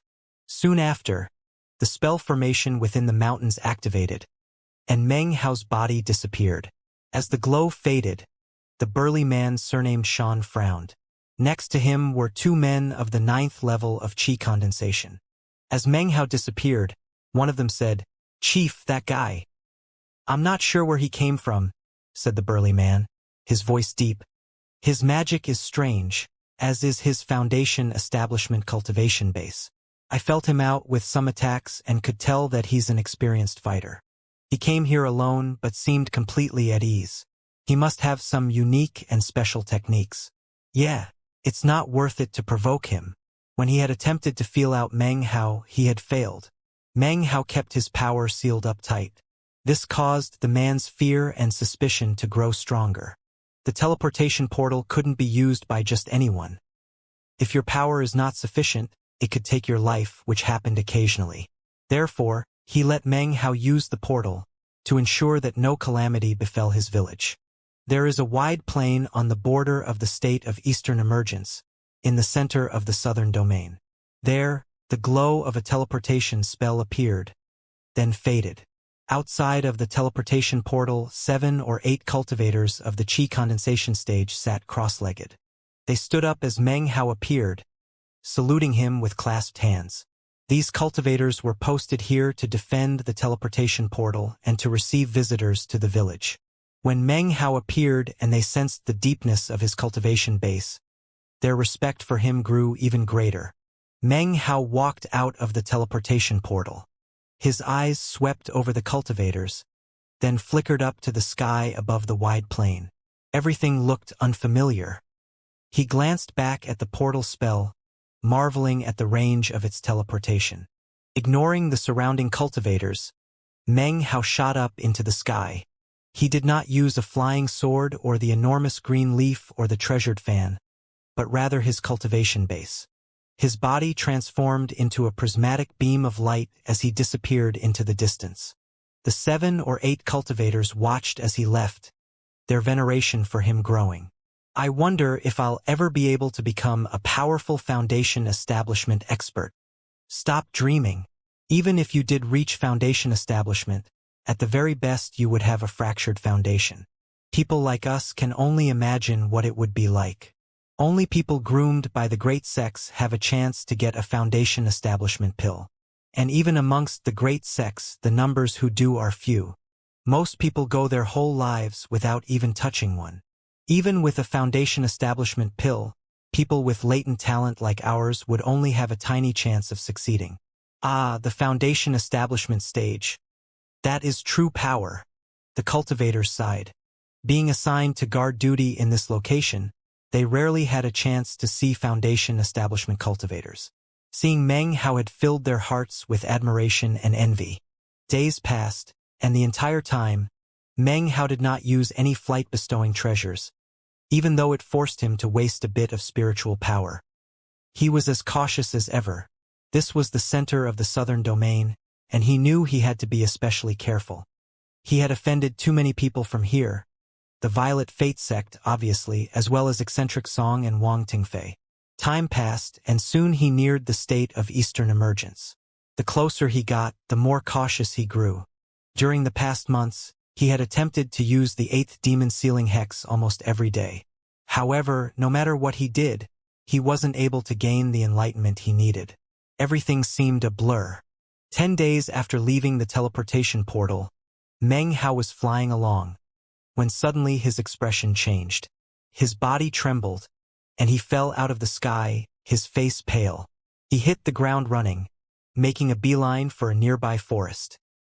He waved his hand toward a tree up ahead that was large enough for 3 people to encircle with their arms. The tree cracked open, sending splinters of wood out into the air. Meng Hao leaped into the fissure, immediately sitting down cross-legged. His face was turning a deep purple color, and his body was trembling. He spat out the lightning flag, which immediately transformed into a protective lightning mist. He coughed up a mouthful of blood as he attempted to take control of the poison that was flaring up within him. This time, the flare-up lasted for 3 days. The entire time, Meng Hao sat there, his jaw clenched tight.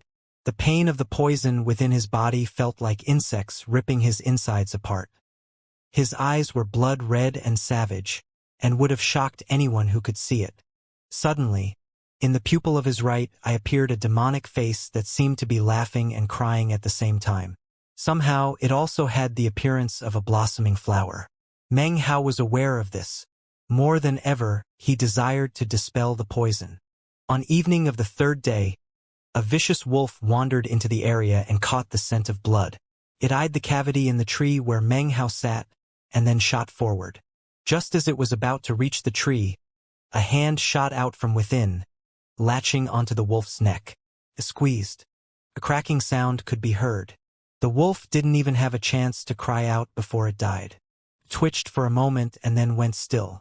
His face pale, Meng Hao emerged from the tree. His eyes glittered, shining with an intense killing aura. Every time the poison flared up, he had a stronger desire to kill. The flickering, laughing, crying demonic face in his eye seemed to be having a strange effect on all of the qi in his body. Meng Hao looked down at the dead wolf he held. He flicked his hand, and the body was consumed with flames. Ash drifted out from Meng Hao's hand. The fire flickered on his face. He looked much less a scholar now, and much more a vicious cultivator. In the past 2 years, the poison has flared up 9 times. But this time was different. Why did a demonic face appear within my right eye? He reached up and felt his right eye. The demonic face slowly faded away. Meng Hao experimentally circulated his cultivation base. When he did, the demonic face appeared again. His body transformed into a shining beam of light as he continued on toward the state of Eastern emergence. It was a large nation, about 10 times larger than the state of Zhao, filled with cultivators and sects. The largest of the sects was the Violet Fate sect, which acted as the leader of the other sects. You could definitely say that the state of Eastern emergence was the base of operations for the Violet Fate sect. Meng Hao knew this but had no other options. Going around the nation would involve traveling a huge distance. He wanted to get the state of Blue Clouds where the Black Civ sect was, a location actually closer to where the state of Zhao had been, but which was on the other side of the state of Eastern emergence. Fortunately, the state of Eastern emergence was huge, so if he was careful, it shouldn't be difficult to hide. It wasn't like the state of Zhao, which was small enough to make searching for people easy. Furthermore, he was no longer of the qi condensation stage. Now that he was of the foundation establishment stage, he could protect himself much more easily. His decision made, he entered the state of Eastern emergence. If I keep going on in this direction, there is a city of cultivators. Meng Hao flew through the air, passing through the border. He wore a long, black robe and a wide bamboo hat. His eyes flickered about as he surveyed the lands of the state of Eastern emergence. There were few mountains, mostly wide plains.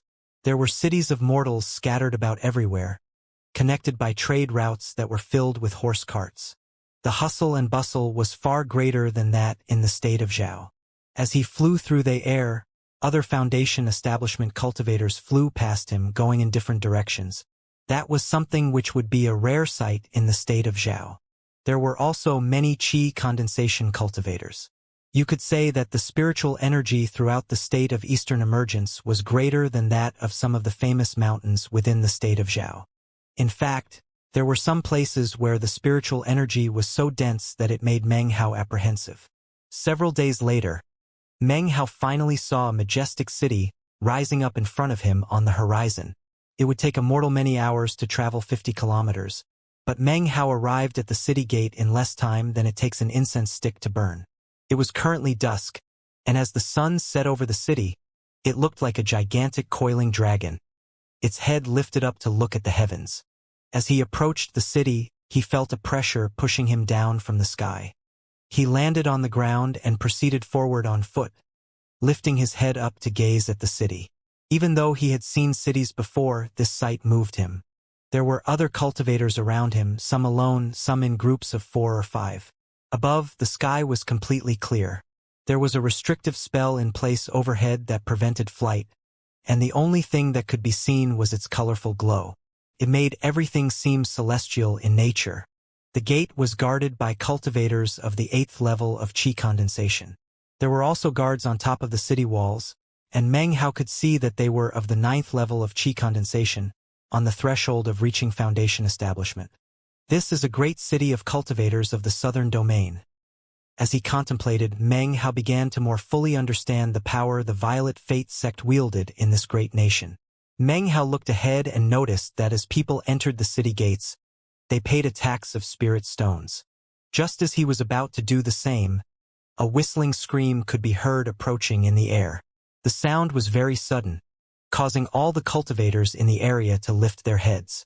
Off in the distance, a beam of light shot toward the city. It was violet-colored and roughly 30 meters wide. It approached like a screaming shooting star. In its midst was a middle-aged man wearing a splendid garment. His face was expressionless, and he flew toward the city center as if the restrictive spell emanating from within meant nothing to him. The pressure exuded by his body sent looks of shock to appear on the faces of the cultivators on the ground. A wind kicked up, turning into a whirlwind, which swept across the land. A core formation eccentric. Only people like that can ignore the city's restrictive spell and fly. Keep your voice down. That's Reverend Bai Hong of the Violet Fate sect. They say that years ago, someone from the Cloud Resemblance sect was disrespectful to him, so he slaughtered the entire sect. He's cruel and ruthless. The buzz of conversation slowly died out. Meng Hao looked off into the distance, his expression calm, but his heart pounding. Lowering his head, he entered the city. The largest city of cultivators he'd ever been in before was Milky Way City in the state of Zhao. Entering this great city in the state of Eastern emergence, he felt as if his worldview had suddenly expanded. Items used in cultivation were available everywhere, and tall buildings rose up as far as the eye could see. Qi condensation and foundation establishment cultivators bustled about, and Meng Hao even caught sight of 2 core formation cultivators like the Reverend Bai Hong from moments ago. Meng Hao was the only person wearing a wide bamboo hat, which actually caused many people to turn and look at him. He hesitated a moment before ducking into a random shop. When he came out, the hat was gone. His expression was calm as he walked past several more shops, and then began to walk through some snaking alleys. Suddenly, his body shot backward 30 meters, and his hand shot out like lightning. It came to rest on the neck of a boy of about 15 or 16 years of age. Meng Hao lifted him up and pressed him against the wall. The boy's cultivation base was not very high. It was at about the 6th level of qi condensation. His body was bony, but his eyes seemed to be filled with wit and cunning. His face twisted as Meng Hao lifted him up. The boy knew that by exerting just a bit of spiritual power, Meng Hao could turn him into ash. "Why are you following me? I'll give you one sentence to explain yourself." Meng Hao's expression was the same as ever as he held the trembling youth. The young man looked at his black robe and loose, long hair, and it seemed as if death itself were hovering in front of him. "Senior, I can help you find the things you need in the city," blurted the young man hurriedly. He was nervous, and fear shone in his eyes. He believed what Meng Hao had just said. He knew he would only have one chance to explain himself clearly, otherwise he would be exterminated. It wouldn't matter that they were within the city limits. Meng Hao gave the young man a look. He didn't say anything, but the young man was clever, and picked up on Meng Hao's intention. He continued speaking. "I'm Qiu Lin of the junior generation," he said, the words pouring out, his heart pounding. "I was born here in Eastern Greatness City, so I know the place well. I noticed you when you entered the city. I can tell that it's your first time here. You need someone who knows their way around to help you find what you're looking for. I'd like to offer my services. Senior, for only 50 spirit stones, you can save yourself a lot of time. I can help you find what you need much faster." He looked nervously at Meng Hao. He wasn't lying. Everything he'd said was the truth. He had done this type of thing before, but this was the first time he had encountered someone like Meng Hao, who exuded such a deadly air. Meng Hao looked over him coldly and then slowly loosened his grip. He frowned. The more the poison flared up, the stronger his killing intent seemed to grow. It seemed to be slowly affecting his personality. Qiu Lin took in a deep breath and then said, "What is it you seek to buy, sir?" "Poison pills," replied Meng Hao coolly. "Poison pills." Qiu Lin stared in surprise. He thought for a long moment, and then his eyes glittered and he went on to provide a vivid description of this aspect of the city. "Senior, there are not many shops in the city that specifically sell poison pills. But poison pills are still medicinal pills, and there are lots of shops in the city that sell medicinal pills. There are 2 shops that could be considered the best. One of them, called the 10,000 Pills Pavilion, has the most variety of pills. It's very famous, and when they have auctions, even Foundation establishment cultivators will attend. There's another shop that's a bit smaller, but they conduct trade with the Western Desert, so they have a lot of imported items. They say the apothecary there used to work with Grandmaster Pill Demon of the Violet Fate sect. He was some kind of boy genius when it came to medicines. Which place would you like to go to, sir? Meng Hao thought for a moment, then said, "The 10,000 Pills Pavilion." Qiu Lin nodded and led the way off. Having his help really did save Meng Hao quite a bit of time. They walked quickly through the city, and within about an hour, arrived at a 7-story pavilion. A huge stone stele had been erected next to it, upon which were written the characters, 10,000 Pills Pavilion. "I can't really go inside," said Qiu Lin. "I'll wait out here for you, sir." Looking around, Meng Hao noticed that there were quite a few disciples of the 5th or 6th level of qi condensation milling about. With a slight nod of his head, he entered the 7-story building. As for Meng Hao, he had cast a bit of spiritual sense onto him, to ensure that he didn't try anything funny. Now that he was of the Foundation establishment stage, he was becoming much more familiar with the usages of spiritual sense. In the 10,000 Pills Pavilion, qi condensation cultivators were restricted to the 1st floor. The 2nd and 3rd floors were for Foundation establishment. Core formation was the requirement to enter the 4th floor. Meng Hao walked around a bit, frowning as he glanced over the various medicinal pills. Enough time passed for an incense stick to burn, and he left. Qiu Lin immediately stepped forward. "Let's go to the 2nd place you mentioned," said Meng Hao, continuing to frown. Qiu Lin was clever, so he didn't ask any questions.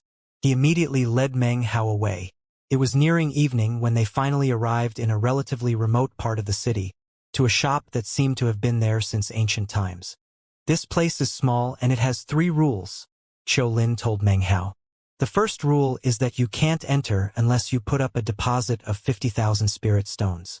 The deposit is non-refundable, whether or not you buy anything. The second rule is that only 1 person at a time may enter. Everyone else must wait outside. Furthermore, only 20 people are allowed in each day. Once 20 people have entered, others must wait until the following day. The third rule is that once inside, random questions are not allowed. Every question asked must be accompanied with a payment of spirit stones. Meng Hao stared in surprise for a moment, before understanding showed in his eyes. He walked forward. He hated to lose spirit stones, but if it led to being able to dispel the poison, then it would be worth it. The door of the shop was closed. On it hung a plaque with the number 18 written on it. Meng Hao settled his qi and calmed his mind, then stood there quietly. Qiulin stood next to him. Finally, when the sun was about to drop over the horizon, the door creaked open and a middle-aged man walked out. A frown was on his face, and he didn't even look at Meng Hao and Qiulin. He walked out, turned, and then clasped hands and bowed to the old man who had shown him out. When he saw the middle-aged man, Meng Hao's eyes narrowed and he lowered his head. He had seen this man before. It was none other than Reverend Bai Hong, whom he had seen flying through the sky earlier in the day. The old man who stood in the shop door was of the late Foundation establishment stage. For a core formation eccentric to salute him in such a manner was very unusual. Reverend Bai Hong turned and then transformed into a colorful beam of light that shot off into the air. A screaming whistle echoed out, after which the old man in the shop looked at Meng Hao. Without hesitation, Meng Hao produced a bag of holding, inside of which were 50,000 spirit stones. He respectfully handed it over.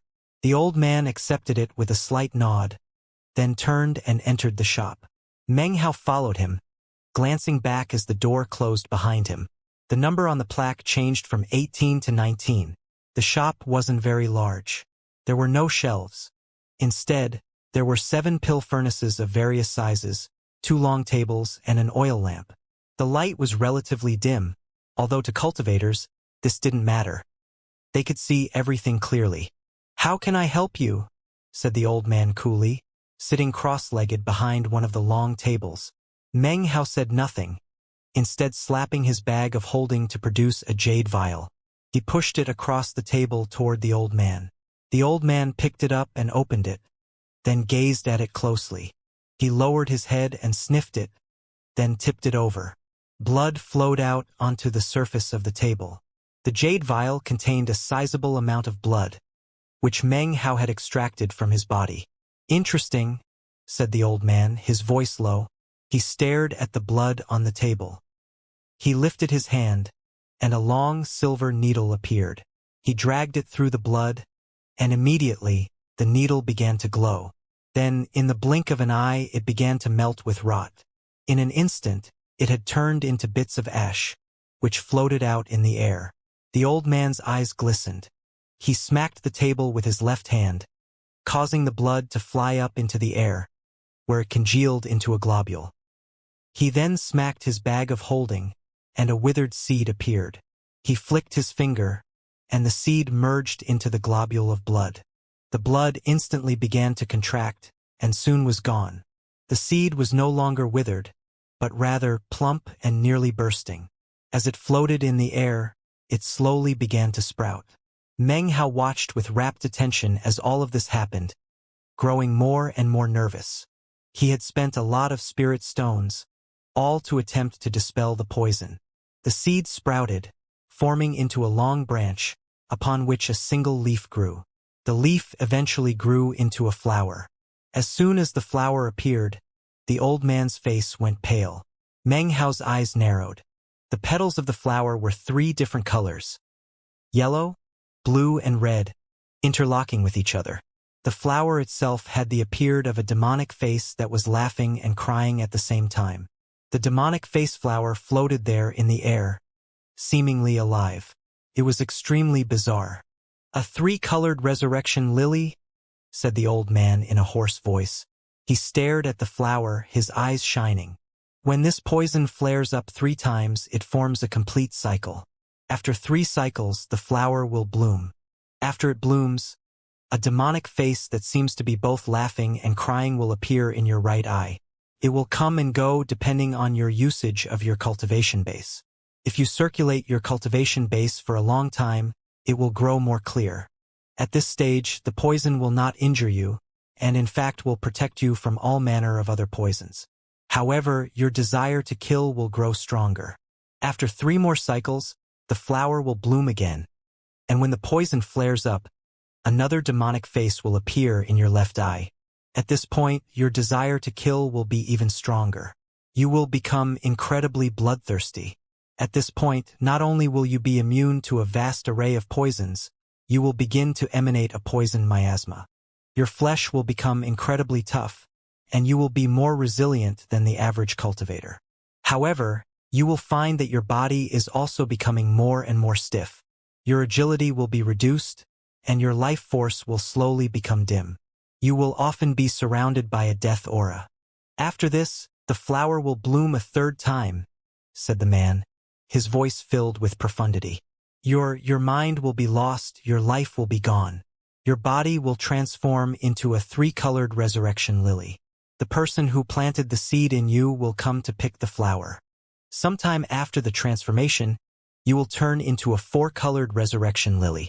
Mortal, chi condensation, foundation establishment, core formation, nascent soul, spirit severing, Tao seeking. 7 stages, 7 colors, 1 for each stage. Eventually, the resurrection lily will bloom in 7 colors. The flower descends, immortal ascension, 1,000 years.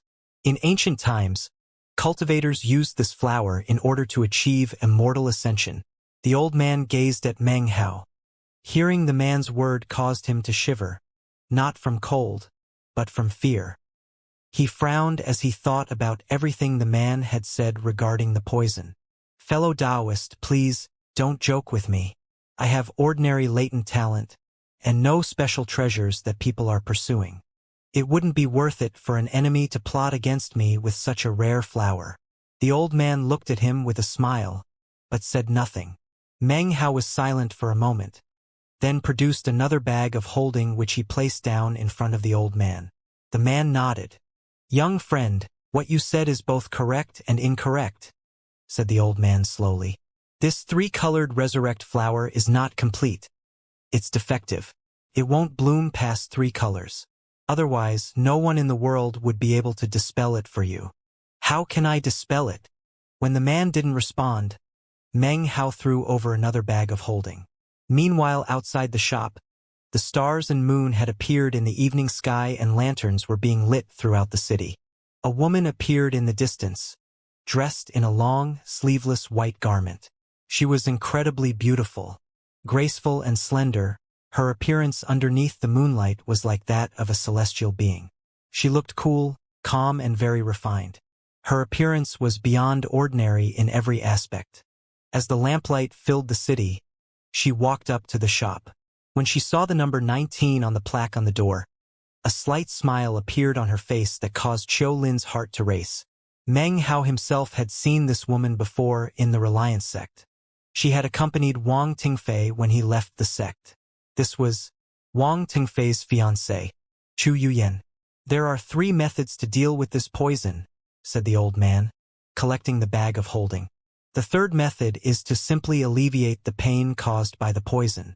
There are 3 types of spirit fruit that you can eat which will have this effect.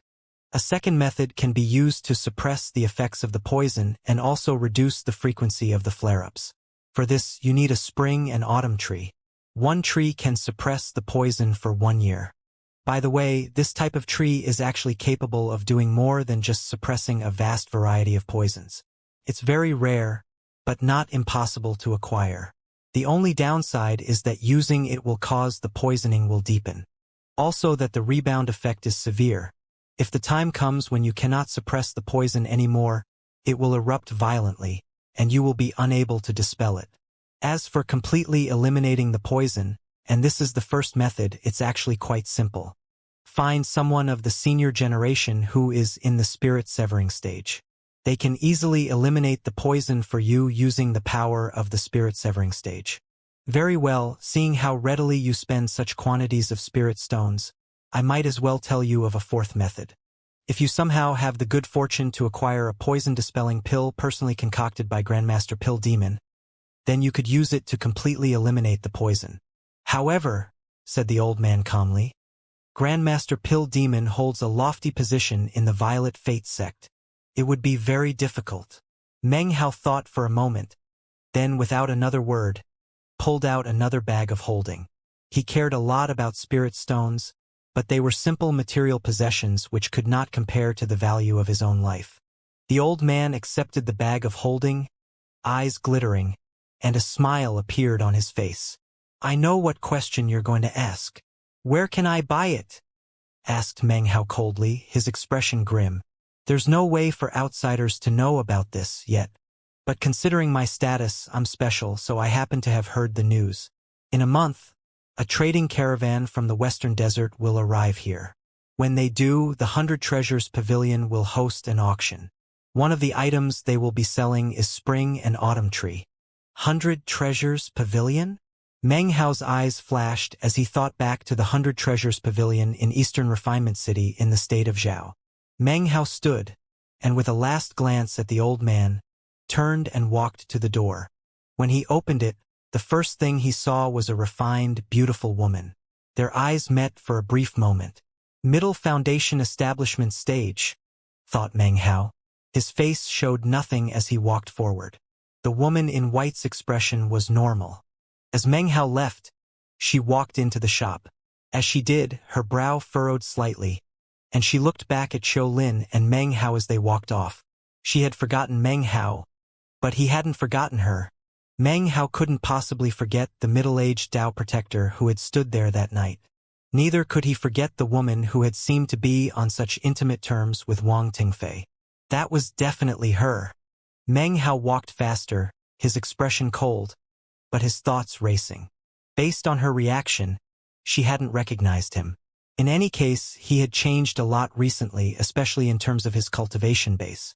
It would be difficult for anyone to connect the current Meng Hao with the old one. I was a nobody back then. She seemed so close with Wang Tingfei. She must be the disciple of a great sect. I wouldn't have made any sort of impression on her. But her cultivation base is in the middle of the foundation establishment stage. I wonder what Wang Tingfei's cultivation base is like nowadays. He thought back to everything that had happened that year, and barely perceptible cold smile appeared on his face. Qiu Lin walked beside him, looking thoughtful. He looked back, and then suddenly stopped walking. Now I know. That was Chu Yuyan, he said. Chu Yuyan? Asked Meng Hao, his expression flickering as he looked back at Qiu Lin. You mean the woman back there? Yeah, said Qiu Lin excitedly. She's a chosen from the Violet Fate sect, and also one of the 4 great beauties of the southern domain. That was definitely her. Oh, Meng Hao's eyes glittered. According to the rumors, gushed Qiu Lin, when she was born, a celestial lotus bloomed. Her latent talent is incredible, and her beauty is extraordinary. She was taken in by Grandmaster Pill Demon as a personal apprentice. Her beloved Wang Tingfei is a chosen from the great Wang clan. The year they got engaged, the entire southern domain was talking about it. He might be well informed about the affairs within the southern domain, but as he spoke, he didn't notice the look which appeared in Meng Hao's eyes. They continued on, and Qiu Lin proceeded to talk about various matters related to Chu Yuyan. At Meng Hao's request, he led him to an inn in a far corner of the city. Meng Hao asked him a few questions regarding the auction and then paid the spirit stones he owed. By the time Qiu Lin left, it was late at night. Meng Hao sat cross-legged in his room in the inn, his eyes twinkling. His mind was filled with the various things Qiu Lin had told him about Chu Yuyan. Enough time passed for 2 incense sticks to burn. He frowned. I wonder if there is some way to use Chu Yuyan to get Grandmaster Pill Demon to make me a poison-dispelling pill. When he thought about Grandmaster Pill Demon, he couldn't help but think about Ding Xian's foundation establishment pill. Ding Xian was also an apprentice of Grandmaster Pill Master, Meng Hao laughed bitterly. He had killed the man's apprentice, and also offended the Violet Fate sect. Dispelling the poison in that way would be very difficult. After a while, he began to meditate. Meng Hao had found that after reaching Foundation establishment, he needed larger amounts of spiritual energy, much more so than he'd needed in the Qi condensation stage. In order to reach the middle of the Foundation establishment stage, he would need to form 4 Dao pillars. Right now, I only have 1 Dao pillar. Because of the crack on the Dao pillar, I have a flawless foundation. Plus, I established my foundation after reaching the 13th level of Qi condensation. Furthermore, my cultivation is based on the sublime spirit scripture, making my Dao pillar gold-colored. My enlightenment is deeper, and I have much more spiritual sense. I don't think that many people in the early stage of foundation establishment would be my match. I've never fought someone of the middle stage of foundation establishment, so I'm not sure, but I think I could hold my own. His eyes shone as he thought of his match with the burly man surnamed Shan. At that time, he had come to have a much better understanding of the power of his flawless foundation. When the time came to form his second Dao pillar, he would be prepared. I need some medicinal pills suitable for the early foundation establishment stage, he said, taking a deep breath. He closed his eyes and spit out the lightning flag. A field of lightning mist sprang up, within which arcs of electricity sparkled. If anyone tried to make a move against him, they would immediately shoot out to protect him. Within the mist, Meng Hao once again attempted to use the 8th demon sealing hex, and once again failed. However, with each of his failed attempts, he seemed to grow closer to enlightenment. The night passed uneventfully. As dawn broke the next morning, Meng Hao opened his eyes. He left the inn to explore the city of cultivators in the state of Eastern emergence.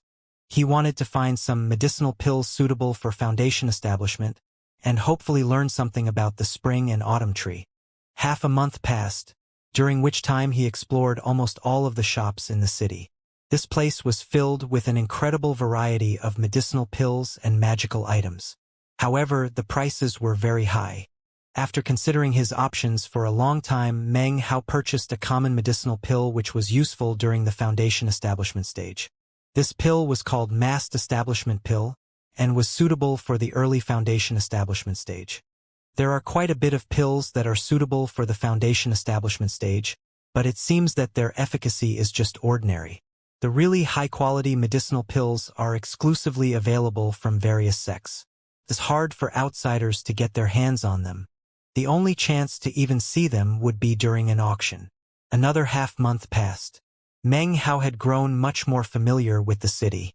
At the moment, he sat in the restaurant of his inn, next to a window, looking down at the throngs of people below. In his hand was a cup of alcohol, which he sipped as he thought. I've consumed far too many medicinal pills over the years. I've pushed my cultivation base with a quantity of pills far exceeding the average person. He frowned. It's not that the city didn't have pills suitable for the foundation establishment stage, or that the prices were too high. It was a problem of the 5 medallions. In the city there were 5 types of medallions available that determined who could have the chance to buy certain products. Without one of the medallions, even if you had the money to buy certain items, you couldn't. That was the rule in the city, and also the way that the Violet Fate sect could control the distribution of medicinal pills within the nation. 5 types of medallions. The only way to acquire one is to do some sort of meritorious service. So annoying. Meng Hao lifted up the cup of alcohol and took another drink. His frown deepened. Thankfully, I don't need a medallion to participate in the auction. As long as I have enough spirit stones to pay the entrance fee, I can get in. Meng Hao's gaze swept the street below. As he muttered to himself, time passed. Soon, the inn's restaurant began to fill with cultivators, who chatted and exchanged information. Qiu Lin had selected a relatively well-known inn for Meng Hao. Here, they only served drinks. In fact, they only served one kind of drink, which was called Savor the Spirit. The flavor of this alcohol was quite unique. It didn't burn going down. It was very strong, but was infused with spiritual energy. It wasn't a lot of spiritual energy, but it was enough to make the alcohol quite expensive. I heard that the trade caravan from the Western Desert arrived today. They brought way more people with them than they did in past years. I bet there's going to be a lot of treasures up for grabs at the 100 Treasures Pavilion auction. There aren't as many resources in the Western Desert as there are in the Southern Domain, but they have a lot of very unique material that we really need here. When they show up every few years, they usually bring representatives from around 100 different merchant groups and a variety of sects from different nations. The techniques of their cultivators are very strange. I hope we have a chance to learn something from them. I don't think so. They've obviously brought more people than usual. There has to be a reason for that. I'd say there's an 80 to 90% chance it has something to do with the corpse of that immortal. The sound of voices filled the restaurant, and most of them were discussing the auction which was to take place in half a month, and how it related to the arrival of the Western Desert Trade Caravan. Meng Hao was getting ready to make his departure. The trade caravan didn't interest him. However, when he heard mention of the corpse of an immortal, his eyes flashed, and he sat back down and poured himself another cup of alcohol. He took a drink and continued to listen. The immortal's corpse. Heh, it's been a bloodbath over there recently. 3 years ago, the 5 great sects and the 3 great clans tried to force their way into the area, but were met with failure after failure. They had no choice but to back off.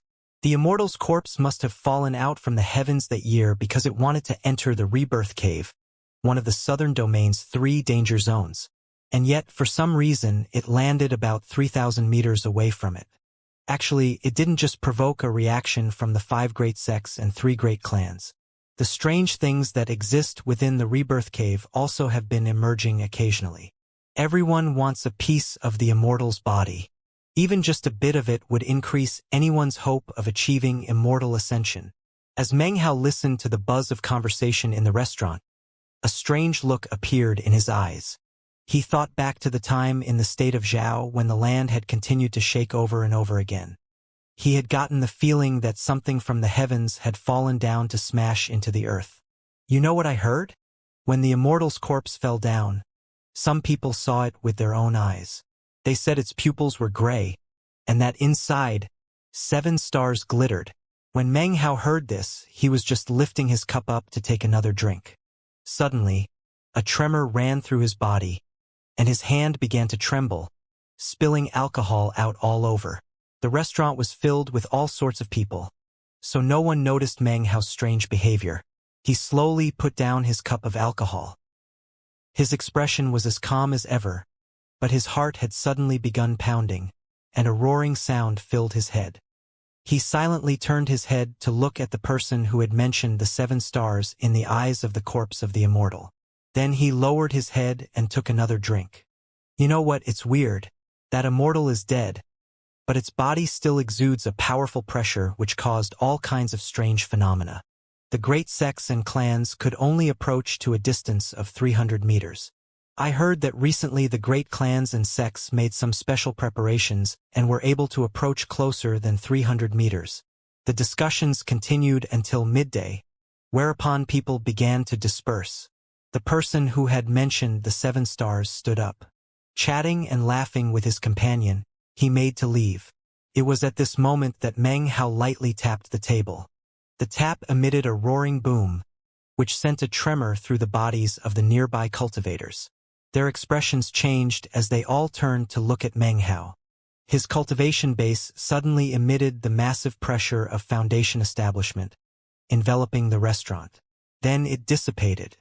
However, in that brief moment, the bodies of the 8th and 9th level Qi condensation cultivators trembled. Their faces grew pale, and their hearts flip-flopped as they tried to remember whether or not they had said something to offend this foundation establishment expert. Elder generation. One by one, they saluted. Their hearts were filled with veneration. They knew that fighting was prohibited within the city limits, so this person wouldn't attack someone lightly. But to them, the mighty pressure exuded by a foundation establishment cultivator was incredibly powerful, and caused dread to well up inside of them. "You," said Meng Hao, pointing at one of the people. "Come here." It was a young man who looked to be about 27 or 28 years old. He was at the 8th level of Qi condensation.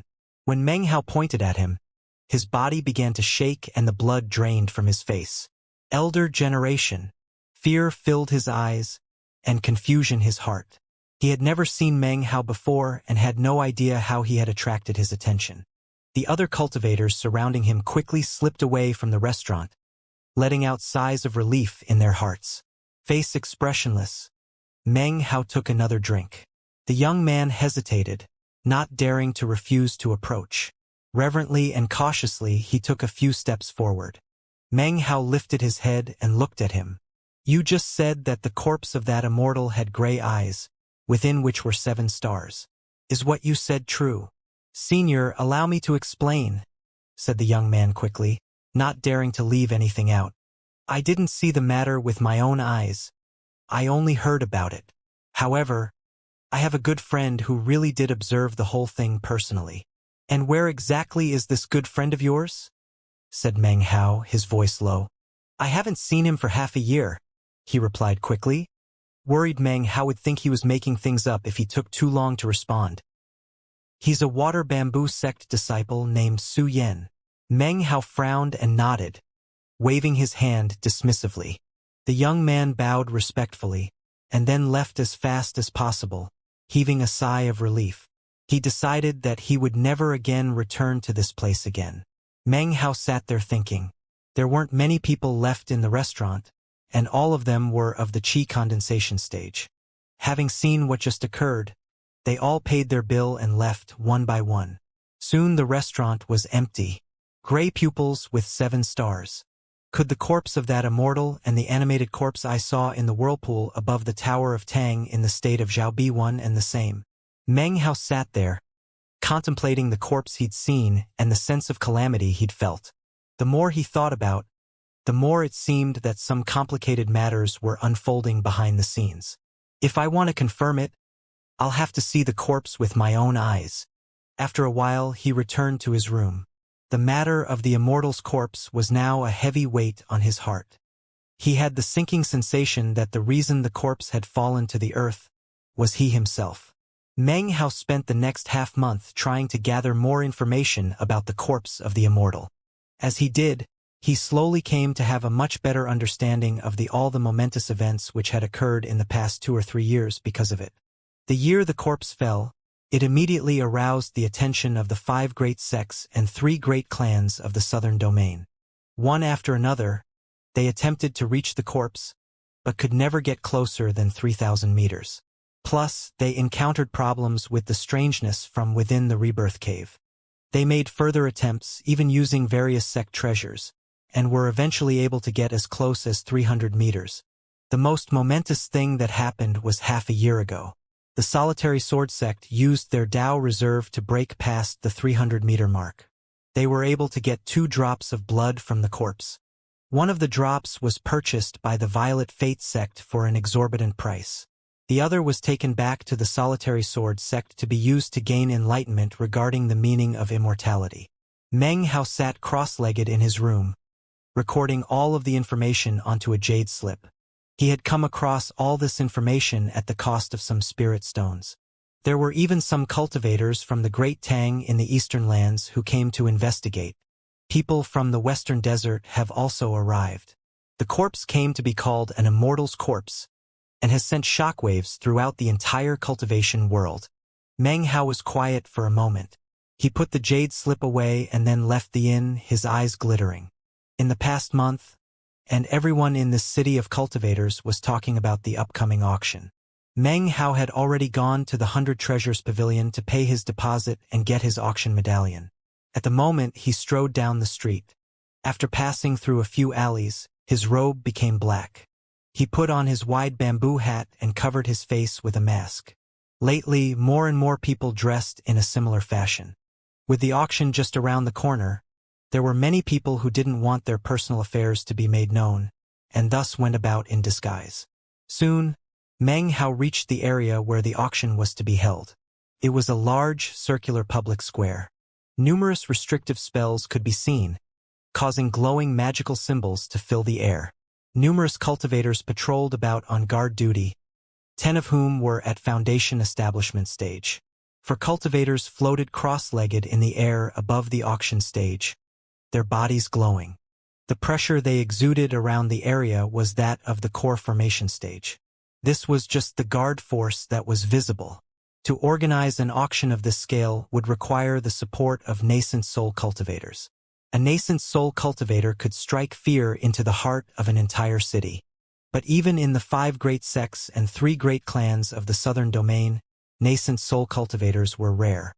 Any nascent soul cultivator would be referred to as patriarch and would usually spend time in secluded meditation. Usually, core formation cultivators would be the ones to leave the sect to handle matters. Most of the people attending the auction were from the state of Eastern emergence. Also present were cultivators from surrounding nations, who had traveled here for the sole purpose of participating in the auction. Everyone who entered the auction square had an auction plaque. By the time Meng Hao arrived, there were already several hundred people present. More continued to stream in. Meng Hao had paid for a seat at the very far edge. He sat down cross-legged in his position, looking coldly at the stage and the square. Above the main square were 3 levels of private booths, arranged not for cultivators with high cultivation bases, but for cultivators with high positions. Looking around at the cultivators around him, he saw a group who were clearly much taller than everyone else. They wore less clothing, and in fact, many parts of their bodies were encircled with iron hoops. Their skin was dark, and most of them had blue eyes. Each and every one of them were big and tall, their hair wild. From their strange clothing and iron hoops, it was obvious that they weren't from the southern domain. These were cultivators from the western desert. Time passed 2 hours. Soon, when the auction square was filled with nearly 1,000 people, the sound of a bell rang out. The bustle and noise died down, and everything grew quiet. At the same time, a blinding, multicolored glow appeared in the middle of the auction stage. It expanded out to cover the entire auction square.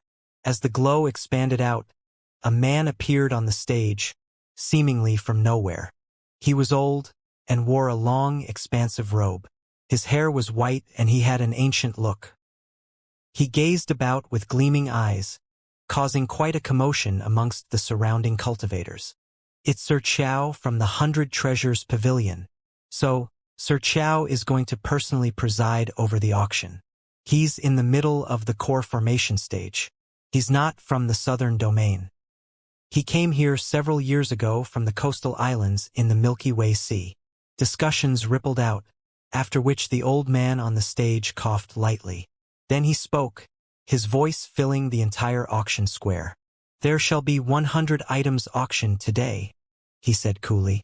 "They include medicinal pills, magical items, legacies, heavenly materials and earthly treasures, materials from the western desert, treasures of the southern domain, and valuables from the Milky Way Sea. I don't need to waste time stating the rules of the auction. Lot is a 1,000-year-old conch shell from the Milky Way Sea." A woman appeared behind him, seemingly out of nowhere. She was lithe and beautiful, and had an air of extreme confidence. She carried a jade tray, upon which was a black conch shell, about the size of a hand. The conch shell was covered with numerous lines, which ran and interlocked randomly across its surface. It glimmered as if it contained secrets of the heavens and the Tao.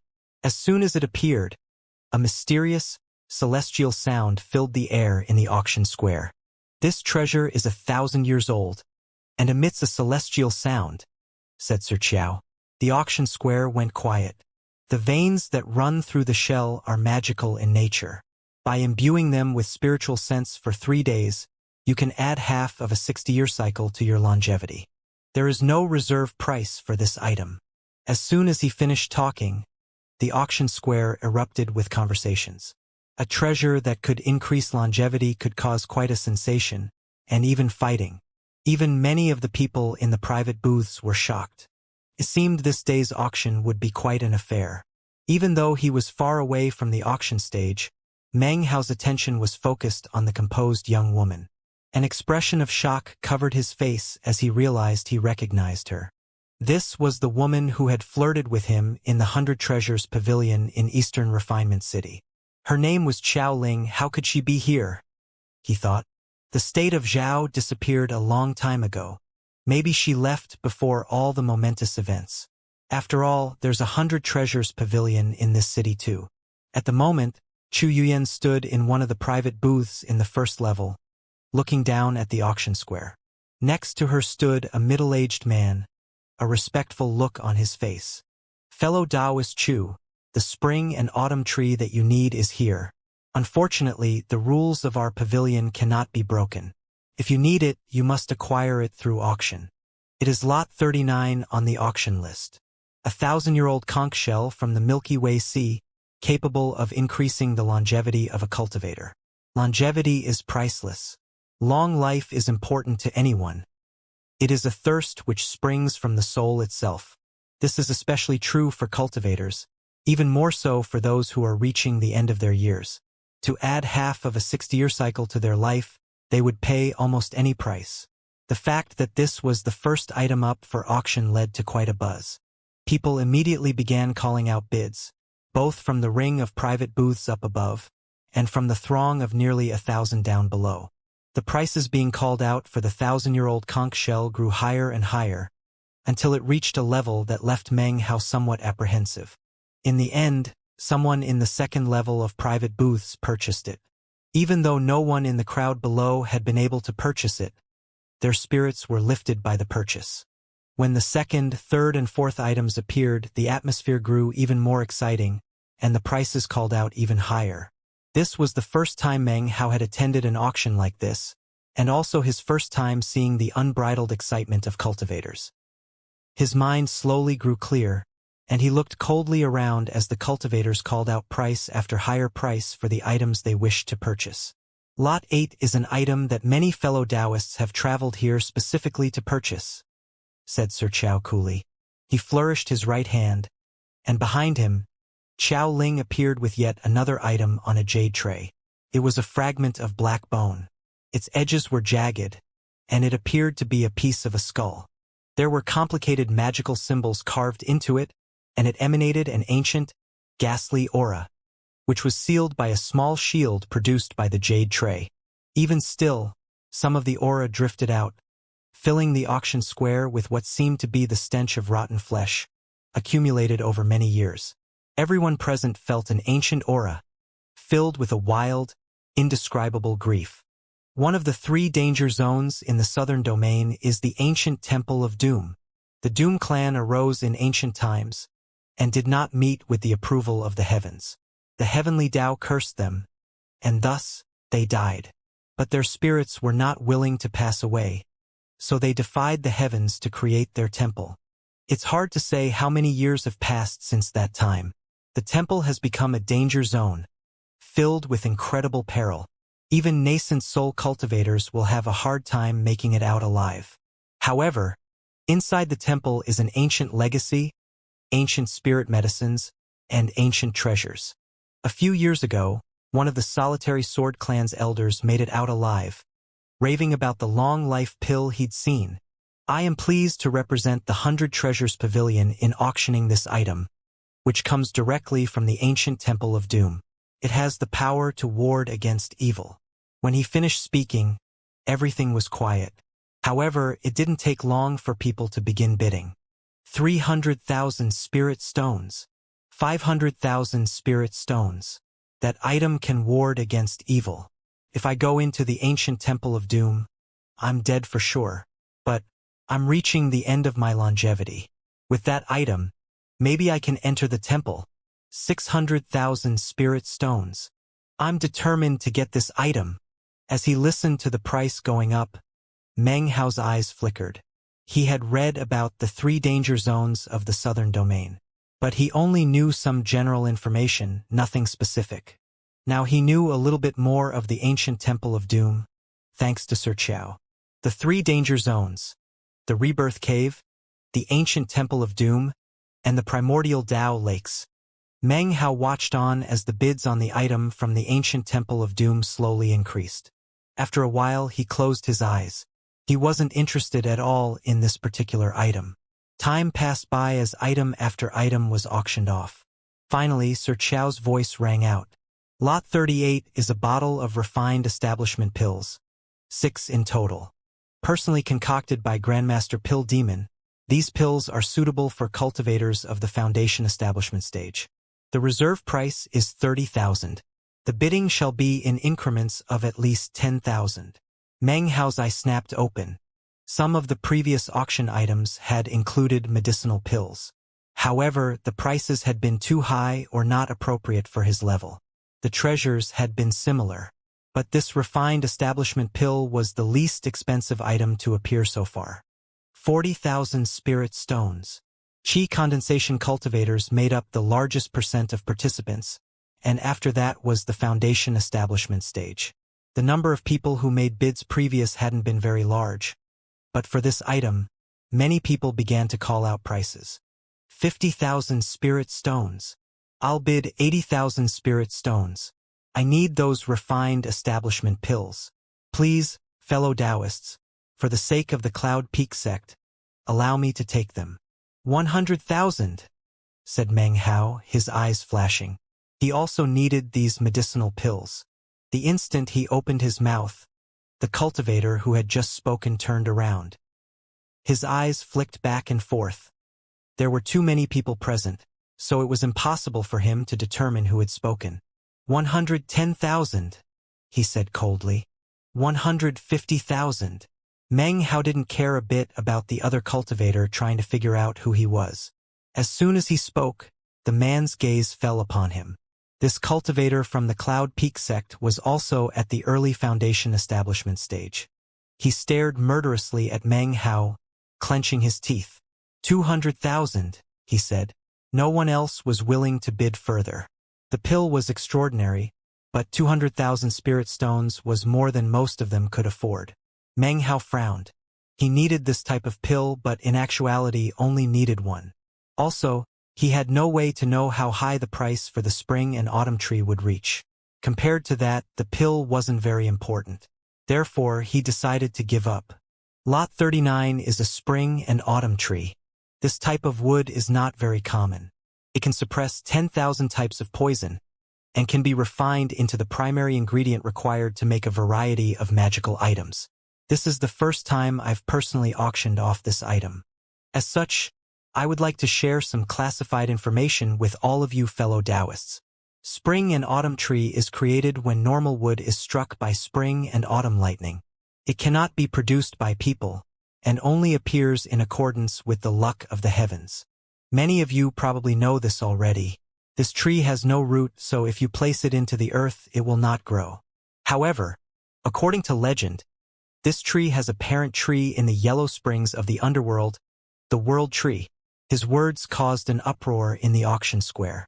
Hearing the word World Tree even caused the cultivators in the private booths to look down in shock. Sir Qiao, rang out a voice from one of the private books. Is this World Tree you mentioned the one from the legends, which leads to beyond the heavens? Correct, said Sir Qiao, his expression calm. Its shape is like that of an ox, its bark is easily peeled off, and when this happens, the ribbon-like strand looks like a yellow snake. Its leaves are like a net. Its fruit is like that of a golden rain tree, and its trunk is like an elm tree. Its name is the World Tree. In ancient times, there was a legend of an almighty power which had the potential to replace the stars within the sky. The sky was above it, and the stars outside of it. But the World Tree did not agree to be subservient to the heavens. It exploded, and its body disseminated amongst the stars. However, its will remained within the earth. During the seasons of spring and autumn, heavenly lightning will fall to destroy it. To protect itself, it creates the spring and autumn tree. Dark green leaves, a purple trunk, black flowers and yellow fruit. There is no sound beneath its canopy, nor are shadows cast. Of course, these are just rumors that I've heard. I'm not sure if they are true or false. The opening bid for the spring and autumn tree will begin at 100,000 spirit stones. Sir Qiao's words made many who hadn't previously been interested in the spring and autumn tree to suddenly be very interested. Meng Hao frowned. Before, he was confident in being able to control the price of the tree, but now, with so many people interested in it, he would surely have to pay a much higher price. He looked up at Sir Qiao standing there on the auction stage. His face was expressionless. but Meng Hao could clearly sense how shrewd and ruthless he was. Also frowning was Chu Yuyan, up in the top level of private booths. Her delicate brow furrowed, and she sighed inwardly. She realized she had been a bit rash. The 100 Treasures Pavilion had intentionally done this after she made her inquiries. Presumably, they also knew why she needed this particular tree. In the auction square, multiple people began calling out bids. 150,000, 200,000, 230,000. As for Meng Hao, he sat there watching as the price went up. He held his hand. 260,000. That's as far as I can go. It might be able to suppress poisons, but it's a consumable item. I don't need it because of some so-called world tree. I need it to dispel poison. The polite words were spoken by a soft-spoken cultivator wearing a long black robe. He saluted the surrounding cultivators with clasped hands. It was at this point that Chu Yuyan spoke up. 300,000. Her clear voice rang out, causing many people to look up, although they weren't entirely sure who had spoken. 320,000, said the other cultivator, his heart thumping. He clenched his teeth and looked up at the ring of private booths. All the people up there were famous figures from throughout the state of Eastern Emergence, and were not to be offended easily. But he couldn't give up. 350,000, said Chu Yuyan coolly. Some people down below were now able to tell where the voice was coming from, and they looked at the top level of private booths. However, most of the cultivators still hadn't determined where the voice was coming from.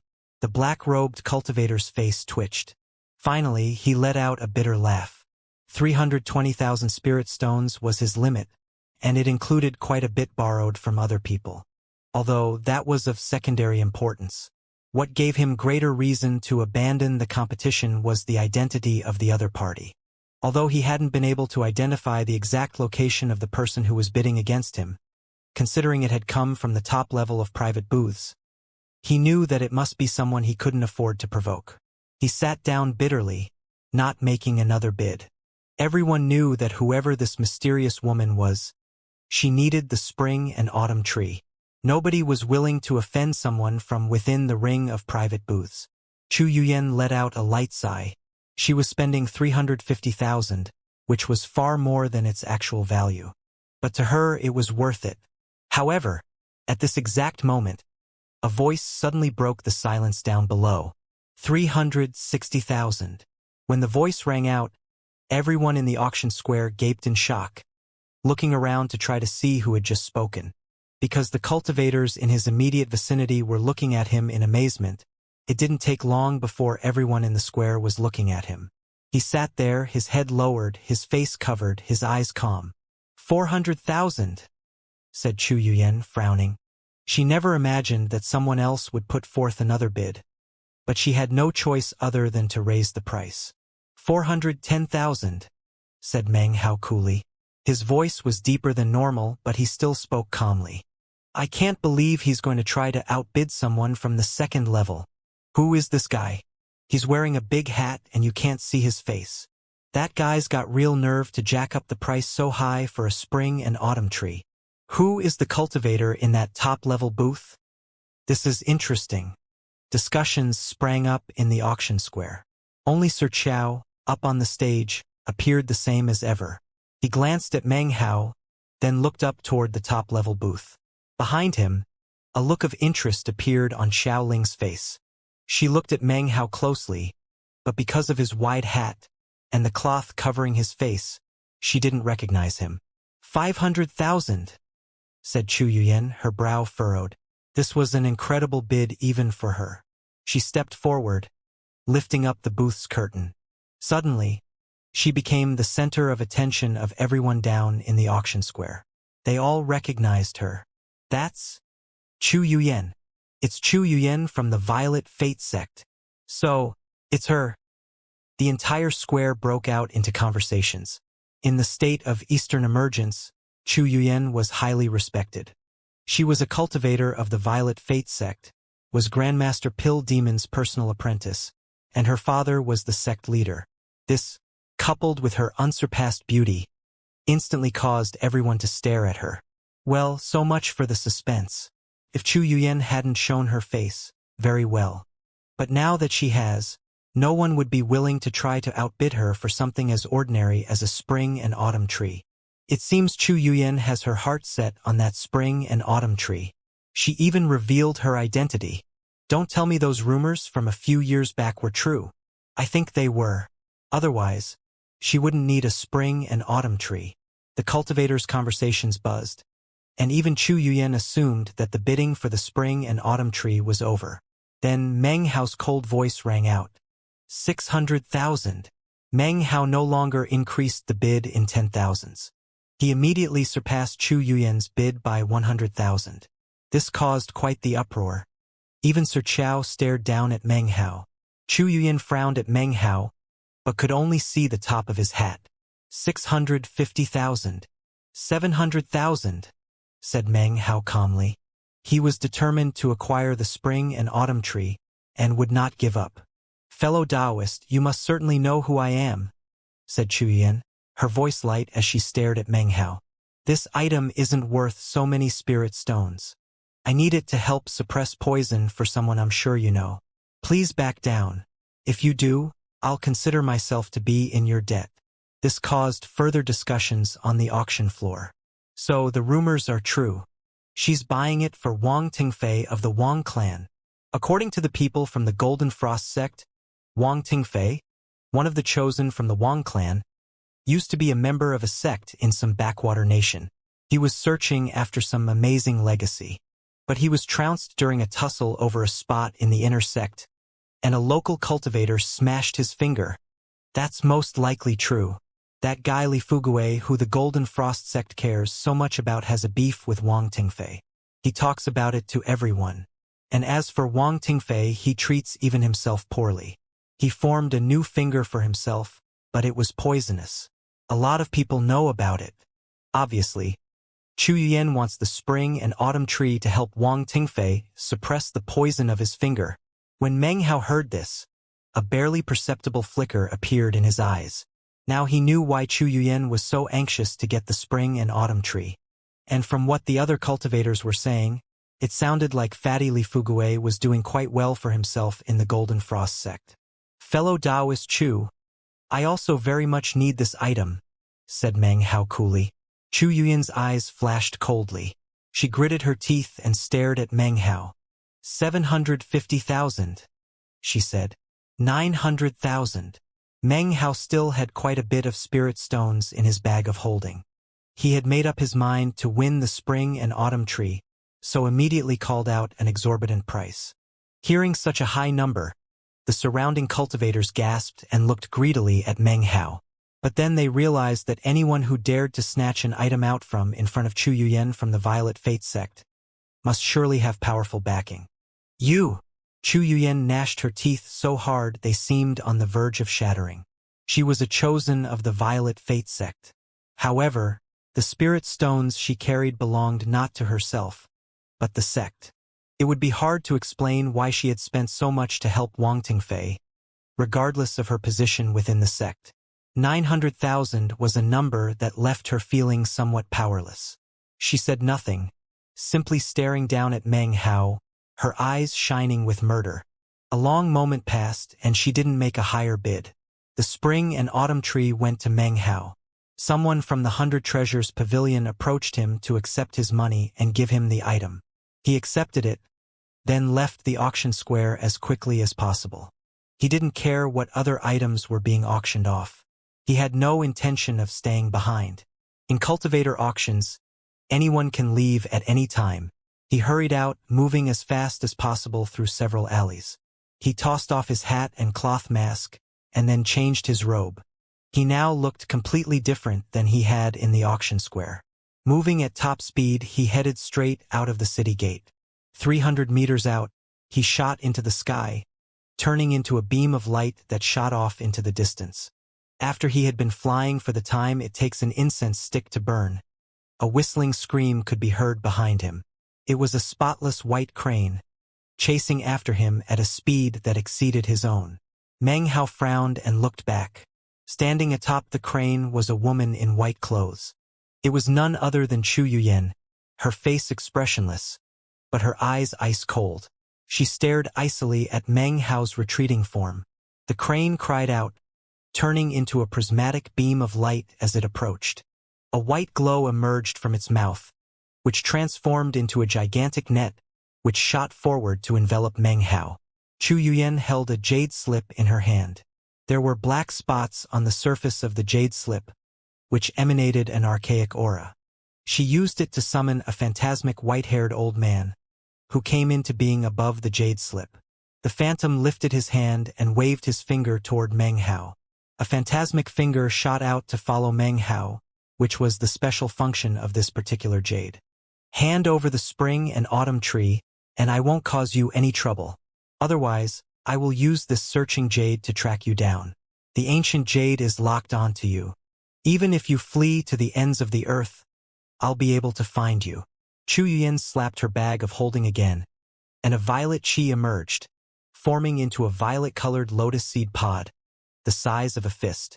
She tossed it forward, whereupon it shook, shooting out a dozen lotus seeds.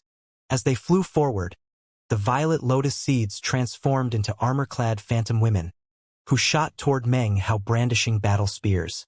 As they approached, pressure from Chu Yuyan's foundation establishment cultivation base bore down on Meng Hao. In addition, the armor-clad women who sped toward Meng Hao seemed to be emitting the power of the early foundation establishment stage. Above, the clouds spiraled violently. Meng Hao's eyes flashed. In the past 6 or 7 years, he had gained a lot of experience using battle magic. Not waiting for the massive white net to descend, he opened his mouth and spit.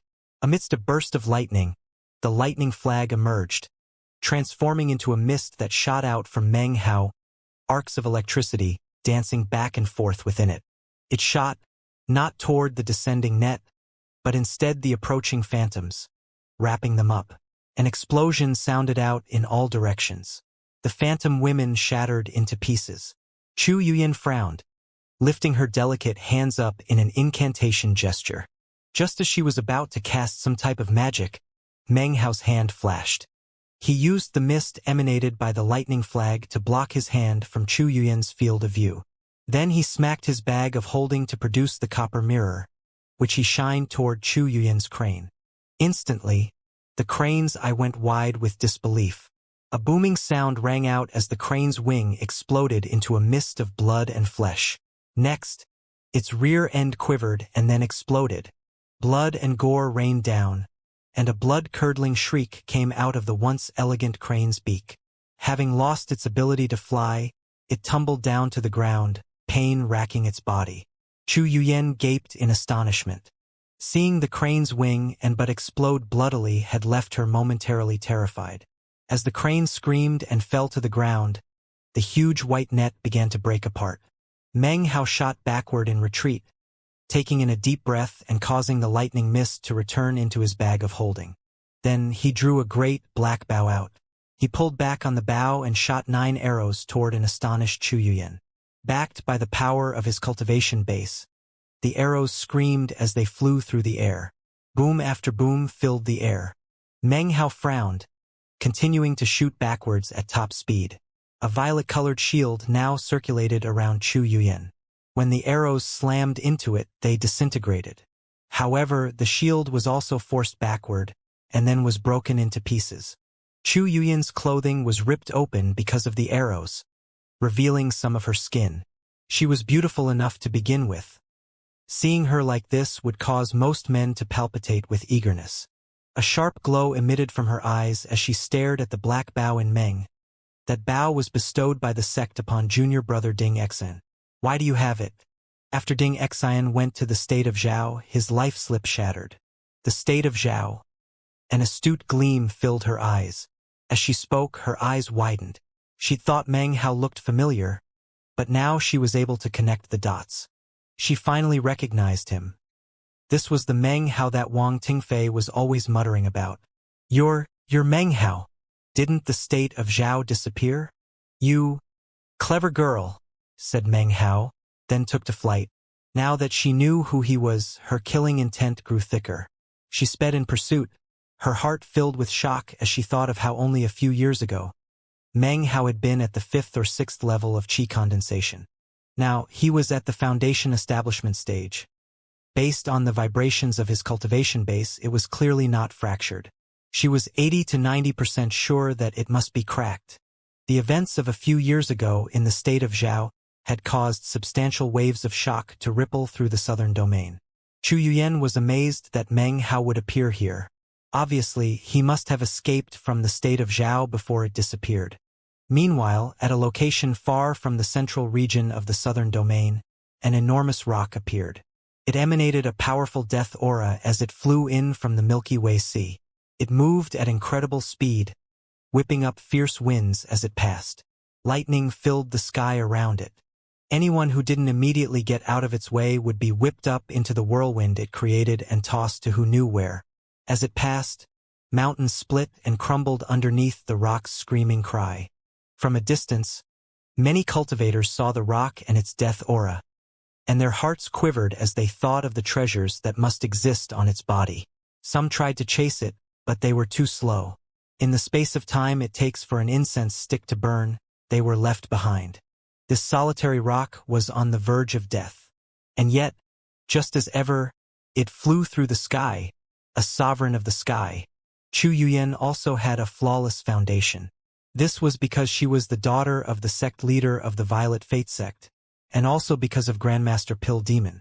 Furthermore, her latent talent could be considered the third best in the entire Violet Fate sect. It was for this reason that her father sent a special request to the Upright clan in the Eastern Lands for a flawless foundation pill, which was very rare in the Southern domain. It was in this fashion that Chu Yuyan acquired her flawless foundation. Of course, the Violet Fate sect had paid quite a price for this. As she raced in pursuit of Meng Hao, her eyes flashed. According to her judgment, there was no way Meng Hao could have a flawless foundation. In the current generation of Chosen in the entire Southern domain, there were only 8 cultivators with a flawless foundation, 1 in each of the 5 clans and 3 sects. Even Wang Tingfei didn't have a flawless foundation, only a cracked one. The Wang clan was large, and Wang Tingfei was one of many chosen. Neither was he one of the most illustrious members of the clan. Most of the attention was actually focused on his older brother. Meng Hao. Her eyes flickered, and her mouth twisted into a cold smile. To see such a cold expression on her beautiful face was actually somewhat arousing. A trifling cracked foundation. The only things you have are a few strange magical items. She increased her speed, and the two of them transformed into beams of shining light as they screamed through the air above the state of Eastern emergence. After reaching foundation establishment, flight is possible. But in terms of speed, Chu Yuyan, who was in the middle foundation establishment stage, was quite a bit faster than Meng Hao. In a relatively short time, she caught up to him. Boom! A massive explosion bellowed out. Chu Yuyan had flickered an incantation and sent a violet mist shooting toward Meng Hao. It had been blocked by the mist of the lightning flag, which subsequently fell apart. As the explosion rang out, Meng Hao continued to flee, looking back coldly at Chu Yuyan. You might be fast, but you can't catch me. I paid the highest price at the auction. The spring and autumn tree is mine. It's just the will of the heavens. I will capture you today, and not for the spring and autumn tree, she said calmly, but for Wang Tingfei's finger. Furthermore, you shall explain clearly how you obtained Ding Xian's black bow. She was beautiful in both complexion and figure as she flew through the air, her clothes rippling in the wind. Somehow she had managed to change her dress. The skin which had previously been exposed was now covered. Meng Hao didn't reply, but a sneer appeared in his eyes. From their encounter moments ago, he had determined that Chu Yuyan was in the middle of the foundation establishment stage, and that he couldn't defeat her. But she wanted to capture him, and that wouldn't be easy. He continued on forward. The two of them continued on for nearly 2 hours.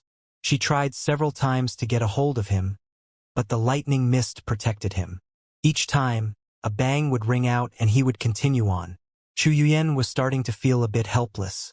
Evening was falling, and as it did, Chu Yuyan's frown deepened. She didn't pay attention at all to Meng Hao's cultivation base, but rather the powerful lightning mist that protected him. It was extremely difficult to break through.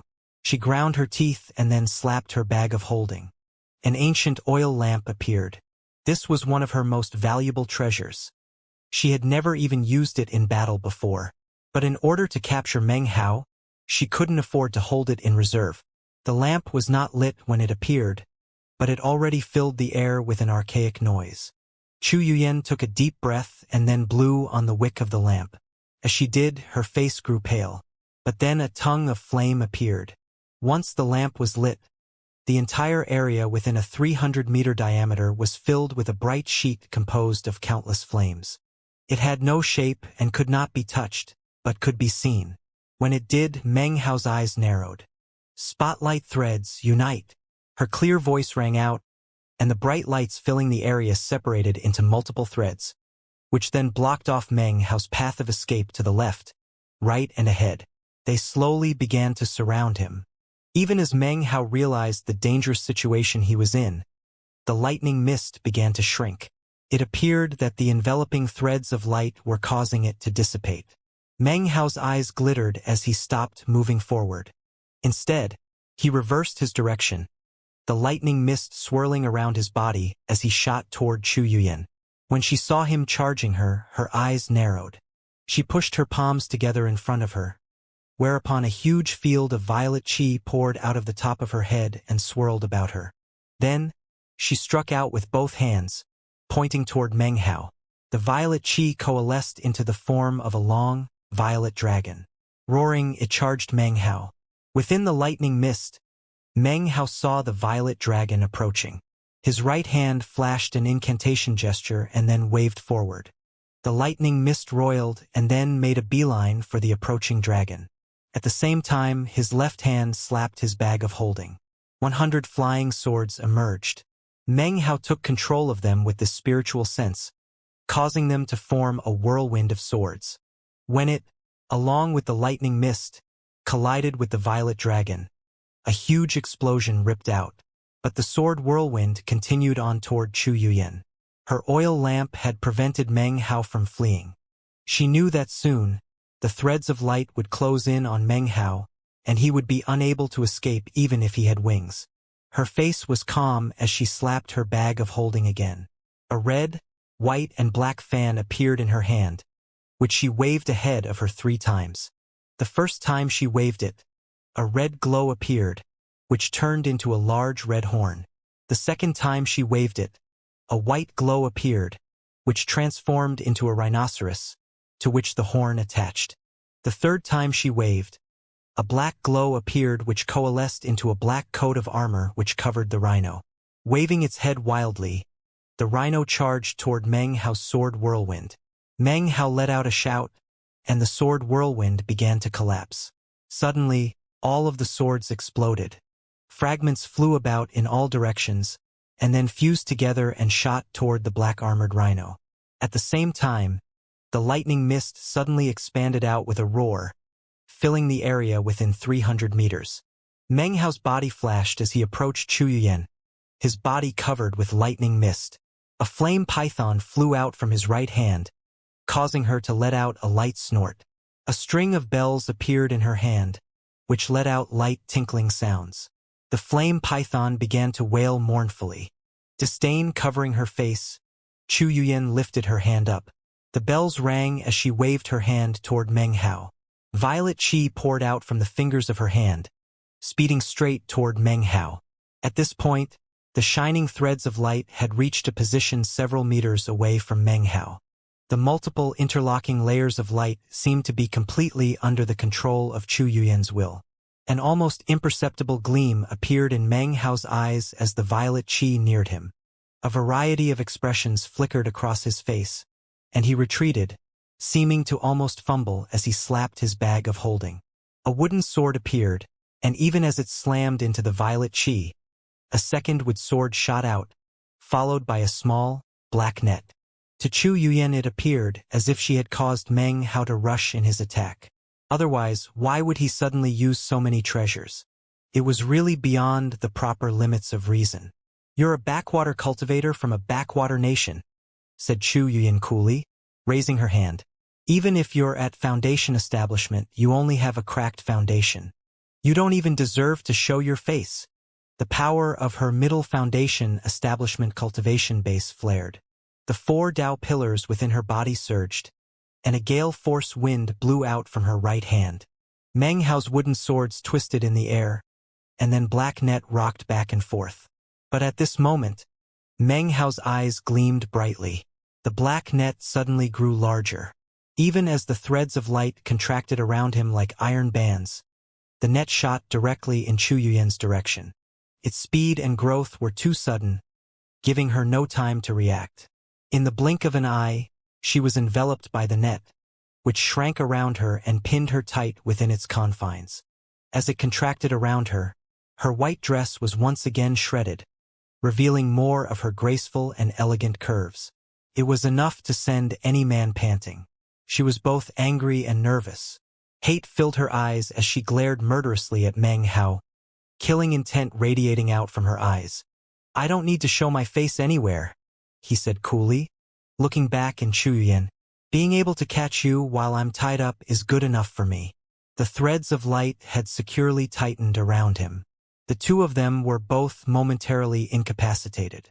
Neither of them dared to use any spiritual energy against the other. They were in a deadlock. Chu Yuyan's murderous intentions grew stronger, causing even Meng Hao to show a bit of killing intent. Everything grew quiet. Chu Yuyan didn't move, and neither did Meng Hao. They both circulated their cultivation bases, attempting to free themselves from their constraints. Whoever got free first would be the victor. Time slowly passed. Soon it was dusk. Meng Hao rotated his cultivation base rapidly, and as he did, he felt the threads of light growing looser. Chu Yuyan was doing the same thing. Under the power of her cultivation base, the black net was beginning to show weaknesses. As this was happening, far in the distance, the sound of wind could be heard. At first, it wasn't very strong. It caused Chu Yuyan's hair to drift about, and Meng Hao's eyes to grow dry. It didn't take long for the wind to grow stronger, though. Soon it was whipping about wildly. A black shadow appeared off in the distance. Despite being very far away, it was obviously a colossal flying bird. It was the rock from the Milky Way Sea, flying toward the rebirth cave. Like a sovereign of the sky, every flying thing in the sky must bow to this rock. As its sovereignly will of the heavens exuded out, the demonic core within Meng Hao's Tao pillar began to shake. It wished to battle with this sovereign of the sky. Because the flying rain dragon is also a sovereign of the sky, the wind grew even more violent. Meng Hao's body began to be pulled backward. Chu Yuyan's expression changed as she too began to be pulled up. Meng Hao's lightning mist, Chu Yuyan's oil lamp flame, and even the wooden swords were all pulled into motion by the wind. It seemed as if they would all be blown away. That's a rock," cried Chu Yuyan. "In the lands of South Heaven, rocks can only emerge from the Milky Way Sea. Meng Hao, let me loose." Based on the death aura emanating from it, it's obviously about to die, and is heading toward the rebirth cave. The wind it kicks up is going to sweep everything away. "You release me first," he said coldly. He could feel the shaking of the demonic core within his Tao pillar. "You," said Chu Yuyan, gnashing her teeth. She was about to say something else when suddenly the wind's ferocity increased dramatically. In the blink of an eye, a roaring sound filled the earth. Countless mountain peaks were shattered and crumbled by the wind, sending fragments of rock flying about. All of a sudden, the rock changed directions. Having felt the power of the demonic core within Meng Hao, a mysterious light began to shine from its eyes. It screamed through the air in the direction of Chu Yuyan and Meng Hao. The sky grew dark as the gale force wind blew over the land, threatening to sweep everything up. It was as if everything in this part of the world belonged to the rock, and it alone. A twisting whirlwind accompanied the rock's arrival. Mountains fell apart and trees were ripped up by the roots in a shocking display of power. The wind swept up Meng Hao and Chu Yuyan. The oil lamp hovering next to Chu Yuyan shook violently, and was extinguished. The instant it did, the threads of light that bound him disappeared. The power of the demonic core erupted once again within him, just as it had the day the legacy had first appeared. Within Meng Hao's head appeared images from ancient times. Within these images, a flying rain dragon and a rock were locked in combat. Boom! Meng Hao felt as if a huge wave had just crashed onto his mind. He spun up toward the whirlwind, and he felt as if he were being crushed. Blood sprayed from his mouth, like a kite whose string was cut. His body flopped over and over in the air as he was sucked up. In the last moments before he lost consciousness, he sent out his last bit of spiritual energy to drag the wooden swords and lightning flag back. Then he passed out. Chu Yuyan was in an even worse situation. As she began to be sucked upward, she coughed up a mouthful of blood. Her body was still wrapped up by the black net. She tumbled upward along with her oil lamp. Her face was pale and filled with despair. Another gust of wind from the rock buffeted her, and she coughed up even more blood, then slipped into unconsciousness. Meng Hao and Chu Yuyan were both Foundation establishment cultivators. Despite that, when the screaming wind generated by the rock lifted them up, they were completely powerless to resist it. Thankfully, they were not like the mountains which were connected firmly to the land. Their resistance to the wind left them shattered. The two of them were like plucked willow catkins, powerless to offer any resistance. They were hurt by the buffeting wind and knocked unconscious, but were not ripped to pieces. The wind held them tight and carried them off into the distance. The wind continued to sweep across the state of Eastern emergence for several days after the rock's passage, before finally dying down. Meng Hao opened his eyes. His entire body hurt, causing his eyes to flicker as they opened. An all-encompassing pain filled him, causing him to tremble so badly he felt as if he would fall into pieces. Calm slowly filled his eyes. The pain was alarming, but it actually didn't compare to the times when the poison within him flared up. Thanks to that, he was used to this kind of pain. He slowly struggled into a sitting position, panting. He looked down at his body. His clothing was in shreds. Bruises and abrasions covered his skin. There were countless wounds, some of which were deeper than others. There were some areas where the skin had been removed entirely. If he bumped up against the nearby rocks, it sent piercing pain deep into his bones. He gasped for breath as he examined himself. As he did, his eyes grew wide. His body felt weak. In fact, it felt almost the same as it had 6 or 7 years ago on Mount Daqing. My cultivation base. Meng Hao immediately attempted to circulate his cultivation base. He let out a sigh of relief when he found that it was still there. But then he frowned. He was completely incapable of accessing it, as if it were being blocked by some powerful force. It was at this moment, as he glanced over his destroyed clothing, that he realized that none of his bags of holding were on his person. It seemed they had all been blown away by the raging wind. His face fell. He lifted up his hand and reached deep into his robe. When he pulled it out, there was the bag of the cosmos. This bag was different than a regular bag of holding, so Meng Hao always kept it tucked inside his robe. Therefore, the wind hadn't been able to touch it. It's a good thing I keep most of my things inside the bag of the cosmos, muttered Meng Hao, including my wooden swords and the lightning flag. Otherwise, this would have been a horrible loss. He tried to open it up, but no matter how he tried, was unable. Sighing, he looked around. Within the darkness, black mists wafted to and fro. Strange rocks covered the ground, as well as numerous bones of birds and beasts. Who knew how long they had rotted here before turning into their currently deathly white color? Meng Hao was beginning to grow even more surprised. Things were bad enough as it was, but then Meng Hao noticed that some of the bones were human. He looked up toward the sky, but all he could see was endless swirling mists. What is this place? A grim, gloomy look appeared on his face as he sat there. A sense of imminent danger welled up within him. I wonder if the change to my cultivation base was caused by the great wind, or by of this place. A long time passed before he gathered enough energy to grit his teeth and struggle to his feet. Supporting himself on a nearby rock, he slowly began to walk forward. Time passed enough for an incense stick to burn, whereupon Meng Hao came to a halt. In front of him was a wall of black rock. The wall disappeared up into the mists, making it impossible to see its top. Meng Hao looked behind him. At this point, he realized that he was most likely at the bottom of some deep abyss. So the wind kicked up by the rock carried me to the bottom of this precipice. Who knows what part of the state of Eastern emergence I'm in? I need to restore my cultivation base. Then I'll be able to get out of here. He leaned up against the cliff wall and then sank to his feet to build up some more energy. Time passed. Being unable to see the sky, it was difficult for him to know how much. Slowly, the strength in his body built up. He once again tried to open the bag of the cosmos, but was unsuccessful. Finally, he had no choice but to give up. He stood, looking around until he caught sight of a tree branch about as wide as his arm. Using it to support himself, he began to walk again. If this is a cliff, then it will have an end, he said, looking around. Everything around him was quiet, without the slightest bit of noise.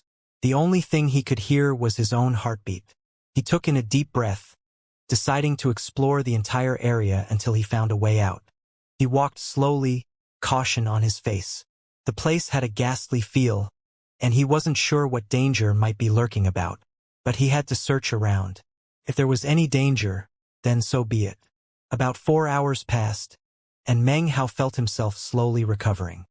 He had reached Foundation Establishment after completing the Great Circle of Qi condensation, so his body was naturally much tougher than before. But his heart began to sink when after all this time, he still hadn't found any way out.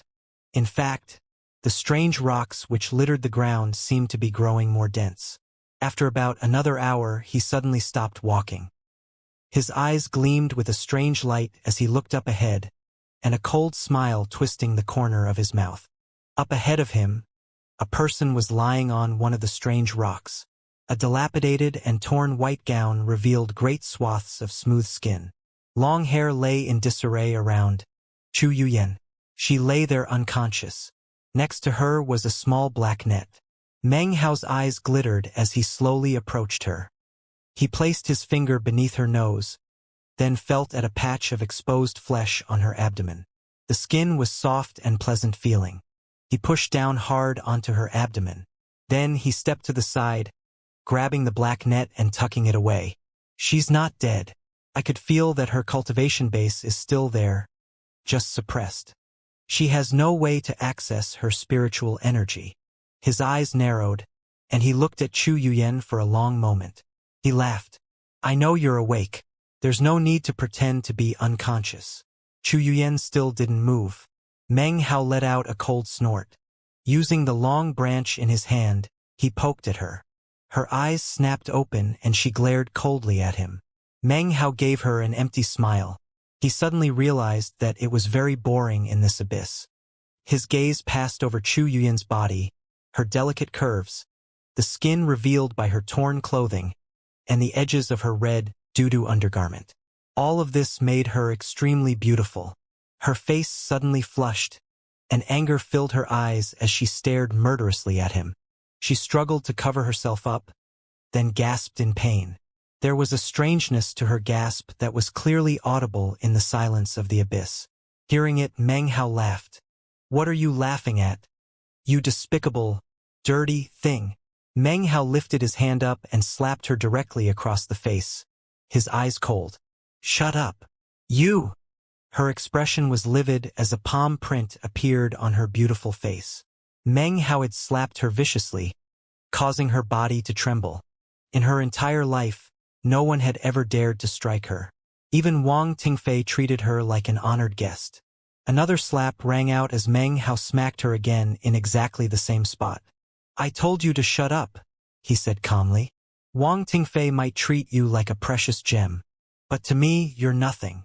She gritted her teeth and stared him dead in the eye. With her cultivation base being suppressed, she was just like a mortal. Chu Yuyan suddenly felt a sense of danger well up inside her. Once, she had been a high and mighty chosen, but now she had fallen far, far down. Now she was simply a weak woman, at the mercy of Meng Hao. We've rested enough, said Meng Hao coolly. Get up. You walk in front. Chu Yuyan said nothing. Grinding her teeth, she struggled to her feet. As she did, her clothes shifted, revealing more of her body. Her face just now had been pale white but was now crimson. As of now, the hatred in her heart toward Meng Hao was even greater than that felt by Wang Tingfei. But she had lost access to her cultivation base, and was now just a tender woman. She couldn't compare at all to Meng Hao. Although he had started out as a scholar, the strength and toughness of his body were far beyond that of an ordinary cultivator. He might not be as strong as those cultivators who focus on body training, but in terms of recovery and strength, he was far from ordinary. Otherwise, he would not have recovered consciousness so much more quickly than Chu Yuyan. She could only endure and comply with his demand that she take the lead, the fury in her heart growing deeper and deeper.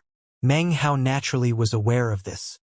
He walked behind her, looking at her graceful figure. The rips in her garment revealed large portions of the skin on her back. The reason he had Chu Yuyan walk in front, however, was because he still felt a danger in this place. Chu Yuyan would act as a wind vane. She would be able to provide advance notice of any potential threat. They moved forward in single file. If he wanted to, Meng Hao would change their course by pointing and giving new instructions. Chu Yuyan had no choice other than to clench her jaw and comply. Hatred for Meng Hao had seeped into her bones. Yet she could only obey him. A very long time passed by, and it seemed as if soon they would have explored everywhere they could. Everything was cliff face with no exits. Strange rocks littered the landscape, as did the skeletons of various birds and beasts. Was this place some sort of death trap? Meng Hao grew more silent. Chu Yuyan's mood slowly fell, until despair showed in her eyes. They followed the cliff face, eventually coming to the realization that they were walking in a large circle. Sometimes, they would rest up against the cliff face for a while before continuing. One day they reached an area that seemed to contain an unusually large amount of bones. Suddenly, they caught sight of a lake. The shores of the lake were piled with countless bones, many of which were human. It was impossible to tell how many years they had been there. The aura of the place was gruesome, and also seemed to be filled with the stink of blood. In fact, this lake was a lake of blood. As Chu Yuyan approached the lake, the formerly calm surface began to ripple. As soon as the tiny waves began to spread out, Meng Hao stopped. Chu Yuyan's face drained of blood, and her body began to quiver. An intense sense of danger filled her, as if something horrifying existed within the lake, and was looking at her. "Walk back slowly," said Meng Hao softly. He stood a bit further away from the lake. "Don't panic. One step at a time." Biting her lip, Chu Yuyan slowly moved backwards several meters. The lake began to roil, and a piercing shrieking sound could be heard coming from within it. Chu Yuyan moved backward as quickly as possible amidst the ringing shrieks which filled the air. A dark green altar suddenly rose up from within the lake. Waves swelled across the surface of the lake of blood. Figures appeared from within the blood. It was difficult to tell which were male and which were female, because they had no skin, only bloody flesh. They carried the dark stone altar on their shoulders as it rose out of the lake. The altar was over 150 meters in diameter, and as it rose out of the surface of the lake, it emitted a sickly reddish-green glow. On top of the altar was a throne made of stone, seemingly the same dark green stone the altar was formed from. Sitting on the throne was a corpse. A death aura wafted around it, and its face was covered with a mask. The mask was white and featureless. Meng Hao's pupils constricted, and he stood motionless. Chu Yuyan stood there pale-faced, equally unwilling to move. Enough time passed to take about 10 breaths, and then the stone altar slowly began to sink back down. Once again, the bloody surface of the lake grew still, and everything returned to quietness. Meng Hao let out a long breath and walked backward slowly. Chu Yuyan did the same thing.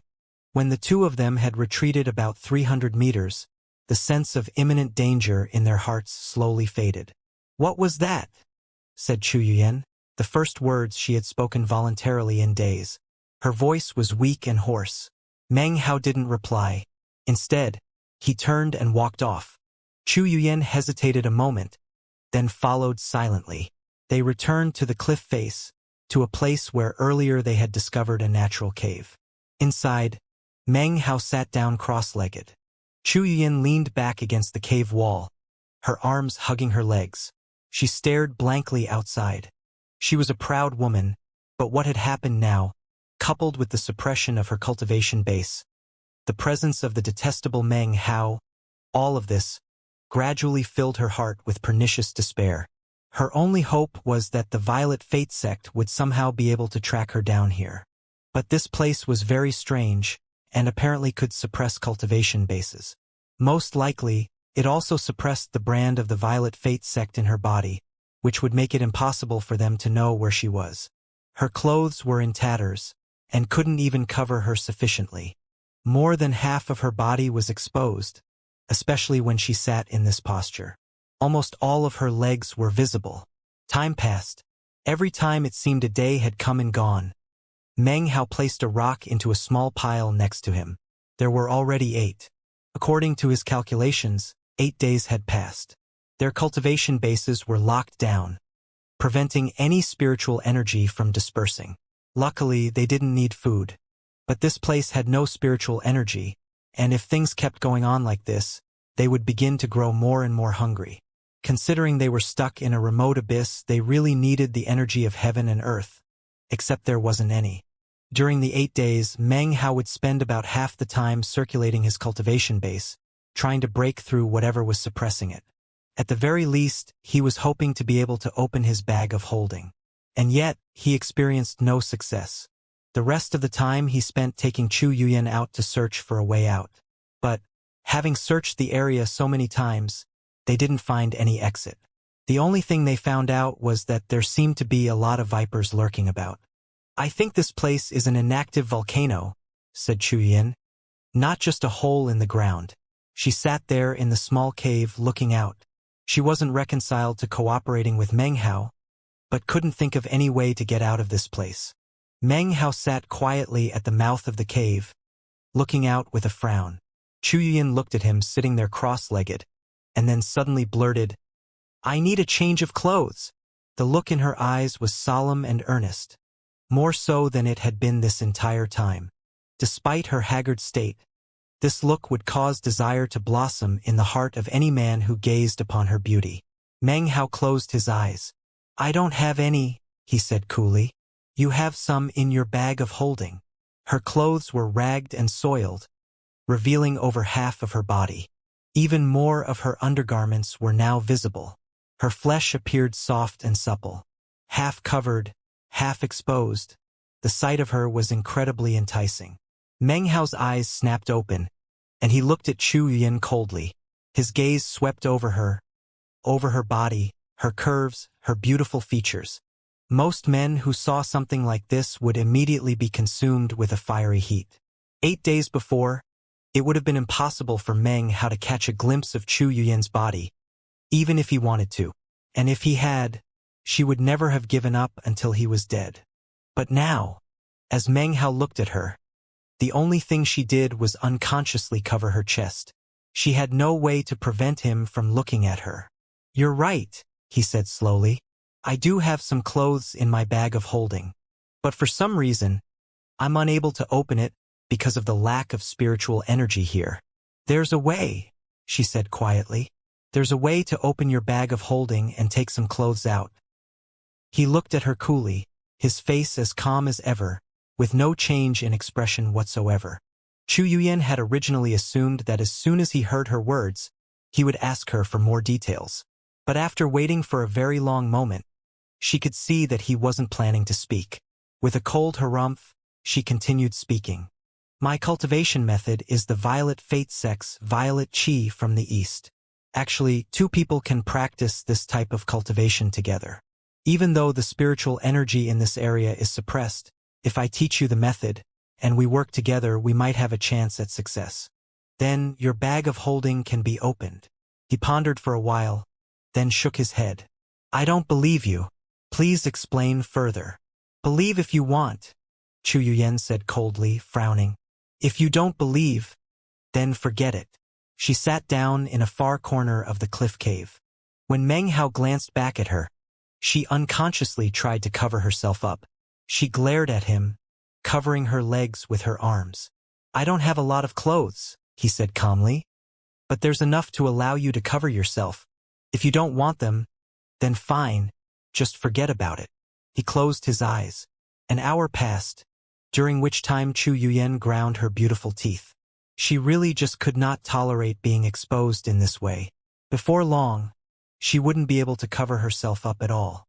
Clenching her jaw, she said, I lost my bag of holding in the wind, so I have no way to test it out.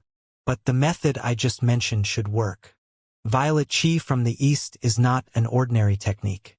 It was passed down from the Eastern lands. If two people practice the technique together, its power can open the vault of the heavens. If you have doubts, I can teach you the first mnemonic of the Violet Qi from the East.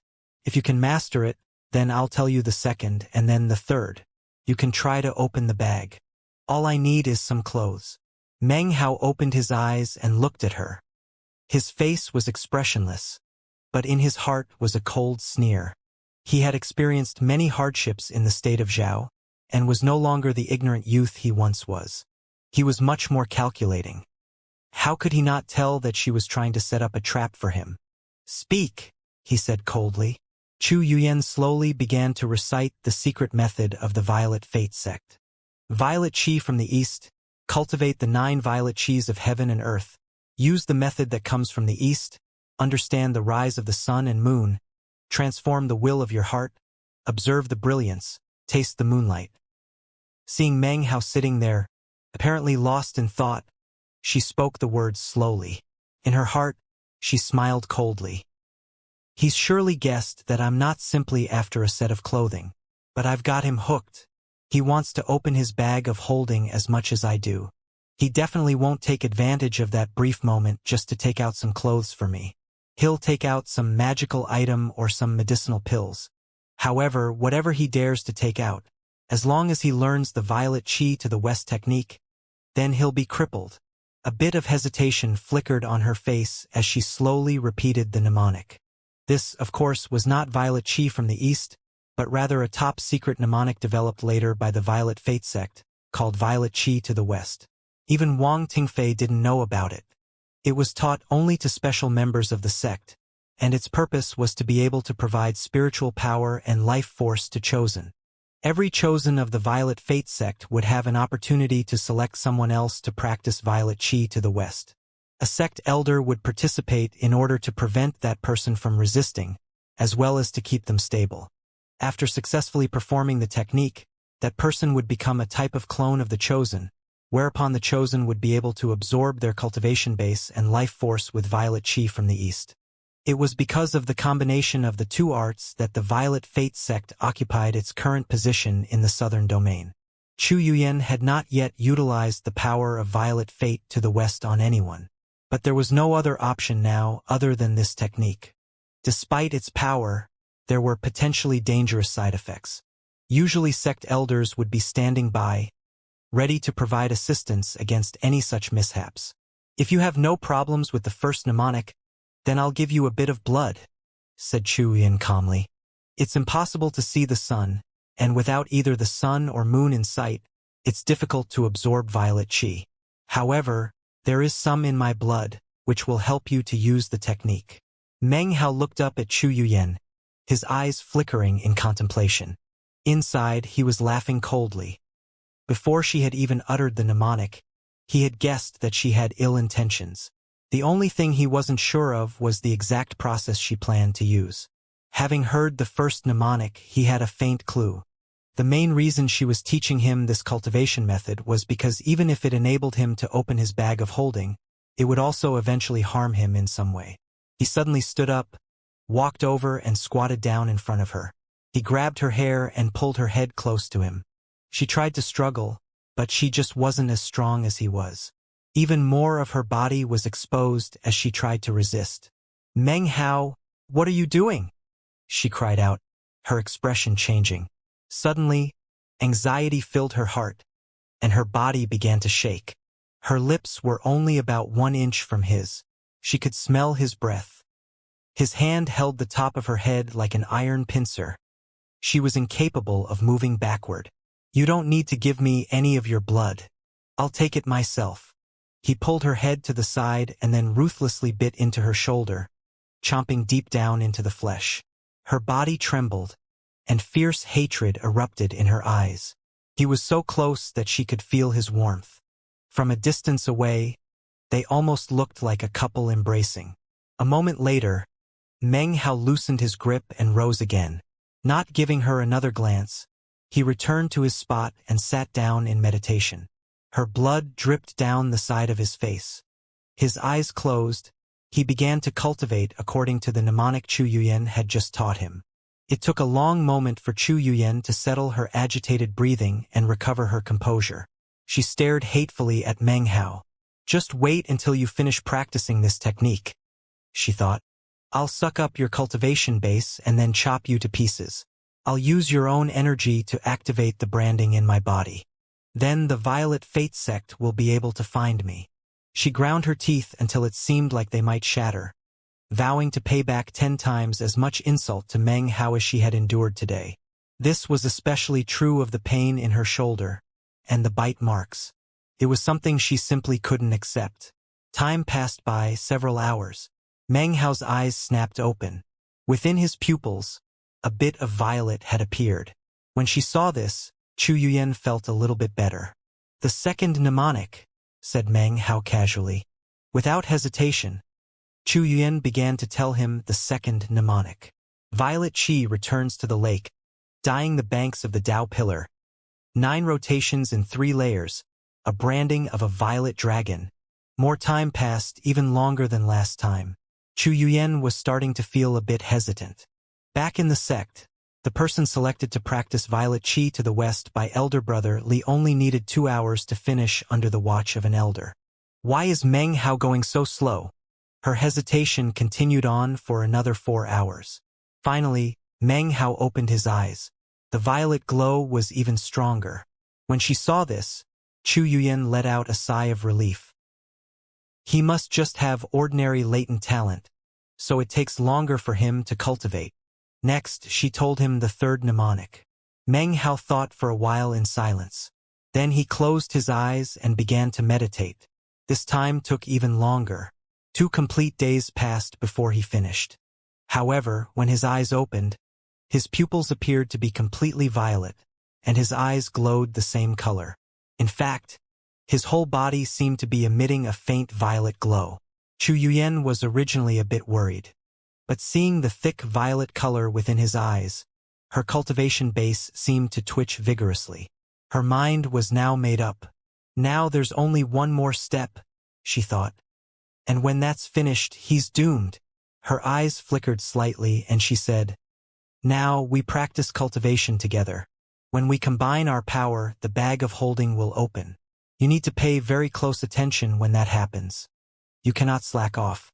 The moment will be fleeting, and if you don't get into the bag of holding then, there won't be a second chance." As she spoke, her loathing for him seemed to come out and settle onto his body. She lifted up her hands. "Just hold on for a bit longer," she thought, laughing coldly to herself. "And then everything will be over." Meng Hao's face was expressionless. He looked coldly at Chu Yuyan, his violet pupils flickering. He took out the bag of the cosmos and placed it next to him. He lifted his hands and placed his palms against hers. Suddenly, both of their cultivation bases, which moments ago had been suppressed, began to boil. The reaction grew stronger, and white qi began to rise up from their bodies. Beads of sweat ran down their faces. As this happened, Meng Hao could clearly sense the violet-colored spiritual power in his body being called by something. It began to race toward his hands and Chu Yuyan. The violet glow in his eyes began to fade. At this moment, Meng Hao suddenly felt the suppressive force on his cultivation base loosen a bit. A tiny sliver of spiritual power suddenly emerged. Without hesitation, Meng Hao sent it straight toward the bag of the cosmos. It glowed and something emerged. "Violet qi from the east and to the west, bind!" cried Chu Yuyan, ignoring whatever had emerged from the bag of the cosmos. Her eyes shined brightly. It was at this moment, when the power of Meng Hao's cultivation base was rushing toward Chu Yuyan, that suddenly, she felt her own energy shake. In the space of 2 breaths, It was like Meng Hao's cultivation base had disappeared completely. She wasn't able to absorb anything more of it. He has a foundation establishment cultivation base. It's impossible that I could have only absorbed this little. This. Her expression changed as she looked up at Meng Hao. He looked back at her with a sneering smile. As of this moment, there wasn't the slightest trace of violet in his eyes. When she saw this, Chu Yuyan's heart flip-flopped, and her face twisted with an expression of disbelief. She scrambled backward. You! Many thanks, fellow Taoist Chu, he said coolly. He lifted his hand up, and the object that had emerged from the bag of the cosmos flew into it. It was a crystal stone. Not an ordinary crystal, but one of the 3 extra large spirit stones that remained in his bag. Her face went pale as she pressed herself up against the rocky wall. Her heart pounded, unable to figure out why Violet Qi to the west had failed. She had definitely sensed him practicing cultivation using the technique. And the violet color in his eyes could not have been faked. If it had, her own cultivation base could not have begun to boil, nor could she have absorbed the tiny bit of his that she had. Her body began to tremble. Her plan just now had been made up on the spot and had its flaws. It was a gamble, and she was sure she had hooked him. Once hooked, there was no way he should have been able to escape. Yet the facts remained. Chu Yuyan's heart trembled. As she looked at Meng Hao, she was suddenly struck with how unpredictable he was. The feeling only grew stronger and stronger. If that was all to the matter, then it wouldn't be a very big deal. But then she noticed the large spirit stone Meng Hao held in his hand. Her pupils constricted. She looked closer, and then began to pant, a look of disbelief covering her face. That's an ultra-high-grade spirit stone. Meng Hao looked at Chu Yuyan for a moment. Then he shoved his hand toward the rocky wall, slashing a wound into his palm.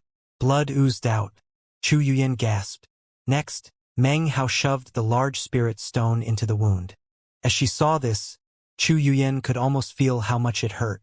Meng Hao, however, didn't frown, even in the slightest. Compared to the pain he felt during the poison flare-ups, this was nothing. As soon as the spirit stone buried into the flesh of his palm, he felt a soaring explosion of spiritual energy enter his body. His eyes flashed as if with lightning. His suppressed Tao pillars suddenly shook, sucking up large amounts of spiritual energy, then sent it out, circulating throughout Meng Hao's body. At the moment, his second core C was nowhere to be seen. Actually, the reason why Chu Yuyan's technique hadn't affected Meng Hao was because of his second core C. He had practiced the Violet Qi to the West technique, but only there in his second core C where there was no Tao pillar. That was why it had taken such a long time. As for Chu Yuyan, she had absorbed only the power of Meng Hao's second core C.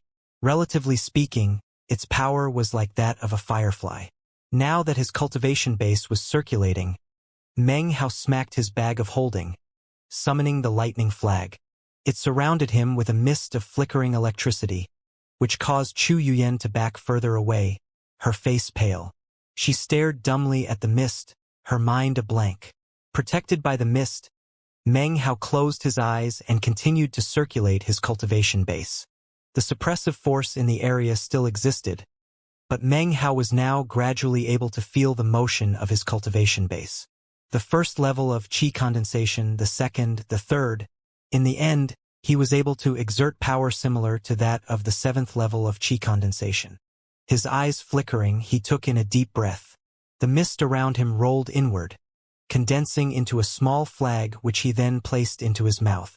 He stood, grabbing up the bag of the cosmos and retrieving a medicinal pill which he placed into the center of his palm. The wound slowly began to close up, congealing into a scab. As for the large spirit stone, it was still stuck inside the wound. If he took it out, his cultivation base would once again be suppressed, and he would become like a mortal. At the moment, the most power he could muster was that of the 7th level of qi condensation. Ignoring Chu Yuyan, Meng Hao smacked the bag of the cosmos again, and a wooden sword flew out. He stepped onto it, and turned into a beam of light that shot upward into the air. Within the fissure-like cave, Chu Yuyan watched in shock as he disappeared. her heart filled with complicated, bitter emotions. Everything was quiet. This silence contained an unspeakable loneliness which spread out everywhere, submerging Chu Yuyan in its depths. She laughed silently. She was in some undetermined location, at the bottom of a volcano that no one would even think to look for. She was as trapped as a person who had been buried alive in a tomb. Meng Hao flew along on a wooden sword, his eyes shining. Soon he left the mists behind. His speed increased, although not too much. He was still only able to wield the power of the 7th level, plus his body was still not in top condition. When the mists disappeared, Meng Hao found himself looking up at a starry sky. When he caught sight of the stars, a bright look appeared on his face. But then his eyes narrowed and he came to a stop. He didn't emerge from the mouth of the volcano, but rather stood there looking up at it. Had he not been careful just now, he might have overlooked the nearly transparent shield which covered the mouth of the volcano. It was some kind of seal. Meng Hao's eyes flashed as he retrieved a flying sword from the bag of the cosmos. With the flick of a sleeve, he sent it shooting toward the shield. The instant it ran into the shield, the sword instantly turned into ash. Not a sound rang out. Meng Hao watched this happen, a grim look on his face. He spit out the lightning flag. It transformed into a mist which shot toward the shield. It could stand up against the power of Foundation establishment, but when it ran into the shield, it couldn't push through. It collapsed and began to show signs that it might be destroyed. Sucking in a breath, Meng Hao quickly called back the lightning flag.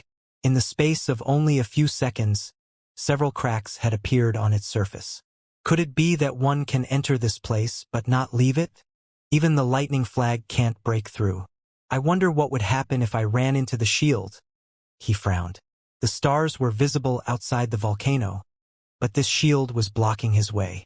His eyes flashing, he flew back down on the wooden sword, soon landing on the misty floor of the volcano. He glanced around, then walked over to a section of rock. Moments later, he was flying back up, a brightly colored, 3-meter-long viper in his hand. The snake writhed, baring its fangs, which dripped with venom. However, Meng Hao held it behind its head so it couldn't bite him. Back at the shield, he tossed the viper toward it. As soon as the viper hit the shield, its body was turned into a mist of blood and gore. An intact viper skeleton fell back down into the mists. Meng Hao took a breath and looked at the shield, an apprehensive look in his face. Then he gave a cold snort and smacked the bag of the cosmos with his right hand. A vast quantity of flying swords appeared. He flicked his finger and the swords shot toward the rock wall. Booms rang out as the swords dug a hole into the rock. But as the swords carved inward, a sound rang out like gold striking iron. Meng Hao looked into the deep hole and then around at the rock walls. The rock was dark green and covered with flickering magical symbols. It was obviously under a restrictive spell. Meng Hao let out a sigh. He tried a few more methods, but the result was always the same. Finally, he dug a small pit into the rock wall and sat down cross-legged. He looked up silently at the shield. He sat like that for 7 days, during which time he tried out various methods of breaking through the shield, but none of them worked. More time passed. Soon it had been a month. He was trapped by the shield. But down at the bottom of the volcano, Chu Yuyan didn't know that. She assumed that he was long gone. On the first day, she sat outside, her arms wrapped languidly around her legs. She looked completely different from the beautiful woman from before. Now she seemed more like a withered flower. When the 3rd day arrived, she sat looking outside of the cave, frustration in her eyes, her face pale. The 3rd day, the 5th, the 8th, soon 10 days and then 13 days had passed. More and more frustration appeared in her eyes, and she was getting more and more hungry. Her body was also starting to grow cold. She felt like she was the only person alive in the entire world. She grew more and more forlorn. When Meng Hao was here, this feeling hadn't existed. Back then, she had just hated him, so much that she wished him to die a miserable death. But 13 days after he disappeared, the feeling of loneliness surrounded her like a giant mouth, ready to swallow her up. She was now completely convinced that absolutely no chi whatsoever could escape this place. Otherwise, the Violet Fate sect would have already found her. But soon it would have been a month, and no one had come for her. There was only one explanation for this. The 23rd day passed, then the 26th. The fear in her heart grew stronger amidst the silence that surrounded her. Her body trembled, and she felt incredibly alone.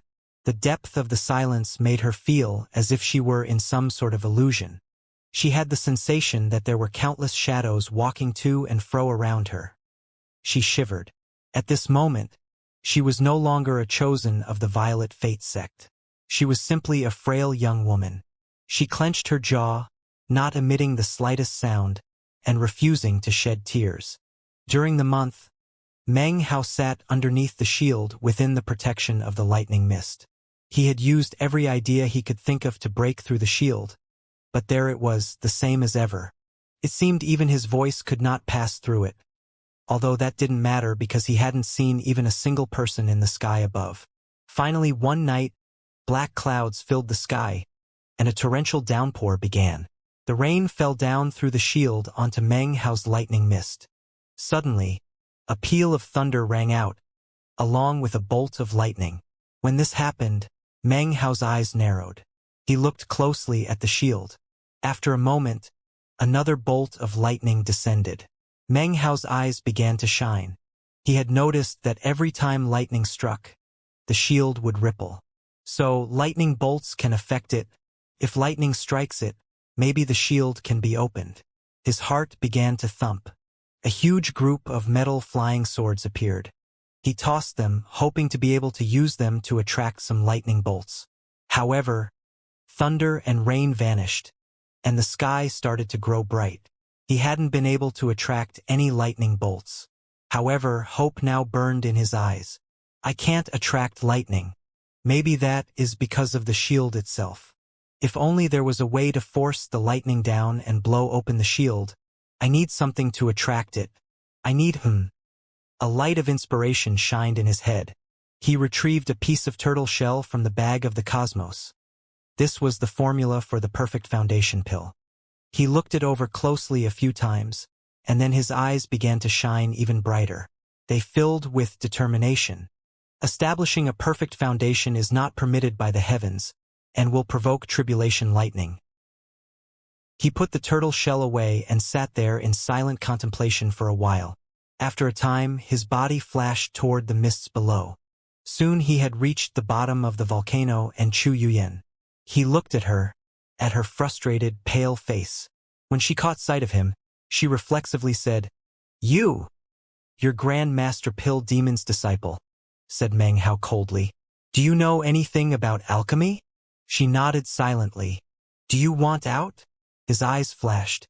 As his words entered her ears, Chu Yuyan's body began to tremble. Gradually, life began to seep back into her eyes. "There's a shield up above which makes it impossible to get out," he said coolly. "I can't break through it. But after a month of observation, I noticed that lightning seems to be able to distort it." Chu Yuyan's eyes were no longer filled with frustration. Instead, they shined with life and a bit of charm. Meng Hao lifted his hand into the air and made a snatching motion. A hissing viper flew toward him, which he grabbed deftly, pushing his finger into the weak spot of its head. Holding the snake, he looked calmly at Chu Yuyan. Not bothering to explain anything, he walked forward and grabbed her around her supple waist. Her face turned crimson. Because of the raggedness of her clothing, Meng Hao's hand landed directly onto her skin. His body flashed as the flying sword beneath his feet shot upward, Chu Yuyan in tow. They went up, speeding out of the mists and soon reaching the shield. Meng Hao tossed the snake toward it. Chu Yuyan didn't avert her eyes. She watched as the snake's body turned into a haze of blood, and then its ghastly white skeleton fell back down. Her expression flickered. Meng Hao slapped his bag of holding, and 10 flying swords appeared. They turned into multicolored beams of light as they shot forward, and subsequently turned into ash. Having done all this, Meng Hao stared at her with cold eyes. Then, holding her close to him, he flew back down to the bottom of the volcano. Being held by Meng Hao felt strange to her. As soon as they stepped food onto the ground, she moved backwards several paces. "What pill do you need?" she asked calmly. "A 7 Thunders pill," he said, his expression the same as ever. 7 Thunders pill? She said with a frown. She'd never heard of such a medicinal pill before. "I acquired it from an ancient location. It can provoke lightning from the heavens. If you can concoct it, then we can leave this place." He said nothing more, allowing her to weigh the pros and cons for herself. To offer further explanation could raise further questions, and he didn't want her to begin thinking in that way. She was silent for a moment. Finally, she said, "To concoct pills, I would need a pill furnace." Although she had never heard of a 7 Thunder pill before, she had seen the shield with her own eyes. Meng Hao slapped his bag of holding and produced a small pill furnace, about the size of a hand. This was something he'd acquired from Xianxia's bag of holding. Xianxia had prepared it with the intention of concocting the pills himself. 7-star jade furnace.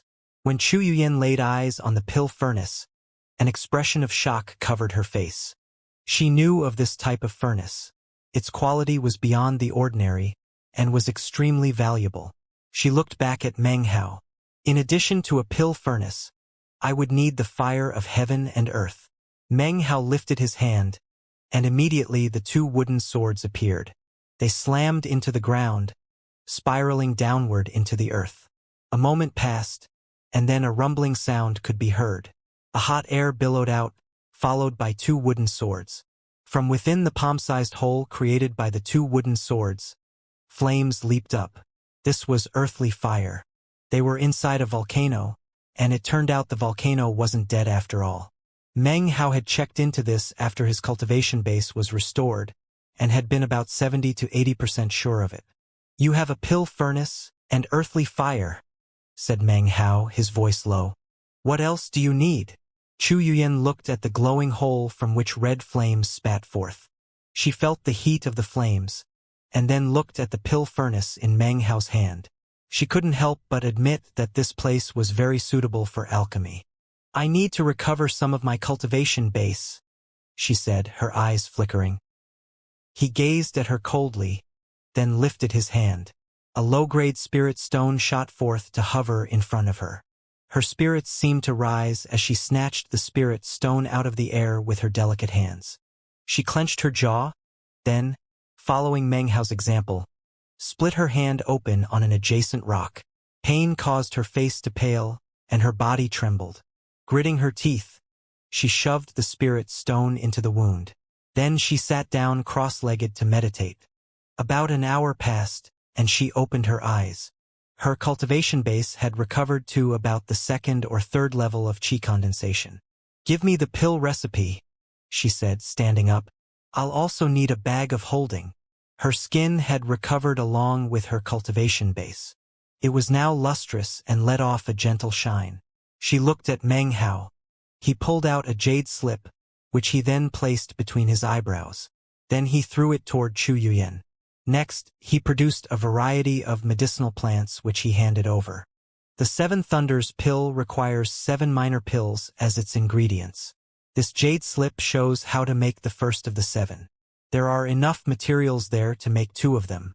That's all there is, so you only have 2 chances. If you fail, we have no hope of leaving. He tossed her the pill furnace along with an empty bag of holding.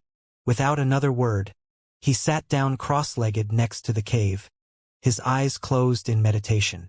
Chu Yuyan's brow furrowed. She quietly lifted up the pill furnace and placed the medicinal plants into the bag of holding. Next, neared the earthly fire aperture and studied the flames for a bit. Then, she sat down cross-legged and began to analyze the jade slip. Meng Hao's eyes opened a sliver and he looked at her for a moment before closing them again. The 7 Thunders pill he had asked her to make was, of course, the perfect foundation pill. Only by concocting that pill would he have the hope of attracting heavenly tribulation lightning, and thus the chance to break open the shield. As Chu Yuyan began her alchemy, doubts and suspicions would no doubt begin to well up within her. However, Meng Hao didn't care about this. The perfect foundation pill required the 7 minor pills. Missing even one wouldn't do. However, the minor pills were useless by themselves. They were only effective when combined together. Meng Hao had 2 of the minor pills in his possession, but of course, Chu Yan wouldn't be able to reproduce them. There are a lot of weird things about this place, he thought to himself. I've been able to restore some of my cultivation base. I should go look around, especially at that lake of blood. A moment later, he stood up. Ignoring Chu Yuyan, who was currently studying the jade slip, he walked forward, disappearing into the mists. Chu Yuyan watched him as he left, then looked back down at the spirit stone stuck into her bloody flesh. A low-grade spirit stone isn't enough to activate my branding. At the very least, I would need a mid-grade spirit stone. Even with that, I wouldn't be completely confident of the results. It's already been more than a month, and no one from the sect has arrived, which proves that the shield really can suppress everything. Very well then. I'll concoct the 7 Thunders pill for him. That's the only chance of getting out of here. With a light sigh, she continued to examine the jade slip. She did so more earnestly than she had ever studied anything with her master back in the sect. 7 days flashed by. Meng Hao hadn't returned to the cave. Instead, he sat cross-legged in a cave he had hollowed out in the rock wall a bit over 300 meters from the shore of the Lake of Blood. In front of him were 10 spring and autumn trees. His face was pale and his body trembled. In his hand was an additional spring and autumn tree. His eyes opened and let out a long sigh. The breath that he exhaled transformed into a 3-colored flower that looked like a demonic face. It grinned ferociously and then slowly disappeared. His gaze swept across the 10 trees in front of him. A moment ago, the poison had begun to flare up, and he had successfully used the spring and autumn tree against it. So, the spring and autumn tree really can suppress the poison in me. He flicked his sleeve, collecting up the rest of the trees. He adjusted his cultivation base and then opened his eyes again and looked at the Lake of Blood. His eyes filled with determination. This whole place is really bizarre, as if it's been sealed somehow. Furthermore, it has this Lake of Blood. I've been stuck in here for 2 months, and other than the first time we came here, haven't experienced any real sense of danger. I shouldn't place all my hopes in the perfect foundation pill. I should be prepared in case Chu Yuan fails to concoct the pill. This is the strangest place in this whole location. In fact, I have the feeling that the reason this place is sealed to begin with has something to do with the Lake of Blood. He slowly stood up and walked out of the cave. He spit out an arc of electricity which turned into a mist that surrounded him, then began to slowly approach the Lake of Blood. As soon as he stepped foot within the area 300 meters surrounding the shore, ripples appeared on the calm surface. His eyes glittered and he took another step. The closer he got, the more ripples appeared. Gradually, roaring sounds echoed out and the dark green stone altar appeared. Waves roiled as it rose out from the surface of the lake, supported on the backs of the countless bloody bodies, whose faces were twisted in agony. The altar rose higher and higher. The throne was there, seated upon which was the corpse wearing a mask. More than half of the altar was visible. Meng Hao stopped and slowly walked backward. He found that, as he did so, the altar also stopped rising up, and then slowly began to sink down.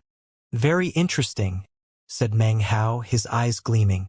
He stopped moving backward, and then resolutely strode forward. As he got closer, the men and women supporting the altar began to wail. The altar rose higher and higher. Soon, the entire 150-meter altar had emerged out of the lake. Meng Hao stopped. Looking down, he could see that there was some massive object concealed in the lake. Although it appeared as if the altar was being lifted up by the men and women, in fact, it was really being pushed up by whatever it was that lurked in the depths of the lake. Surrounded by his mist, Meng Hao stood there silently for a moment. Then he walked forward, entering the 30-meter region surrounding the lake. The altar lifted up, and suddenly, an enormous head rose up out of the Lake of Blood. The altar was located the very top it. It was about 300 meters in diameter and was dark green in color. This was not the head of some living creature. It was formed out of rock. By the time Meng Hao reached the shore of the Lake of Blood, the head was completely visible. Blood poured out of the orifices of the face, which was twisted into a hideous expression. Its mouth opened, and an archaic, howling voice could be heard.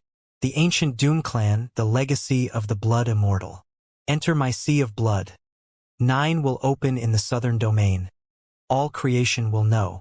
The first person shall acquire the bloodline of the blood immortal. The voice sounded out directly inside of Meng Hao's head, filling it with its echoing roar. This chapter was sponsored by Tandra Johannes, Marilyn Seeley, Rodrigo Ribeiro, Stefanus Hendra, and Hein Hogberg. Only Meng Hao could hear the sound of the voice. No one else would have been able to sense even a bit of it. Even though Chu Yuyan was in the volcano along with Meng Hao, she couldn't hear it either. As the sound filled his head, Meng Hao's eyes filled with an intense look. The ancient Doom clan. Don't tell me we're in the vicinity of the ancient Temple of Doom? The legacy of the blood immortal. An immortal? Meng Hao was shocked. He was relatively familiar with all the various levels of cultivation.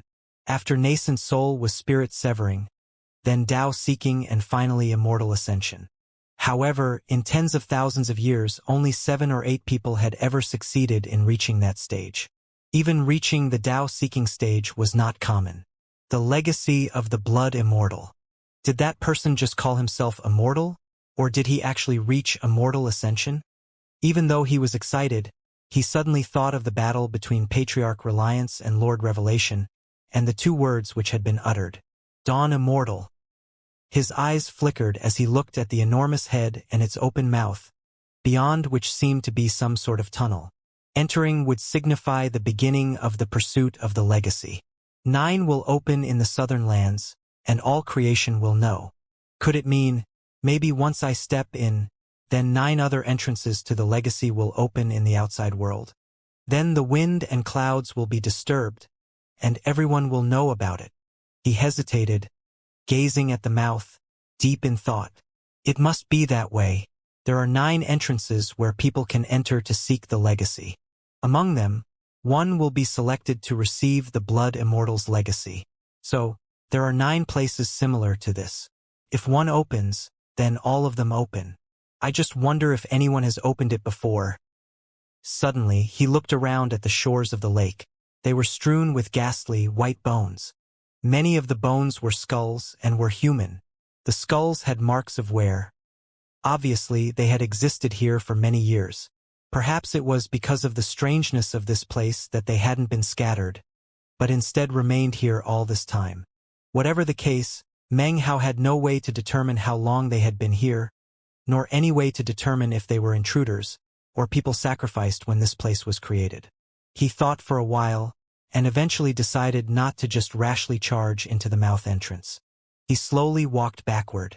As he did, the giant head slowly sank back into the lake, along with the altar. By the time he reached the 300-meter mark, everything was quiet. As he walked backward, he flicked his sleeve, collecting some of the bones into his bag of holding. Then he stood there, looking at the lake of blood for a while, before turning and leaving. Soon, he had returned to Chu Yuyan outside the fisher-like cave. Her face was pale, and she was concentrating on the pill furnace. She took out some medicinal plants, squeezed the juice out of them, and then placed them in the furnace. Meng Hao sat down cross-legged a short distance away. A look of deep thought appeared in his eyes. He took out one of the skulls he had just acquired and examined it closely. If I can't determine the age of these bones, then I can't just casually go after the legacy of the blood immortal. He thought back to everything that had happened in the state of Zhao, which had taught him the value of being cautious. He held up the skull in front of him, looking at it closely. Time slowly passed. Soon, 5 days had gone by. Chu Yuyan walked over to Meng Hao from the pill furnace. Looking exhausted, she tossed him a medicinal pill. It was a deep blue color, and was very beautiful in appearance. It emanated a faint bluish glow, but no fragrant aroma. I failed once, but succeeded the second time. This is the pill you need. Now give me some clothes. She looked down at him, weariness in her eyes. This was the price to be paid for performing alchemy. Meng Hao took the medicinal pill and examined it closely. He put it into his bag of the cosmos, and then retrieved another jade slip along with 2 complete sets of ingredients. He also pulled out a set of garments. He put them all down in front of him, whereupon Chu Yuyan picked them up and walked back into the cave. A while later, she emerged, wearing Meng Hao's gown. Her long hair spread out over her shoulders. She looked like an elegant, young maiden. She was tired, but that actually caused her to emanate a type of good looks different from before. As Meng Hao looked at her, he realized that elder sister Su could not match up with her in terms of beauty. In fact, Chu Yuyan was perhaps the most beautiful woman he had ever seen in his entire life. Only the beautiful young women he had seen at the bottom of the North Sea could come even close. Now that she had changed clothes and covered up some of her nakedness, Chu Yuyan no longer looked so uneasy standing in front of Meng Hao. As she walked out, she caught sight of the skull that he had been examining. Her eyes suddenly gleamed with a strange light, which almost immediately disappeared. "If you have nothing better to do," she said coldly, "you could go stand watch by the shield. Maybe some cultivators will pass by that could save us. That would be better than sitting around looking at an ancient skull." "How many tens of thousands of years have these skulls been here?" he asked suddenly. She gave a cold laugh. It seemed changing clothes had restored her previous arrogance. Apparently, she assumed that since she was concocting pills that Meng Hao needed, he wouldn't dare to treat her the way he had in the past. Ignoring him, she walked back to her alchemic work area. Meng Hao laughed and slapped his bag of holding. A wooden sword appeared which shot directly toward her. It was fast and reached her in an instant. Given the state of her cultivation base, she had no way to evade. Nor did she try. She looked back at Meng Hao arrogantly, a sneer in her eyes. The tip of the sword was already at her neck. A grim, cold air emanated from her body, but her chin was lifted as high as ever, her eyes filled with mocking. "You have 3 seconds to take your sword away," she said coolly. "If you don't, or if you harm me, then you won't have anyone to concoct pills for you." Her skin was white like snow, her head tilted arrogantly. Her eyes glittered like eyes as she stared at Meng Hao with disgust. She was convinced that Meng Hao wouldn't dare to make a move against her. The sword was simply a threat, and to Chu Yuyan, such threats were infantile and laughable. She was the type of person who could not tolerate being wronged. Now that she had successfully created one of the pills, she could hold her head high and make Meng Hao think twice before trifling with her. She might even be able to get the upper hand. "You're right," said Meng Hao, frowning. "Without you, I would have no way to concoct pills." From the look of things, it seemed he really couldn't do anything to her. However, he knew that this flame of rebellion must be snuffed out, lest it grow even more troublesome. He thought for a while, then suddenly smiled. When Chu Yuyan saw his smile, her heart began to thump inexplicably, and suddenly she didn't feel the least bit at ease. "In fact," he said coolly, "if I offend you in any way, considering that you are the disciple of Grandmaster Pill Demon, you could easily make the pills incorrectly, or perhaps slip something fatal into them." His tone was leisurely, and the look on his face enigmatic. Chu Yuyan felt even more uncomfortable. She had, of course, thought of doing just as he said. Killing Meng Hao ahead of time wouldn't influence the lightning. But now he had spoken out her very thoughts. She didn't know what he was planning, but she still felt that her alchemy would prevent him from harming her in. She gave a cold harumph. "What are you talking about?" she said coldly. It really felt to her as if his smile was amiss. "The way that I, Meng, handle things is as such. If people don't offend me, I don't offend them. I promise to see you out of here, and I will not go back on my word. But don't get arrogant because of your alchemy. Do not try to gain the upper hand." The wooden sword suddenly flew back toward him, leaving behind a tiny nick on Chu Yuyan's throat. She opened her mouth reflexively, and as she did so, Meng Hao slapped his bag of holding. A pink-colored medicinal pill appeared, which shot forward directly into her mouth. It dissolved as soon as it entered. Chu Yuyan retreated backwards, her expression filled with shock. She wanted to spit the pill out, but couldn't. "What pill did you just give me?" she said. glaring at Meng Hao. You used a special technique as a facade to try to absorb my cultivation base, said Meng Hao coolly. We still haven't settled accounts over that. Think of this pill as a little punishment. He then closed his eyes and ignored her. Such behavior on his part only served to make Chu Yuyan more perturbed. Her skill in alchemy was exceptional, but she really had no idea what pill she had just consumed. She gritted her beautiful teeth. Suddenly, hot steam began to accumulate within her. It quickly filled her, causing alarm to appear on her face. She immediately sat down cross-legged in meditation, attempting to suppress it. But her cultivation base was reduced to almost nothing. Currently, she could only utilize the power of the third level of qi condensation. How could that possibly be enough to defuse the pill? She sat in meditation for the time it takes an incense stick to burn. A roaring filled her head, and she began to lose the ability to even think. Then, she slipped into a deep hallucination. It was at this time that Meng Hao opened his eyes.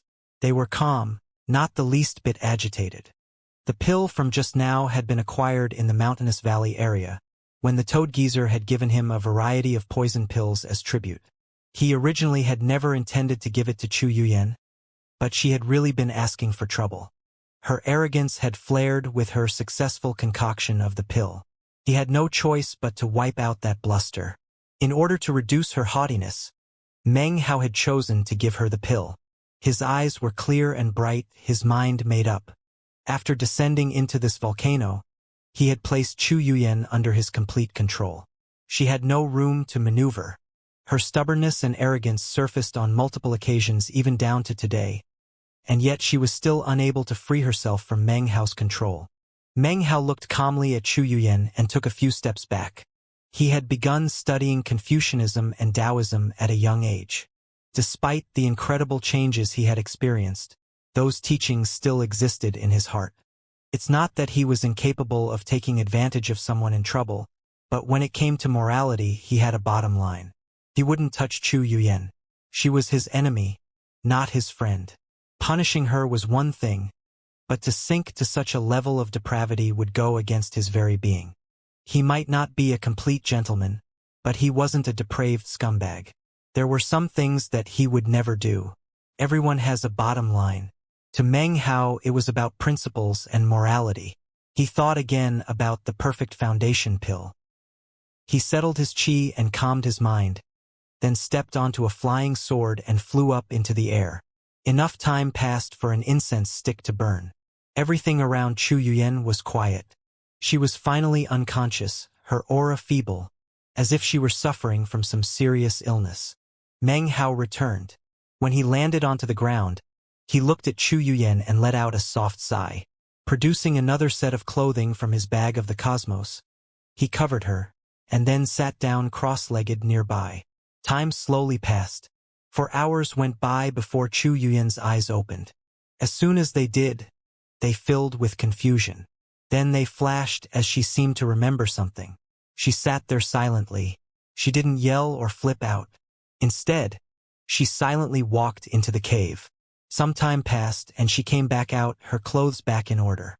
Her face was pale, and she looked very weak and tired. She gave Meng Hao a look filled with complexity. She hadn't lost her memory. It was quite the opposite, in fact. She very clearly remembered every single thing that had happened, including Meng Hao flying off into the sky. Meng Hao's eyes opened, and he gave her a level look. "I did nothing to harm you," he said slowly. "That medicinal pill was a punishment for your attempt to harm my cultivation base. You need to understand the truth of the situation here. My instructions are everything." There was no arrogance left in Chu Yuyan. Her feelings regarding Meng Hao were incredibly complex. Yes, she hated him, but under the circumstances just now, he had chosen to leave rather than touch her. Chu Yuyan didn't want to, but she actually felt appreciation mixed together with her hatred. The complex feelings within her felt like floodwaters threatening to submerge her. She didn't know how many similar medicinal pills Meng Hao had, but from his actions, she could guess that even though the pill she was concocting was important to him, he wasn't worried about her trying to poison him by adding or changing the recipe. The pill formula he gave me is very strange. Because of the interactions between the various ingredients, to change the formula ratios is simply beyond my ability. I wouldn't be able to produce a complete pill. However, even if I did successfully adjust the formula, given this guy's personality, it's possible he might make me consume it. Actually, it's impossible at all to tell if he will even consume it himself. Maybe he'll catch a viper and force it to consume it. In fact, it's even possible that the pill doesn't need to be consumed. Maybe he'll use some other method to melt it and provoke the lightning. Maybe that's why he doesn't care. She frowned. It was really impossible to figure out the answer, and she had no idea what to do. She looked at Meng Hao, her expression torn. The more she thought about him and the deepness of his schemes, the more frightened she became. Compared to him, Wang Tengfei really is inferior. She sighed. After thinking for a moment, she took a deep breath and said, "That skull has been here for several tens of thousands of years. Actually, I know where we are and I know what this place is. When I saw the altar in the lake of blood, I started to suspect. I've thought about it a lot since then, and finally realized where we are." Her voice soft, she continued, "This is one of the 2 undiscovered locations of the legacy of the blood immortal. In total, there are 9. From ancient times until now, 7 have appeared. This means there have been a total of 7 chances throughout history to acquire the legacy. Whenever a new location appears, it sets the entire southern domain abuzz. There are rules governing this place. Only Foundation establishment cultivators can enter. Any who does has a chance at acquiring the legacy. Every time the tournament begins, the previously discovered legacy zones will emit a glow of blood that lasts for 9 days. After 9 days have passed, whoever is the first person to enter into the red glow, as long as they meet the requirement of having a cultivation base at the Foundation establishment stage, will be transported to the Blood Immortals Mountain. When the legacy tournament begins, it will last for a maximum of 9 months. Only one person is permitted into each legacy zone. From tens of thousands of years ago when the first Blood Immortal Legacy Zone appeared, all the way until now, there have been 7. This means that there have been 7 legacy tournaments. Some people have had the luck to acquire various rewards, but down to this day, no one has succeeded in acquiring the true legacy. Of the 9 total legacy zones, there are 2 remaining. Throughout all these years, no one has discovered their location. Therefore, there has been no way to begin the 8th legacy tournament. As he heard all of these things, Meng Hao's eyes began to narrow. "Who is the Blood Immortal?" he asked. "I refuse to believe you didn't go yourself to examine the lake of blood," she said calmly. "And I also refuse to believe you are unaware that underneath the surface of the lake is a massive head with an open mouth. The 7 other Blood Immortal Legacy Zones throughout the world all have lakes of blood and altars. Underneath each altar is a mouth. Furthermore, I refuse to believe you didn't hear the voice of the legacy. I have no proof, but my intuition tells me that you've been there. And you're a cautious person, so you didn't dare to step foot inside without first bringing back those skulls to analyze, to see if you could determine their age. You didn't answer my question. The ancient Temple of Doom. It was once a holy place for the ancient Doom clan. They were not looked upon with favor by the heavens, and were punished with tribulation. There were 3 famous immortals amongst them whose names were passed down through the generations after. One of them was the Blood Immortal. Anyone who acquires his legacy will be qualified to fight on the path to immortality, and step foot onto the immortality pillar. Chu Yuyan's voice was soft as she spoke. She continued, "The path to immortality is an arduous one. According to the ancient legends, it can be found only on Mount Heaven. It is not a mountain on the earth, but in the sky. On its peak is an immortality pillar. By stepping onto the pillar and knocking on the door of South Heaven, an immortal realm shall be opened. You shall be bathed in the light of immortality. Step into the void and into immortal ascension." Since ancient times, countless heroes have fought over the ability to tread the path to immortal ascension. After all, if you analyze the character Immortal, you will find that it is composed of the character Person and the character Mountain. That mountain is Mount Heaven and the person is only one person, Every 10,000 years, one person achieves immortal ascension. However, there is another understanding regarding the character Immortal. According to this understanding, first is the character Enter, then is the character Mountain. Combined, they mean immortal. It is a simple truth. Without entering Mount Heaven, one cannot achieve immortal ascension. She looked at Meng Hao, explaining things that were only known to members of the 5 great sects and 3 great clans in the southern domain. What is immortality? A person and a mountain. What is immortality? Entering the mountain. In 10,000 years, one person entered the mountain. One person achieved immortal ascension. Meng Hao's eyes began to shine brightly, but then, just as quickly, the glow faded. Considering that he was just a foundation establishment cultivator, immortal ascension was far, far away for him. For him to think about it now was really just too extravagant. It was basically a daydream.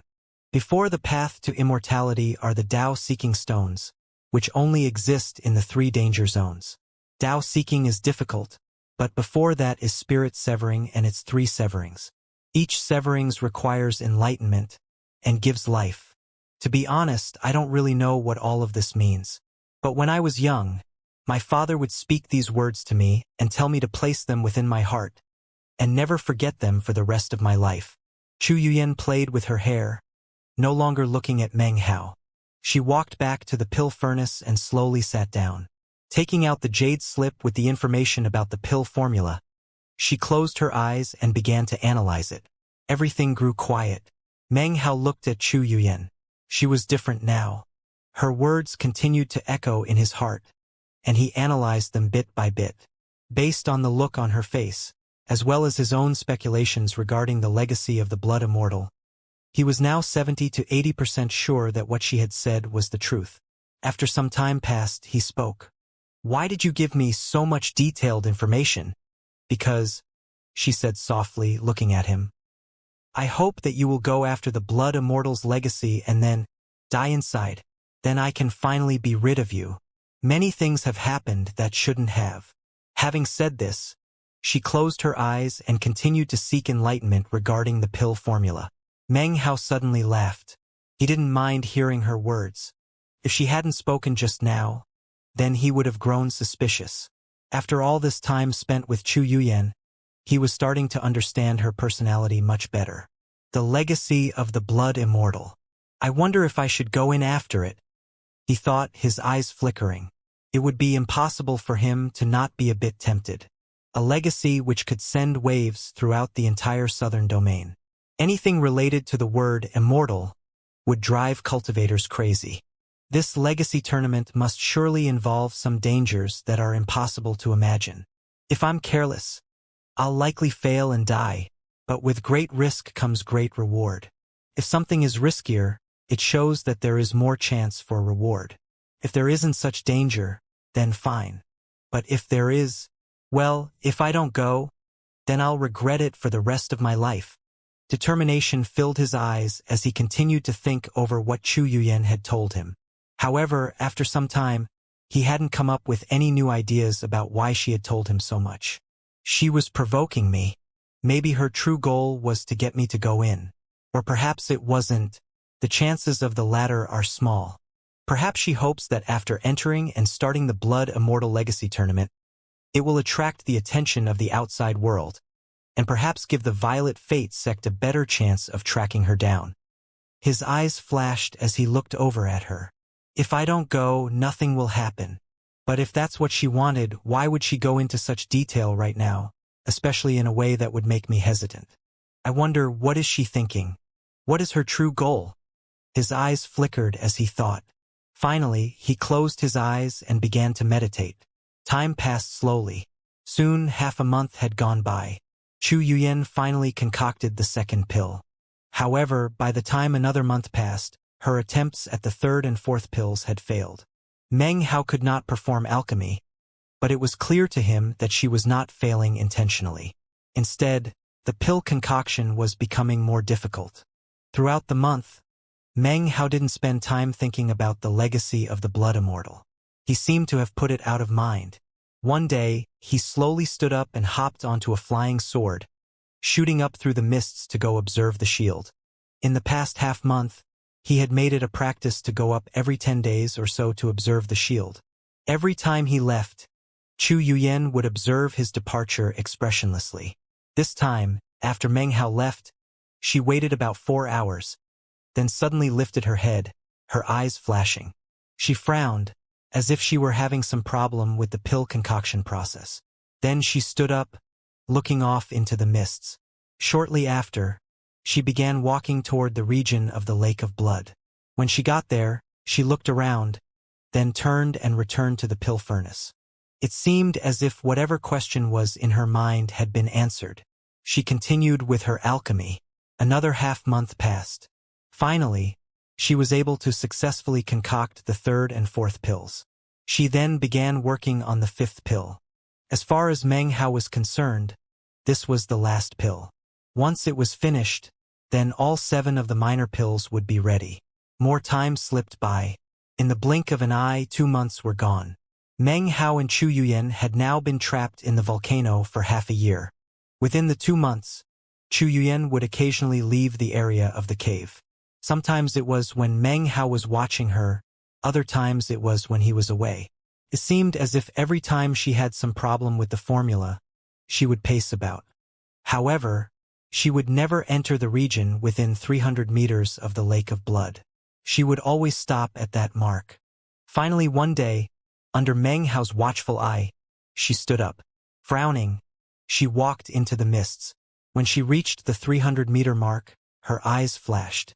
Suddenly, the power of her cultivation base flared up, and she sped toward the Lake of Blood at top speed. As she neared it, the surface of the lake began to ripple. The altar appeared, followed by the enormous stone head. The mouth gaped, a passageway awaiting for the legacy tournament participant to enter.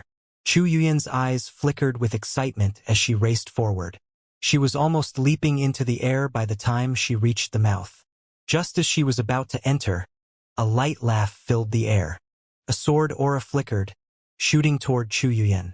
As soon as she heard the laughter, her face went pale.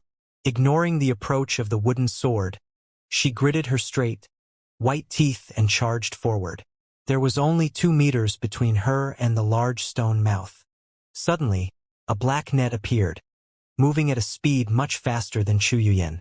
It immediately enveloped her, and she was not able to move beyond that last 2 meters. The wooden sword scooped her and tossed her back to the lake shore. Standing nearby within the mists was Meng Hao. His face expressionless, he slowly walked forward. Chu Yuyan's face was pale, and her eyes flashed with venomous hatred as she glared at Meng Hao. The instant he had brought back that skull to study, she had put all the pieces together regarding the legacy of the blood immortal. Furthermore, everything she had said those months ago was true. She thought she knew Meng Hao and understood his innate skepticism. She intentionally tried to make him think that there was something suspicious going on. Given his nature, he would certainly suspect her. Based on all of this, she knew that he would not easily be convinced to act. That would give her time. In the following months, she had made it a practice to go for walks. She did this so that Meng Hao would not find it unusual. Today, she had finally made her attempt, never having imagined that she would fail. "You really are quite patient," said Meng Hao. "I gave you a whole 3 months. At the moment, he was disinclined to explain to her how he had seen through her plan. "You have 1 month. I want to see the 5th pill. Now, get back to your alchemy." He made a snatching motion with his hand, retrieving the large net. Chu Yuyan bit her lip and got to her feet. Without another glance at Meng Hao, she made a bitter departure. So, she really did want to go in. Meng Hao looked thoughtfully over his shoulder at Chu Yuyan's departing figure. A cold smile lifted the corners of his mouth. Now his doubts were dispelled. He walked forward and entered the mouth of the enormous statue. The instant he entered the mouth, he disappeared, and the lake of blood began to seethe.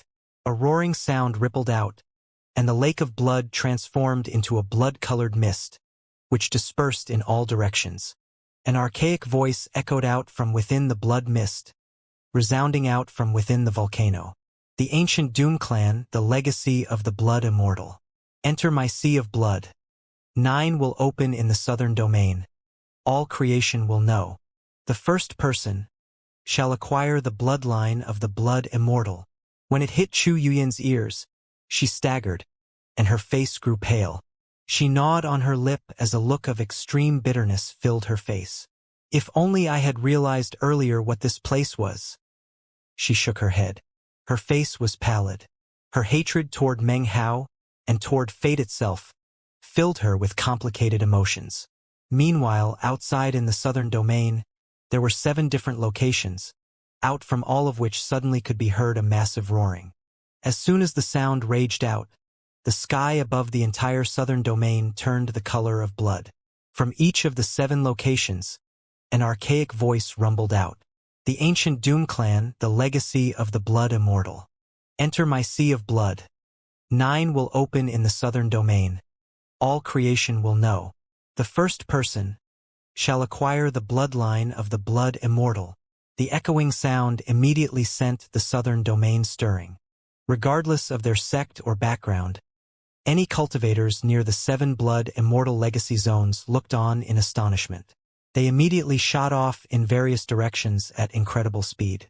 The blood immortal legacy zones have reappeared.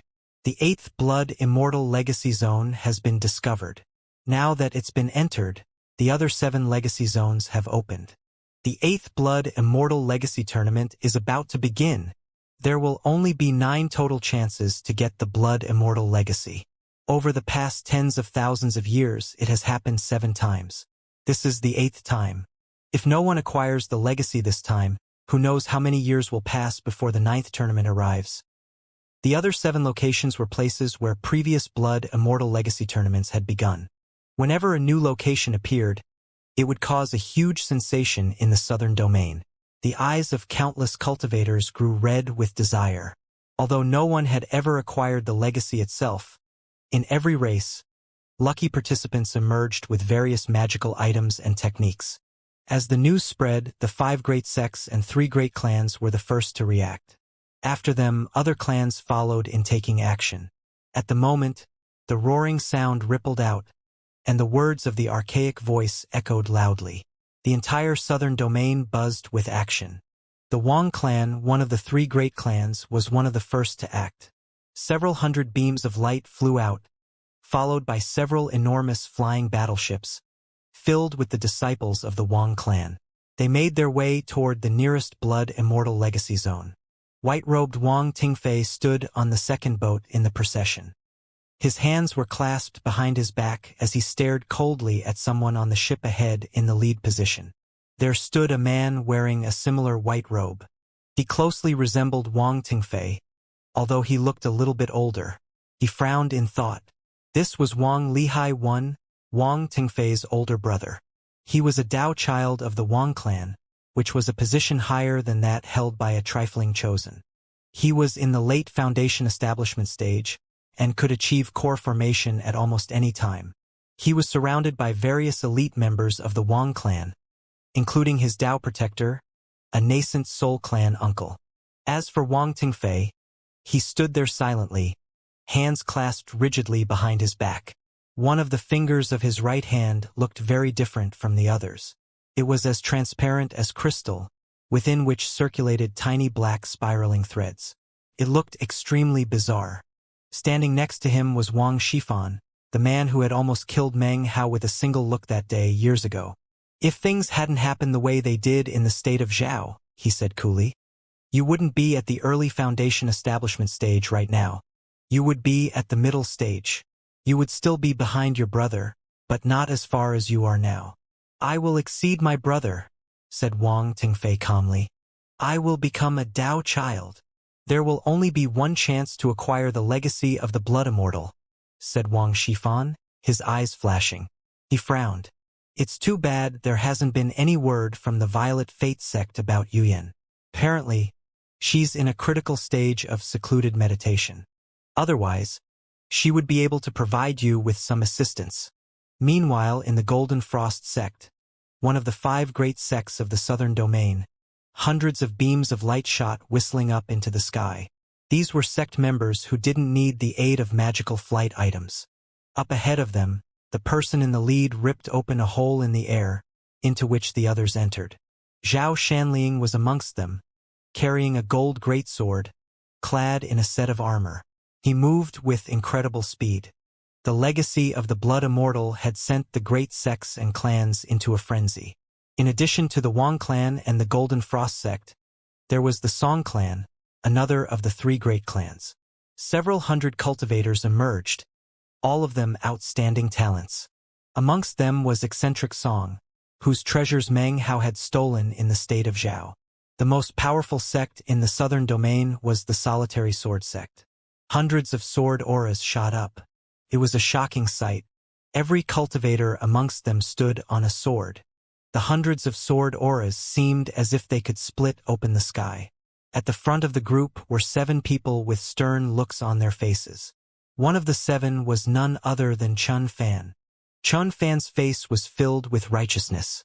He wore a long white robe and stood on a dark green sword. His cultivation base billowed out. He was at the early foundation establishment stage. In front of the 7 was a middle-aged man with a cold expression and a fierce killing intent. This was none other than Chun Fan's master, Zhou Yenyun.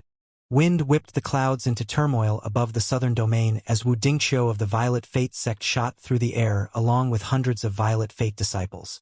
As they flew through the sky, Wu Dingqiu's brow was furrowed, and he seemed to be thinking about something very important. This, in turn, caused the others from the Violet Fate sect to be incredibly quiet. Yu Yan is missing, he thought. She was seen chasing after some cultivator. Then that rock flew through, kicking up a whirlwind. Where is she? Her life slip is still intact, which means that she's safe. He sighed. Chu Yuyan was very important to the Violet Fate sect. In fact, she was so important that many people in the sect had opposed her engagement to Wang Tingfei.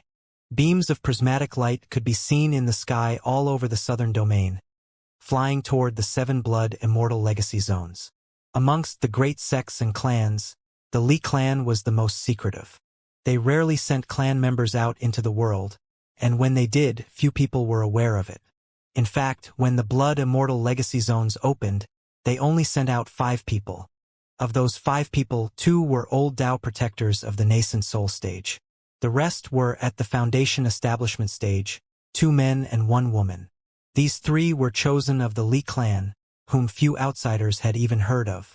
Years ago, the Patriarch revealed the secret that the 8 Blood Immortal Legacy Tournament would fall into the hands of the Li clan, said one of the old men.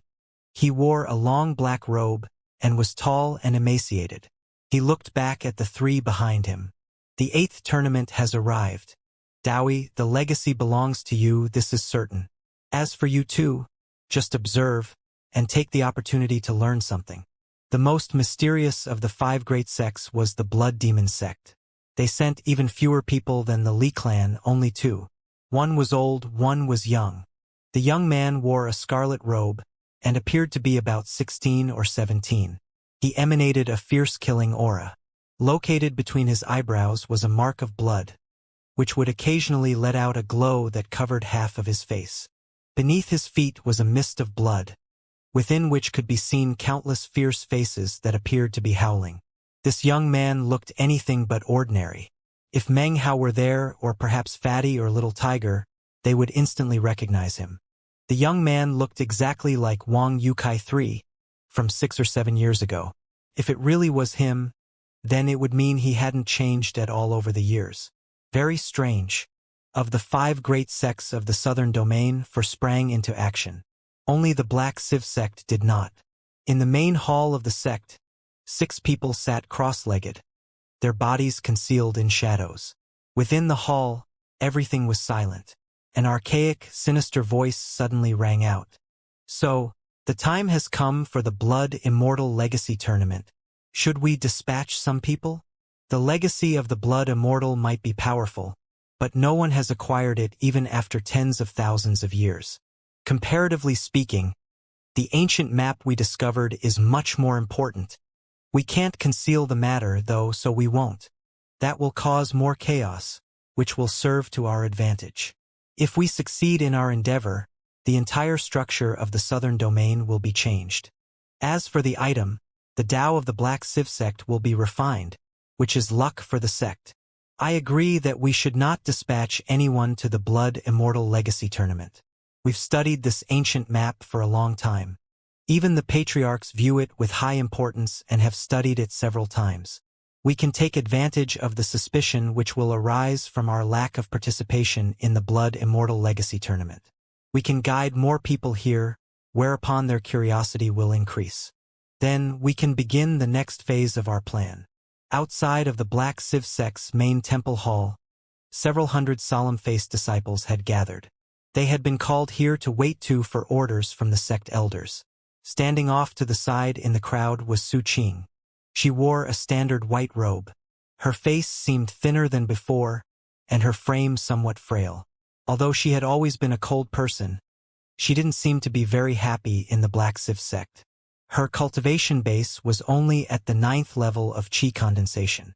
A charming young woman appeared next to Su Qing. Her voice low, she said, "Junior sister Su, elder brother Chan said to give you one last chance. If you agree to what he wants, he'll fight to get you a foundation establishment pill. Come on, don't be stupid. If you provoke elder brother Chan, then..." Even in the midst of giving her advice, Su Qing raised her head and looked at her coldly. "You don't need to bring up this matter again, elder sister Xue. Please, have some self-respect." The girl surnamed Xue sneered. "You're just an uncivilized biddy from a backwater nation. You try to act high and mighty, but you're really an idiot. Elder brother Chen taking a liking to you is good luck for you. This matter is beyond your control." Su Qing didn't say anything. However, her delicate hands clenched tightly within her sleeves, until they turned pale white. The Xue girl laughed coldly and continued to deride her. "And as for that cosmetic enhancement pill, concocted in some crude, tiny sect on some crappy mountain. Elder sister Han wanted to trade you for it to give to her servant girl, but you refused. You really have a one-track mind. What a waste of your good looks." Su Qing's face was pale white, and she gnawed on her lower lip, but she said nothing. Eventually, an old man wearing a dark green robe emerged from the main temple hall. He flicked his sleeve, and mist began to billow out. An enormous feng shui compass flew down from the sky. The Xue girl stopped her ridicule and hopped up onto it, along with the surrounding disciples, including Su Qing. Under the control of the old man, the feng shui compass carried them off into the distance. Wind and clouds roiled above the southern domain. Because the Black Civ sect didn't participate, the 7 Blood Immortal Legacy Zones were each occupied by one of the other 4 sects, or one of the 3 clans. Other could only yield to their approach. However, despite their high position, the great clans and sects could not force outsiders to leave. That would have raised public indignation. They simply cleared a way through to wait for the glow of blood to appear and the legacy tournament to begin. Time passed by. A few days later, the Blood Immortals' sacrificial altars began to thrum. Everything began to shake, and finally, a bloody screen appeared. Within the blood screen, a gateway slowly came to be visible. In this instant, all the Foundation establishment cultivators at the 7 Blood Immortal sacrificial altars felt the desire to surge forward. However, the gateway would only permit one person to enter. That right went to the first person who made it through. Only if that person died or intentionally emerged to rest could a second person enter. It was a vast world, with blue skies and white clouds. There was a feeling of purity, difficult to describe, which appeared in the hearts of everyone who entered. Looking up, the sky was filled with an enormous sacrificial altar, dark green in color. At the top of the altar, sitting on an enormous stone throne, was a person. It was a corpse, clothed in a blood-colored robe. On its face was a featureless silver mask. It sat there unmoving. The altar seemed to fill nearly half the sky of this world. All of the people who entered were able to see the person on top. The legacy of the Blood Immortal. There was no need to say it. This person was the deceased Blood Immortal. Beneath the dark green sacrificial altar were 9 enormous spell matrices. Each spell matrix seemed to be filled with a whirlpool of slowly rotating stars. The 9 spell matrices were like 9 gigantic steps, leading up through the white clouds to the sacrificial altar. Anyone who could pass through the 9th spell matrix would then be able to step foot onto the dark green sacrificial altar. However, since ancient times, no one had ever been able to do so. At the moment, Meng Hao stood silently outside the first spell matrix, his eyes glittering. Suddenly, 7 indistinct figures appeared around him. He couldn't tell whether these people were men or women, nor could he determine their age. Even their clothes were unclear. Their entire forms were indistinct blurs. However, Meng Hao was able to see that all of them were looking around at each other. Suddenly, an archaic, emotionless voice rang out. The legacy of the blood immortal, the 9 matrices are opened. 8 legacy competitors have arrived, but only one can acquire the legacy of the blood immortal. The 8 of you will not be able to hear each other speak, nor will you be able to see the magic each other uses. You will be unable to attack each other. You will only be able to see these indistinct blurs. This is because the 8 of you are all in different locations. However, there is one thing in common about your locations. They all contain the same dark green sacrificial altar and the same spiritual energy. The legacy tournament will be open for 9 months. At every matrix, you will have the option to depart. Any time during the 9 months, you may choose to continue on to the next matrix. You may use any method you wish, including trickery or special sect or clan powers. The first person to break into the 9th matrix will be the 2nd generation blood immortal. There are no rules here. Now, each of you must produce a drop of blood filled with your essence. It will magically transform into a blood divinity. There are countless types of blood divinity. As for which one your blood will create, that will be dependent on luck and fate. Do not forget, absorbing spiritual energy will cause your blood divinity to grow more powerful. This is because your blood divinity is a key factor in whether or not you acquire the legacy. And now, let the 8th Blood Immortal Legacy Tournament begin. As soon as the voice finished speaking, 8 dark green beams of light shot out from the altar and flew down toward Meng Hao and the others.